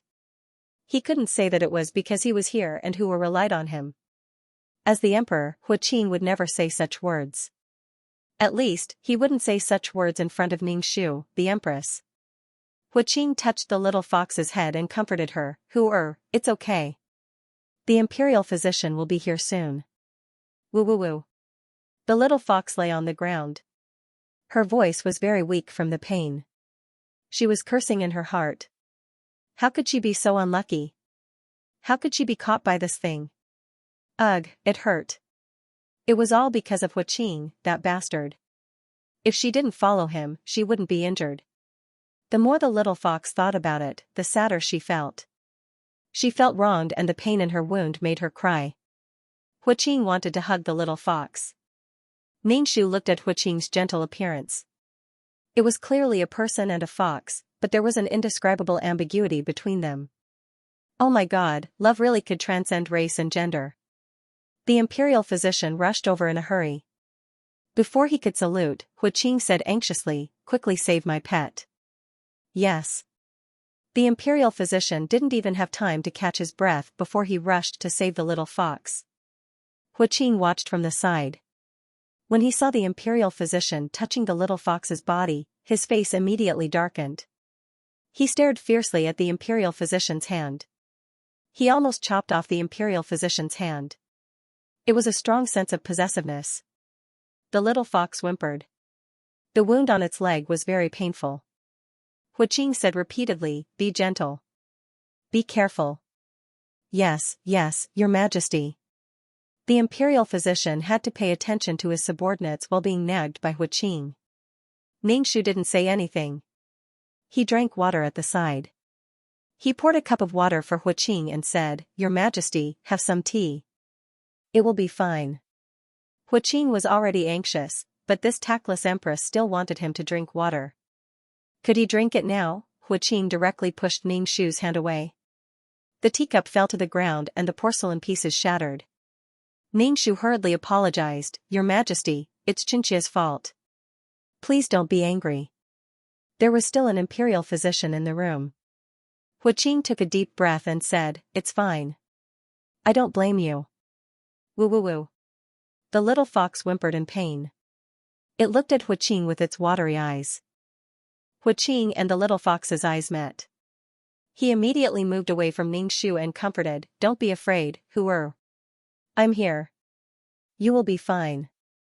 Ningxu raised his eyebrows and covered his mouth with a handkerchief. He almost laughed out loud. He felt that the little fox now regarded Huaqing as its possession. Huaqing kept calling for the imperial physician to be gentle. It took him a long time to rescue the little fox's forelimbs from the trap. Its fur was already soaked with blood, and it looked like it was seriously injured. It would probably need to recuperate for a period of time. The imperial physician placed the little fox on the bed and picked up the fur around the wound. Then, he sprinkled some medicinal powder on the wound and bandaged it up meticulously. "Your Majesty, the wound has been treated. Don't let it get wet during this period of time. This official will come to change the medicine every 2 days." The imperial physician wiped the sweat on his head and cupped his hands towards Huaqing as he spoke. Huaqing sat by the bed and nodded with a tense face. "You can leave." The imperial physicians left like a swarm of bees, leaving only Ningxu, Huaqing, and the dying little fox lying on the bed in the room. "You're not allowed to put such dangerous things in the palace in the future. Look at what you've done to Huer," Huaqing Ningxu said coldly. Ningxu's expression was indifferent as she bowed and said, "Xianxia will remember." Huaqing carefully picked up the little fox on the bed. Ningxu said, "You can sleep by yourself tonight." Then, she left with the little fox. Ningxu curled her lips and saw the bright red blood stains on the bed sheet. She said to the pale-faced Qingzhu, "Remove this bed sheet and make the bed again. This consort wants to sleep." "Yes, Your Highness." Qingzhu had the palace maids change the bed sheet. Ningxu said, "Change the quilt cover as well." After changing the bed sheet, Ningxu yawned and lay on the bed. Qingzhu and Ningxu comforted her, "Your Highness, don't be too sad." "Sad? This consort isn't sad. The one who's sad right now is someone else." Ningxu sneered. Look at Huaqing's distressed expression. Originally, it was just in case, but she didn't think that the fox would actually fall for it. Relying on the fact that it was an animal, it could come and go as it pleased in the palace. It could go anywhere. The little fox especially liked to run to the concubines' palaces and secretly listen to gossip. Xianxia didn't want her own palace to become a place where others could come and go as they pleased. It was likely that the little fox wouldn't come out to cause trouble for a long time. It also wouldn't be able to play with Qingwang. Qingzhu, go to the Imperial Household Department tomorrow and see if there are any cute and big pets for Qingwang. Xianxia said this and closed her eyes to sleep. Oh my, it was better to sleep alone in a big bed. Compared to Xianxia's comfort, Qing was like an iceberg. She held the little fox in her arms and said angrily, let's see if you'll run around again in the future. Didn't I promise you that nothing would happen between me and the Empress? Now you've hurt yourself like this. The little fox looked at Qing pitifully, but Qing's face was cold. In fact, his heart had already softened. He said coldly, let's see if you dare run to the Empress Palace again. Woo! The little fox whispered. It stuck out its pink tongue and licked Qing's palm. It used its little sharp teeth to bite Qing's finger. It seemed to be telling him not to be angry. After being bitten by the little fox, Qing's entire body felt like it had been electrocuted. His whole body was numb. His finger was bitten by the little fox, and there was a slight pain. It was an indescribable pleasure. Immediately, he felt his lower abdomen heat up. It was very exciting. This was a feeling that Qing had never experienced in more than 20 years. With just this bite, Qing suddenly felt the intoxicating love between a man and a woman. That kind of uncontrollable impulse and desire. Qing looked at the little fox in his arms with a burning gaze. Its eyes were very clear, and they were filled with innocence and confusion. Qing's lower abdomen had already raised its head. Enduring the burning heat in his body, Qing placed the little fox on the dragon bed and said in a hoarse voice, hurry up and sleep. The little fox narrowed its eyes and licked Qing's hand. Qing almost couldn't control himself. He gritted his teeth and said, hurry up and sleep. Only then did the little fox fall asleep contentedly. Qing was about to explode from holding it in. When the little fox finally fell asleep, Qing sneaked into Imperial concubine Xian's palace. Qing didn't want to see Xianxia at all. He blamed him in his heart for causing Hu to be injured. On the bed, Qing was all kinds of passionate and fierce. He tortured Imperial concubine Xian until she was half dead, but the woman on the bed was very satisfied. After he vented his desire, Qing's heart suddenly felt guilty. When he thought about how the little fox was injured while he was rolling around with another woman, Qing felt very uncomfortable. He quickly got on the bed and put on his clothes. Ignoring Imperial concubine Xian's urging to stay, he hurriedly left. When he returned to the bedroom, Qing looked at the little fox sleeping on the dragon bed. His heart suddenly softened. He reached out a finger and touched the tip of its pink nose. He even wanted to bend down and kiss it. No, Hu was only his pet. How could he have such an impulse for an animal? It was too unbelievable. But in Qing's heart, he thought that the smart and cute Hu wasn't a fox at all. Perhaps it was a fox immortal who had cultivated successfully. Qing's heart really hoped that Hu could transform into a human. Qing didn't care much about the matters between men and women. Otherwise, Qing would rarely go to the harem with so many beauties. But now, Qing had an incomparable and uncontrollable impulse. Qing's joy was mixed with a sense of shame, making Qing feel very conflicted. Xianxia slept very well that night. When she woke up in the morning, she felt refreshed. Just as she left the palace, the little munchkin, Qingwang, who was holding something in his arms, bumped into Xianxia's arms. He was practically twisting his body as he whined to Xianxia. Mother, is this puppy for me? Yes, this puppy is for you. Xianxia sat down and looked at the puppy in Qingwang's arms. This puppy was only a month old, and its body was very furry. Xianxia patted the stool next to her for Qingwang to sit next to her. Qingwang carefully held the puppy. Xianxia looked at the male puppy and said to Qingwang, the little fox was injured last night, so it can't play with you in the future. Let this puppy accompany you. From now on, besides studying, you have to take care of this puppy. There are a lot of dirty things on the puppy's body, so you have to bathe it often. Is the little fox injured? Is it serious? Qingwang asked anxiously. Xianxia said indifferently, it's not serious, It's just that its leg is injured, so it can't walk for the time being. Don't disturb its recovery. Your father won't let you see the little fox, so don't disturb it for the time being. I will remember. Hu Qingwang nodded. I will listen to mother. You're still a child. Eat with mother, Ningxu said to Hu Qingwang. Hu Qingwang was quite cute, and his body had a milky fragrance. Hu Qingwang sat next to Ningxu.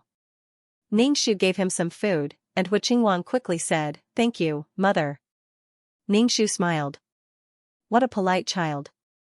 Hu Qingwang picked up a steamed bun and placed it next to the puppy's mouth. The puppy only stuck out its tongue and licked it. Ningxu said, "The puppy is too small to eat this. Is it troublesome to make some porridge for the puppy later? Is Qingwang regretting it now?" Hu Qingwang was afraid that Ningxu would change her mind, so he quickly said, "Mother, I will definitely take good care of the dog." After breakfast, Ningxu took the medicinal powder and applied it on the puppy to kill the insects. Hu Qingwang also helped and applied the powder on his hand. "Qingwang, it's a small life. You have to take good care of it. Since you've chosen it, you have to take responsibility for it. Do you understand?" Ningxu instructed Hu Qingwang. "I'll remember everything. I'll definitely take good care of him." Hu Qingwang's face flushed red, and he seemed very surprised. He acted coquettishly in Ningxu's arms. "Mother, you're so nice. I'll definitely study hard and take good care of the puppy. Go."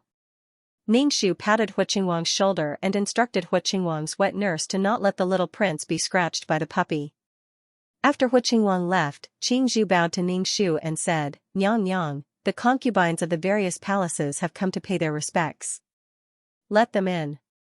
It was time to see these women. Ningxu stroked her wide sleeves. Ningxu walked into the main hall from the side hall. As soon as she entered the main hall, Ningxu's eyes were dazzled. She looked at the room full of women. There were all kinds. There were charming, cold, plump, and fragrant. The room was filled with fragrance. It was simply a pleasure. This concubine pays her respects to the empress. May the empress have good fortune and peace. The concubine Ningxu bowed. Ningxu looked at these beautiful women. So beautiful. Rise. Ningxu said faintly. As soon as Ningxu's voice fell, a woman suddenly said, "Nyang Nyang, last night the emperor stayed in noble consort Xian's palace." Ningxu's expression was indifferent, but she was surprised. Last night, Little Fox was injured.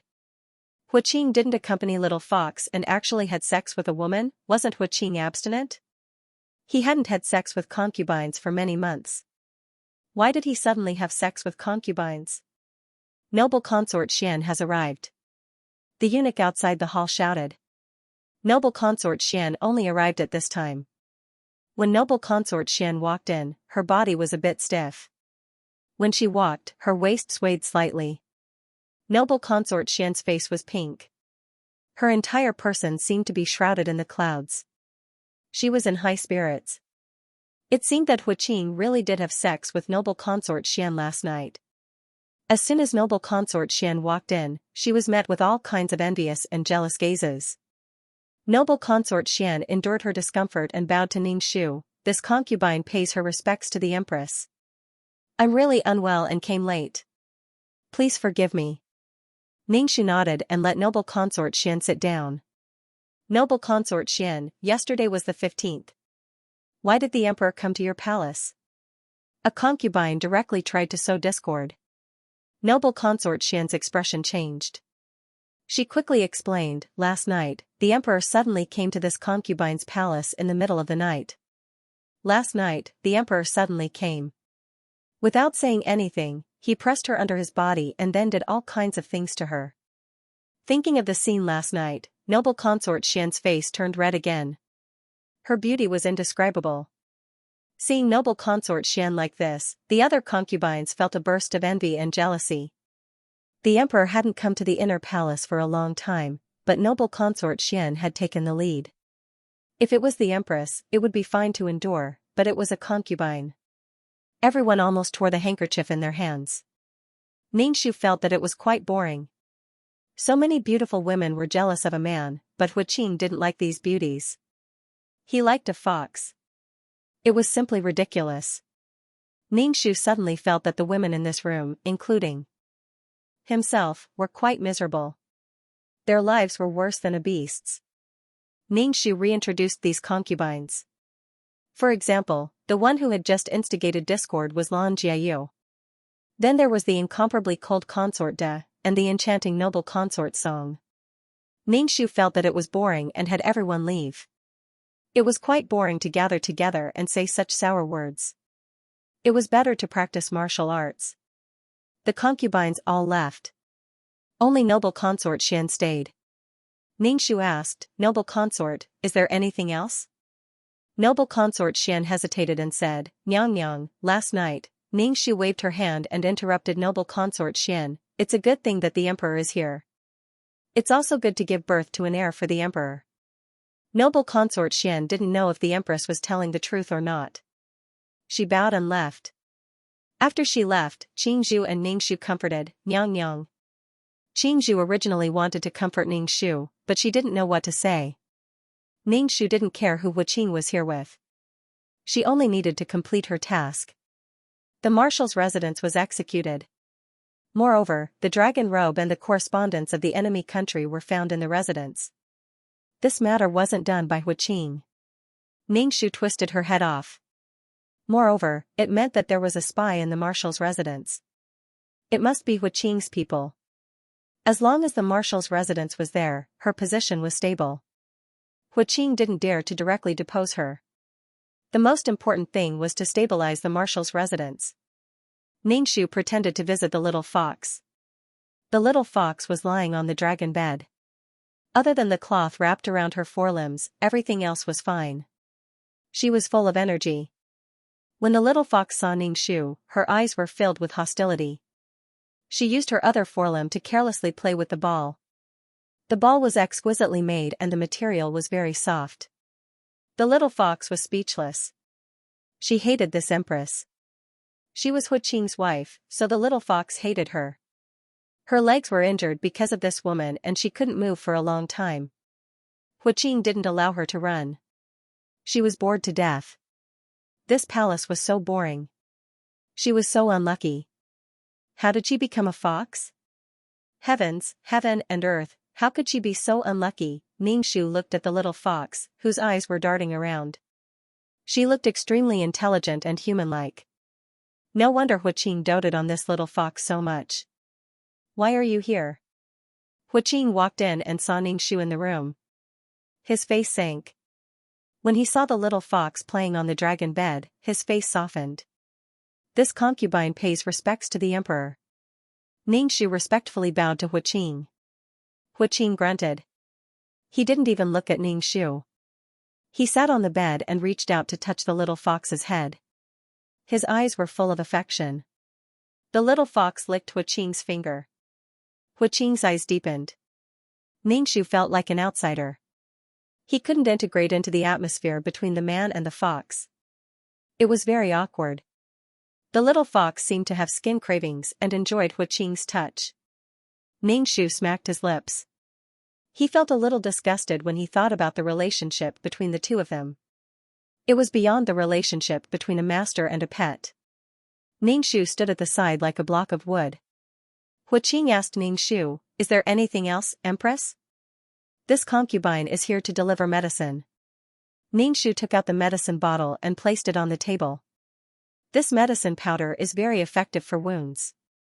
"Sorry to trouble you, Empress," Huiqing said indifferently. His fingers stroked the little fox's golden fur. It was so furry that Huiqing's fingers almost sank into her fur. Ningxu bit his lips and looked at Huiqing with a bitter expression. Huiqing looked up and met Ningxu's eyes. "Is there anything else?" Ningxu blinked and let his eyes fill with tears. He said bitterly, "Your Majesty, you went to noble consort Xian's palace last night." "Your Majesty, yesterday was the 15th. Huiqing's expression darkened. His first reaction was to look at the little fox. The little fox immediately pointed its butt at Huiqing and wagged its golden tail. It was clearly angry. "Is the Empress reprimanding me?"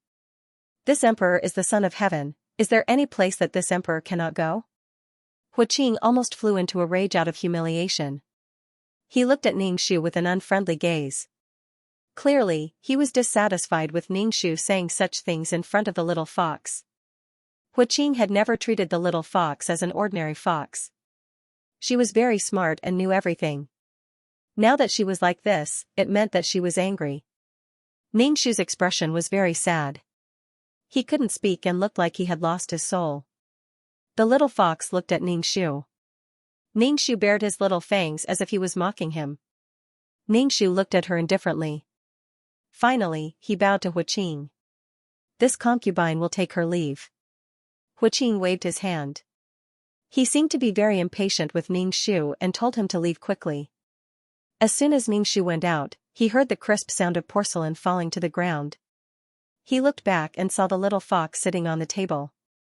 She had pushed the medicine bottle she had placed on the table off the table. It fell to the ground and some of the medicine powder spilled out. The little fox whimpered at Huaqing. Huaqing's face was full of affection. He tapped its pink nose. You little fellow, if you don't like the Empress things, then we won't accept the Empress things in the future. The little fox was a little happier. It raised its head slightly and whimpered angrily at Huaqing. Huaqing seemed to be able to read minds. He explained to the little fox. Last night, we were wrong. We shouldn't have gone to noble consort Xian's palace. You little thing, you were jealous. The little fox nuzzled Huaqing's neck and whimpered. From now on, we will only like you, little thing. Naughty little thing. Huaqing felt a piercing pain in his neck. The little fox was biting him, but it wasn't very painful.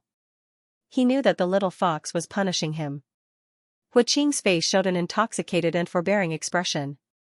Ningxu didn't know how the man and fox communicated. It was amazing. Was this the legendary telepathy? They could understand each other's thoughts with just a look. How amazing. TSK, TSK, TSK.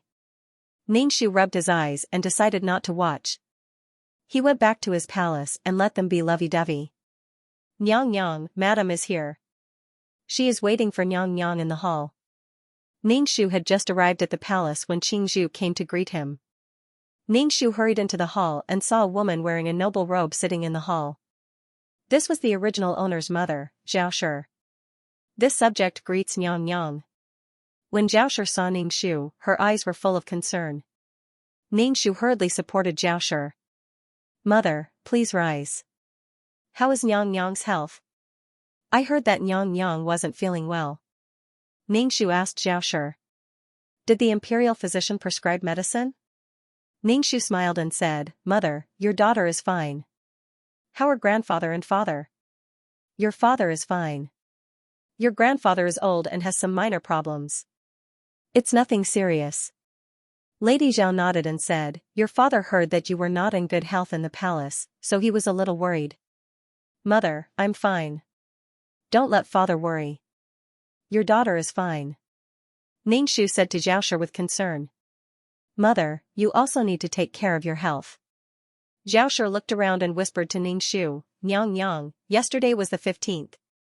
Was the emperor resting in your palace? Ningxu, he was in daughter's palace.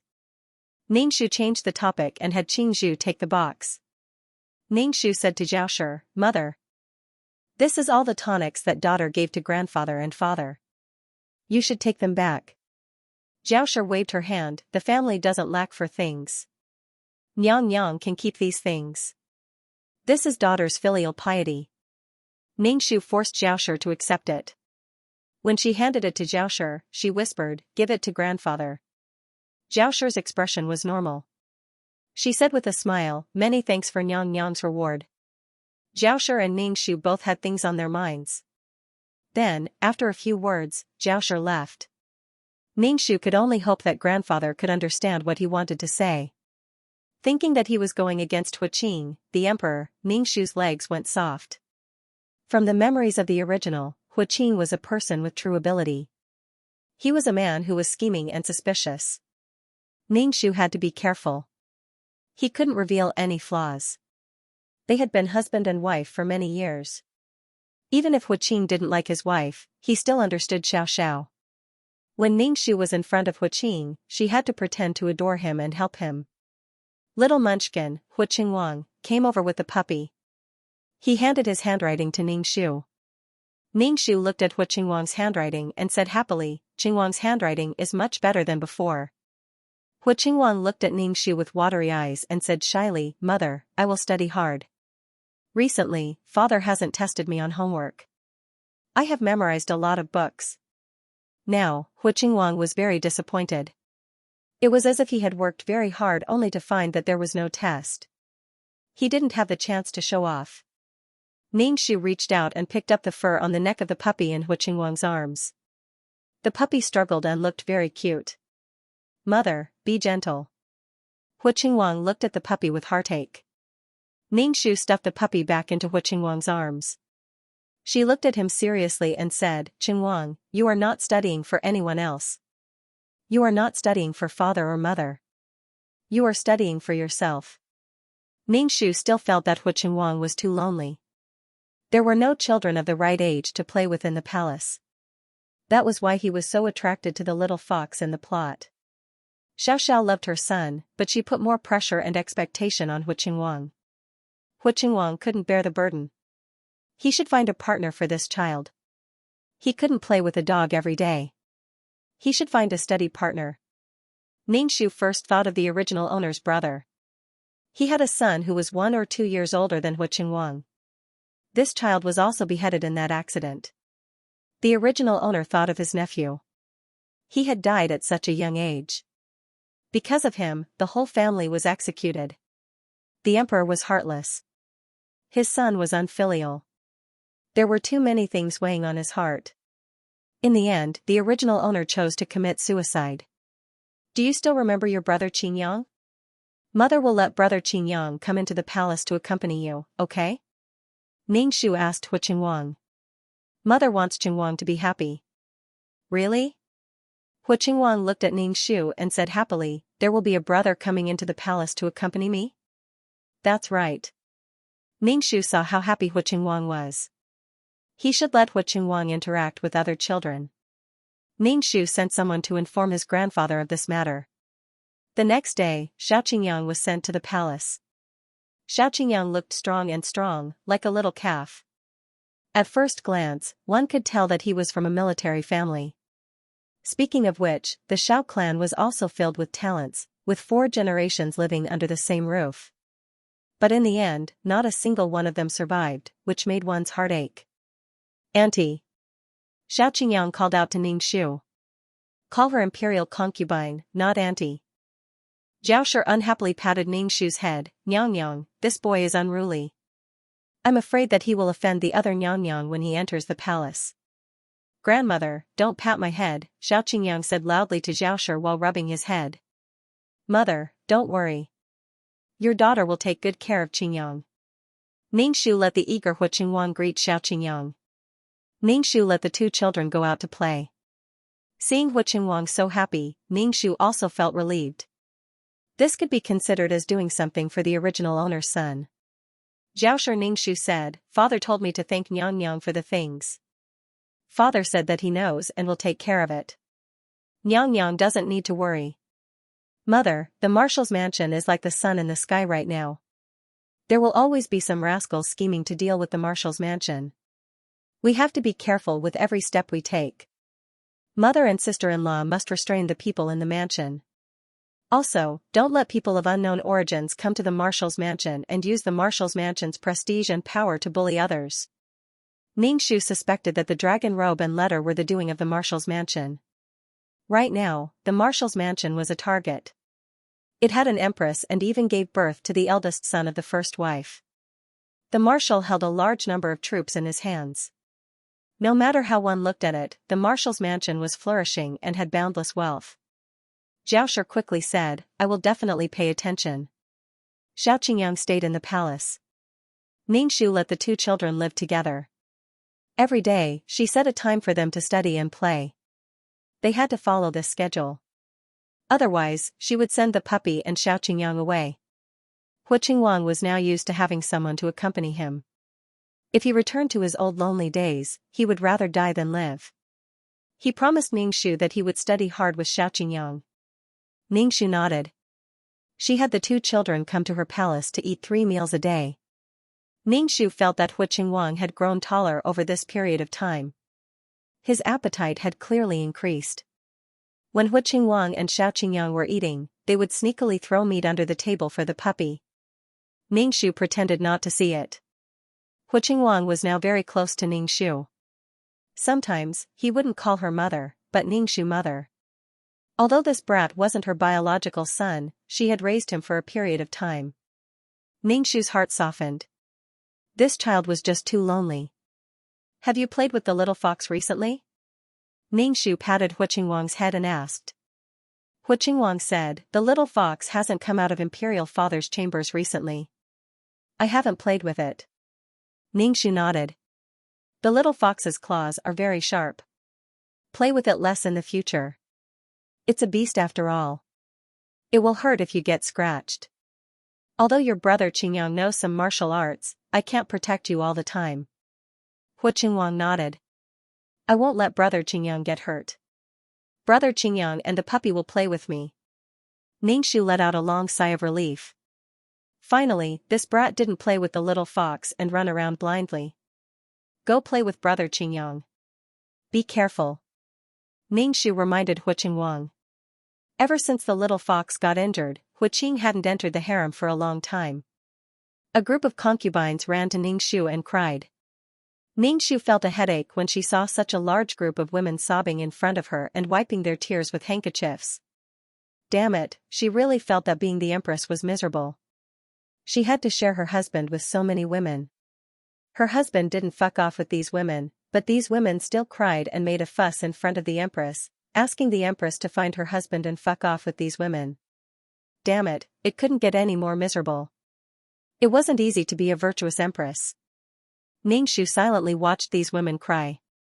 The person who should be crying the most should be the original owner of this body. Why did it feel like this empress was the head housekeeper who came to her for everything? If you want to sleep with Hu Qing, go get him yourself. What was the point of crying to her? Ningxu said indifferently, all right, stop crying. His Majesty is busy with court matters and has no time to enter the harem. You should be more concerned about His Majesty's health. Instead of crying in front of me, you might as well make some tonic soup and send it to His Majesty. The concubines looked at each other in dismay. In the end, they took their leave and walked away with light steps. They were probably going back to make something to eat. The little fox would probably get angry again when she saw the things the concubines sent over. Ningxu expressed that she was doing it on purpose to annoy people. There were so many concubines in the harem, but she insisted on having an ambiguous relationship with a fox. Although she was human on the inside, she was a beast on the outside. When the concubines received Ningxu's instructions, they sent food to him 3 times a day, constantly trying to make their presence known. Hu Qing's expression didn't change in the face of the concubines' enthusiasm. He didn't summon any of the concubines, afraid that the little fox would be angry. But the little fox was very angry when she saw the soup and pastries. The emperor was indeed a stud horse. The little fox despised Hu Qing in her heart and felt sour in her heart. Hu Qing doted on her a lot, but she was a fox. There were so many picturesque beauties in his harem. What was she? Oh heavens, how could she be a fox? The frustrated little fox ruined all the pastries and soup, making a mess on the table. The little eunuch next to her lowered his head and pretended not to see. Hu Qing didn't care about the soup. Instead, he said to the little fox in a doting manner, shouldn't your anger be appeased? Little thing, why are you so cute? The little fox whimpered and turned to leave in its sundry manner. Her whole body was full of arrogance that said, I'm very angry. Don't talk to me. Even if you talk to me, I'll ignore you. Hu Qing laughed and picked up the little fox. Why is your temper so wild? You're so cute. I don't know what to do with you. The little fox was angry, but when she saw Hu Qing so happy, she couldn't help but bare her teeth and fiercely bite Hu Qing's finger. This time, the little fox used a lot of strength and bit Hu Qing's finger. The wound bled. Your Majesty. The little eunuch asked in shock, should we summon the imperial physician? There's no need. Huiqing thought for a moment and directly put the finger that the little fox bit into his mouth. He could even feel the little fox's breath on his finger. Huiqing's heart was beating like thunder. He felt that he was indirectly kissing the little fox. Huiqing couldn't help but move his tongue. Although his mouth was full of the taste of blood, Huiqing felt his whole body heat up. What was wrong with him? Was he sick? Woo woo woo. The little fox saw that she had bitten Huiqing and was bleeding. She immediately looked at Huiqing with an anxious and guilty expression. Her wet eyes were filled with tears. Your Majesty, this little fox has injured the dragon body. Do you want to? Before the little eunuch could finish speaking, he met Huiqing's cold gaze. He was so frightened that he immediately plopped down. Your Majesty, spare my life, Your Majesty, spare my life. Drag him down and give him 20 beatings. He'll know what to say and what not to say, Huiqing said coldly. Immediately, guards came in and dragged the little eunuch out. The personal eunuch beside Huiqing said, Your Majesty, I will also go out to supervise the execution. Huiqing wished that there was no one else in the room. He waved his hand and dismissed his personal eunuch, Eunuch Qiu. After Eunuch Qiu left, Huiqing hugged the little fox and said, Little thing, your anger has subsided. Look, you've bitten me. If there's a next time, I won't let you off so easily. Although Huiqing said that he was going to punish the little fox, his tone was very charming. The little fox blushed a little. She was secretly glad that she had a fox face. Otherwise, she would definitely be blushing right now. Thinking about how this man doted on her so much, the little fox's tears fell. To have a man like this to dote on her was a little compensation from the heavens for transmigrating into a fox. Little fox, don't cry. I was only joking when I said that I was going to punish you. I said that you're not allowed to cry again. If you cry again, I'll kiss you. Huiqing said those words in a hurry. He was stunned and didn't dare to look directly into the little fox's eyes. The little fox lamented in her heart again. Why was she a fox? There was such a super handsome man in front of her and she couldn't even eat him. She was really going to break down. The little fox stuck out her tongue and licked Huiqing's lips. Then, she intimately licked Huiqing's cheek. Since you dote on me so much, I'll give you a kiss. Huiqing felt as if his whole body was soaked in boiling hot water. It was so uncomfortable that his lower body reacted. Little thing, you're so naughty. Huiqing's voice was a little hoarse. He placed the little fox on the bed. I'm going to review the memorials. Be good here. The little fox lay on the dragon bed in boredom and rolled around. Huiqing looked like he was seriously reviewing the memorials, but the cinnabar brush in his hand didn't fall down for a long time. He gripped the cinnabar brush so tightly that the veins on the back of his hand popped out. It looked like he was enduring a lot of pain. He stared straight at the memorials in front of him. His mind was filled with the little fox's cute appearance and the bone-deep tremor of her tongue licking his lips. He was going crazy. He was really going crazy. Outside the hall, the little eunuch was pressed down on a bench by the guards. He complained tearfully to his master, Eunuch Qiu. Master, this servant didn't do anything wrong. You insensible thing. Can't you see that His Majesty is the most powerful person in the palace and that fox is the second most powerful person? Even Her Majesty the Empress can't compare to this fox. In the future, if you encounter anything, just turn a blind eye. Eunuch Qiu looked at the little eunuch with disappointment. The little eunuch cried and said, Master, it's just an animal. Still not shutting up? Do you think you've lived for too long and want to die? Eunuch Qiu picked up his horsetail whisk and hit the little eunuch on the head. He ordered the guards, hit. The guards picked up the wooden planks and hit the little eunuch on the buttocks. It was so painful that the little eunuch cried out. The guards were a bit lighter on account of Eunuch Qiu. When the 20 planks came down, the little eunuch's eyes had already rolled back. Eunuch Qiu sighed and hurriedly found an imperial physician. In any case, the eunuch was his disciple. In the palace, they could be considered people who supported each other.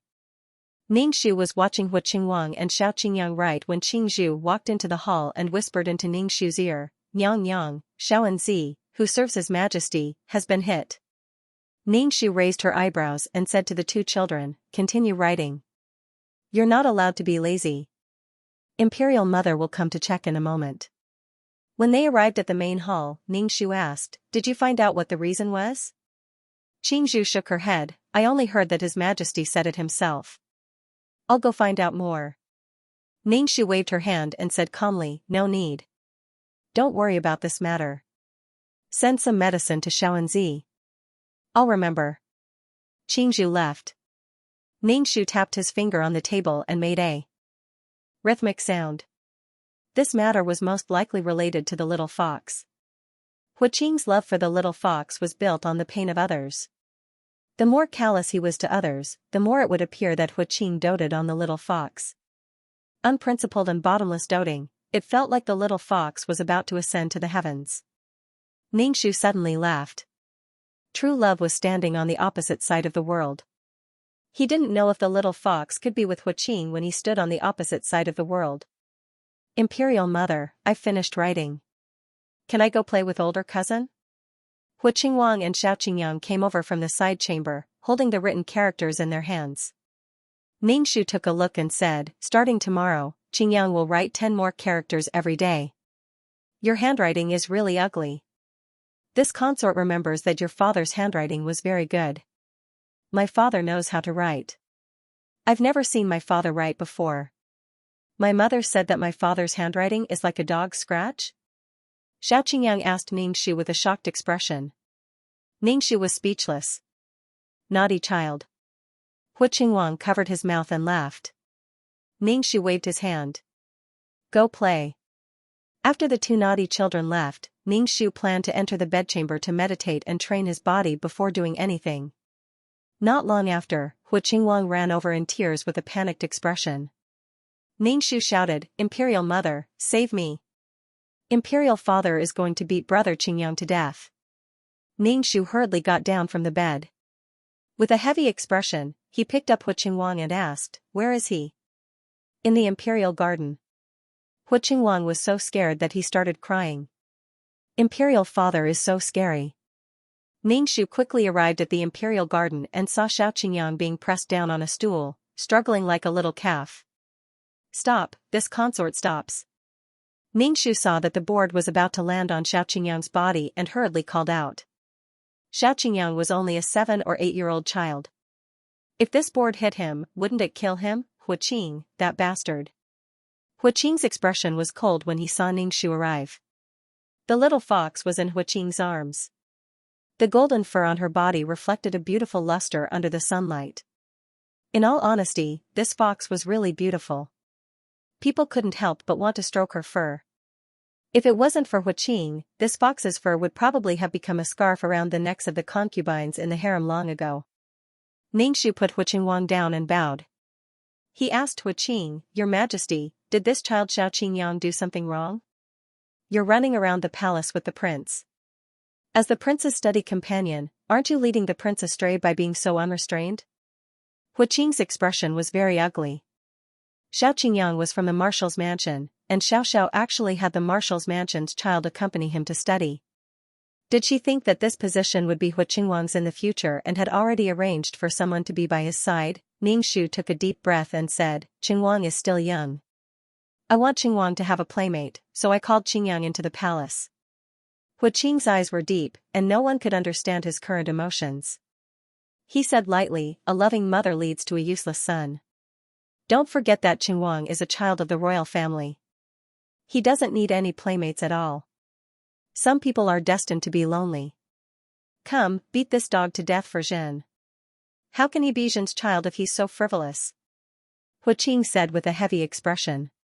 Immediately, guards surrounded the puppy and hit it with a board. The puppy cried out miserably. It was hit in the head by the board and walked unsteadily. Mother, mother, save the puppy. Mother. Huaqingwang pulled on Ningxu's sleeve and cried for help from Ningxu. Ningxu shook Huaqingwang's head. This wasn't just about a dog. The puppy that was hit in the head fell to the ground and twitched. It whimpered twice and was hit in the head by another guard. The puppy's head was immediately deformed and blood splattered out. Hu Qingwang screamed. Ningxu quickly picked up Hu Qingwang and let him lie in his arms. The moment the puppy was killed, Hu Qing covered the little fox's eyes. The little fox's body trembled as if it was afraid. Hu Qing moved closer to the little fox's ear and whispered, "Don't be afraid of Zhen. Zhen won't do this to you. That was just an animal. You are the most special in Zhen's heart." Hu Qing comforted the little fox and turned to Ningxu. He said coldly, "The empress doesn't just have to manage the harem. She also has to take care of the child. As a child of the royal family, you can't be so willful." Ningxu held the trembling Hu Qingwang and bowed to Hu Qing. She sighed and said, "Zhen will remember." Hu Qing ignored the sad Ningxu and left with the little fox. Ningxu glanced at Hu Qing's back and smiled coldly. Hu Qing really was a strong opponent. "Auntie." Xianxia's eyes were a little red. His legs were so weak that he couldn't get up. Ningxu had the eunuch carry Xianxia. The puppy's body was collected and brought back. Hu Qingwang kept sobbing in Ningxu's arms. His grip on Ningxu tightened. His whole body was trembling, and his eyes were closed as if he didn't dare open them. Ningxu sighed and gently patted his back. He said softly, "Qingwang, don't be afraid. Mother will protect you. Mother will protect Qingwang." Ningxu carried Hu Qingwang all the way back to the bedroom. Hu Qingwang didn't let go of Ningxu, so Ningxu kept hugging him. "Auntie, I didn't take good care of the little prince." Xiaoqingyang wiped away Ningxu's tears. "What happened?" Ningxu asked with a frown. Xiaoqingyang told him everything that had happened. The two little turnips were chasing each other in the imperial garden. The little fox, who had recovered from its injuries, came out for a stroll. It ran into two people and a dog. The little fox saw the white and tender little boy playing with a stupid dog, so it ran over to tease the stupid dog. But how could a dog be as smart as the little fox? When it smelled the scent of the little fox, it chased after it. Hu Qing came to find the little fox. When he saw the little fox being chased by a dog, he immediately became angry. Especially when he saw the two animals rolling around and playing, he became even more angry and jealous. A strong possessiveness exploded in his heart. He directly walked over and kicked the dog away. He patted the dust off the little fox and held it in his arms. He looked at Hu Qingwang and Xiaoqingyang with an unfriendly gaze. Hu Qingwang hadn't seen his father in a long time. He was very happy to see Hu Qing. Before he could say anything, he was scolded by Hu Qing for being ignorant and incompetent. He scolded him for not having any royal etiquette. When he found out that Xiaoqingyang was Hu Qingwang's study companion, Hu Qing had Xiaoqingyang flogged when the prince made a mistake. Then, Hu Qingwang went to find Ningxu. A dog had died in this accident, but Ningxu knew that Hu Qing was warning him and the Xiao family. The little fox could really cause trouble wherever it went. Ningxu couldn't directly confront Hu Qing without being completely confident. If you want to destroy someone, you must first make them crazy. Let's see what kind of crazy things Hu Qing would do to protect the little fox. He felt that it was really ironic. He had no feelings for his wife and didn't even have the slightest bit of gratitude. He was also indifferent to his own son, but he gave his passion to a fox. He gave almost all of his feelings to the fox. Ningxu cursed inwardly. The female lead's golden finger was too big. It was so bright that he couldn't look straight at it. Hu Qingwang was tired from crying in Ningxu's arms. He closed his eyes and fell asleep. Ningxu sighed and placed Hu Qingwang on the bed. She had Qingzhu draw some warm water to wipe the tears off Hu Qingwang's face. Hu Qingwang's eyes were red and swollen. Ningxu stayed by the bed. Xiaoqingyang blamed herself for not protecting her cousin and the little puppy's death. "Auntie." Xiaoqingyang called out to Ningxu. Ningxu rubbed her forehead and said, "Qingyang, you must have been frightened. Go eat something and rest. Now that Qingwang is like this, Auntie hopes that you can stay by his side." Hu Qingwang was probably hurt by today's events. "Auntie, Qingyang will take good care of my cousin." Xiaoqingyang immediately patted her chest and promised Ningxu. In the middle of the night, Hu Qingwang had a fever. His temperature was very high. Ningxu was prepared. She had Qingzhu bring a bowl of medicine to Hu Qingwang. However, Hu Qingwang only drank half of the medicine before spitting out the rest. Nyang Yang, should we call the imperial physician? Qingzhu was so anxious that her face was red. Call the imperial physician over and then boil the medicine. Ningxu wiped Hu Qingwang's body with a wet handkerchief. Hu Qingwang was too frightened today. Ningxu wasn't surprised that he would fall ill. However, when she saw that Hu Qingwang was really sick, Ningxu was still very anxious. The little person was lying on the bed and talking nonsense. Ningxu was really afraid that Hu Qingwang had a fever. Qingzhu called the imperial physician over to perform acupuncture on Hu Qingwang. When the medicine was served, Ningxu immediately took the bowl of medicine and fed it to Hu Qingwang. Nyang Yang, let this servant do it. Qingzhu saw that Ningxu was anxious and quickly said. Ningxu took a deep breath. It's fine. I'll do it myself. Nyang Yang, do you want to invite His Majesty over? Qingzhu Ningxu asked.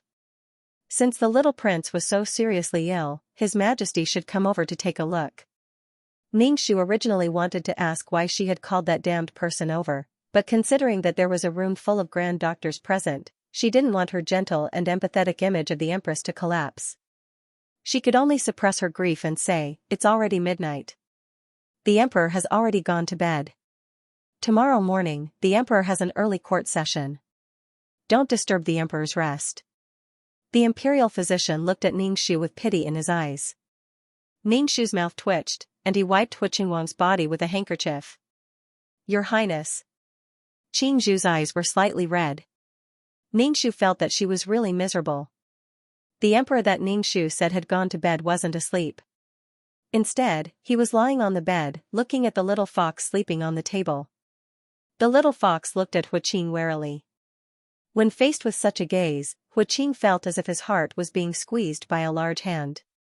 It was very uncomfortable. The fox he liked should have a sly, cute, clear, and charming look in her eyes. She shouldn't be looking at him with such a wary and unfamiliar gaze. The little fox wasn't afraid of Hu Qing. Although Hu Qing was the emperor, he was very good to her. But when he ordered the puppy's death today, the little fox was scared out of her wits. She finally understood that this man was an emperor who could live or die as he pleased. The little fox empathized with the puppy's death. She was no longer a human, but a fox. Human life was worthless, and she was just an animal. Hu Qing got up from the bed and walked in front of the little fox. He reached out and hugged the little fox. The little fox's fur stood on end. Hu Qing gently stroked the little fox's back and whispered softly, "You shouldn't be afraid of me. You are mine. Seeing you play with other people makes me very uncomfortable. Although you are a fox, I have never thought of you as a fox in my heart. You are more important than anyone else in my heart. You are my pet. I dote on you and love you dearly."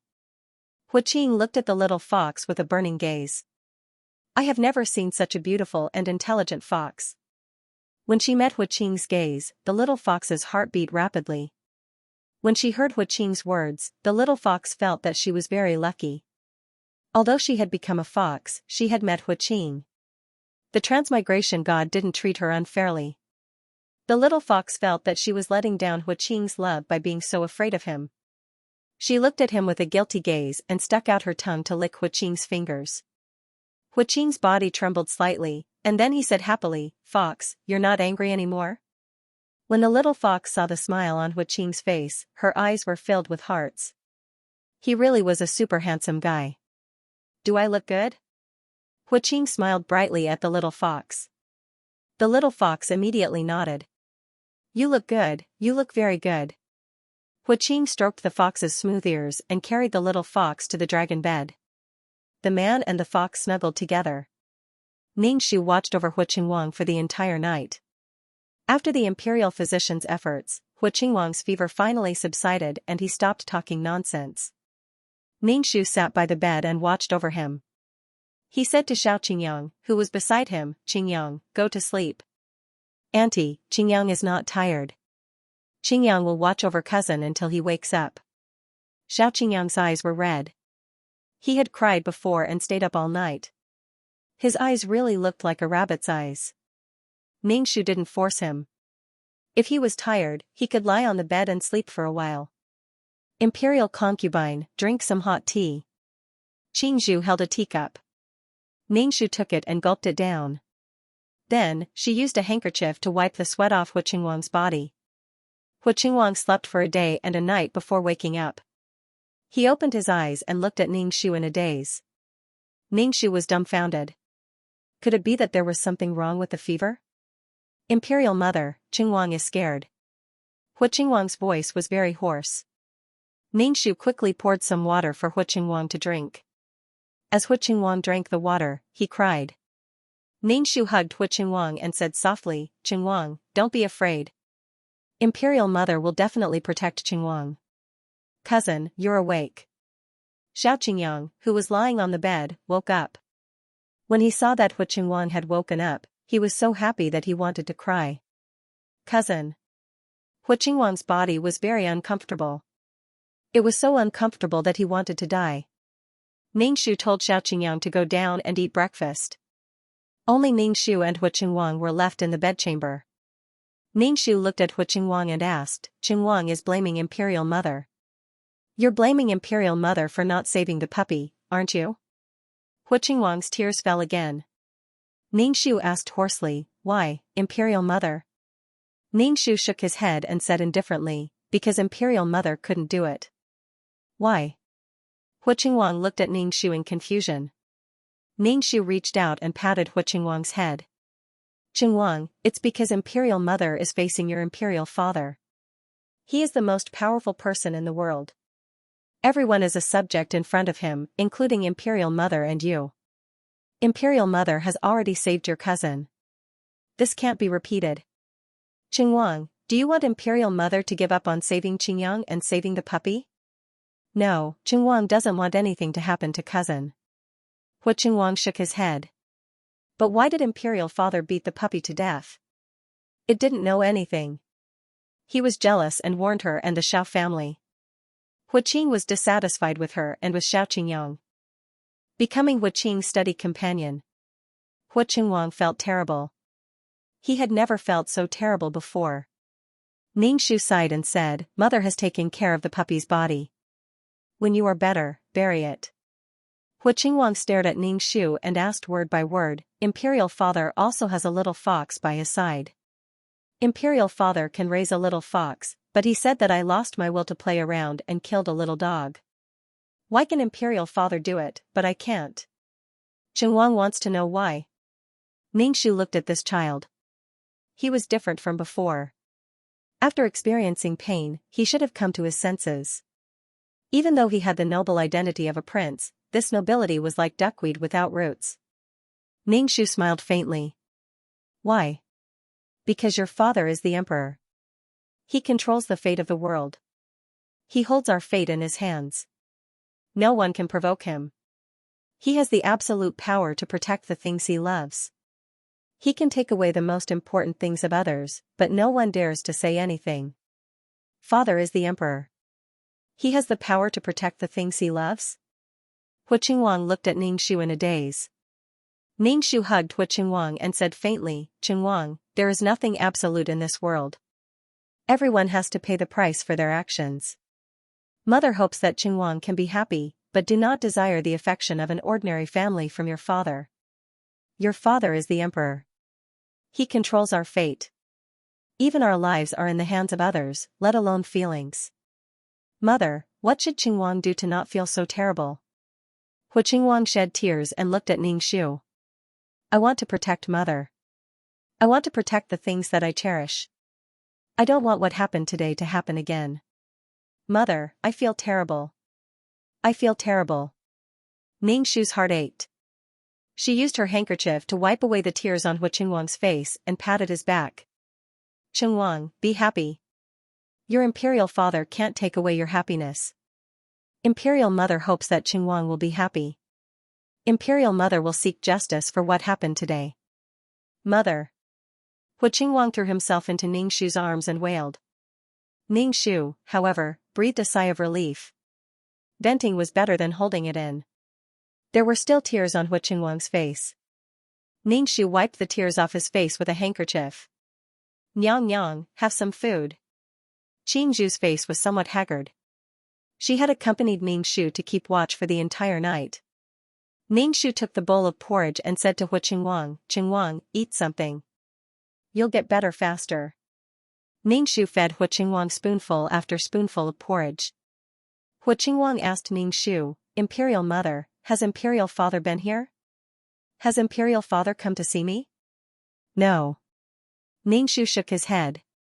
"Qingwang, Mother said not to have too many feelings and expectations for your Imperial Father. I just want Imperial Father to know that what he did before was wrong. He caused me a lot of harm. I am his son. I want to see Imperial Father feel a bit of guilt," said Hu Qingwang. Ningxu had a smile on his face. Imperial Mother's Qingwang has grown up. However, even if some people hurt others, they don't feel it. Even if they feel that they hurt others, they still won't take it to heart. After Hu Qingwang finished a bowl of porridge, he lay down to rest. Ningxu saw that he was still crying under the blankets. Ningxu sighed in his heart. He casually ate a bit of food and kept watch by the bed. "Nyang Nyang, Madam has handed over a token and wants to enter the palace to see the little prince," Qingzhu whispered into Ningxu's ear. Ningxu waved his hand. "Tell them not to hand over tokens to the palace for now. Don't let women enter the palace for a while. Qingyang will stay in the palace." Given Qingwang's current situation, he should have a companion by his side. "Tell Mother not to worry. Ben Gong will protect Qingyang." Qingzhu left with a worried expression on her face. After breakfast, Xiao Qingyang came over to keep watch, waiting for his little cousin to wake up. Ningxu didn't want to see the concubines at all. He wasn't in the mood at all. The concubines sent over a lot of things. Ningxu had Qingzhu stuff them into the storeroom without even looking at them. At noon, Hu Qing finally found out that his son was sick. He came over with a cold expression. Ningxu felt his balls ache. If he didn't want to come, then so be it. Hu Qing asked Ningxu, "Why didn't you tell Zhen that Qingwang was sick?" If the Empress's father hadn't asked about the little prince's health during the morning court session, he wouldn't have known that Qingwang was sick. Hu Qing instantly felt that his dignity was being challenged. He was the master of the imperial palace. Someone else actually knew what was happening at home before he did. Everyone outside knew what was happening in the imperial palace. What did they think the imperial palace was? When Ningxu heard Hu Qing's words, he became a Spartan. He had never seen such a shameless person. He scared his son until he fell ill, and now he was questioning him. Ningxu was roaring in his heart, but on the surface, he looked tired and anxious to explain. "Qingwang got sick late at night, so Xianxia didn't disturb your majesty. You should have sent someone to tell Zhen in the morning." When he was questioned by his father-in-law, Hu Qing was almost dumbfounded. This made Hu Qing very unhappy. Ningxu said indifferently, "Xianxia didn't sleep all night. My mind was really muddled. I forgot to send someone to tell your majesty. It was Xianxia's fault." Hu Qing was speechless for a moment. He sat by the bed and looked at the sleeping Qingwang. He asked, "How is he now?" "Much better," Ningxu said. Hu Qing's expression was not good. He said coldly, "As my child, he actually got sick over such a small matter. How can he be worthy of being my son?" Ningxu, F*ck your mother, F*ck, you speak as if your son wasn't human. He wasn't made of flesh and blood and wouldn't be sad. In the end, he just didn't care. If the child on the bed was his and the little fox's child, he would probably be roaring and chopping off the imperial physician's head. Ningxu's mouth twitched.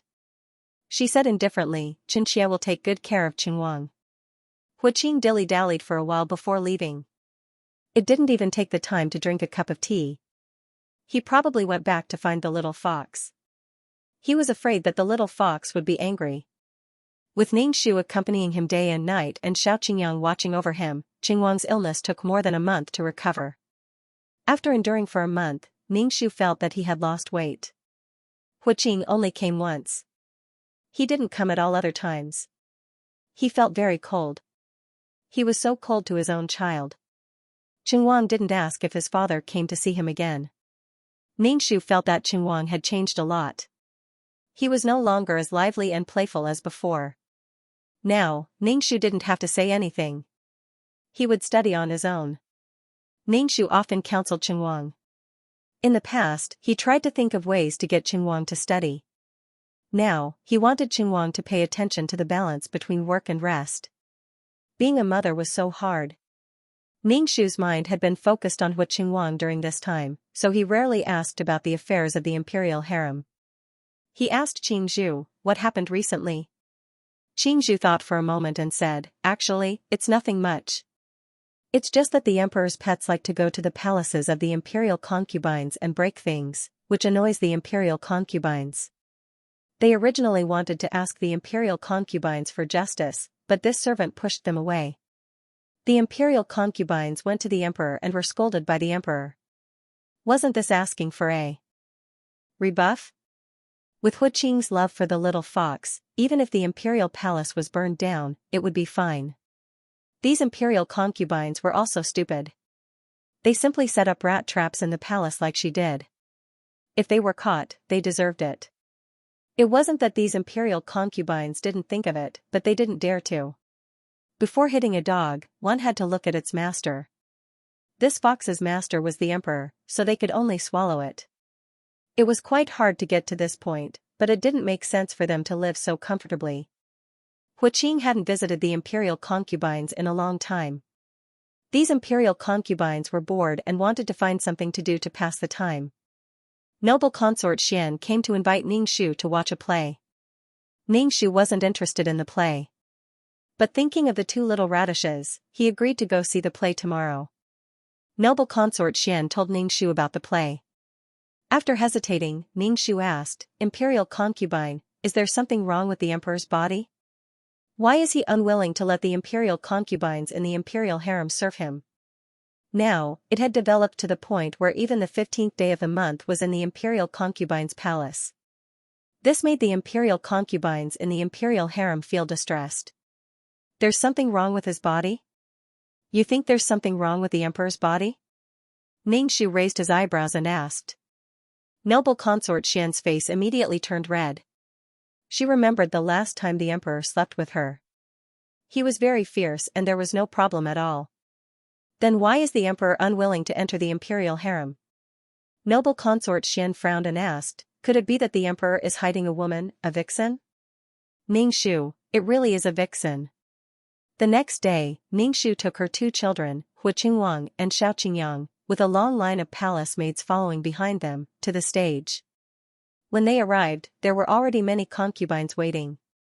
Ningxu immediately bowed. Ningxu held Hu Qingwang's hand and said with a smile, "Sit down. Nyang Yang, you should act." Imperial concubine Xian handed the list of tricks to Ningxu. Ningxu took it and smiled at Hu Qingwang. "Qingwang, what do you like?" Hu Qingwang looked at it and finally chose a drama about King Wu defeating King Zhou. It was a story about overthrowing the tyrannical and muddle-headed King Zhou. Ningxu raised her eyebrows and glanced at Hu Qingwang. She must be thinking too much. How could a little radish like Hu Qingwang have this kind of awareness now? Ningxu casually chose a play and gave it to imperial concubine Xian. Then, the concubines all chose the plays they liked. As Ningxu listened to the babbling and singing, her mind began to race. She thought about things and occasionally looked at Hu Qingwang, who was watching the play with great interest. While the concubines were watching happily, Hu Qing was reviewing memorials in the imperial study. The little fox sat on the table, bored. She used her claws to poke at the memorials on the table. Listening to the gongs and drums outside, it was very lively. She didn't want to stay in this boring study. Hu Qing put down the cinnabar pen and looked at the little fox's dispirited appearance. He patted her head and said, "Do you want to go and take a look?" The little fox quickly nodded and looked at Hu Qing with great desire. She kept blinking her eyes and acting cute, hoping that Hu Qing would let her go. "Isn't it just watching a play? Zhen will take you there." Hu Qing's body heated up under the little fox's gaze. Hu Qing quickly picked up the little fox, afraid that he would lose control under such a gaze. Now, the other party's gaze was enough to make him panic. It was simply torture. Hu Qing's eyes were deep. He looked at the little fox in his arms who was looking around. Was there a way to turn the little fox into a human? The emperor has arrived. The eunuch's shrill voice sounded. No one thought that Huaqing would suddenly come. The concubines' faces were filled with extreme joy. Huaqing's arrival caused a commotion. The concubines quickly tidied up their clothes and adjusted the hairpin in their hair. In short, they wanted to be in their best state to welcome Huaqing. Ningxu was very curious why Huaqing had suddenly come to the back palace. But then she saw the little golden fox in Huaqing's arms and her heart suddenly had a bad feeling. She really didn't want to be in the same frame as the female lead. Whenever the female lead appeared, something would happen. Xianxia pays respects to the emperor. Ningxu bowed to Huaqing. Xianxia pays respects to the emperor. The concubines also bowed. Xianxia pays respects to Fu Huang. Huaqing Wang obediently bowed to Huaqing. Huaqing looked Huaqing Wang up and down and said, "Even if your body is better, don't run around." "Yes, Xianxia will remember." Huaqing Wang was very obedient. He glanced at the little fox in Huaqing's arms, bit his lip, and finally looked away. The little fox was held in Huaqing's arms. Seeing these concubines flirting with each other, it felt very uncomfortable. Thinking that these people were all Huaqing's women, the little fox cursed Huaqing in its heart. It regretted coming to watch the show. The little fox's eyes widened. It bared its teeth and whimpered at these concubines. Huaqing coldly grunted. He sat in the chair and said indifferently, "You guys continue to watch the show. Don't mind Jin." Ningxu sat next to Huaqing. The little fox immediately bared its teeth at Ningxu. Its eyes were filled with unfriendliness and disdain. Ningxu looked at her indifferently. *CK, one day I'll skin you and make you into a scarf. The little fox's hair stood on end under Ningxu's gaze. She was indeed a vicious woman. On the surface, she appeared gentle and considerate, but she was a hypocrite. She really pitied Huaqing. These concubines in the harem were all here for glory and wealth. Which one of them truly loved Huaqing? The stage was singing, but all the concubines' attention was on Huaqing. Huaqing didn't say anything. He stroked the little fox's golden fur. He didn't want to pay attention to anyone, but he couldn't resist the concubine's enthusiasm. He desperately tried to find a topic to talk about. "Your Majesty, this fox is really beautiful." A concubine wearing a pink palace dress said sweetly to Huaqing. Her smile was like a flower. Ningxu looked at her. She was just a beauty. She was basically not favored. She probably had to muster up her courage to take a gamble. Humph, what an ugly smile. The little fox was annoyed. It gently scratched Huaqing's palm with its claws. Don't look, don't look. What's so good about this woman? This concubine has many furs, but none of them are as beautiful as this one. Beauty Lin continued. Ningxu wanted to cover his face. He sighed in his heart. He had flattered the wrong horse. This beauty wanted to praise the little fox's beauty, but she used the fur in her closet as a comparison. Not all the concubines in the harem were scheming, and there were some who were naive and sweet. When the little fox heard the word fur, all the fur on its body stood up and it shrieked at the beauty. Huaqing looked coldly at Beauty Lin and comforted the little fox. He said gently, "It's fine. With me here, no one will dare to do anything to you."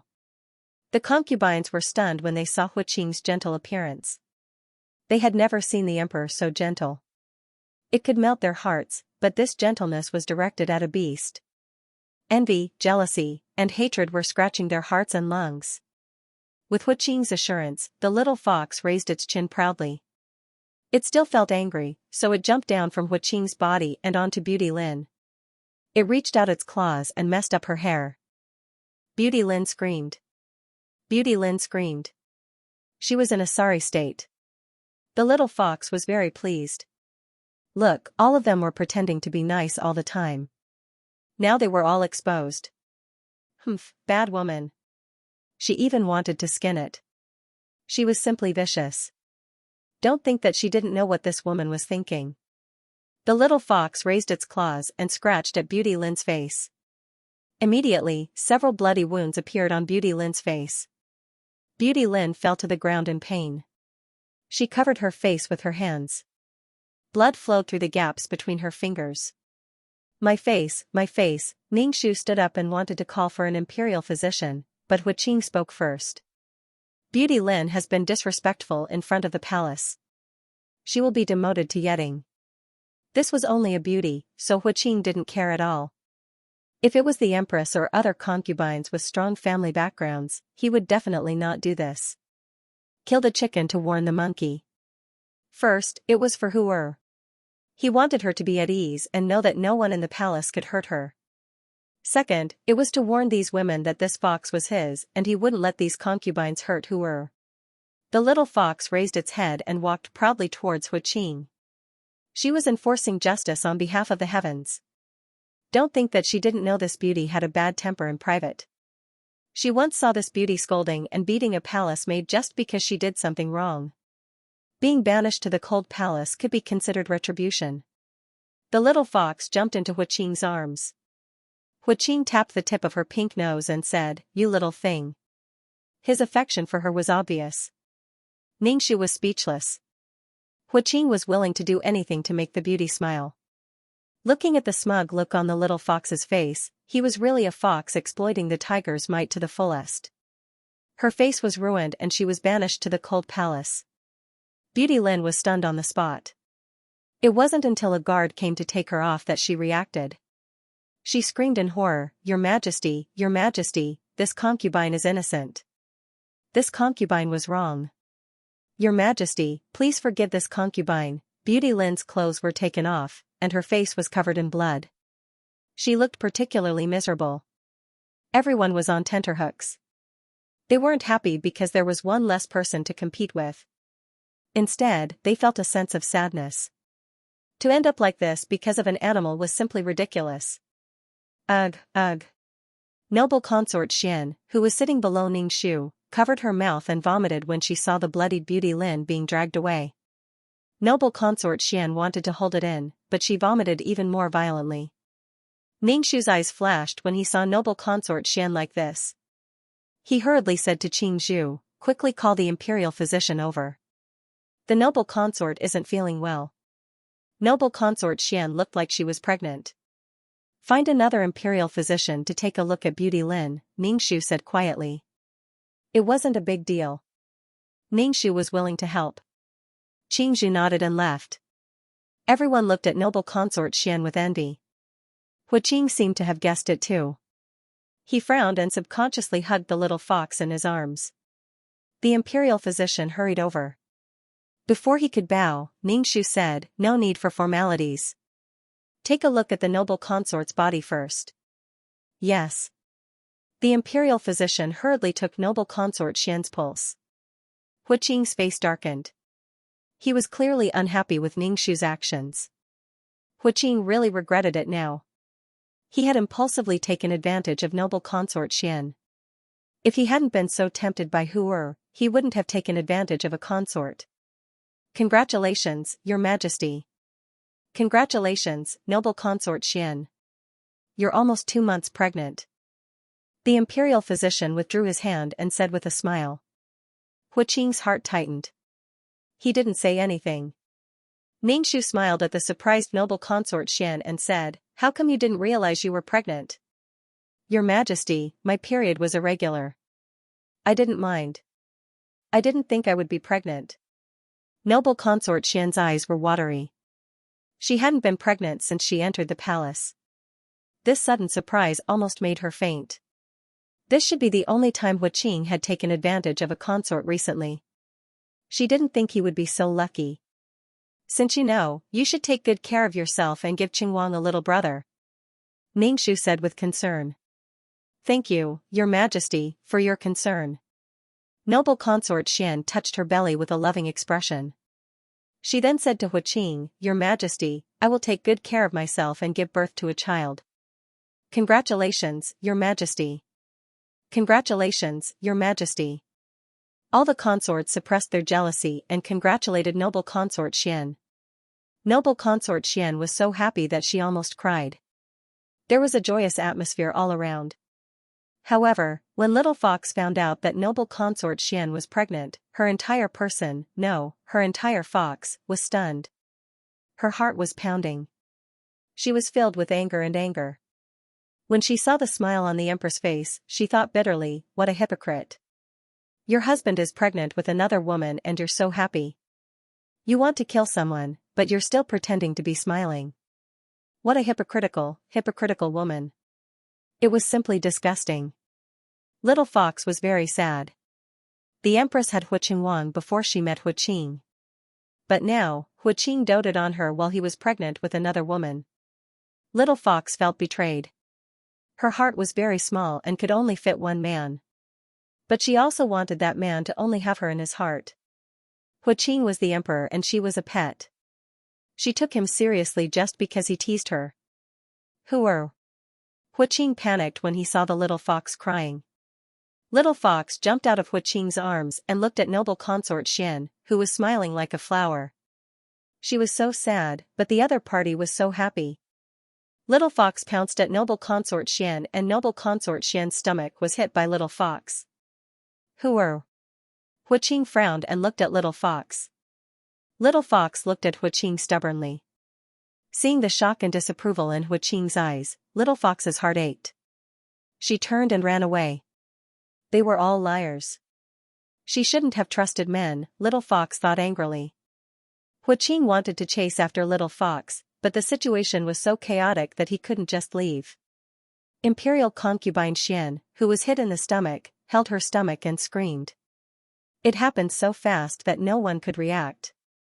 Only when they heard Imperial concubine Xian's painful moan did they see that Imperial concubine Xian's dress was red.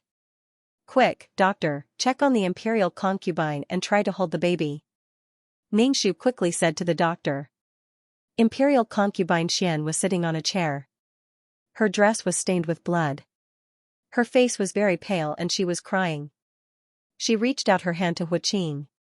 Hu Qing hesitated and held Imperial concubine Xian's hand. Seeing that Imperial concubine Xian was very weak, Hu Qing said in despair, Emperor, please save our child. Hu Qing didn't say anything. He just nodded. Imperial concubine Xian's face was getting paler. Even with the doctor's acupuncture, the bleeding couldn't stop. Ningxu watched from the side and shook his head. Imperial concubine Xian couldn't keep the baby. Emperor, Imperial concubine Xian's body was very weak. She couldn't get pregnant. The baby was unstable and was hit hard. I am useless. Imperial concubine Xian has had a miscarriage. The doctor knelt on the ground and kowtowed. Imperial concubine Xian endured the pain and fainted. She didn't know anything. Hu Qing's face flashed with a strange joy, but it quickly disappeared. He coldly said to the doctor, do your best to nurse Imperial concubine Xian's body back to health. No matter what medicine you use it. You must nurse Imperial concubine Xian's body back to health. I will remember. The doctor saw that Hu Qing didn't blame him and wiped away his cold sweat. Emperor, it is windy in the garden. Take Imperial concubine Xian back to her palace, Ningxu said to Hu Qing. Hu Qing's face was a bit strange. He hesitated a bit before carrying Imperial concubine Xian to her palace. Ningxu saw Hu Qing's hesitant face and despised him. He was happy to hug an animal, but when he was asked to hug his woman, he acted like he was a germaphobe. Qingwang, go back first. Ningxu asked Qingzhu to take the two children back. Hu Qingwang grabbed Ningxu's clothes. Ningxu asked, what is it? Mother, be careful. Hu Qingwang quietly said to Ningxu, father smiled just now. Ningxu was slightly stunned and asked, when? Her attention was all on Imperial concubine Xian, so she didn't notice Hu Qing's expression. It was when the imperial physician said that imperial consort Xianxia's child couldn't be saved that this son saw the corners of imperial father's mouth curl up. Hu Qingwang frowned. Mother, you have to believe me. I really saw it. Imperial mother believes in you. Ningxu patted Hu Qingwang's head. Quickly go back with Qingzhu. Ningxu caught up with Hu Qing and glanced at Hu Qing's side profile. His side profile was very cold, which made his facial features even more deep and charming. However, Ningxu felt a chill in his heart. He actually smiled when his woman had a miscarriage. Soon, they arrived at Imperial concubine Xian's bedroom. Huaqing placed the unconscious imperial concubine Xian on the bed and then said to the imperial physician, "Treat imperial concubine Xian well." Huaqing stood by the bed, but his eyes kept looking outside the hall. Ningxu said, "Empress, Zhen still has matters to attend to. You stay here with imperial concubine Xian. If there is anything, send someone to report to Zhen." Ningxu didn't even want to look at Huaqing. She lowered her head and said, "Emperor, imperial concubine Xian's miscarriage wasn't an accident. She was hit in the stomach by a little fox." Xianxia feels that an explanation should be given to imperial concubine Xian. The little fox harmed the imperial heir and shouldn't be let off so easily. The other concubines in the hall looked at each other and didn't speak. They all looked at Huaqing. Huaqing's face twitched. He waved his sleeve and said, "We'll talk about this later." "Emperor." Ningxu raised her head and looked at Huaqing. "Emperor, imperial concubine Xian's stomach is also your child. That fox killed your child. Why don't you seek justice for imperial concubine Xian and the child? It's just an animal. Just beat it to death." "Shut up." Huaqing couldn't help but interrupt Ningxu's words. Then he realized that he had lost control of his emotions. He lowered his voice and said, "Zhen will compensate the empress for this matter. As for the little fox, it's just an animal that doesn't know anything. Can Zhen's child come back if I beat it to death? Wouldn't Zhen be sad to lose the child? Compensate imperial concubine Xian," but the culprit was completely fine. He was so cold. Even though Ningxu had experienced several worlds, she couldn't help but feel a chill in her heart. Even a vicious tiger wouldn't eat its cubs. And Huaqing actually wanted this child to disappear so that it wouldn't affect his relationship with the little fox. If he wasn't cold and heartless to other women, it seemed that he couldn't show his affection for the female lead. Ningxu suppressed the anger in her heart and said faintly, "Xianxia understands. Take care, Emperor." Huaqing turned and left. His back was a bit embarrassed. "Empress, are we just going to let it go like this?" Concubine Ningxu asked. Ningxu waved her hand. "You can go back. If you have nothing to do, stay in your palace and don't wander around." "Yes." The concubines retreated, but everyone's expression was very gloomy. If a concubine had a miscarriage before, of course, they would gloat. But now, everyone's heart was weighed down by a stone, and it was heavy with uneasiness. Basin after basin of bloody water was carried out. After a long time, the imperial physician came out of the side hall. Ningxu asked, "How is imperial concubine Xian?" The imperial physician shook his head. "Imperial concubine Xian's body is severely damaged. It will be difficult for her to get pregnant in the future." Ningxu sighed. The palace was really a gloomy place.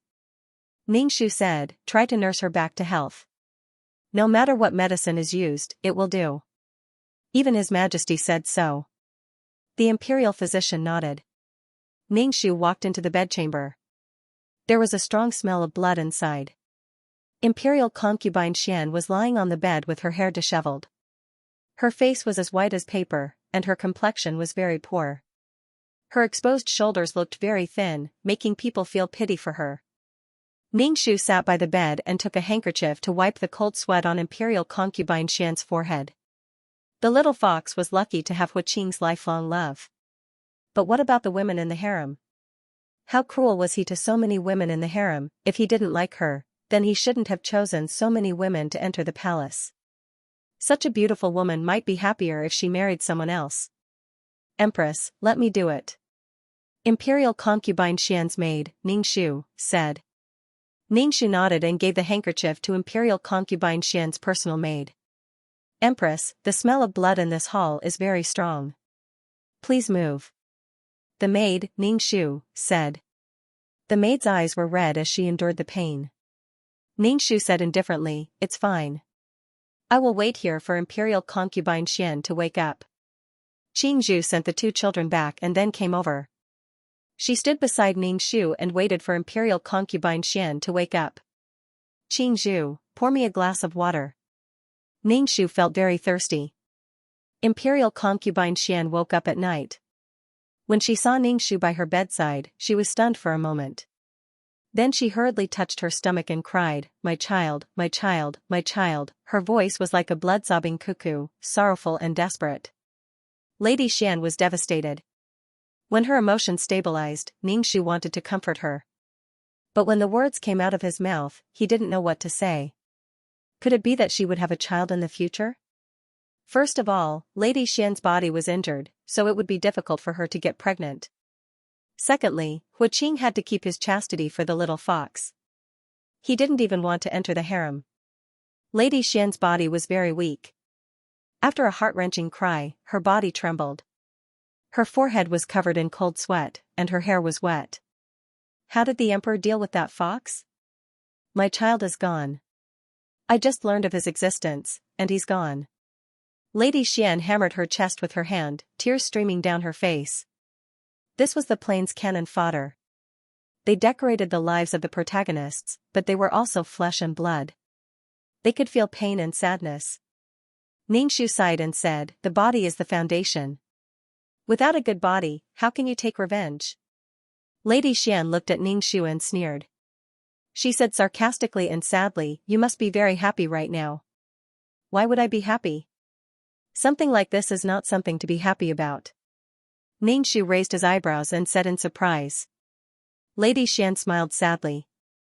"I don't have a child now. Your child is no longer a threat. Your Highness, I'm tired.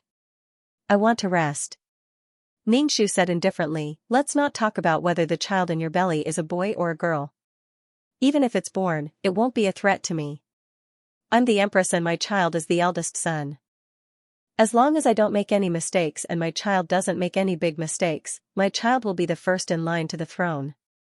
Besides, I still have the marshal's mansion behind me." Xiao had such a good card in her hand, yet she ended up in the end. It was only love and jealousy that made her lose her mind. If Xiao had been more rational and ruthless, she wouldn't have ended up like this. If a woman wasn't ruthless, her status wouldn't be stable. Xiao could only blame herself for falling in love with an emperor. Not everyone was a little fox who could turn a cold and hard emperor into a soft and gentle one. Imperial concubine Xian was stunned by Ningxu's straightforward words. Her body trembled even more violently, and she cried silently. It was even more heartbreaking than before. Her face was filled with despair, indifference, and sadness. Ningxu said, "The emperor will give the Grand Preceptor's mansion an explanation. He will compensate you." Noble consort Xian was the granddaughter of the Grand Preceptor, who had assisted 2 generations of emperors. Although she had retired, she was still very influential in the imperial court. Compensation? My child is gone. Can you return my child and let my child come back to life? I've been waiting for this child for countless years, but I still haven't felt his existence. Seeing that the imperial consort was crying, Ningxu questioned. Please forgive me, Your Highness. My imperial consort is too sad. She didn't mean to offend Your Highness, Imperial Consort Xian's personal maid explained hurriedly. Ningxu waved his hand and didn't care. The personal maid said to Imperial Consort Xian, Your Highness, before you woke up, the Empress wanted to seek justice for you in front of the Emperor. She wanted to kill the little fox, but the Emperor didn't agree. Imperial Consort Xian was stunned for a moment, and then she said, Thank you, Your Highness. You and I are both women. I can understand your pain, Ningxu said. Have a good rest. Imperial Consort Xian was helped to lie down by the maid. At this moment, the sound of hurried footsteps came from outside the palace garden. Ningxu and Qingzhu said, Go out and see what happened. Yes. Qingzhu went out for a while and then came back in. She glanced at Imperial Consort Xian on the bed without saying anything. Imperial Consort Xian said in a hoarse voice, Tell me, what happened? I am just a person who is waiting to die. What can't I accept? Your Highness, Qingzhu said to Ningxu, there are Imperial guards outside. Imperial guards? Why are they walking in the palace so late at night? Ningxu frowned. Qingzhu glanced at Imperial Consort Xian and said, I heard that the little fox disappeared in the afternoon. They haven't found her yet. The Emperor is worried, so he sent people to look for her. Huh? Ningxu sneered. Imperial Consort Xian clutched the quilt so tightly that her knuckles turned white. Tears flowed down from the corners of her eyes. Ningxu really thought that Huaqing was as cold as a beast. His woman had a miscarriage, but he still cared about the little fox who made a mistake. Imperial Consort Xian, take care of yourself. There will be a good show to watch in the future. If you want to take revenge, you have to take care of yourself, Ningxu said to Imperial Consort Xian. Even if you are sad to death now, no one will care. Ningxu stood up and patted Imperial Consort Xian's cold hands. Get up. You will see what you want to see. Let's do it together. Farewell, Your Highness. This concubine will remember what Your Highness the Empress said today. Imperial Consort Xian looked at Ningxu with a determined look. There was a burning light in her eyes, a flame of hatred. Ningxu turned and walked out of Imperial Consort Xian's palace. Walking in the Imperial Garden, he saw Imperial guards holding lanterns and shuttling between the fake mountains and trees. Obviously, they were looking for the little fox. Ningxu curled his lips.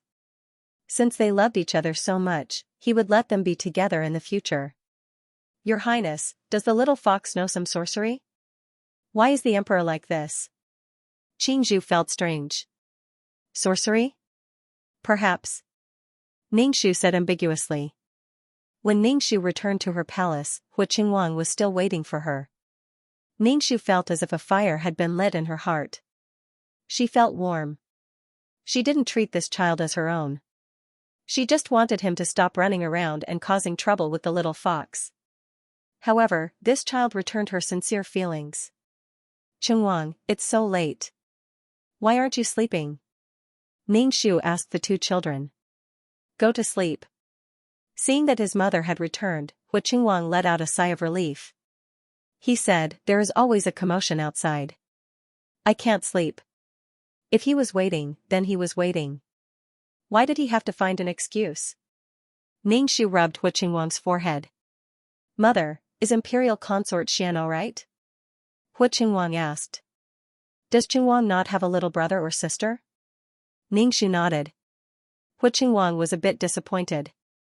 He asked Ningxu, I feel that Imperial Father has changed. He has changed so much that I almost can't recognize him. Love can change people. Ningxu drank a mouthful of water. It's late. Go to sleep.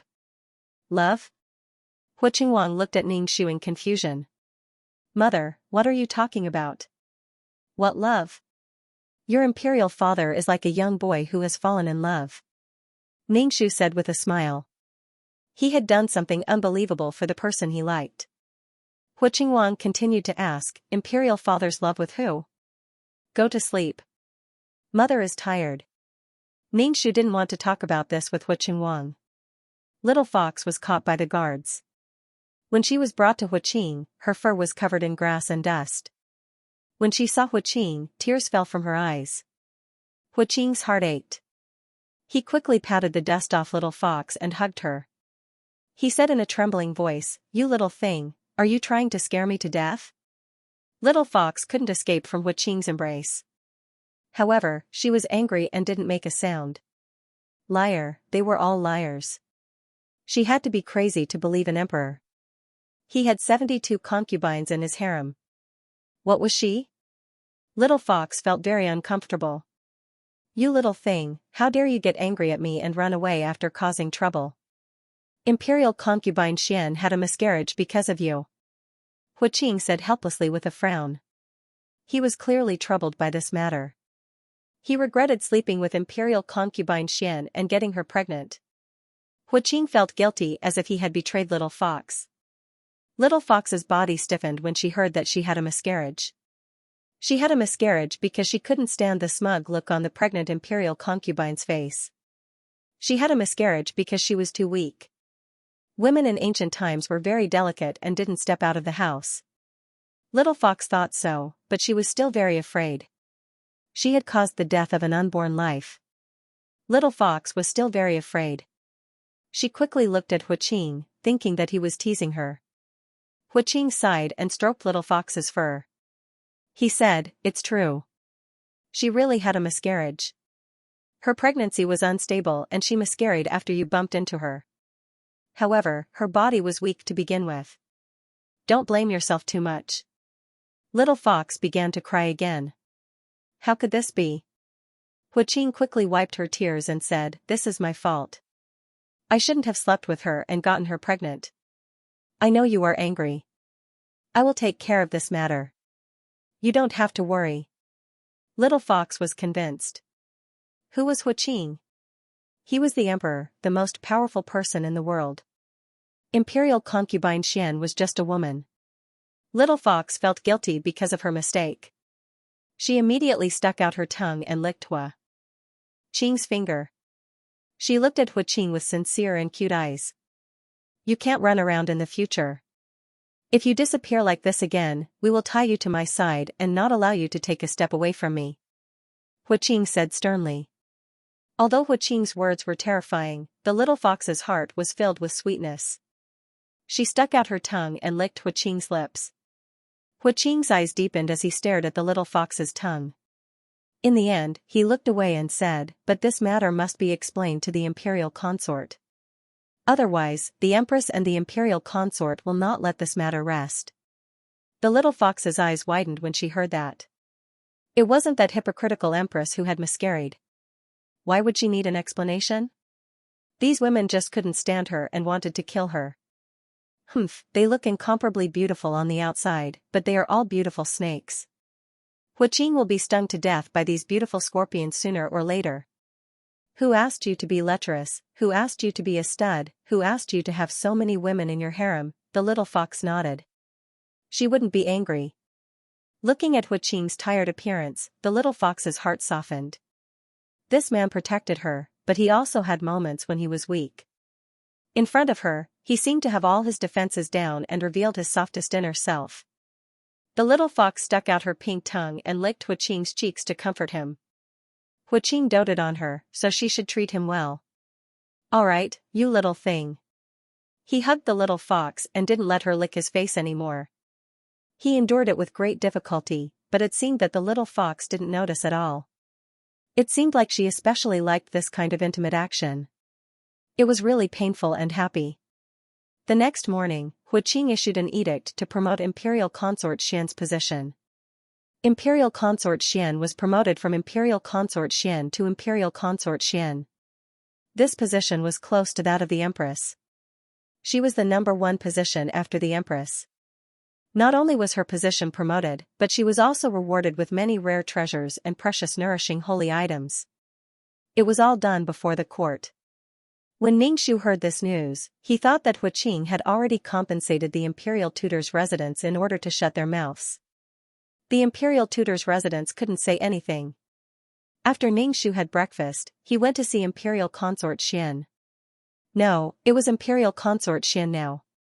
Walking into the palace, Ningxu saw palace maids tidying up the things that Huaqing had sent over. In the bedroom, Imperial Consort Xian was sitting on the bed and drinking medicine. Imperial Consort Xian's expression was indifferent. She didn't feel anything about these rare treasures. She also didn't look happy about being promoted to Imperial Consort. When she saw Ningxu come, she bowed respectfully to Ningxu. "This concubine greets the Empress. At least your position was promoted," Ningxu said. Imperial Consort Xian didn't say anything and drank the medicine in one breath. She looked at Ningxu and asked, "Empress, can this concubine trust you?" "Of course you can." Ningxu nodded. Imperial Consort Xian then shook her head. "You and the Emperor are the original husband and wife. Although this concubine has a high position, I am still just a concubine." Husband and wife. Imperial Consort, do you think that this concubine and the Emperor are a loving couple? Ningxu said indifferently. This concubine is no different from you. In the Emperor's heart, there is no difference. In the Emperor's heart, you are just a wooden and inflexible concubine. She wasn't as lively and cute as the little fox. Huaqing didn't have any feelings for the original owner of the body. Huaqing and Xiaoxiao were together because of benefits. In the end, they still fell apart because of benefits. This concubine doesn't understand what the Empress means. Imperial Consort Xian, Ningxu asked. Imperial Consort Xian probably didn't know that the current Huaqing liked a beast that had yet to transform into a human. After seeing Imperial Consort Ningxu went back. Some things had to be done slowly.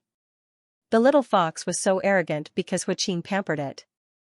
Without Huaqing, the little fox was just a beast that couldn't even control its own fate.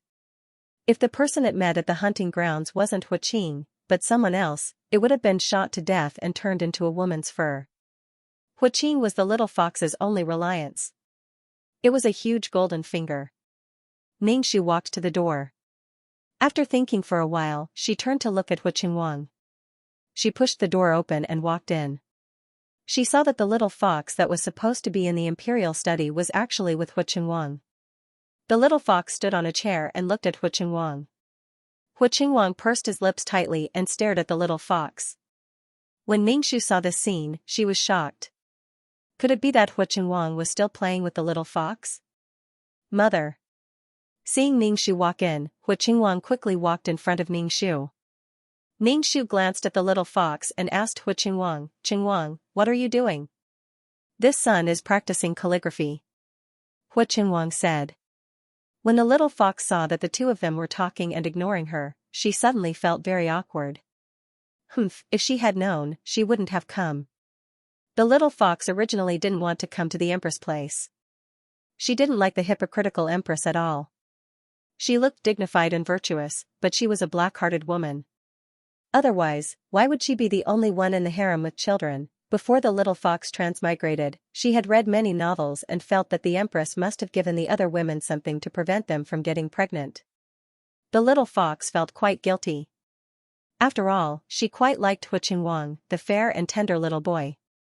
She felt like she was teasing a miniature version of Huaqing. He was very cute. Today, she had come to apologize to Huaqing, but he didn't seem to care about her. Then, the Empress came again. The little fox felt uncomfortable. Huaqing used to like her a lot, but now he was ignoring her. The little fox jumped off the table and ran away. Ningxu raised his eyebrows and asked, "The little fox came to play with you?" "Auntie, this little fox is amazing. She can actually write." Xianxia handed the imperial edict to Ningxu. Ningxu took a look and saw the words "I'm sorry" written in a crooked claw. It was extremely ugly. She is quite smart. If she wasn't, Imperial Father wouldn't have doted on her so much. Ningxu threw the paper away and said without much care. Huaqing raised his head and looked at Ningxu. "Imperial Mother, why does Imperial Father like a fox and not this son? This son hates foxes. She killed this son's dog. This son is Imperial Father's son. Why doesn't Imperial Father like this son?" Ningxu suddenly didn't know how to answer Huaqing. Was he supposed to tell him that he wasn't the child of Imperial Father's beloved woman, so of course he didn't like him? That would probably make his little heart bleed.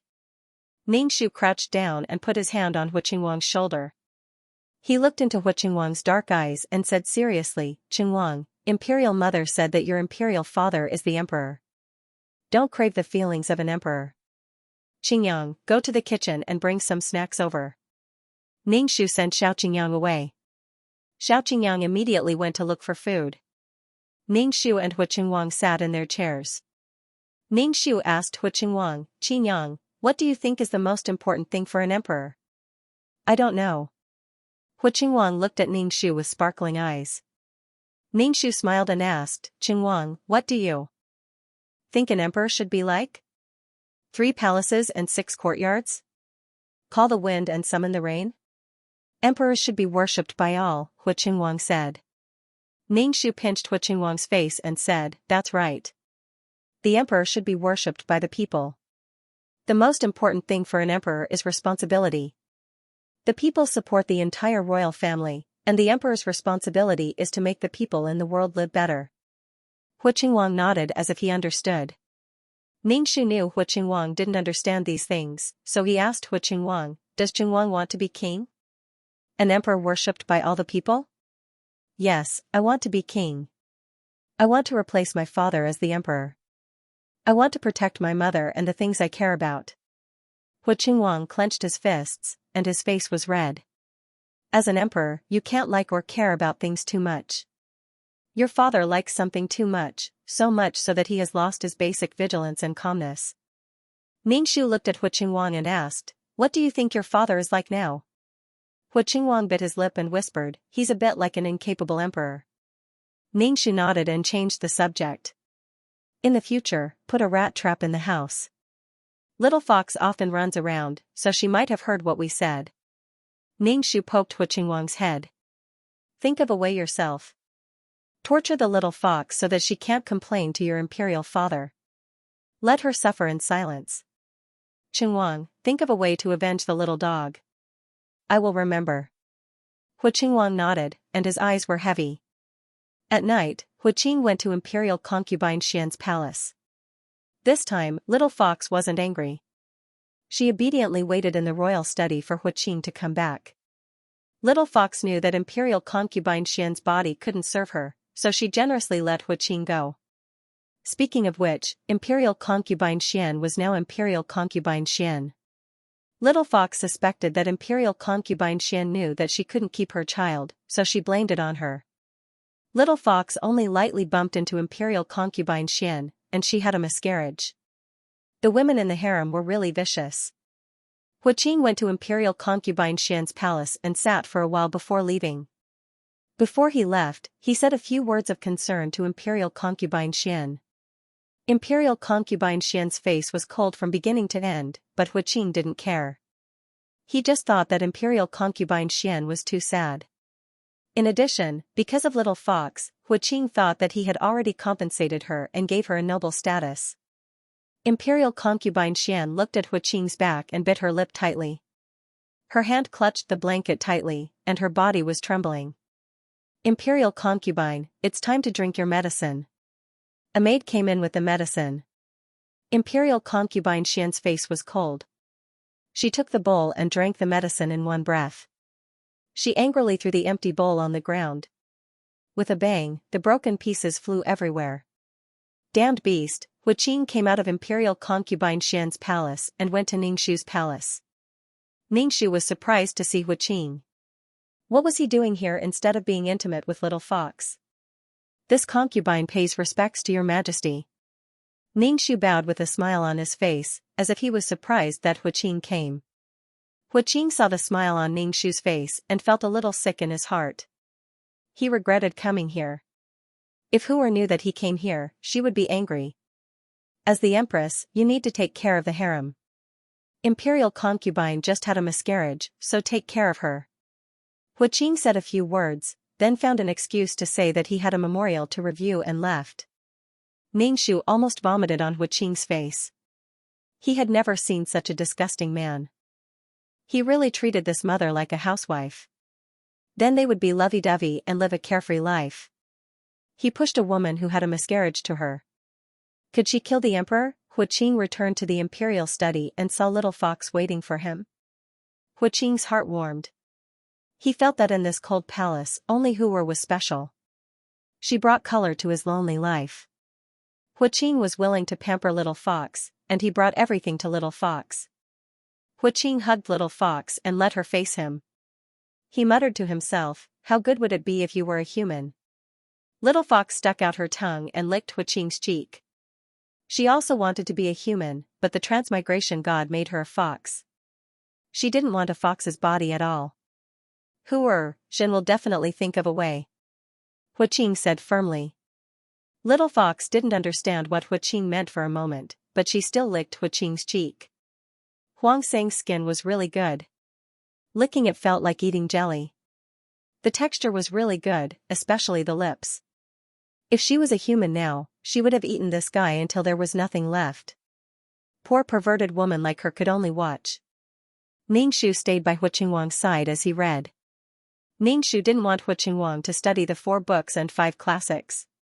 Hu Qingwang wasn't like those pedantic Confucian scholars who passed the imperial examinations. It was better for him to read Sun Tzu's Art of War and learn how to govern. Ningxu originally wanted to find a teacher for Hu Qingwang, but when she thought about how Hu Qing was on guard against her and the marshal's mansion, she gave up on that idea for now. Qingzhu walked in and whispered into Ningxu's ear, "Yang Yang, the marshal's mansion sent news." The marshal discovered that someone had placed something that shouldn't be there. The marshal has already destroyed it, but he didn't want to alert the enemy. The marshal said for Xianxia to be careful and not let the cat out of the bag in front of His Majesty. Ningxu nodded and told Huqingwang not to stay. She went out with Xiaoqingyang for a stroll.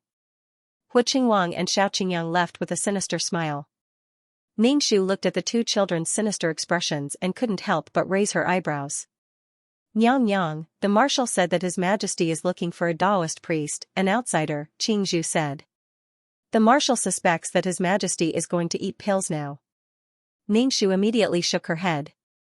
Huqing was still very young and didn't know how to eat pills to maintain his health. Huqing was full of energy and didn't need to eat pills to overdraft his body's energy. The ancient emperors loved to eat pills because they wanted to be able to sleep with their concubines when they were old. Why would he suddenly look for a Taoist priest? Ningxu's eyes darted around and she thought of something. It was the little fox. According to the plot, the little fox should have transformed into a human by now. However, as soon as Ningxu entered this world, she destroyed the mermaid pearl that allowed the little fox to transform into a human. Since the little fox didn't get this item, it naturally couldn't transform into a human.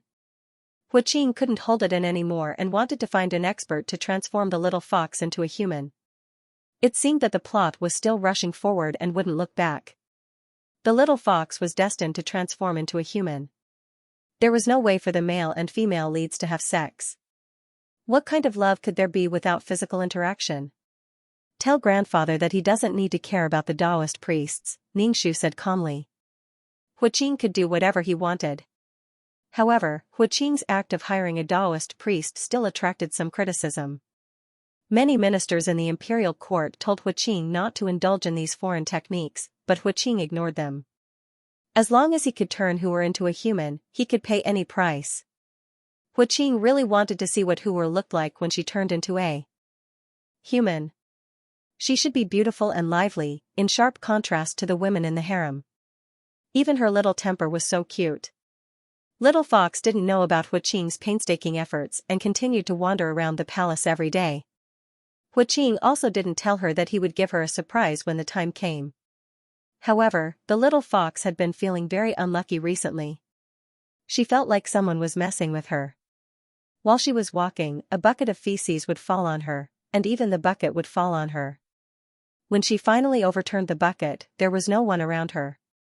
Feeling wronged, the little fox went to find Huqing with the smell of the 5 grains reincarnation item. Feeling wronged, the little fox directly jumped onto Huqing and purposely rubbed against him. Huqing endured the stench and didn't mind the little fox. The man and the fox went to take a bath together. Seeing Huqing like this, the little fox's heart was filled with sweetness. She felt that Huqing was the best person in the world to her. It was fine if it happened once, but it didn't stop. The little fox cried pitifully at Huqing. Huqing angrily said that he wanted to find out who dared to treat his Hooer like this. Ningxu knew about this and hurriedly told the 2 boys to stop.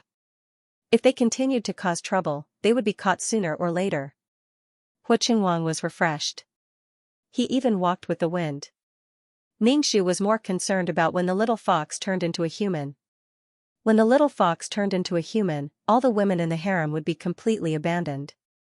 From then on, Huqingwang only had the little fox in his heart. Ningxu asked Qingzhu to pass a message to the marshal's residents, telling them to be careful. Huqing hadn't come to the harem for a long time. The women in the harem stared in the direction of the imperial study until they were blind, but Huqing still didn't show up. During this time, something big happened. Beauty Lin, who was disfigured by the little fox and was banished to the Yi court by Huqing, caught the little fox after a plan and stabbed the little fox in the stomach. When Huqing found the little fox, Beauty Lin was stabbing the little fox like a madwoman. The little fox was screaming in pain and its body was covered in blood. Huqing's eyes were bloodshot. He pulled out a guard's knife and chopped off Beauty Lin's head. Beauty Lin's head rolled far away. Her scarred face was hideous. Huqing hugged the bloody little fox and asked the imperial doctor and Taoist priest to save it. Woo-woo. The little fox cried at Huqing. The little fox felt like it was going to die. It was in so much pain. Huqing's tears fell. He said in panic, "You will be fine. You will be fine. I won't allow anything to happen to you." Ningxu looked at Huqing's decadent and crazy appearance. His body was trembling. It was as if he had lost the entire world. He collapsed and panicked. He smiled coldly. Ningxu stood beside the pale-faced imperial noble consort Xian. Although she had undergone meticulous treatment, her body was still very thin. She gave people the feeling that a gust of wind could blow her away. Her chin was much sharper. Imperial noble consort Xian was shocked to see Huqing revealing his emotions. It was as if he wanted to destroy the world. Let's go back.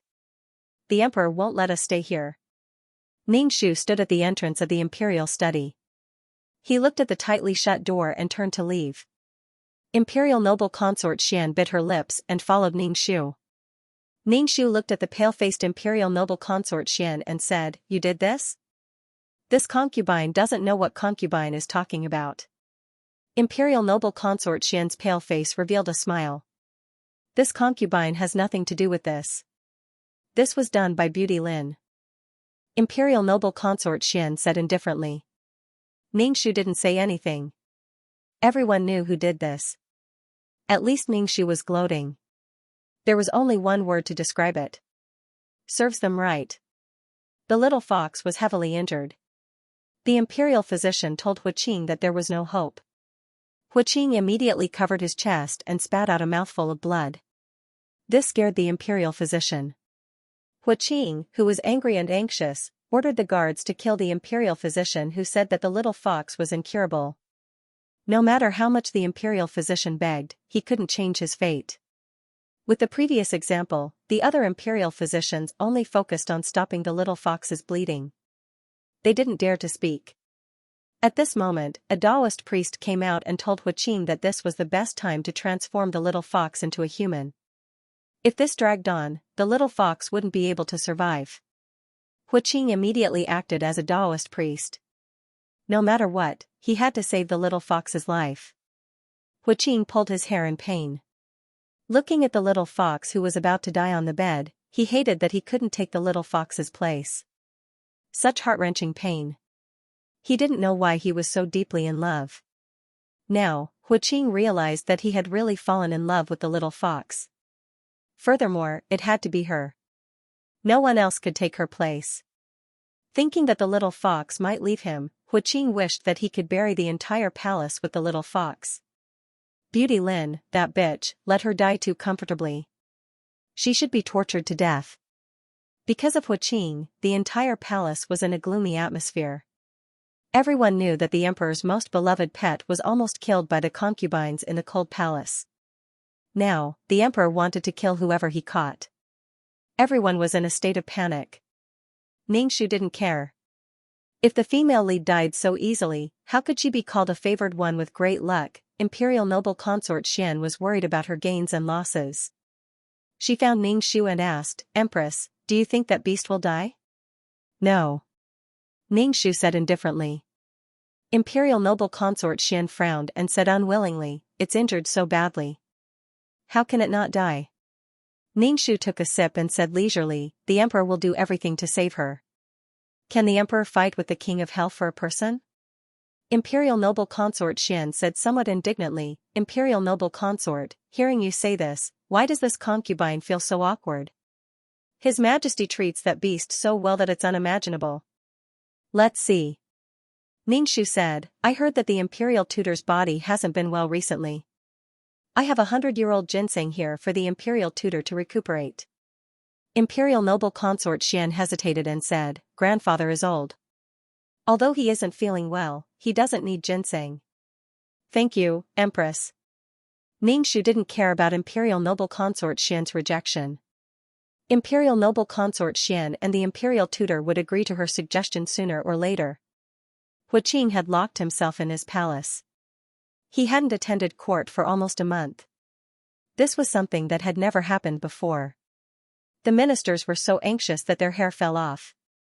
Every time he attended court, eunuch Qiu, who was by Huqing's side, would tell him that the emperor wasn't feeling well and wouldn't be attending court.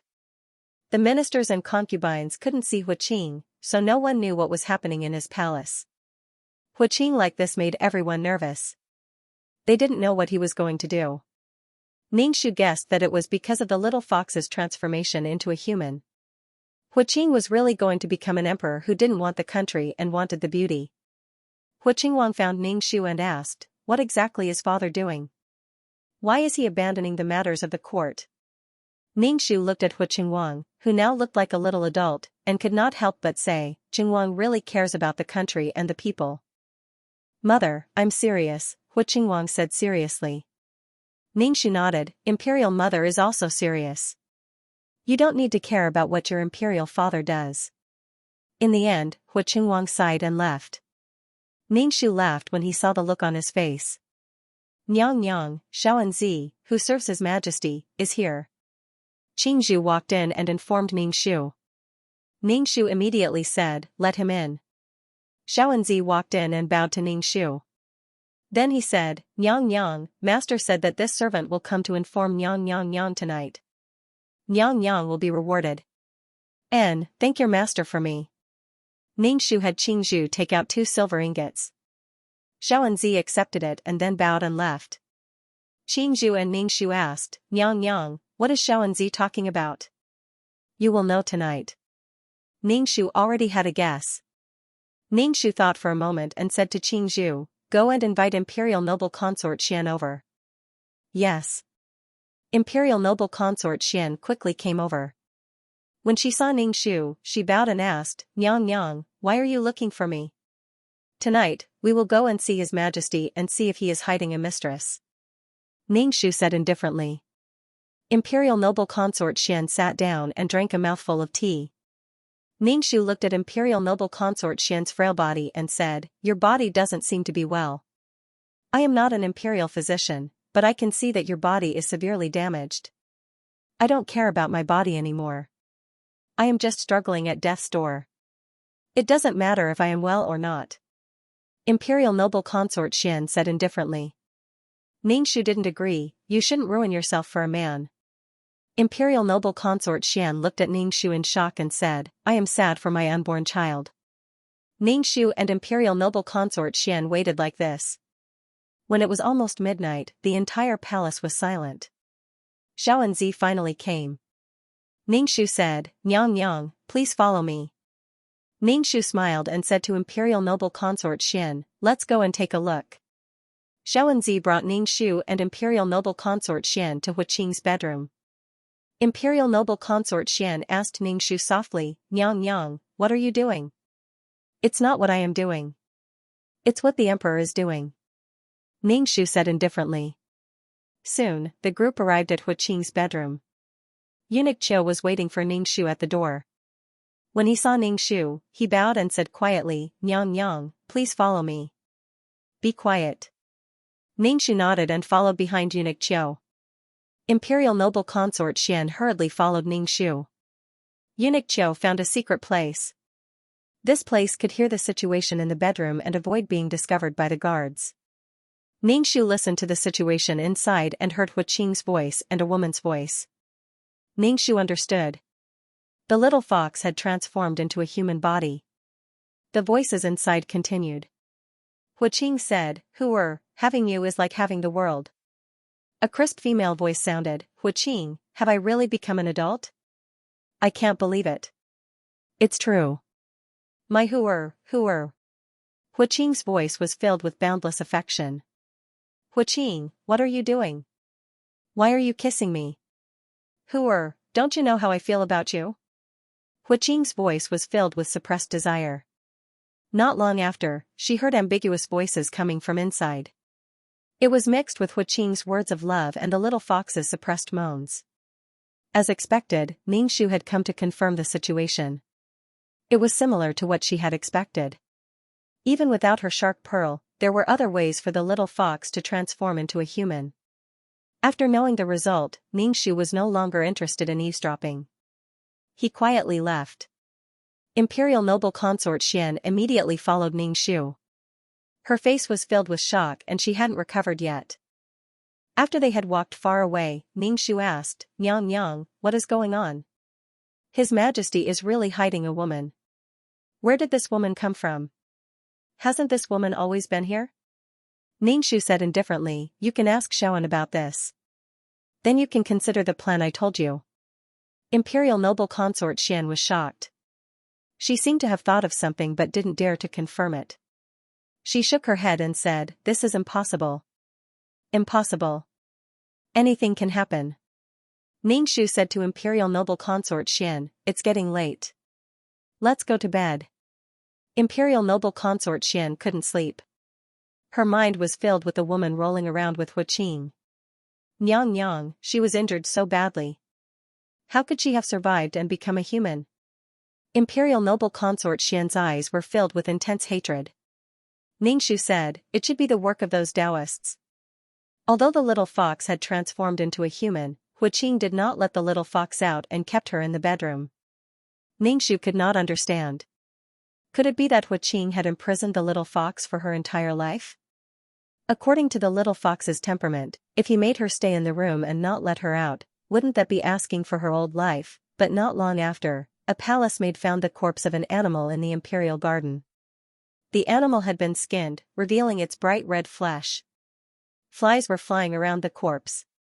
Ningxu looked at the corpse. Its body was similar to the little fox's, so it should be a fox. Huaqing rushed over.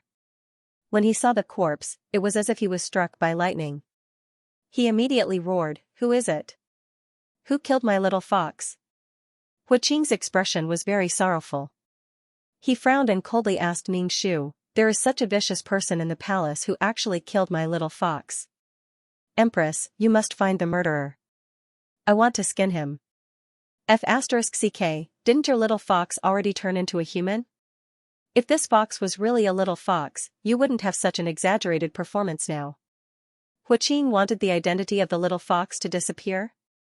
"Empress, I want you to find the murderer." Huaqing said through gritted teeth, Ningxu said. Ningxu bowed and respectfully said, "This concubine understands. This concubine will find the murderer." Ningxu emphasized the word murderer. Huaqing even had people make an exquisite little coffin. Then, he put the fox's corpse in the coffin with a sorrowful expression. Ningxu almost rolled his eyes. So fake. He clearly had a coquettish expression, but he still had to twist his face and make a sorrowful expression. "Who are you trying to disgust?" After the fox was buried, Huaqing began to go to court. The ministers were dissatisfied that he did not go to court a while ago. Huaqing sat on the dragon throne with a sickly expression. He told the ministers that he was sick a while ago, so he did not go to court. Huaqing's bedroom was still heavily surrounded by guards.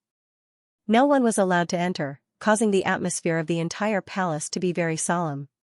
The little fox was dead. The concubines in the imperial harem were so excited that they almost set off firecrackers to celebrate. This troublesome fox was finally dead. They had to thank the person who dared to commit such a heinous crime by daring to kill the little fox. Bah. Compared to the excited concubines in the inner palace, imperial noble consort Xian's pale face was ashen. She angrily asked Ningxu, "Empress, what is the emperor trying to do?" "You've already thought of it, so why are you asking me?" Ningxu wasn't angry at all. He said to imperial noble consort Xian, "Do you agree with the plan that I told you previously? Do you want to cooperate with me? His Majesty already doesn't want all the women in this harem. The harem is like a figurehead. Why should we still care about this little bit of affection between husband and wife?" Ningxu faintly said. This was the correct way to torture a scumbag man. Destroy a man with a woman, not a woman against a woman. Imperial noble consort Xian bit her lips tightly. She was struggling. Ningxu continued, "Don't be anxious. You can think about it slowly. However, I think that after a while, that fox spirit will openly appear in the harem. She will be the favorite of the harem. Maybe the emperor will even disperse the harem for her. When that time comes, we, the women who serve the emperor, won't even have a status after we die. We won't be able to enjoy the incense offerings of our descendants." "Empress, I agree. I will send a letter to the imperial preceptor's residence." Imperial noble consort Xian took a deep breath. Her eyes were firm as she spoke to Ningxu word by word. Ningxu smiled. At night, Huaqing came over. He went straight to the point, "Empress, it's going to be the autumn harvest soon. I will be leaving the palace to harvest the grain with the commoners. I'll just take a look at this year's harvest. Harvest the grain together? To put it bluntly, he was going to put on a show and have fun in front of the commoners. Ningxu said, "Emperor, do you want me to go?" In this kind of situation, the emperor and the mother of the nation should be together, wearing coarse hemp clothes to harvest the grain. Ningxu knew that Huaqing wouldn't bring her along. Huaqing saw the anticipation and excitement on the empress' face and immediately said, "Empress, you don't need to go. You'll be back soon this time. The palace can't be empty. Also, have you found the culprit I asked you to find?" "I'm investigating, but I don't know who did it. I don't have a single clue." Ningxu looked at Huaqing with a distressed expression. An unnatural expression flashed across Huaqing's face as he said, "No matter what, you must find out." Ningxu had a dumbfounded expression. Huaqing left after saying a few words. He didn't talk to Ningxu for more than the time it took to brew a cup of tea. Ningxu looked at Huaqing's hurried back. "TSK, TSK, TSK." Her place wasn't some scary place. Why was she so afraid of the little fox getting angry? "Nyang Nyang, His Majesty hasn't rested in Nyang Nyang's palace for a long time," Qingzhu said to Ningxu somewhat anxiously. Ningxu drank a mouthful of tea. "His Majesty won't come to the inner palace in the future. Don't worry about it. Sleep." The next morning, Ningxu took the concubines of the inner palace to the palace gates to see Huaqing off. They sent Huaqing to harvest the rice. Ningxu found that there was an additional little eunuch with red lips, white teeth, and creamy skin beside Huaqing. Even though she was wearing the clothes of a little eunuch, it still couldn't hide her beauty. Her eyes were also lively and beautiful. Although they were large almond eyes, the ends of her eyes were slightly raised. There was a kind of charm and incomparable beauty. Huaqing saw that Ningxu's gaze was on the little eunuch and unobtrusively blocked in front of the little eunuch. Ningxu said, "Empress, take care of the inner palace. Zhen will be back soon." Ningxu bowed and said with false concern, "Xianxia will remember. Xianxia and my sisters will wait for His Majesty to come back." "Be careful, His Majesty." As soon as Ningxu finished speaking, she heard a slight cold snort. Ningxu pretended not to hear it. Huaqing got on the carriage. Eunuch Qiu shouted to set off. The long line headed towards the palace gates. The little eunuch didn't get on the carriage. Instead, he followed the carriage. His eyes kept rolling around, appearing very curious. Ningxu watched the long line leave the palace gates. Only then did he turn and head back to his own palace. After Huaqing left, the concubines were even more bored. They dressed up beautifully, but the emperor didn't even look at them. Ningxu let his concubines go back to their own palaces. If they had nothing to do, they could embroider by themselves. Otherwise, they could find entertainment by themselves. Perhaps it was because Huaqing hadn't entered the inner palace for a long time. Everyone didn't have any favor. For a time, the relationships between the women eased up. They gathered together to chat when they had nothing to do. If they didn't find something to do, they would go crazy from boredom. Imperial noble consort Xian's gaze was fixed on the palace gates. Ningxu asked, "That little eunuch is the little fox, right? It's so strange. How did a fox turn into a human? Extremely beautiful. She is indeed a fox spirit." Imperial noble consort Xian said coldly. Ningxu felt that Huaqing did not go to the autumn harvest. Instead, he went to spend time with the little fox. He left behind all the women in the palace and ran off to play with the adulterous couple. She still had to stay in the palace to help Huaqing manage all the women in the palace. Damn it. Ningxu wanted to kill the emperor again. Ningxu did not care about Huaqing's matters. Instead, he accompanied Huaqing Wang to study. Some things were not easy to do when Huaqing was around. After Huaqing left, Ningxu immediately hired a teacher for Huaqing Wang. This teacher was found by Marshal Xiao.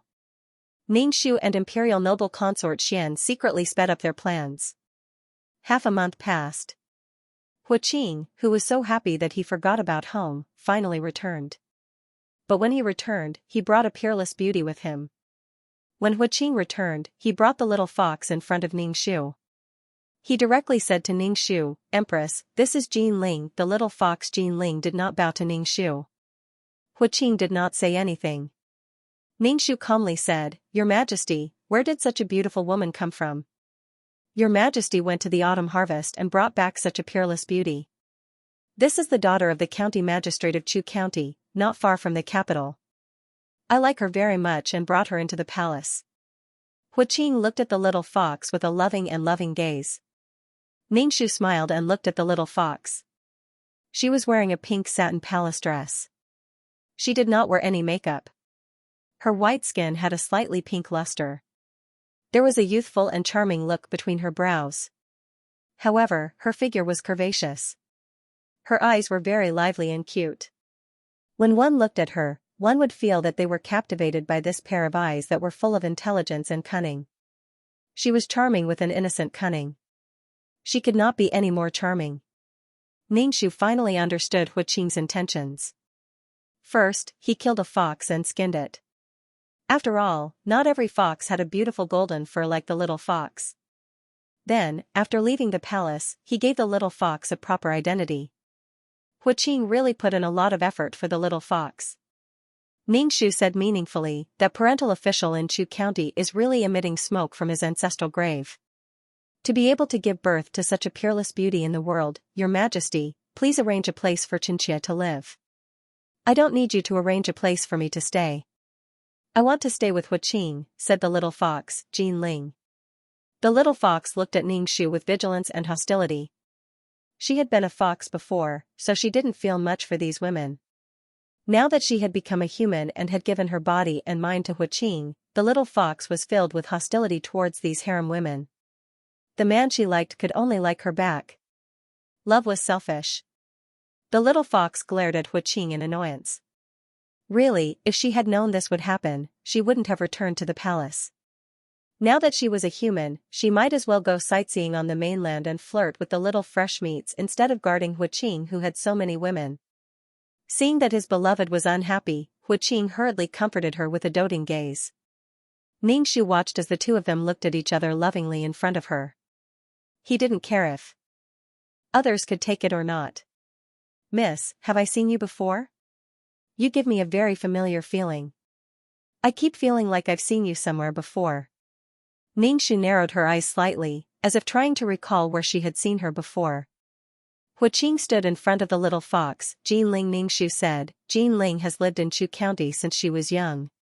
How could you possibly have seen her, Your Majesty? There's no need to arrange a place for her to stay. I'll do it myself." Huaqing then led the little fox away. The little fox turned around and playfully stuck out her tongue at Ningxu. Her contempt for Ningxu was obvious. After they left the palace, Huaqing tapped the little fox's nose in annoyance. He said dotingly, "You're such an eccentric girl. She's the empress now. Don't go against her. It won't do you any good." "Humph." The little fox raised her head and bit Huaqing's chin. She then said proudly, "I just don't like her. Huaqing, you can only have me in your heart. You're not allowed to have anyone else. Otherwise, I'll leave the palace and find other handsome men." Huaqing patted the little fox's butt lightly. "You're mine. I won't allow you to find other men. I'll kill whoever you find. Let's see who dares to touch you in the future. No one dares to touch my beloved. Yes, I'm not yours." The little fox heard Huaqing's words and retorted. Her heart was filled with sweetness. Huaqing was so good and so handsome. She couldn't bear to leave him. Huaqing lowered his head and went to the little fox's ear. He bit the little fox's ear and blew hot air into it. "If you're not mine, then who are you?" The little fox's body went limp and her face turned red. She looked at Huaqing with watery eyes. Huaqing was aroused by the little fox's gaze. He immediately carried the little fox and went to the bedroom. After a round of passion, the little fox drew circles on Huaqing's chest with her white and tender fingers. She said to Huaqing, "Huaqing, I hate those women in your harem. And the empress. I hate her.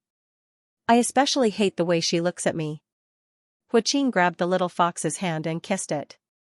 "She won't be the empress soon. You're the only one in my heart." You're the only one who's fit to be my empress. After Huaqing and the little fox left, Imperial noble consort Xian rushed over to Ningxu and asked, "Is that woman back?" This concubine heard that His Majesty brought back a woman. "Have some tea." "She's back," Ningxu said calmly. "She's the daughter of a 9th-rank Sesame official." Huaqing didn't arrange a prominent family background for the little fox. If her background was too prominent, it would be easy for people to investigate. Besides, aristocratic families had records of their descendants. Imperial noble consort Xian bit her lips. Ningxu asked, "Imperial noble consort, when will our plan be carried out?" "There's no rush. This concubine knows you want revenge, but things have to be done slowly." Ningxu waved his hand. "Now isn't a good time." Imperial noble consort Xian sighed. Ningxu said mournfully, "This concubine wants revenge for her child." "Revenge. This concubine's heart is filled with revenge." "There's no rush," Ningxu said calmly. "Anything that crossed the line would cause a backlash." When the concubines in the harem found out that the emperor brought a woman back, they all rushed to Ningxu's palace. They wanted to know what kind of woman made the emperor break the rules and bring her back to the palace. The women in the palace had to go through 3 trials and 5 generals.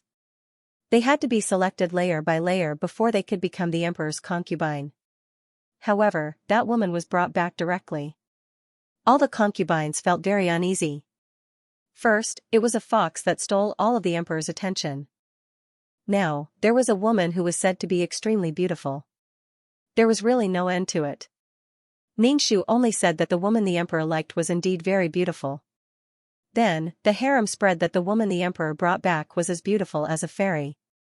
The little fox was temporarily staying in Huaqing's palace, making all the concubines jealous. Now, Huaqing didn't enter the harem at all. Every day, he pampered women who came out of nowhere. Huaqing hadn't entered the harem for almost half a year. In the past, Huaqing rarely entered the harem, but at least he would let the concubines serve him. Now, he didn't even enter the harem, which made the concubines' hearts itch. If they had explosives in their hands, Ningxu suspected that these women would blow up Huaqing's palace. It would be best if they killed all the women in the palace. Huaqing doted on the little fox a lot. Other than when he went to court, Huaqing spent all his time with the little fox. Ningxu couldn't understand why Huaqing didn't give the little fox a position. Could it be that he wanted to overthrow the marshal's residence and make the little fox empress? In the plot, the little fox eventually became the empress and her son became the emperor. Then, the playful little fox took Huaqing to travel the world. She was so lucky. "Your Highness, the people from the Ministry of Works are working on the palace not far from the emperor. I think they're going to build a house," Qingzhu told Ningxu.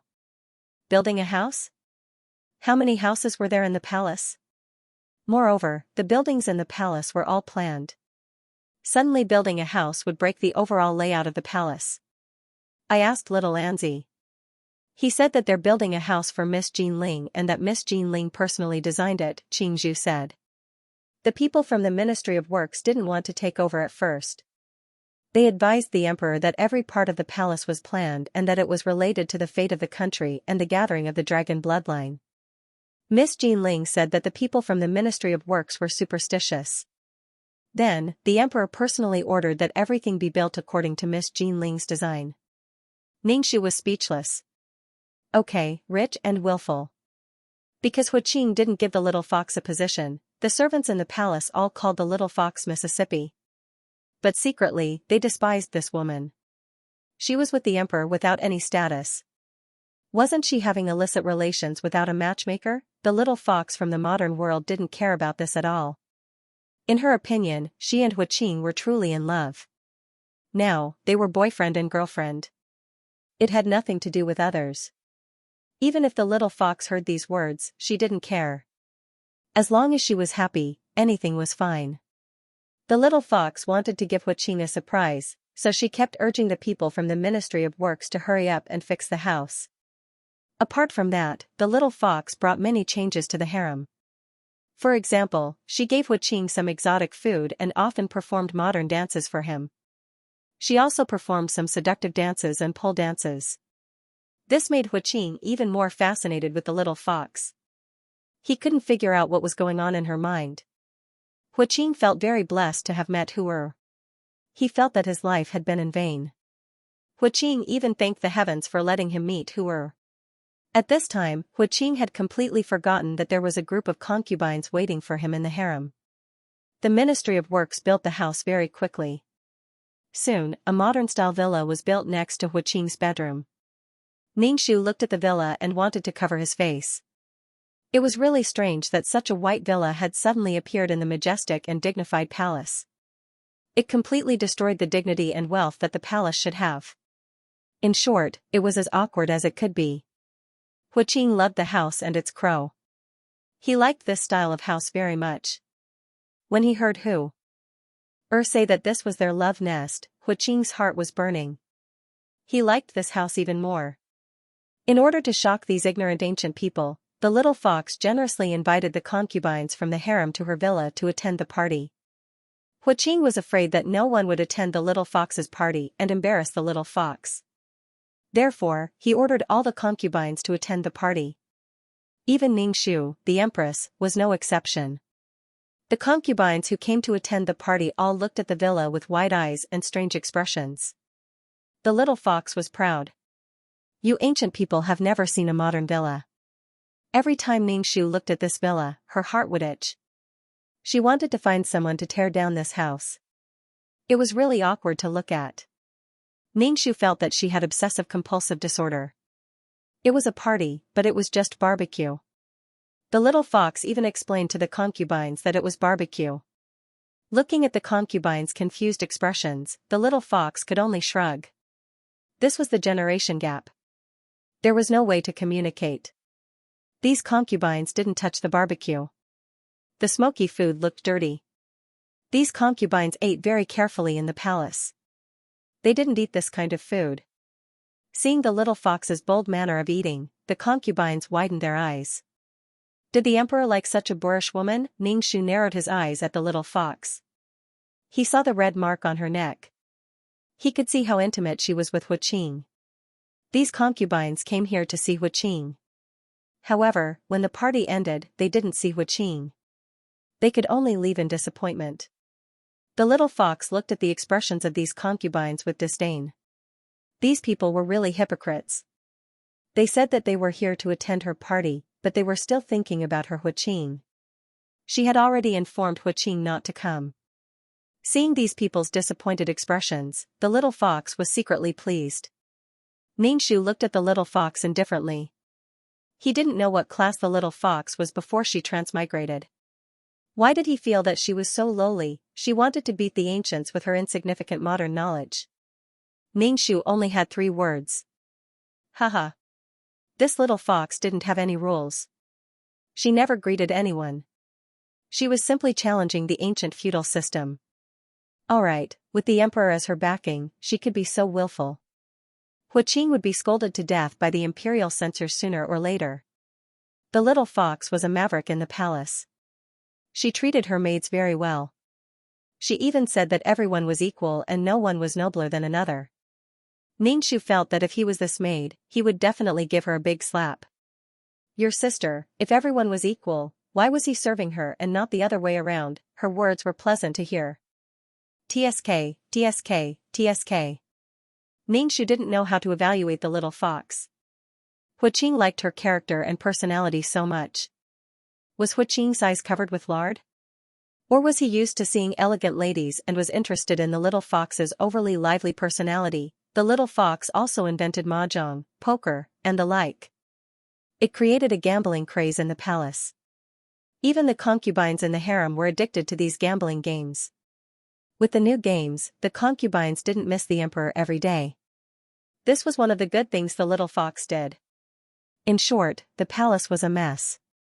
Coupled with Huiqing's unprincipled favoritism, the little fox caused chaos wherever she went. The unlucky ones were always others. Huiqing, your concubine cheated in mahjong with me. It's fine.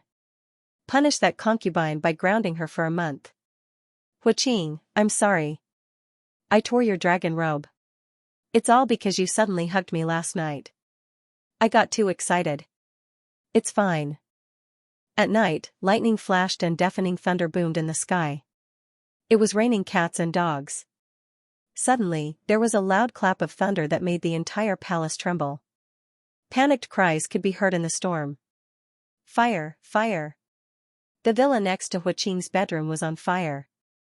The fire was so strong that even the heavy rain could not extinguish it. The fire lit up the entire palace. The palace became restless. Ningxu got up from the bed and said to Huaqingwang, "Qingwang, it's about to start. Are you afraid?" "I'm not afraid." Huaqingwang clenched his fists tightly. His body was trembling and his face was red.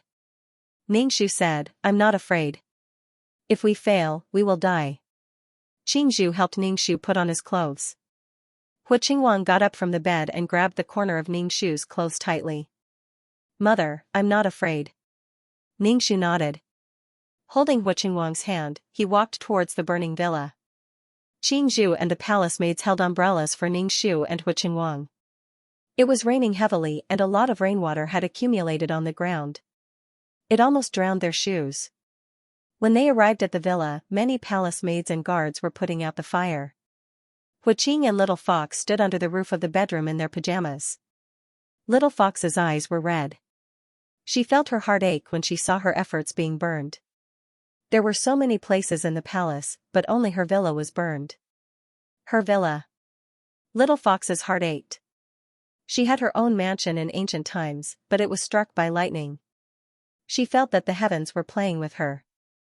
Seeing Little Fox like this, Huaqing quickly put out the fire. Even with so many eunuchs and guards putting out the fire did not die down. It exploded with crackling sounds. Huaqing's face was cold and his brows were tightly knitted. Under the flickering light of the fire, he was incomparably cold.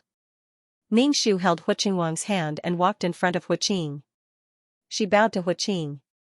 "Greetings, Your Majesty." Huaqing glanced at Ningxu and his gaze stopped on Huaqingwang. He said impatiently, "Why did you bring the child here so late?" Since something like this happened, Xianxia naturally had to come. Qingwang was worried about His Majesty and thought that His Majesty was living in the villa. He was afraid that something would happen to His Majesty, so he begged Xianxia to come along. Ningxu said faintly. Huaqing's heart skipped a beat. Fortunately, he didn't stay in the villa tonight. Otherwise, he would be in trouble. Hooer was a woman who knew how to have fun. Sometimes, she would have sex in the villa and basically didn't stay in the villa at night. Hooer said that the newly repaired house wasn't suitable for people to live in. Moreover, Hooer said that she preferred to sleep in the dragon bed. Otherwise, he and Hooer would be trapped in the villa tonight. Huaqing heaved a sigh of relief and couldn't help but reach out to hug the little fox with one hand. He comforted her, "Don't be afraid, I'm here." Ningxu was speechless. At the very least, his wife and son were beside him. Could he restrain himself a little? Huaqingwang grabbed Ningxu's hand and watched as Huaqingwang hugged the little fox. His eyes were dark and looked very treacherous under the light of the fire. The fire burned fiercely. Even though there were so many people, they still couldn't save the villa. In the end, the villa that only had wood left collapsed with a creak. It looked especially miserable. Ningxu was about to die from laughter in his heart. This dazzling villa was finally gone. "Your Majesty, something bad has happened." An official hurriedly ran over and knelt in front of Huaqingwang. He didn't care at all even though the rain was pouring down on him. Huaqing frowned. "Imperial astronomer, why did you enter the palace?" "This humble subject is here to tell Your Majesty that this fire is a warning to the heavens." The imperial astronomer knelt on the ground in a daze. Just as the imperial astronomer finished speaking, the sound of chaotic footsteps came over. Huaqing saw that it was actually the civil and military officials. Then, one by one, they knelt in front of him. Huaqing coldly said, "My beloved officials, what are you doing? Zhen didn't summon you to enter the palace." "How did you enter the palace? What are the imperial guards doing?" "Your Majesty, please forgive this subject for coming unannounced," the Grand Preceptor said to Huaqing. "This matter is truly too urgent. It concerns the future of the country. This subject can only brave the world and enter the palace." This Grand Preceptor was Imperial Noble Consort Xian's grandfather. Ningxu looked at the white-bearded marshal in full military attire. He was the original owner's grandfather. Victory or defeat would be decided today. Seeing the mass of people kneeling below, Huaqing had a bad feeling in his heart. He coldly said, "If there is anything to say it tomorrow. Zhen won't argue with my beloved officials for their improper actions today. Your Majesty, this matter is too important. Let's listen to what these trusted officials have to say." This concubine thinks that there is something urgent. Ningxu bowed and said to Huaqing. Huaqing frowned. Ningxu scolded, "The concubines of the imperial harem are not allowed to interfere with government affairs. Empress, you are overstepping your bounds." Huaqing, "I'm a bit scared. Let's go inside." When the little fox saw this scene, her legs went weak. She pulled on Huaqing's sleeve and said pitifully, "How dare you call His Majesty by his name? How unruly." An imperial censor straightened his back and scolded the little fox righteously.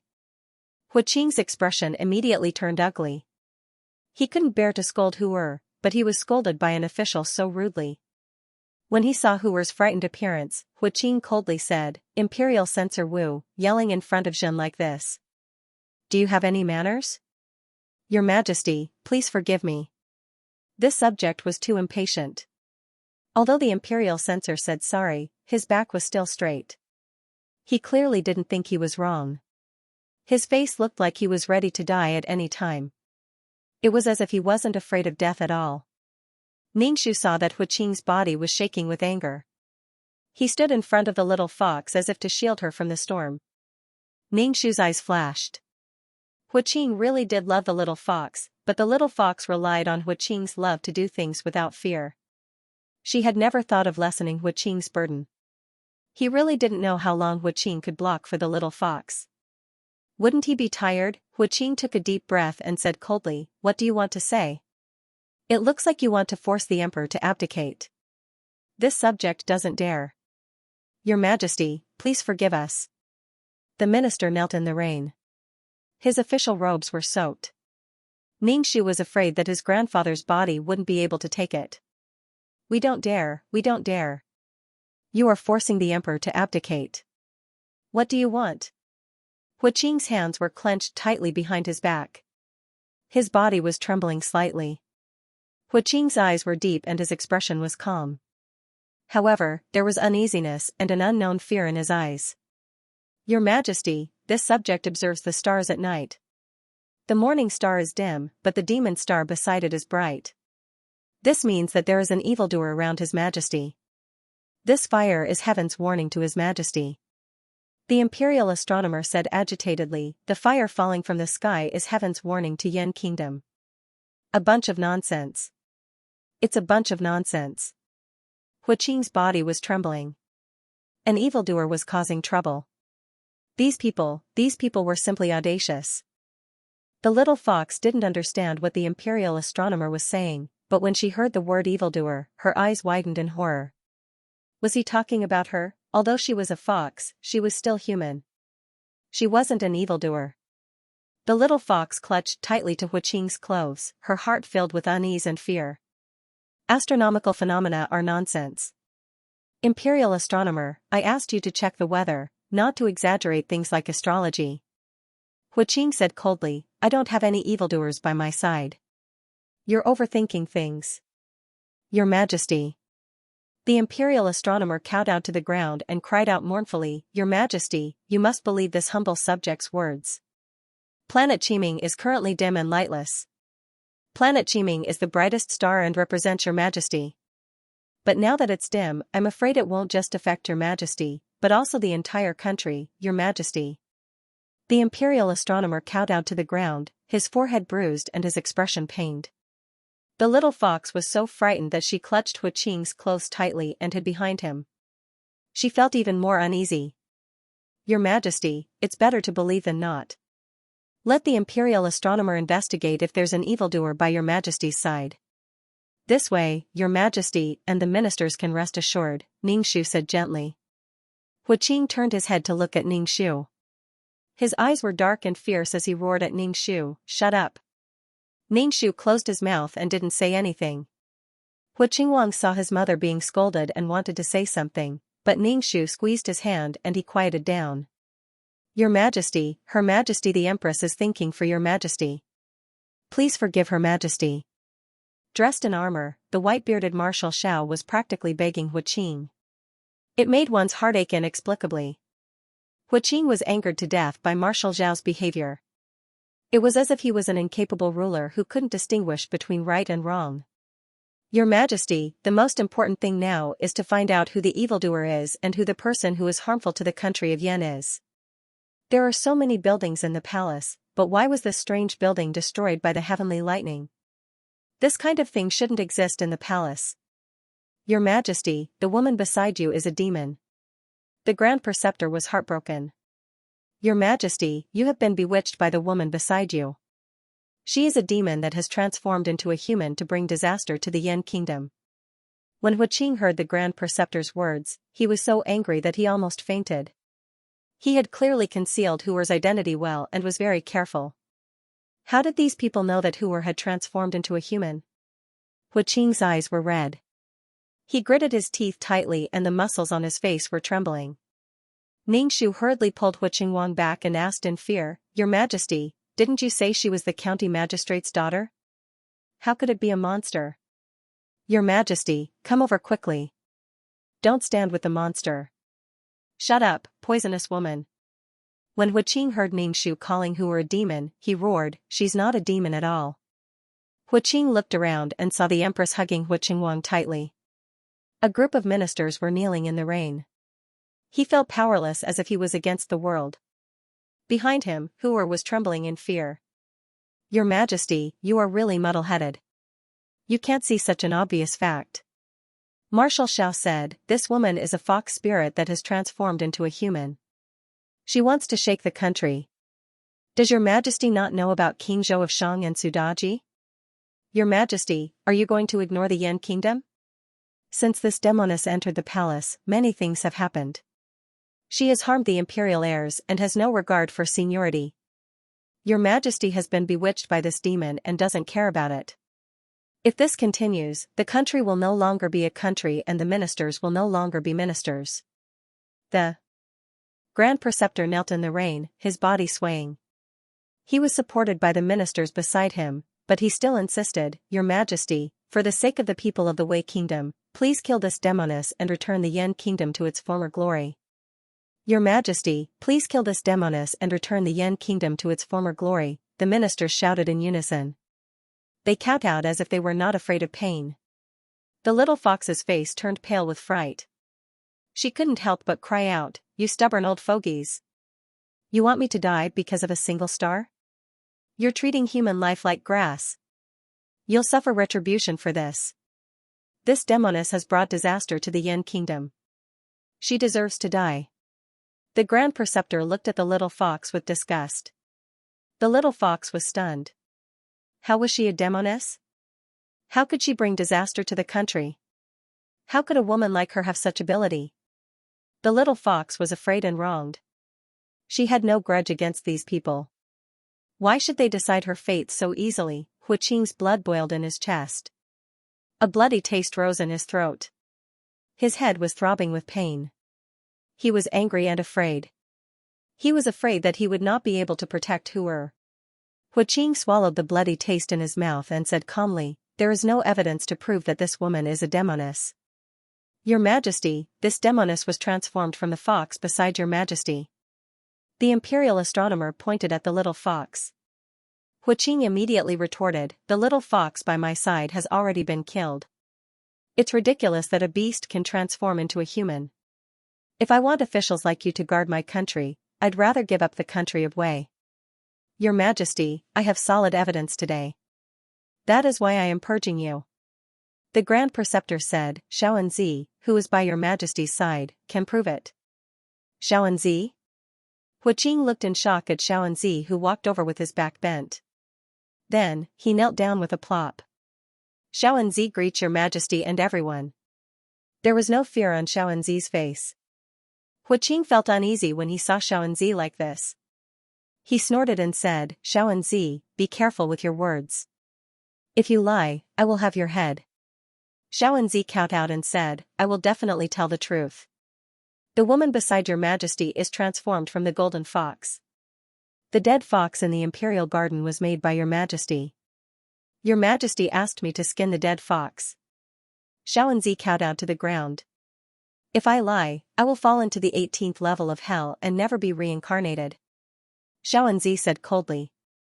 His words were like a knife that scraped Huqing's body. Huqing did not expect that the dog beside him would bite him back. This damned eunuch actually dared to say such things. Huqing shouted coldly, Xianxia, I have treated you well. How dare you betray me? I did not betray your majesty. I am loyal to the entire Yin kingdom. Your majesty connives with the evildoer and has an illicit relationship with the evildoer. Even if I am killed by your majesty now, I will die without regrets. I only hate that I cannot kill the evildoer with my own hands. Xianxia looked at the little fox with hatred in his eyes. Do you hate me? The little fox could not figure out how she had offended him. Of course I hate you. You made the emperor cruel. As a human, I was actually teased by a beast like you. Xianxia said hatefully. Ningxu smiled faintly in his heart. No matter how small the nail was, it would still hurt. This was the price of being willful. Huqing regretted not taking down the marshal's residence. He wanted to take it slow, but with Hu by his side, he was afraid that if he was too aggressive, someone would hurt Hu. He wanted to slowly take the military power from old Marshal Zhao's hands. But now, he was forced to kill Hu by these officials. Huqing wanted nothing more than to chop these officials up. Time waits for no one. Now, he was a fish on the chopping board. He couldn't even protect the woman he loved. Huqing gripped the little fox's cold hand tightly. His eyes swept across the faces of these righteous officials. He calmly and coldly said, I've said it before. The woman beside me is not some golden fox in disguise. Little Anzi, that dog of a slave, actually dares to frame me. Emperor, why are you so stubborn? The old Grand Tutor straightened his back and said harshly, if the emperor doesn't kill this evildoer who brings disaster to the country, this old official will kill himself here with all the officials. This old official doesn't want the emperor to do anything that will harm the foundation of our ancestors, Emperor. Emperor, please kill this evildoer who brings disaster to the country. The officials knelt on the ground and kowtowed to Huqing with serious expressions. Huqing was so angry that he staggered. Were they threatening him with death? Huqing didn't care about the lives of these officials at all, but he couldn't be labeled as muddle-headed. Huqing, I'm so scared. When the little fox heard these people saying that they wanted to kill her, she was scared out of her wits. She felt very wronged. She was just a woman. What did she have to do with these people if she wanted to be happy? These people just wanted to kill her. Huqing tightly held the little fox's hand and said firmly, with this one here, no one dares to do this to you. Emperor, you can't keep this witch alive. She really is a fox in disguise. This official has proof. Marshal Xiao knelt and cupped his hands to Huqing. He waved his hand to the deputy general beside him. Then, guards came over with Taoists. Tell me the truth. Is the woman next to the emperor a fox spirit? Marshal Xiao fiercely said to these Taoists. Several Taoist priests knelt on the ground. The rain soaked their Taoist robes, making them look miserable. They looked haggard and dispirited. The Taoist priests looked at each other and finally said, the woman beside the emperor is a fox spirit. When the emperor found us, he wanted the golden fox to turn into a human. Ridiculous, this is simply ridiculous, Huqing shouted. How can an animal turn into a human? Make a human for me. Huqing felt very uneasy. These people had come prepared. He was really careless. He should have killed old man Xiao first. Then, the civil officials and military generals would not have joined forces to force him to abdicate. Animals can't transform into humans. It was me who offered the 1,000-year-old mermaid pearl. The golden fox swallowed the mermaid pearl to transform into a human, an elderly Taoist said hurriedly. Ningxu, didn't they say that there was only one shark pearl in the world? Why was there another one? You. Huqing pointed at the people kneeling on the ground below. The moisture from the rain hit his body. It was very cold. Huiqing suddenly felt very cold. Are you going to rebel and force me to abdicate? Huiqing roared. We don't dare. We can only disregard life and death and get rid of the evildoers around us. The evildoers who bring disaster to the country. The Grand Preceptor said righteously, Your Majesty, you have been bewitched by this evildoer. You can't see the country and the people. If you let this evildoer do whatever she wants, I'm afraid that the Yan kingdom will be destroyed. Huiqing was so angry that his body was trembling. He forced himself to calm down and said coldly, Jinling is just a woman. She can't overturn the Yan kingdom. You think too highly of her.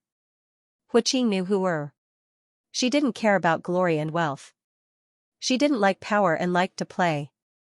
How could she overturn the country? Your Majesty, these ministers are working hard for the Yan kingdom. Everything they do is for the country and the people. Your Majesty, you should give up on Miss Jinling. Humans and demons are different. Ningxu bowed and said to Huiqing. When Huiqing heard Ningxu's words, he immediately said sternly, Shut up. I suspect that you are jealous of Jinling. That's why you did this. Empress, your Xiao family has a lot of troops and wants to rebel. I have known about your ambitions for a long time. Ningxu's face was immediately filled with grievances, as if she had been wronged. She said, Your Majesty, Xianxia is just a woman in the imperial harem. How could I have the ability to make the ministers do such a thing? You are a woman. Jinling is also a woman. Why did you do this to her? Are you happy to hit her when she is down? I really misjudged you. Ningxu was speechless. He was speechless. He wasn't going after little fox, he was going after you. Ningxu wiped his tears with a handkerchief. The little fox looked at Ningxu unkindly and said resentfully, Your Majesty, even if you hate me, you can't put Huiqing in such a dilemma. Ningxu, bah, the one who put Huiqing in such a dilemma is not me. It is you. It is your willfulness that put Huiqing in such a dilemma. Ningxu didn't speak. He kept wiping his tears. His aggrieved look made people feel sad. What right do you have to point at my mother? She is the empress of the Yan kingdom. She manages the harem diligently so that my father has no worries. My mother did nothing wrong. Instead, after you came to the palace, the entire palace was in a mess, Huiqing said disdainfully. Huiqing said disdainfully, You don't have proper etiquette. You never salute my mother when you see her. You're really an animal. Huiqing, shut up. Huiqing shouted at Huiqing with bloodshot eyes. You have no right to speak here. Huiqing was frightened by Huiqing's ferocious face. He burst into tears and shouted, Father, you don't want me anymore? Father has an evildoer. You don't even want your wife and children. Father, wake up. Father, wah. Ningxu hugged Huiqing. He wiped his tears and said, Qingwang, don't cry. Qingwang, don't cry. Mother, father only wants the vixen. He doesn't want me and mother anymore. Huiqing cried. This desolate look really made people's hearts ache. Huiqing was instantly labeled as someone who had abandoned his wife and child. You. Huiqing's blood boiled in his chest. Blood flowed from the corner of his mouth. He stared at Ningxu and Huiqing with wide eyes. He said to Huiqing with hatred, Little wolf, you actually want to kill your father. Father, I didn't. I just want father to leave this vixen. Mother and I can't live without father. Huiqing's face was full of sorrow. Huiqing looked at Huiqing and said coldly, The blood of the Xiao family flows in your body. You have wild ambitions. When you were born, I should have strangled you to death. Huiqing's sudden words stunned all the officials. Even a vicious tiger would not eat its cubs. Now, the emperor wanted to kill his son. He was the same as King Zhou of Shang. The rain stopped, but there was a cold chill. The atmosphere outside the bedchamber was extremely solemn. Huiqing suddenly laughed. He looked at these officials and said coldly, Speak, what do you want to do? Your Majesty, we just want you to mend your ways and kill the evildoer to restore order. The Grand Preceptor did not budge an inch. Huiqing sneered. His aura was very frightening. What if I don't? I am the son of heaven, but I can't even protect the woman I love. I am a useless emperor. Your Majesty, you are carrying the people of the Yan kingdom. Even if we die, we will lead you to the right path. The imperial censor said loudly to Huaqing. Huaqing's expression was very cold. If you want to die, I will fulfill your wish. Huaqing pulled out the large knife hanging from the waist of the guard beside him. With lightning speed, he stabbed the knife into the imperial censor's stomach. It happened too quickly. Everyone was shocked. The imperial censor who was stabbed said with difficulty, Your Majesty, please kill the evildoer. With this evildoer here, the Yan kingdom will not be safe. Huaqing's face was livid with anger. He had actually helped the imperial censor achieve his eternal reputation. He was afraid that future generations would remember this official who had died for his remonstrance and was killed by him. Huaqing's hand holding the knife trembled. His head was buzzing and cold sweat broke out on his back. Ningxu was also shocked by Huaqing's actions. He quickly said to Qingzhu, quickly call the Grand Preceptor. Don't let anything happen to Lord Wang. Qingzhu quickly turned and ran. Ningxu did not expect Huaqing to make a move. The little fox was indeed his reverse scale. He would go crazy when others touched him. The imperial censor who was killed spat out blood. Until his last moment, he tried to persuade Huaqing. Your Majesty, please kill the evildoer. Kill the evildoer. Before the imperial physicians could arrive, Lord Wang had already breathed his last. His blood flowed into the distance along with the rainwater, and the guards immediately carried Lord Wang away. Ningxu looked at Huaqing with heavy eyes. When he turned his head, he saw the little fox covering her mouth in shock. He coldly said to the little fox, the emperor did such an irrational thing for you. If you really love the emperor, you should end your own life. Don't make things difficult for the emperor. The emperor has labeled you as an incapable ruler. Ningxu had only said it casually. He was sure that little fox would not dare to commit suicide. In essence, little fox was a selfish person. Xiao, shut up. Huaqing stood in front of the little fox with a knife dripping with blood. Jinling is my beloved woman. No one in this world can hurt her. Ningxu was speechless. All right, as long as you're happy. Huaqing's action stunned everyone. The officials kneeling on the ground were livid. The Grand Preceptor was so angry that he staggered. His voice trembled as he said, Your Majesty, you might as well kill this old official. If you kill all of us, the Yan kingdom will be in danger. As the Grand Preceptor spoke, he began to cry. Previous Emperor, this official has wronged you. I did not assist the Emperor properly and allowed the Emperor to be bewitched by the evildoer and do such a cruel thing. Your Majesty, the officials just want to know your stance. Why don't we lock up this vixen first? Ningxu walked in front of Huaqing and bowed. Shut up, Xiao. Don't think that I don't know what you're thinking. Huaqing looked at Ningxu with cold disgust. Ningxu said aggrievedly, Your Majesty, everything this concubine has done is for your Majesty. But in this situation, someone has to take a step back. Lock up Jinling. Whether or not the next step is to kill her, I won't back down. Without Jinling, I don't want the throne or the Yan kingdom.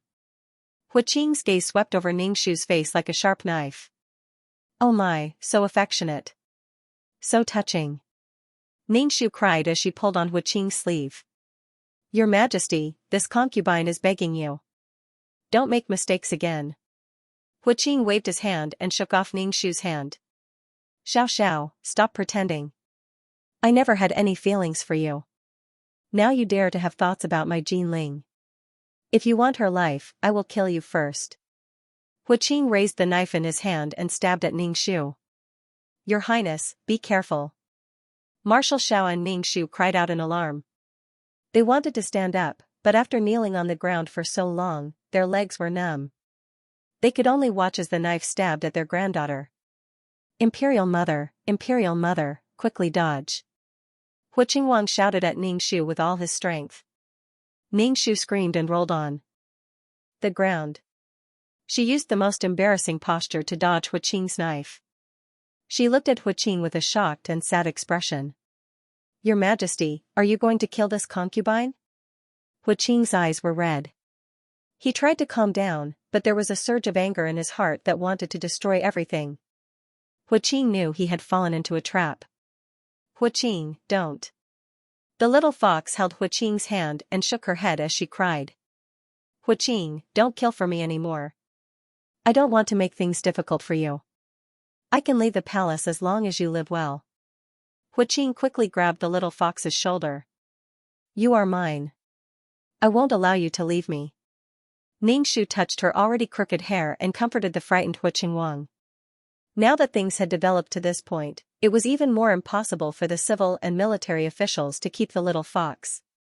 The little fox was terrified and wanted to run away, but Huiqing kept her by his side domineeringly. The little fox's heart was in a mess. She was so scared that her body was trembling. She cried and shouted at Huiqing, Huiqing, I don't want to die.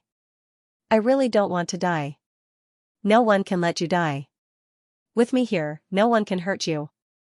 Huiqing hugged the crying little fox. Ningxu felt his teeth ache. It was so boring to be all lovey-dovey. Your Majesty, if you want the evildoer to live, then please abdicate. This way, the evildoer will do the least damage to the Yan kingdom. The Grand Preceptor threw caution to the wind and asked Huiqing to abdicate. We agree. Your Majesty, please abdicate. The officials knelt on the ground and said in unison. Huiqing's body shook and his teeth seemed to be chattering. So you were waiting for me here. You want to dethrone me? The Yan kingdom belongs to the Hua family. This country was conquered by the Hua family. When did it become your turn to make decisions? We are all doing this for the future of the Yan kingdom. If your Majesty doesn't want to abdicate, then kill the evildoer. I have lived for so long and don't have much time left. If I can do something for the Yan kingdom in the end, I can say that I have fulfilled my duty to the late emperor in the afterlife. The Grand Preceptor didn't care about life and death. Huiqing felt cold all over. He just wanted to have a woman he loved. Why did these people have to be like this? They had to make him a high and mighty loner. Without Huer, there would be no joy to speak of. Now, there were two paths before Huiqing. If he wanted the throne, he couldn't have the little fox. If he wanted the little fox, he couldn't have the throne. Now, Huiqing was deserted by everyone. For the woman he loved, he stood against everyone. No one objected to Huiqing doting on a woman, but there was a limit to everything. Once this limit was crossed, there would be repercussions. Huiqing's love for the little fox was without any principles or bottom line. He allowed the little fox to break the rules that everyone should abide by without restraint. Moreover, this love was built on the basis of hurting others. Everyone looked at Huiqing, including the little fox. At this moment, Huiqing felt as if he was standing on a mountain surrounded by cliffs, unable to advance or retreat. Huiqing gritted his teeth. The muscles on his face trembled and his eyes were red. His heart felt like it was being tortured in a pan of oil. Huiqing couldn't understand how things had turned out like this. This was a complete conspiracy. They were using the excuse of dealing with Huer to deal with him. Huiqing swallowed hard. His expression was dazed, as if his soul was about to leave his body. Why? We'll discuss this matter later. Huiqing said with difficulty. We will give everyone an explanation for this matter. How will your Majesty deal with this evildoer? Lord Wang is already dead and the Empress almost lost her life. We can't just let this matter rest. Marshal Xiao said agitatedly. Someone has to take responsibility for tonight's matter. Huiqing rubbed his forehead. He staggered and almost fell. The little fox quickly supported Huiqing. She looked at Huiqing with her watery eyes. Huiqing's heart softened when he saw her. Huiqing loved it when Huer looked at him with such eyes. It was pure, beautiful, innocent, and clear. It was as if she had received the whole world. We'll talk about this later. Huiqing's face turned green and he couldn't stop trembling. Huiqing was forced into a corner by these people. He could only say, capture Jin Ling first. The little fox's eyes widened as she stared at Huiqing in a daze. Tears streamed down her cheeks as she complained, Huiqing, you gave me up for the throne. You keep saying that you love me but you gave up on me. Huiqing wanted to grab the little fox's hand, but the little fox took a step back. You gave me up. Huaqing felt as if someone was stabbing his heart with a knife. The pain was excruciating. He really wanted to tell the little fox that this was just a temporary measure. He would definitely not let anything happen to the little fox. But little fox had no idea what Huaqing was thinking. All she knew was that Huaqing had given up on her for the sake of power. Huaqing said he loved her, but he couldn't win against power. Huaqing, I hate you. This is your love for me. You want my life for the sake of power. The little fox wept silently. She looked especially miserable and beautiful. Xianxia was speechless. Xianxia suddenly sympathized with Huaqing. How tiring was it to like someone whose thoughts were not on the same channel as yours? Any woman in the imperial harem would know what to choose now. As long as Huaqing was still the emperor, she would be fine. At the end of the day, women from ancient families were different from modern women. The little fox looked down on the ancient women, but from a certain point of view, the ancient women were much more sensible and intelligent than modern women. They were willing to make sacrifices for their own goals. Little Fox was acting as if she had been betrayed and was heartbroken. She simply couldn't understand. The ministers were probably shocked by Little Fox's actions. After kneeling for so long, they simply sat on the ground and looked at the two people. Huaqing quietly asked Xianxia, "Mother, what will Imperial Father choose in the end?" "Qingwang, what do you think?" Xianxia asked Huaqing. "It's not worth giving up the throne for a woman, especially one like her." Huaqing was silent for a moment. Finally, he concluded, "Imperial Father will give up on her." "Is that so?" Xianxia didn't deny it. Marshal Xiao stood up and said, "If your majesty can't make a decision, this old official is willing to make a decision for your majesty. This old official will kill this demoness for your majesty. After this, if your majesty wants to kill me, this old official will have no objections." "Old man, don't you dare." Huaqing stood in front of Little Fox and coldly shouted at Marshal Xiao, "Are you trying to rebel? In order to set things right, even if this official is accused of rebellion, this old official will have no regrets." Marshal Xiao's beard was white. When he said such words, it made people's hearts sour. It made Huaqing seem even more foolish. Eunuch Qiu rushed over and said in Huaqing's ear, "Your Majesty, Marshal Xiao's army has taken control of the entire capital. The palace has been surrounded." Huaqing's hand trembled. This day had indeed come. Huaqing regretted not getting rid of the Xiao family earlier. Now, he was being harmed instead. Now that things had developed to this point, there were no three paths for Huaqing to take. Huaqing looked at the heartbroken Little Fox and the aggressive ministers. It was as if all his strength had been sucked away. He felt indescribably helpless. "Can I send this woman away?" Huaqing was already showing weakness by saying this. The ministers shook their heads. "This woman is a demoness. If she's not of our race, we will kill her. If she harbors resentment, it will also be harmful to the Yan kingdom." "Huaqing, I was wrong about you. I thought you truly loved me, but you did it for the throne." Little Fox shook her head with tears streaming down her face. She looked as if she couldn't accept it. "Okay, I'll leave. I don't want to see you again." She came to the ancient times and fell in love with a man, but this was the result. Little Fox clutched the front of her clothes in pain. Little Fox was in pain, but Huaqing was in even more pain. Hearing Little Fox's words was like cutting his heart. This woman had already integrated into every corner of his body. She was a part of him. Huaqing couldn't imagine what it would be like without Little Fox.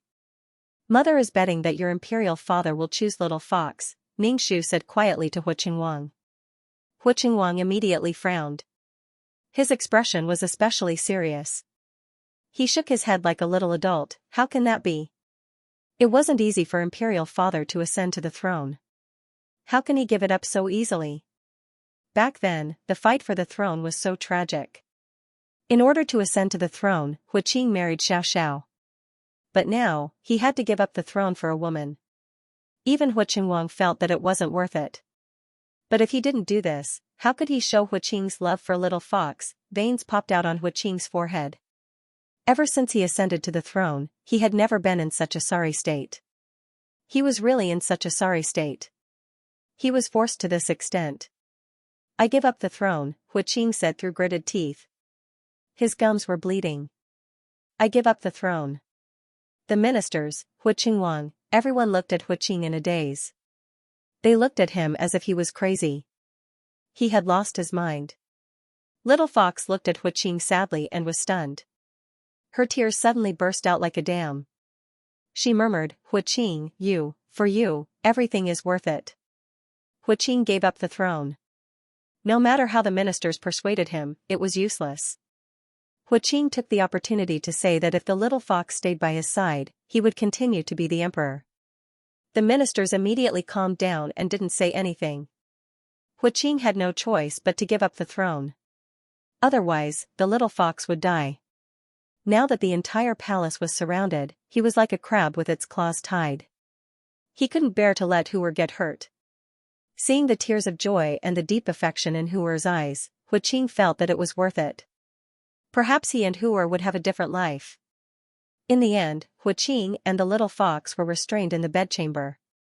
Huiqing's eyes landed on Ningxu. He said coldly, Empress, you are the one who brought disaster to the Yin kingdom. Ningxu didn't understand. She said with grievance, I don't understand what you are talking about, Emperor. You led the wolf into the house. Your Xiao family wants to be the master of this country. You have wild ambitions. I have always been on guard against your Xiao family. I didn't expect you to be one step ahead. I missed a good opportunity. Huiqing looked at Ningxu with disgust. I have always hated you. Back then, it was as if I begged to marry you. I have always hated you. I should have strangled Huiqing Wang. Ningxu bowed and said lightly, Thank you, Your Majesty, for tolerating Xianxia for so many years. Back then, Xianxia did not force Your Majesty to marry Xianxia. Instead, Your Majesty married Xianxia for the throne. Xianxia has nothing to feel wronged about, so why should Your Majesty feel wronged? Not to mention, Your Majesty has been using Xianxia since the beginning. Then, were you the one who planned tonight's incident? Huiqing's poisonous eyes scraped Ningxu. Ningxu shook her head. Your Majesty, this matter has nothing to do with this concubine. This concubine is just a woman in the imperial harem. The people you look down on don't have the ability to move the court officials. Your Majesty, you think too much. Ningxu held Huiqing Wang's hand and left. Walking on the wet road, the rain seeped into their shoes and made them feel cold. Huiqing Wang looked at the Empress's back. Her hair was messy, but she walked calmly. He had never understood this wife he had married as a decoration. When they returned to the bedroom, Ningxu asked someone to boil water for a bath. It was not good to catch a cold. Huiqing Wang was a little depressed. How sad must Huiqing Wang be to hear his father say that he should be strangled when he was born. Qing Wang, you don't need to mind your imperial father's words. This kind of person doesn't deserve to be a father. Ningxu patted Qing Wang's head. No matter what, imperial mother will protect you. Huiqing Wang raised his head. He looked at Ningxu and said, Mother, I feel bad for you. You've done so much for father, yet father treats you like this. Ningxu smiled. Hearing this, his heart felt warm. Because your imperial father doesn't like your imperial mother. He likes little fox. He can do anything for little fox. Does imperial father not have any sense of responsibility and justice for imperial mother? Huiqing Wang looked at Ningxu and asked. Imperial father has gone crazy. See, even a child knew this. But Huiqing Wang had fallen into his own fantasy of a beautiful love. He only wanted the beauty and not the country. Who knew if he would regret it in the future? Huiqing gave up the throne, and the country also gave up on him. Huiqing and Little Fox were sent out of the palace. They lived in a spacious manor. Many people were sent to guard it. Huiqing Wang was now the retired emperor. No one could stop the love between him and Little Fox. As Huiqing's only son, Huiqing Wang would inherit the throne. After Huiqing left the palace, Huiqing Wang would inherit the throne in 3 days. The palace was bustling with activity. The sound of bells rang out. Ningxu wore a palace robe embroidered with gold and silver luan birds and a phoenix coronet. He held Hu Qingwang's hand, who was wearing a dragon robe and a crown with 12 beads. Under the worship of hundreds of officials, they walked step by step toward the gilded dragon throne. Hu Qingwang tightly pursed his lips. He walked step by step steadily. His lips were tightly pursed, and his expression was serious. Ningxu wore flame-red makeup. The ends of his eyes were raised, making him look fierce and aggressive. He stepped on the steps and walked up step by step. Hu Qingwang sat on the dragon throne. His legs couldn't even touch the ground, but his back was straight. He looked abnormally solemn. Ningxu sat on a chair next to him and gave Hu Qingwang an encouraging look. Long live the emperor. The hundreds of officials knelt down. Their voices were loud and clear. Hu Qingwang's voice was a bit tender. It even trembled slightly. He said loudly, "Everyone, pay your respects." Ningxu watched from the side.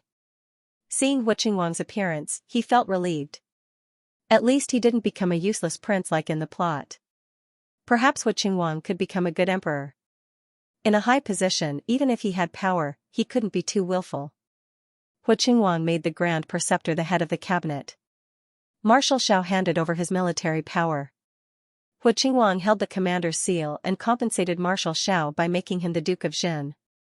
His descendants had the right to inherit the title. Since then, the Grand Preceptor and Marshal Xiao's families dominated the court. In addition to Hu Qingwang's military power, they formed a stable triangle. The distant sound of the bell spread throughout the capital. Hu Qing stood in the courtyard and looked in the direction of the palace.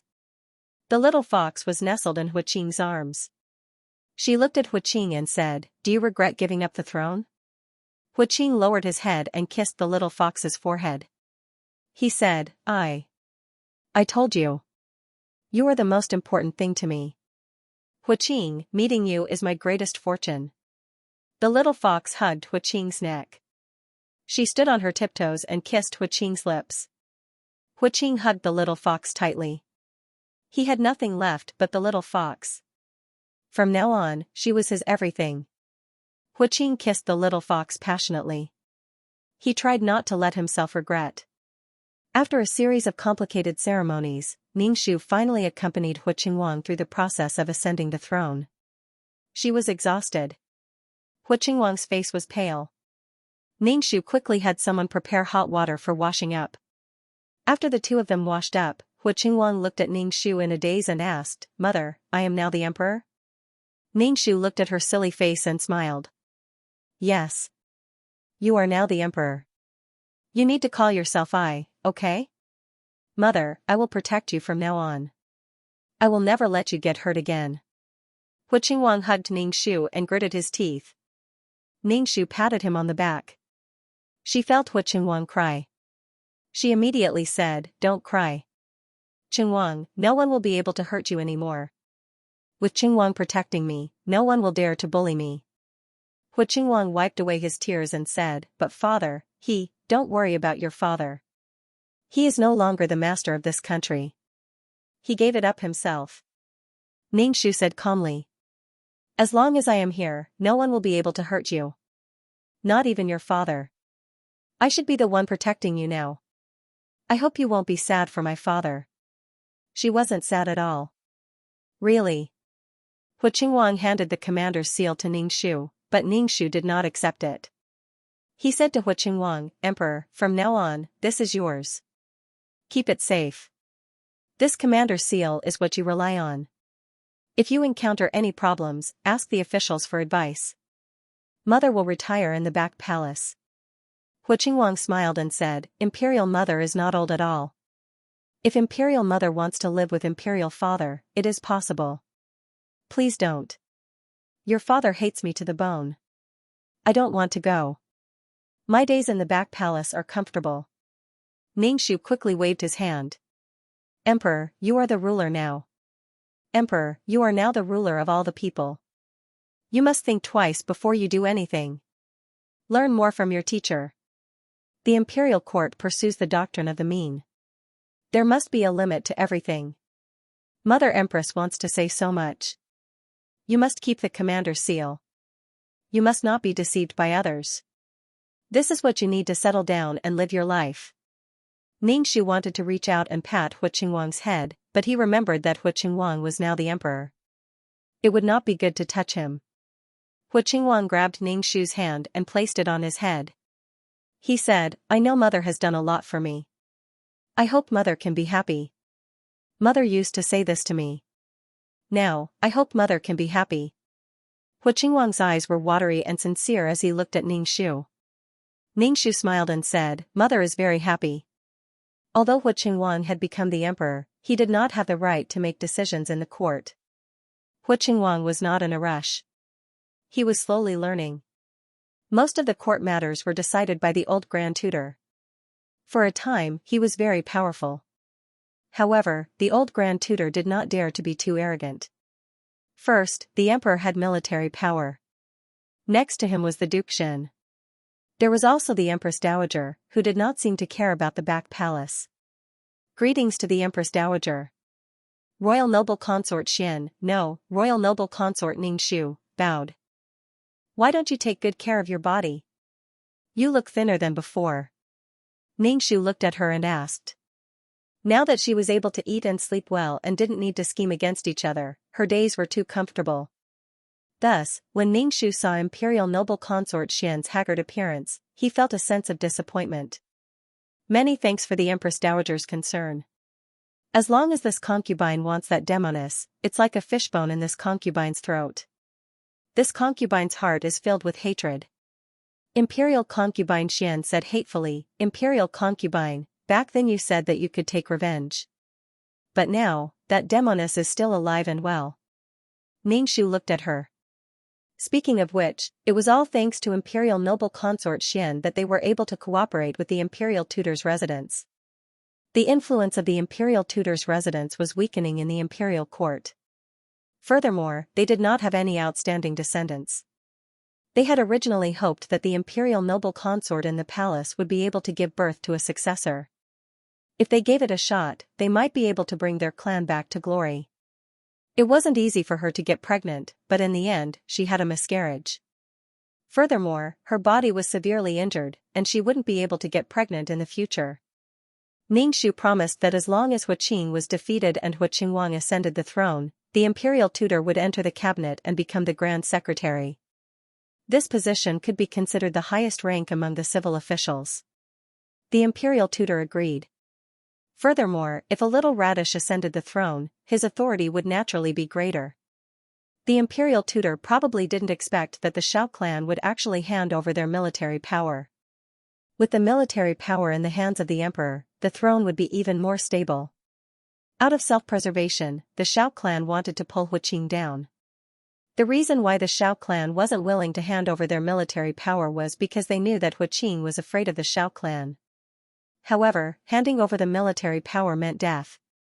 Without the military power, the empress and the little prince in the imperial harem would probably not be able to protect themselves. The military power was actually a hot potato, but they had no choice but to hold on to it tightly to save their lives. Death isn't the best outcome. You don't have to be too anxious. Ningxu said, not all love is so strong. Their love might not be as beautiful as imagined. Let's go out of the palace and take a look. Ningxu suddenly wanted to see how Hu Qing and the others were doing. The little fox's life was saved, but she couldn't leave the retired emperor's residence. It could be said that the two of them were under house arrest. When Ningxu and the imperial concubine arrived at the retired emperor's residence, the little fox's voice came from inside. She was shouting at Hu Qing, I'm too bored. I want to go out and play. I'm afraid we can't go out. There are people guarding outside. Hu Qing's voice said lightly. The little fox said indignantly, they are illegally restricting other people's freedom. This is against the law. Hu Qing didn't say anything. The retired Empress Dowager has arrived. The imperial concubine has arrived. The eunuch shouted in a sharp voice. Ningxu and the imperial concubine walked in. Ningxu saw that the little fox's stomach was slightly bulging. He hadn't noticed during this period of time, but the little fox was actually pregnant. However, it didn't seem to be very far along. When the imperial concubine saw the little fox's bulging stomach, her body trembled. Her expression was extremely bad. When Huaqing saw the bright and beautiful Ningxu, she said coldly, "What are you doing here?" Ningxu looked around the room and finally nodded. It seems like the retired emperor's living environment is not bad. Seeing the two women, the little fox immediately covered her stomach and hid behind Huaqing. The previous incident of the forced abdication had made the little fox tremble. Now that she saw Ningxu, the little fox's heart trembled. In addition, Huaqing often said that his throne was taken away by the empress. The little fox was quite afraid of this evil empress. So what if she was powerful? How could a woman whose husband didn't love her be happy? Your Xiao family supported a puppet emperor. Are you going to usurp the throne soon? Huaqing looked coldly at Ningxu.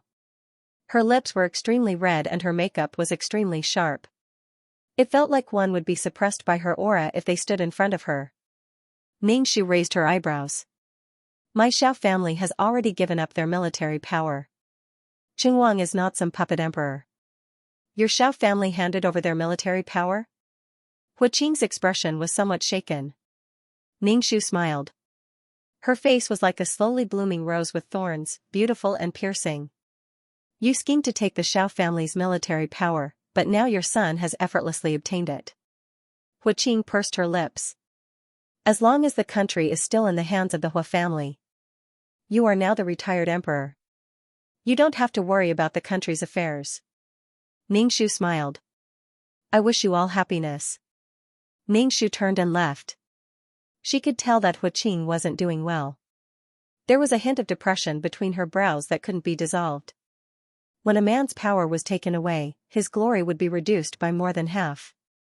Knowing that you all aren't doing well, I feel much better. On the way back to the palace, Imperial Consort Xian's face was gloomy. Ningxu knew that she wasn't willing to accept it, but Ningxu didn't want to care. Whatever Imperial Consort Xian wanted to do, Ningxu wouldn't stop her. Not long after, news of the little fox's miscarriage came. The little fox had a playful personality to begin with. In the end, she fell down the stairs and reddened on the spot. Huaqing almost went crazy. Even so, the little fox still miscarried. Ningxu felt that little fox's miscarriage must have been caused by Grand Concubine Xian, but Ningxu did not say anything and pretended not to know anything. After little fox's miscarriage, she lay on the bed with a blank expression. Huaqing hugged little fox and kept telling her that she would have a child in the future. Little fox looked at Huaqing. His face was much thinner and his eyes were filled with worry and love. But for some reason, little fox felt sick of it and was even glad that the child was gone. If she really lived like a hostage in the retired emperor's residence with Huaqing, what joy would there be in such a life? Seeing Huaqing every day really made her feel a little bored. Little fox felt that her love for Huaqing had entered a period of weakness. There was nothing new about it anymore.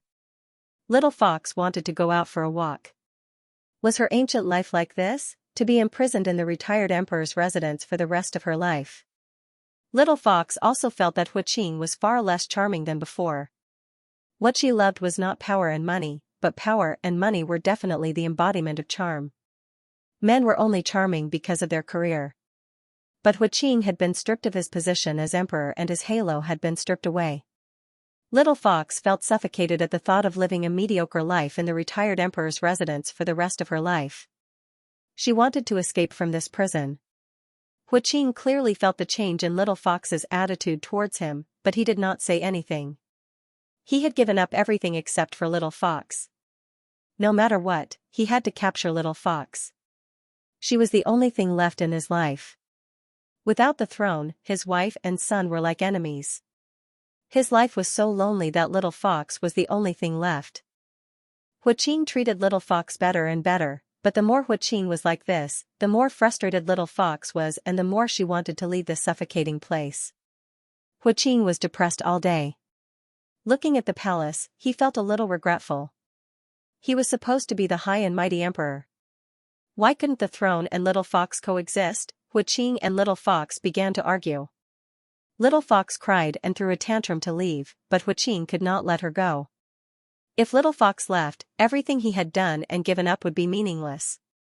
In any case, he couldn't have a peaceful day. When Ningxu found out that little Fox had escaped from the retired emperor's residence time and time again, only to be caught by the people who were monitoring her, he was so angry that he almost went crazy. Huaqing did not care about it, but there was only resentment between the two. Huaqing complained that little Fox did not understand him, and that he had sacrificed so much for little Fox, but little Fox complained that Huaqing was selfish, trapping herself in such a place and making life boring. It was only then that Huaqing truly felt the difference in little Fox. No other woman was as passionate about running outside as little Fox. Other women would never step out of the house, but little Fox would die if she stayed at home. Ningxu smiled faintly. He seemed to be extremely loyal, but he couldn't withstand the ravages of time and details. The giant wheel of love sank just like that. Ningxu called Huaqing to the palace for a meal. Now that her mission had been completed, it would not be long before she left this world. Before she left, she wanted to have a meal with her temporary son. Huaqing grew very quickly. He was already at Ningxu's chin. He ate everything during meals, but he didn't eat much. No one could tell what he liked to eat or what he disliked to eat. He hid his preferences so that no one would know about it. Ningxu placed Huaqing's favorite food on his plate and said to him, "Mother's Qingwang will definitely be a good emperor. Your son will not disappoint mother's expectations." Huaqing said very seriously. Ningxu smiled and said, "I hope that in the future, when you have a woman you like, it's okay to dote on her. Don't ever be like your father, who only left behind exhausted ashes in the end due to overly intense feelings. A gentle flow of water is beautiful. Most importantly, don't fall in love with a woman who is too stupid. Your son understands. If I have a woman I like in the future, I will definitely let mother take a look."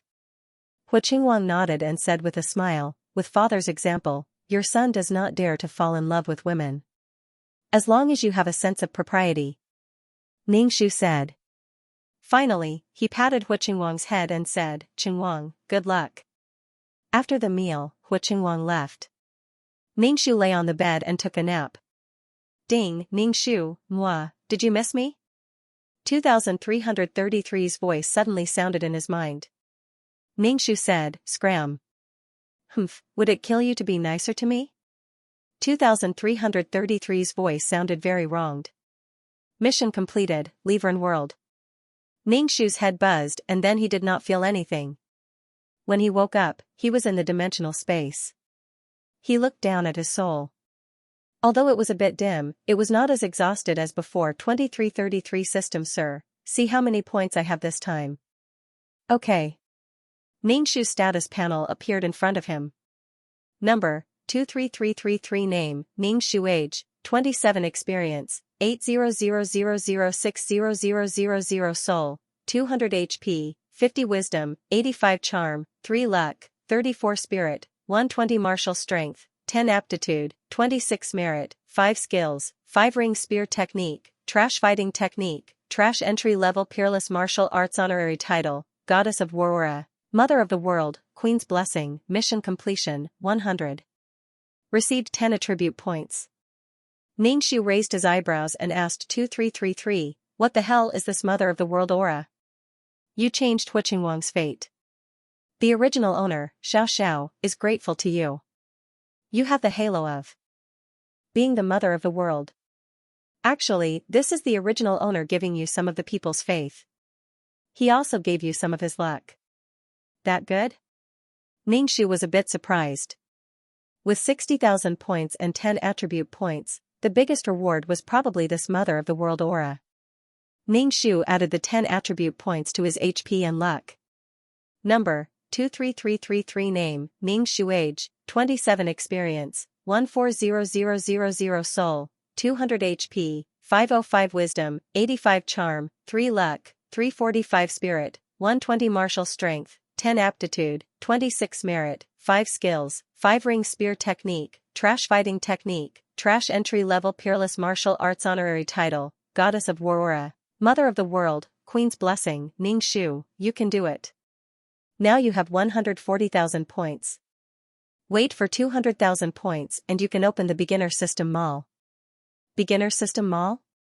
Is there an advanced system mall? Ning Shu asked. 2333's tone was filled with longing. The best is still the Super System Mall. There are all kinds of treasures in there. I've seen someone exchange for a plane. Those who can open the Super System Mall are like gods. It's good that you can open the Beginner System Mall. Damn, I can't imagine. Ning Shu counted with his fingers when he would be able to open the system store. He estimated that he would only need to do one more quest before he could open it. Suddenly, he was filled with fighting spirit.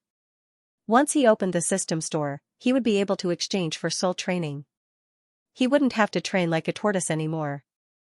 Every time he stayed in the quest world, his soul would be greatly depleted.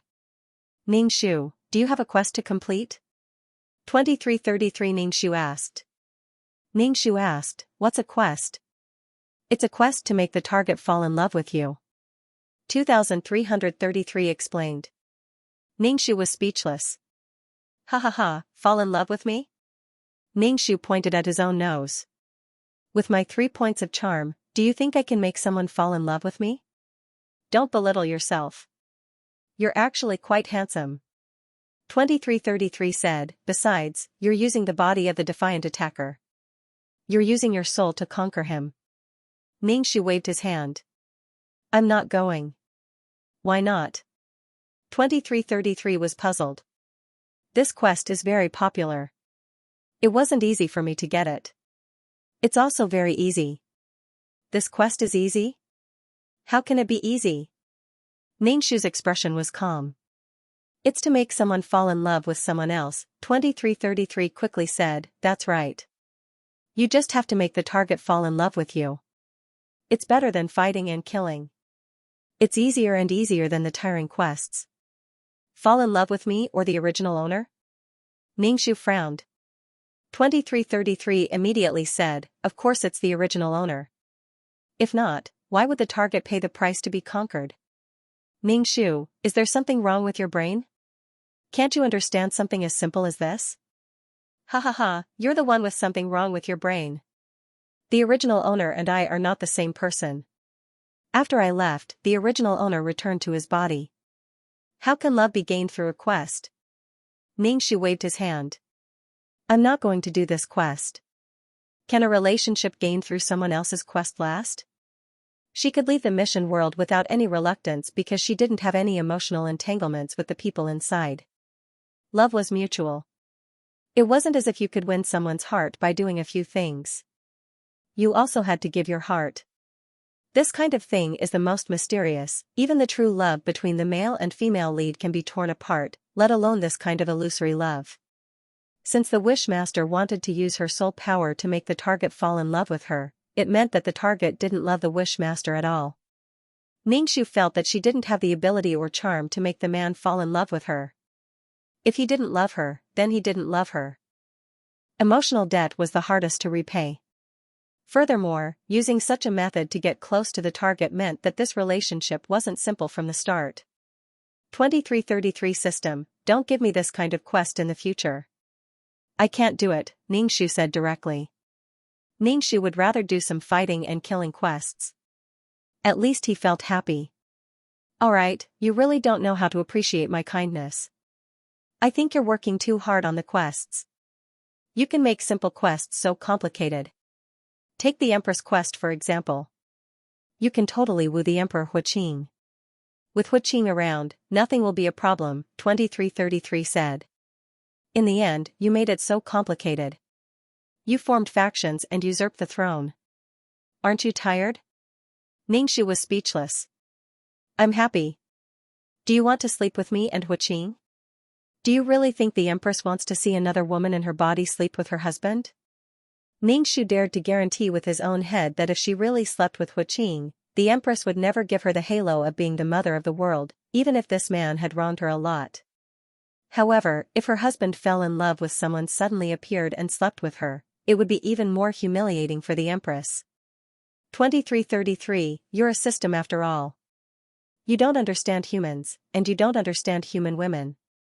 This kind of creature is so complicated that it will burn your main brain, Ning Shu said disdainfully. 2333, don't give me this kind of quest in the future. I can't do it. Ningxu reiterated again. He didn't want to do this kind of quest that was deceptive. It was too tiring. Ningxu sat cross-legged on the ground and began to cultivate. After some time, Ningxu opened his eyes. He saw that his soul had become thicker and felt a sense of accomplishment. 2333, let's start the quest, Ningxu said as he stood up. 2333 said weakly, okay. He was probably dissatisfied with Ningxu's rejection. Ningxu also felt that rejecting 2333 was too stiff.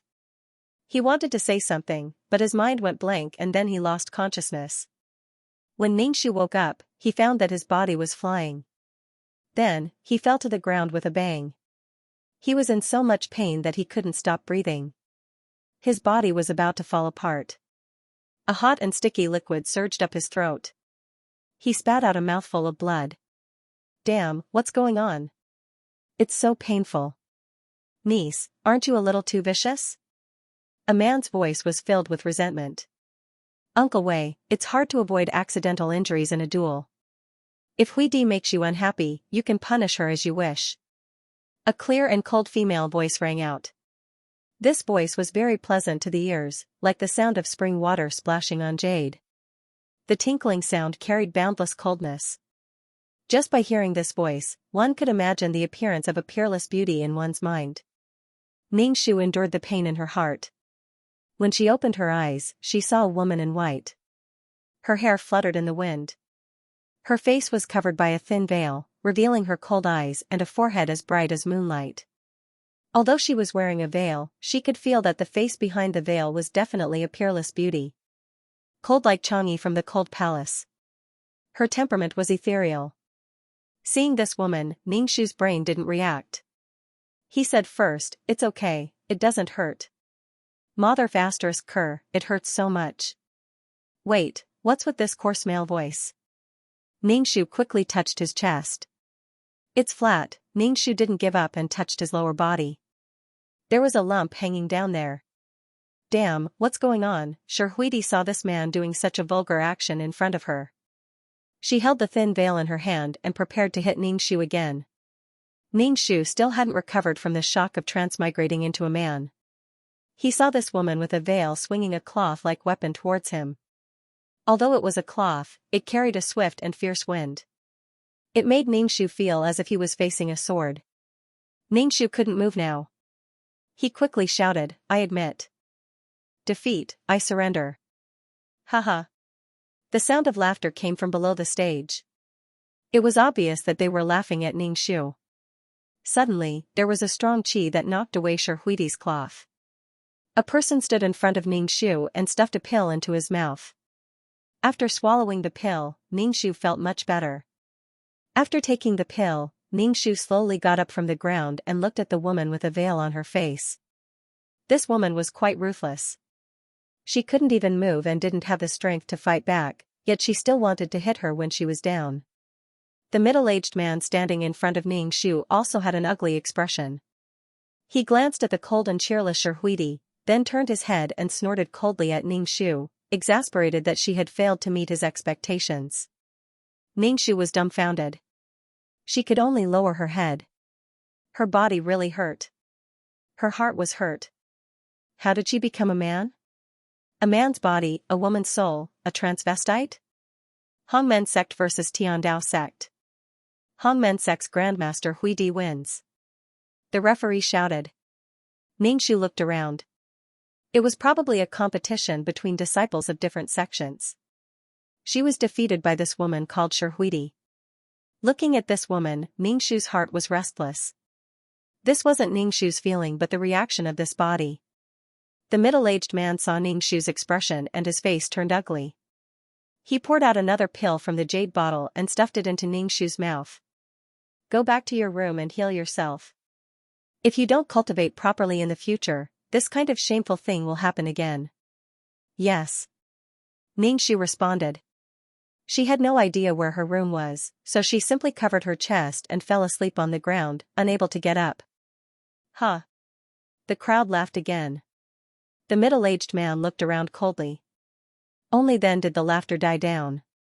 He ordered people to carry Ningxu away. Ning Shu, who was carried to her room, was lying on the bed. She roared at 2333 in her mind. How did I become a man? I'm sorry. I located you wrongly. You know that I used a lot of energy to save you last time. 2333's voice was filled with guilt. Ning Shu, I'm short of breath. But this man is also a rebel. Since you transmigrated into his body, you should help him complete the task. 2333 said weakly. I don't want to talk anymore. I don't have any energy left. Ning Shu was speechless. Ning Shu was at a loss. He was used to peeing while squatting. Suddenly, he had to stand up and take out something to pee. Ning Shu felt that he couldn't do it. With grief, anger, and helplessness, Ning Shu began to accept the plot. This was a world of cultivation, where the strong were respected and the weak were treated like dogs. The original owner was called Wei Liangyue, and people called him Prince Liangyue. His father was an elder of the Tiandao sect, and he was a true rich second generation. He had a lot of cultivation resources, but because of his powerful father, the original owner was always successful in the Tiandao sect. Even when he went out, people would give face to his father and not make things difficult for him. The original owner didn't like to cultivate at all. She was passionate about the matters between men and women. This kind of reputation spread out. Moreover, the original owner had a fiancé, Sherhuidi, who was on the stage before. The original owner really liked this fiancé. Sherhuidi looked like a human character. Even if the original owner had slept with so many women, he still liked Sherhuidi in his heart. However, the original owner was a useless man who relied on his father's protection. He was also a man who ruined many women. Sherhuidi hated this fiancé of hers. She even wanted to kill Wei Liangyue time and time again. This marriage was a marriage between the Hongmen sect and the Tiandao sect. To put it bluntly, Sherhuidi couldn't make the decision. However, she didn't want to marry such a man. The main character of this world was a male disciple of the Hongmen sect, Yi Yu. He was a man with great luck. His cultivation was like a cheat. Moreover, he could kill people above his level. All the geniuses would be killed in an instant in front of him. All kinds of fortuitous encounters and magic treasures were piled up on him. An outstanding man would always have many women by his side. Even Sherhuidi was awed by the brilliance of this junior brother. Moreover, Yi Yu loved every woman. He loved every woman. It was like he was collecting stamps. He took in all kinds of beauties and started the rhythm of a harem of 3,000 beauties. Yi Yu also liked this cold and fairy-like Sherhuidi. When he found out that his senior sister's fiancé was such a man, he loved Sherhuidi very much. He gave all the cultivation treasures he obtained to Sherhuidi. At first, Sherhuidi refused. However, she was moved by Yi Yu's words. Only when she was strong enough would she be able to escape from her fate. Sherhuidi hated that the original owner, Wei Liangyue, didn't work hard. She obviously had good cultivation resources, but she didn't care about anything. This world was very cruel. Without strength, there was no right to speak. The gap between her and Wei Liangyue would only get bigger and bigger. To put it bluntly, Sherhuidi was the bright moon in the sky and Wei Liangyue was the mangy dog on the ground. When Wei Liangyue found out that his fiancé was entangled with another man, he immediately brought people to deal with Yi Yu. However, he was humiliated by Yi Yu every time. Then, all the equipment on his body was plundered by Yi Yu. Wei Liangyue was simply Yi Yu's gift boy. Wei Liangyue and Sherhuidi were finally going to get married. During the wedding, Yi Yu flew into a rage because of the beauty and snatched Sherhuidi away. Meanwhile, Sherhuidi, who was about to become his wife, was crying in another man's embrace. She looked as though she was moved beyond words. This made Wei Liangyue so angry that his liver hurt. Wei Liangyue's father was very protective of his son. When he saw his son being humiliated, he wanted to kill Yi Yu. However, who was Yi Yu? He had divine artifacts, divine beasts, and all kinds of trump cards. Wei Liangyue's father, who had underestimated his opponent, was heavily injured. He snatched the bride in front of the Heavenly Dao sect and heavily injured an elder of the Heavenly Dao sect. This was simply slapping the Heavenly Dao sect's face. How would they still have the face to stay in the cultivation world? Therefore, he wanted to kill Yu. No matter how powerful Yu was, he was just a powerful junior. He couldn't be compared to an old ghost who had cultivated for a long time. When he was surrounded by so many people, Yu was injured. In the end, he had to rely on his trump card to escape with Shirhuidi. Before he left, he even said that he would come back and destroy the sanctimonious Heavenly Tao sect. This marriage was ruined just like that. Wei Liangyue became a joke. His father was heavily injured. Yu was very insidious, causing Wei Liangyue's father to die not long after. From then on, the original owner had no one to rely on in the Heavenly Tao sect. Those who flattered him in the past were now looking at him with cold eyes. How much they flattered him in the past was how much they mocked and trampled on him now. Wei Liangyue had tasted the warmth and coldness of the world. At this time, he wanted to cultivate diligently. However, he realized that he didn't have any cultivation resources. Cultivation was originally a path that went against the heavens.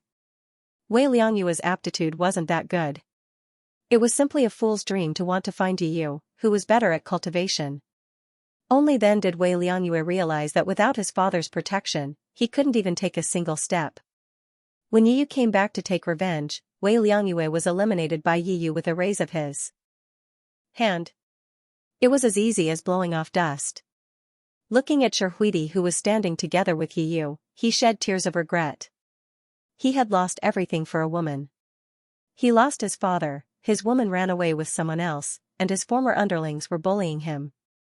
Ningxu lit a candle for this girl. Wei Liangyue's wish, I don't want my father to die. His father lost his life because of him. He let down his father who loved him dearly. Ningxu looked at this wish. It was only true between his father and family. There was no mention of revenge or Shirhuidi. The person that the original owner regretted the most was his father. Actually, this Wei Liangyue was just a small cannon fodder. He was just a small stumbling block on the male lead's path to glory. He was just a bug that prevented the male lead from hugging the beauty. He just needed to stomp him to death. Ningxu sat up and started cultivating according to the original owner's memory. The original owner encountered all these things because he wasn't strong enough.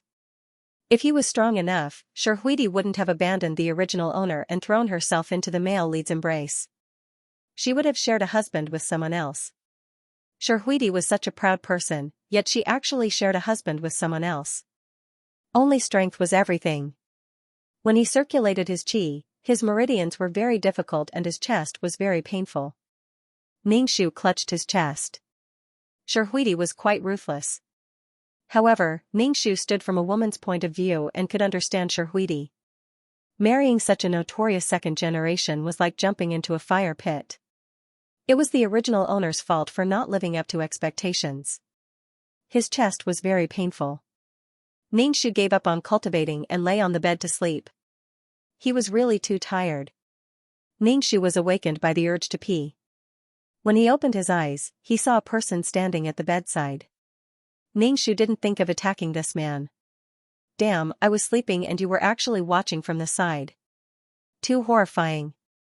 Ningxu suddenly punched out, but the middle-aged man grabbed his fist. He couldn't pull it back no matter how hard he tried. Stinking brat, you're capable now. You actually attacked your father. When facing Shirhuidi, you're acting like a coward. Useless thing. Wei Ming said in a bad mood. Ningxu just remembered that he was a man. His bladder felt uncomfortable. Ningxu said with a twisted face, Father, can you leave first? Your son wants to go to the toilet. Then go to the toilet. Your father raised you since you were young. What place haven't you seen? Wei Ming sat on the chair. Ningxu was speechless. She couldn't urinate in front of a man. Ningxu felt like his bladder was about to explode. In the end, he left the room and found a secluded place. Trembling, he took out something and peed. After peeing, Ningxu quickly fastened his pants and washed his hands many times. When he touched something soft, Ningxu felt that his pure hands were going to rot. Ningxu returned to his room and saw Wei Ming drinking tea. Wei Ming was tall and had the aura of an expert. Ningxu walked in front of Wei Ming and said directly, Father, I want to break off the engagement with Shirhuidi. Ningxu decided to generously help these two people. If they didn't get married, Yu wouldn't come to steal the bride and Wei Ming wouldn't be injured by Yu. Wei Ming's expression froze as he sized up Ningxu. "Brat, have you been beaten silly by Shihuidi? Don't you like that girl a lot? She hates me. During the competition, she wanted to kill me. If it wasn't for the soft armor father gave me, I would have been killed by her." Ningxu shook his head. "She doesn't like me." Wei Ming slammed the table, looking angry. "I said that Shihuidi is arrogant and not suitable for you. But you like her. The Rainbow Sect wants the Heavenly Tao Sect to develop the Yuan Crystal vein, so they made this engagement. Yuan Crystal is a cultivation item in this world. It contains Heaven-Earth Yuan Qi. Cultivators absorb Heaven-Earth Yuan Qi. Yuan Crystal vein is related to the rise and fall of a sect. This woman is vicious and merciless. Sooner or later, you will fall in the hands of this woman." As he said this, Wei Ming glared at Ningxu as if he expected better from her. "Don't mess around with the impure female disciples of the sect." "Ningxu, then what about my engagement with Shihuidi?" Ningxu was concerned about whether he could break off the engagement. Fighting with the male lead for a woman, he was simply impatient to die. Wei Ming looked at Ningxu seriously. "How can marriage be so trivial? If you want to break off the engagement, then break off the engagement." Ningxu opened his eyes wide and asked Wei Ming, "What should I do?" "Anyway, I don't want to be beaten by that woman Shihuidi. I'll go talk to the sect leader and see what the sect leader has to say." Wei Ming sighed. "When you have nothing to do, you should cultivate more. Shihuidi doesn't like you because you are useless. A man is despised by a woman, you don't feel embarrassed." "Okay, Dad. My chest hurts. Do you still have medicine?" Saying that his chest hurt to a man, this feeling was really good. When Wei Ming heard that his son's chest hurt, he directly pulled open Ningxu's clothes. Ningxu jumped in fright and hurriedly covered his chest, shouting, "What are you doing? Why are you covering your chest like a woman?" "Dad, let me see what's wrong with your chest," Wei Ming said unhappily. Ningxu, damn, he felt like his three views were being challenged. Ningxu put down his hand and looked down to see a clear palm print on his chest. No wonder his chest hurt so much. Wei Ming's expression was ugly as he coldly said, "Shihuidi is really ruthless. Useless thing, every time I see this woman, my legs go soft." Wei Ming gave Ningxu a bottle of pills. Ningxu took the bottle and pitifully said to Wei Ming, "Dad, I don't want to be beaten to death by Shihuidi. You must break off the engagement for your son." Ningxu's eyes were red and he almost cried. The original owner acted like a spoiled child in front of his father like this. "How did I give birth to a thing like you? It's all because I spoiled you too much. From tomorrow onwards, you are not allowed to take a single step out of your room. Only when you become a spirit master can you come out. When that time comes, Dad will get you a contract beast." Ningxu made a no sound. In this world, there were many spirit beasts and even mythical beasts. With a contracted spirit beast, one's battle strength would be even stronger. For example, the male lead, Yu, had a mythical beast. It was very powerful, but Yu was very low-key. Usually, he would let the mythical beast disguise itself as a trash spirit beast so that it could pretend to be a pig to eat the tiger. "Dad, don't forget about the engagement," Ningxu shouted at Wei Ming's back. Wei Ming's strength was very strong. In the entire Tiandao sect, he was ranked at the top. Otherwise, how could Wei Liangyue, this second-generation ancestor, be like a fish in water in Tiandao sect? Wherever he went, there would be lackeys behind him. Ningxu poured out a fragrant pill from the jade bottle and swallowed it. He felt a cool flow of energy in his body slowly healing his body. He used the little energy in his body to dissolve the pill. When the pill's effect disappeared, he stuffed another pill into his mouth. During this period of time, Ningxu did not go out. He hid in his room to heal and cultivate. During this time, Wei Ming came to see his son. When he saw that his son was actually cultivating honestly and did not fool around with women, he was so shocked that his eyeballs almost fell out. He understood his son. He could not endure even a little bit of hardship. Now that he was willing to calm down and cultivate, it seemed like he was really stimulated by Shihuidi. Ningxu really felt that this body's aptitude wasn't that good. Even after cultivating for a long time and receiving the crystals from Wei Ming, he still hadn't broken through to Spirit Master, Spirit Apostle, Spirit Master, Spirit Overlord. There were many more levels above that, but the original owner was just a beginner Spirit Apostle. He was so low that he actually dared to compete with Shi Huidi, who was a few levels higher than him. He was really looking for trouble. Could it be that he wanted to get closer to the goddess? It was too boring to stay in the room, so Ningxu decided to go out for a walk.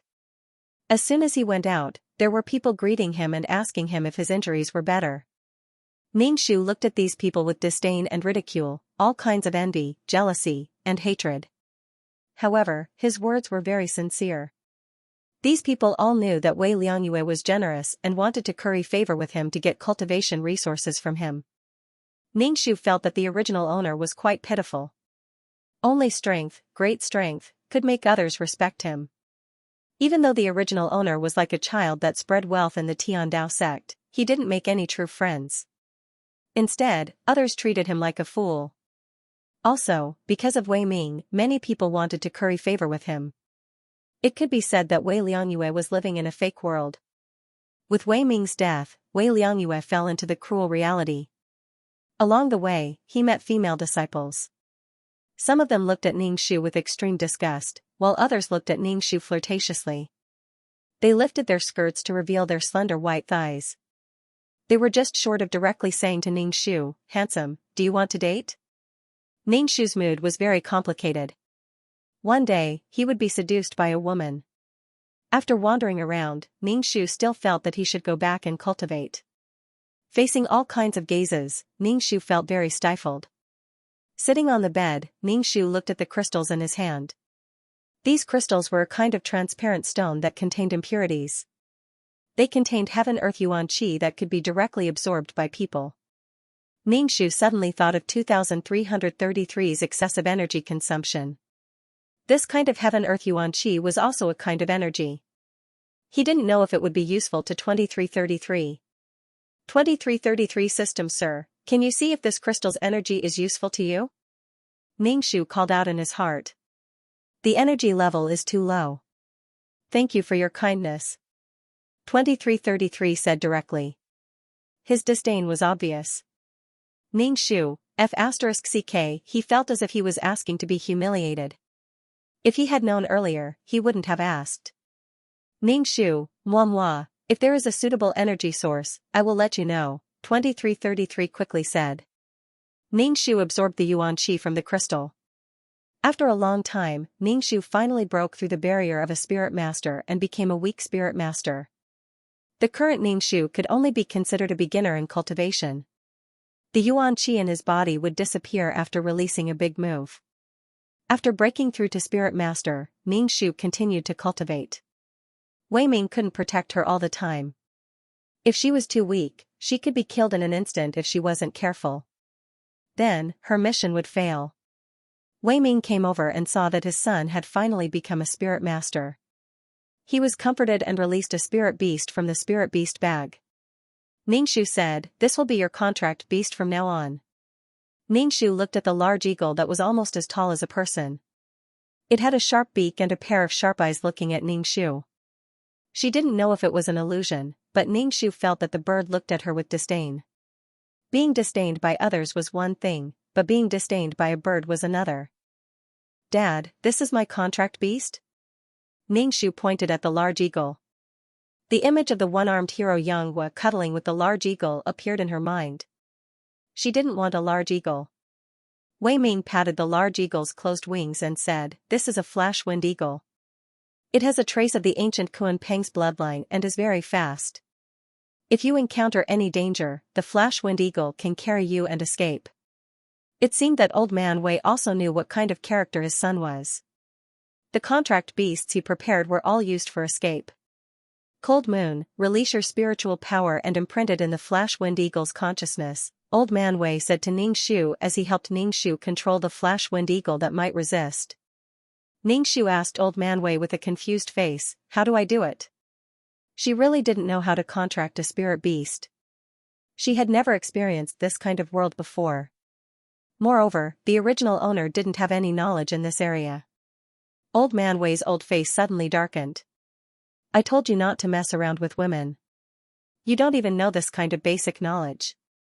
If you embarrass yourself like this again in the future, don't say that you are my son. Concentrate and imprint your consciousness in the Flash Wind Eagle's consciousness. It was so abstract.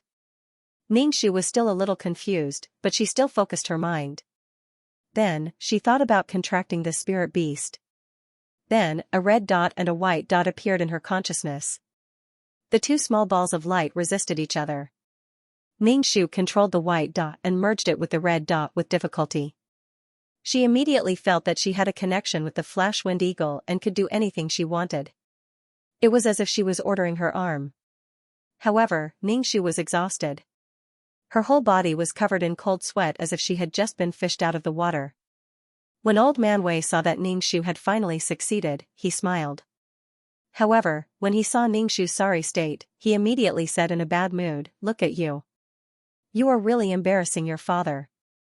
Okay, it was quite embarrassing. Keep the spirit beast bag. The Flash Wind Eagle is usually in this bag.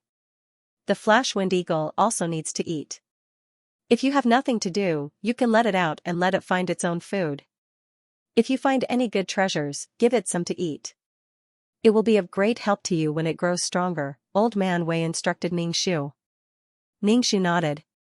He took the spirit beast bag and opened it. He pointed at the Flash Wind Eagle that was standing there motionlessly and said, "Go in." However, the Flash Wind Eagle ignored Ningxu. It still stood there motionlessly and stared at Ningxu. "Go in," Ningxu said again. Old Man Wei slapped his forehead. Looking at Ningxu's stupid appearance, he simply didn't know what to say. Directly giving orders to a spirit beast in your consciousness. I really want to turn you into a disgraceful brat. I should have shot you into the wall back then. Ningxu, is it really okay to say such dirty words in front of your son? He had never entered this kind of world before. There was always a process of adapting to new things. Every time he entered a new world, it felt like he had to rebuild his worldview. Ningxu gave the order to the Flash Wind Eagle in his consciousness. Then, the Flash Wind Eagle turned into a ray of light and entered the spirit beast bag. Ningxu shook the spirit beast bag.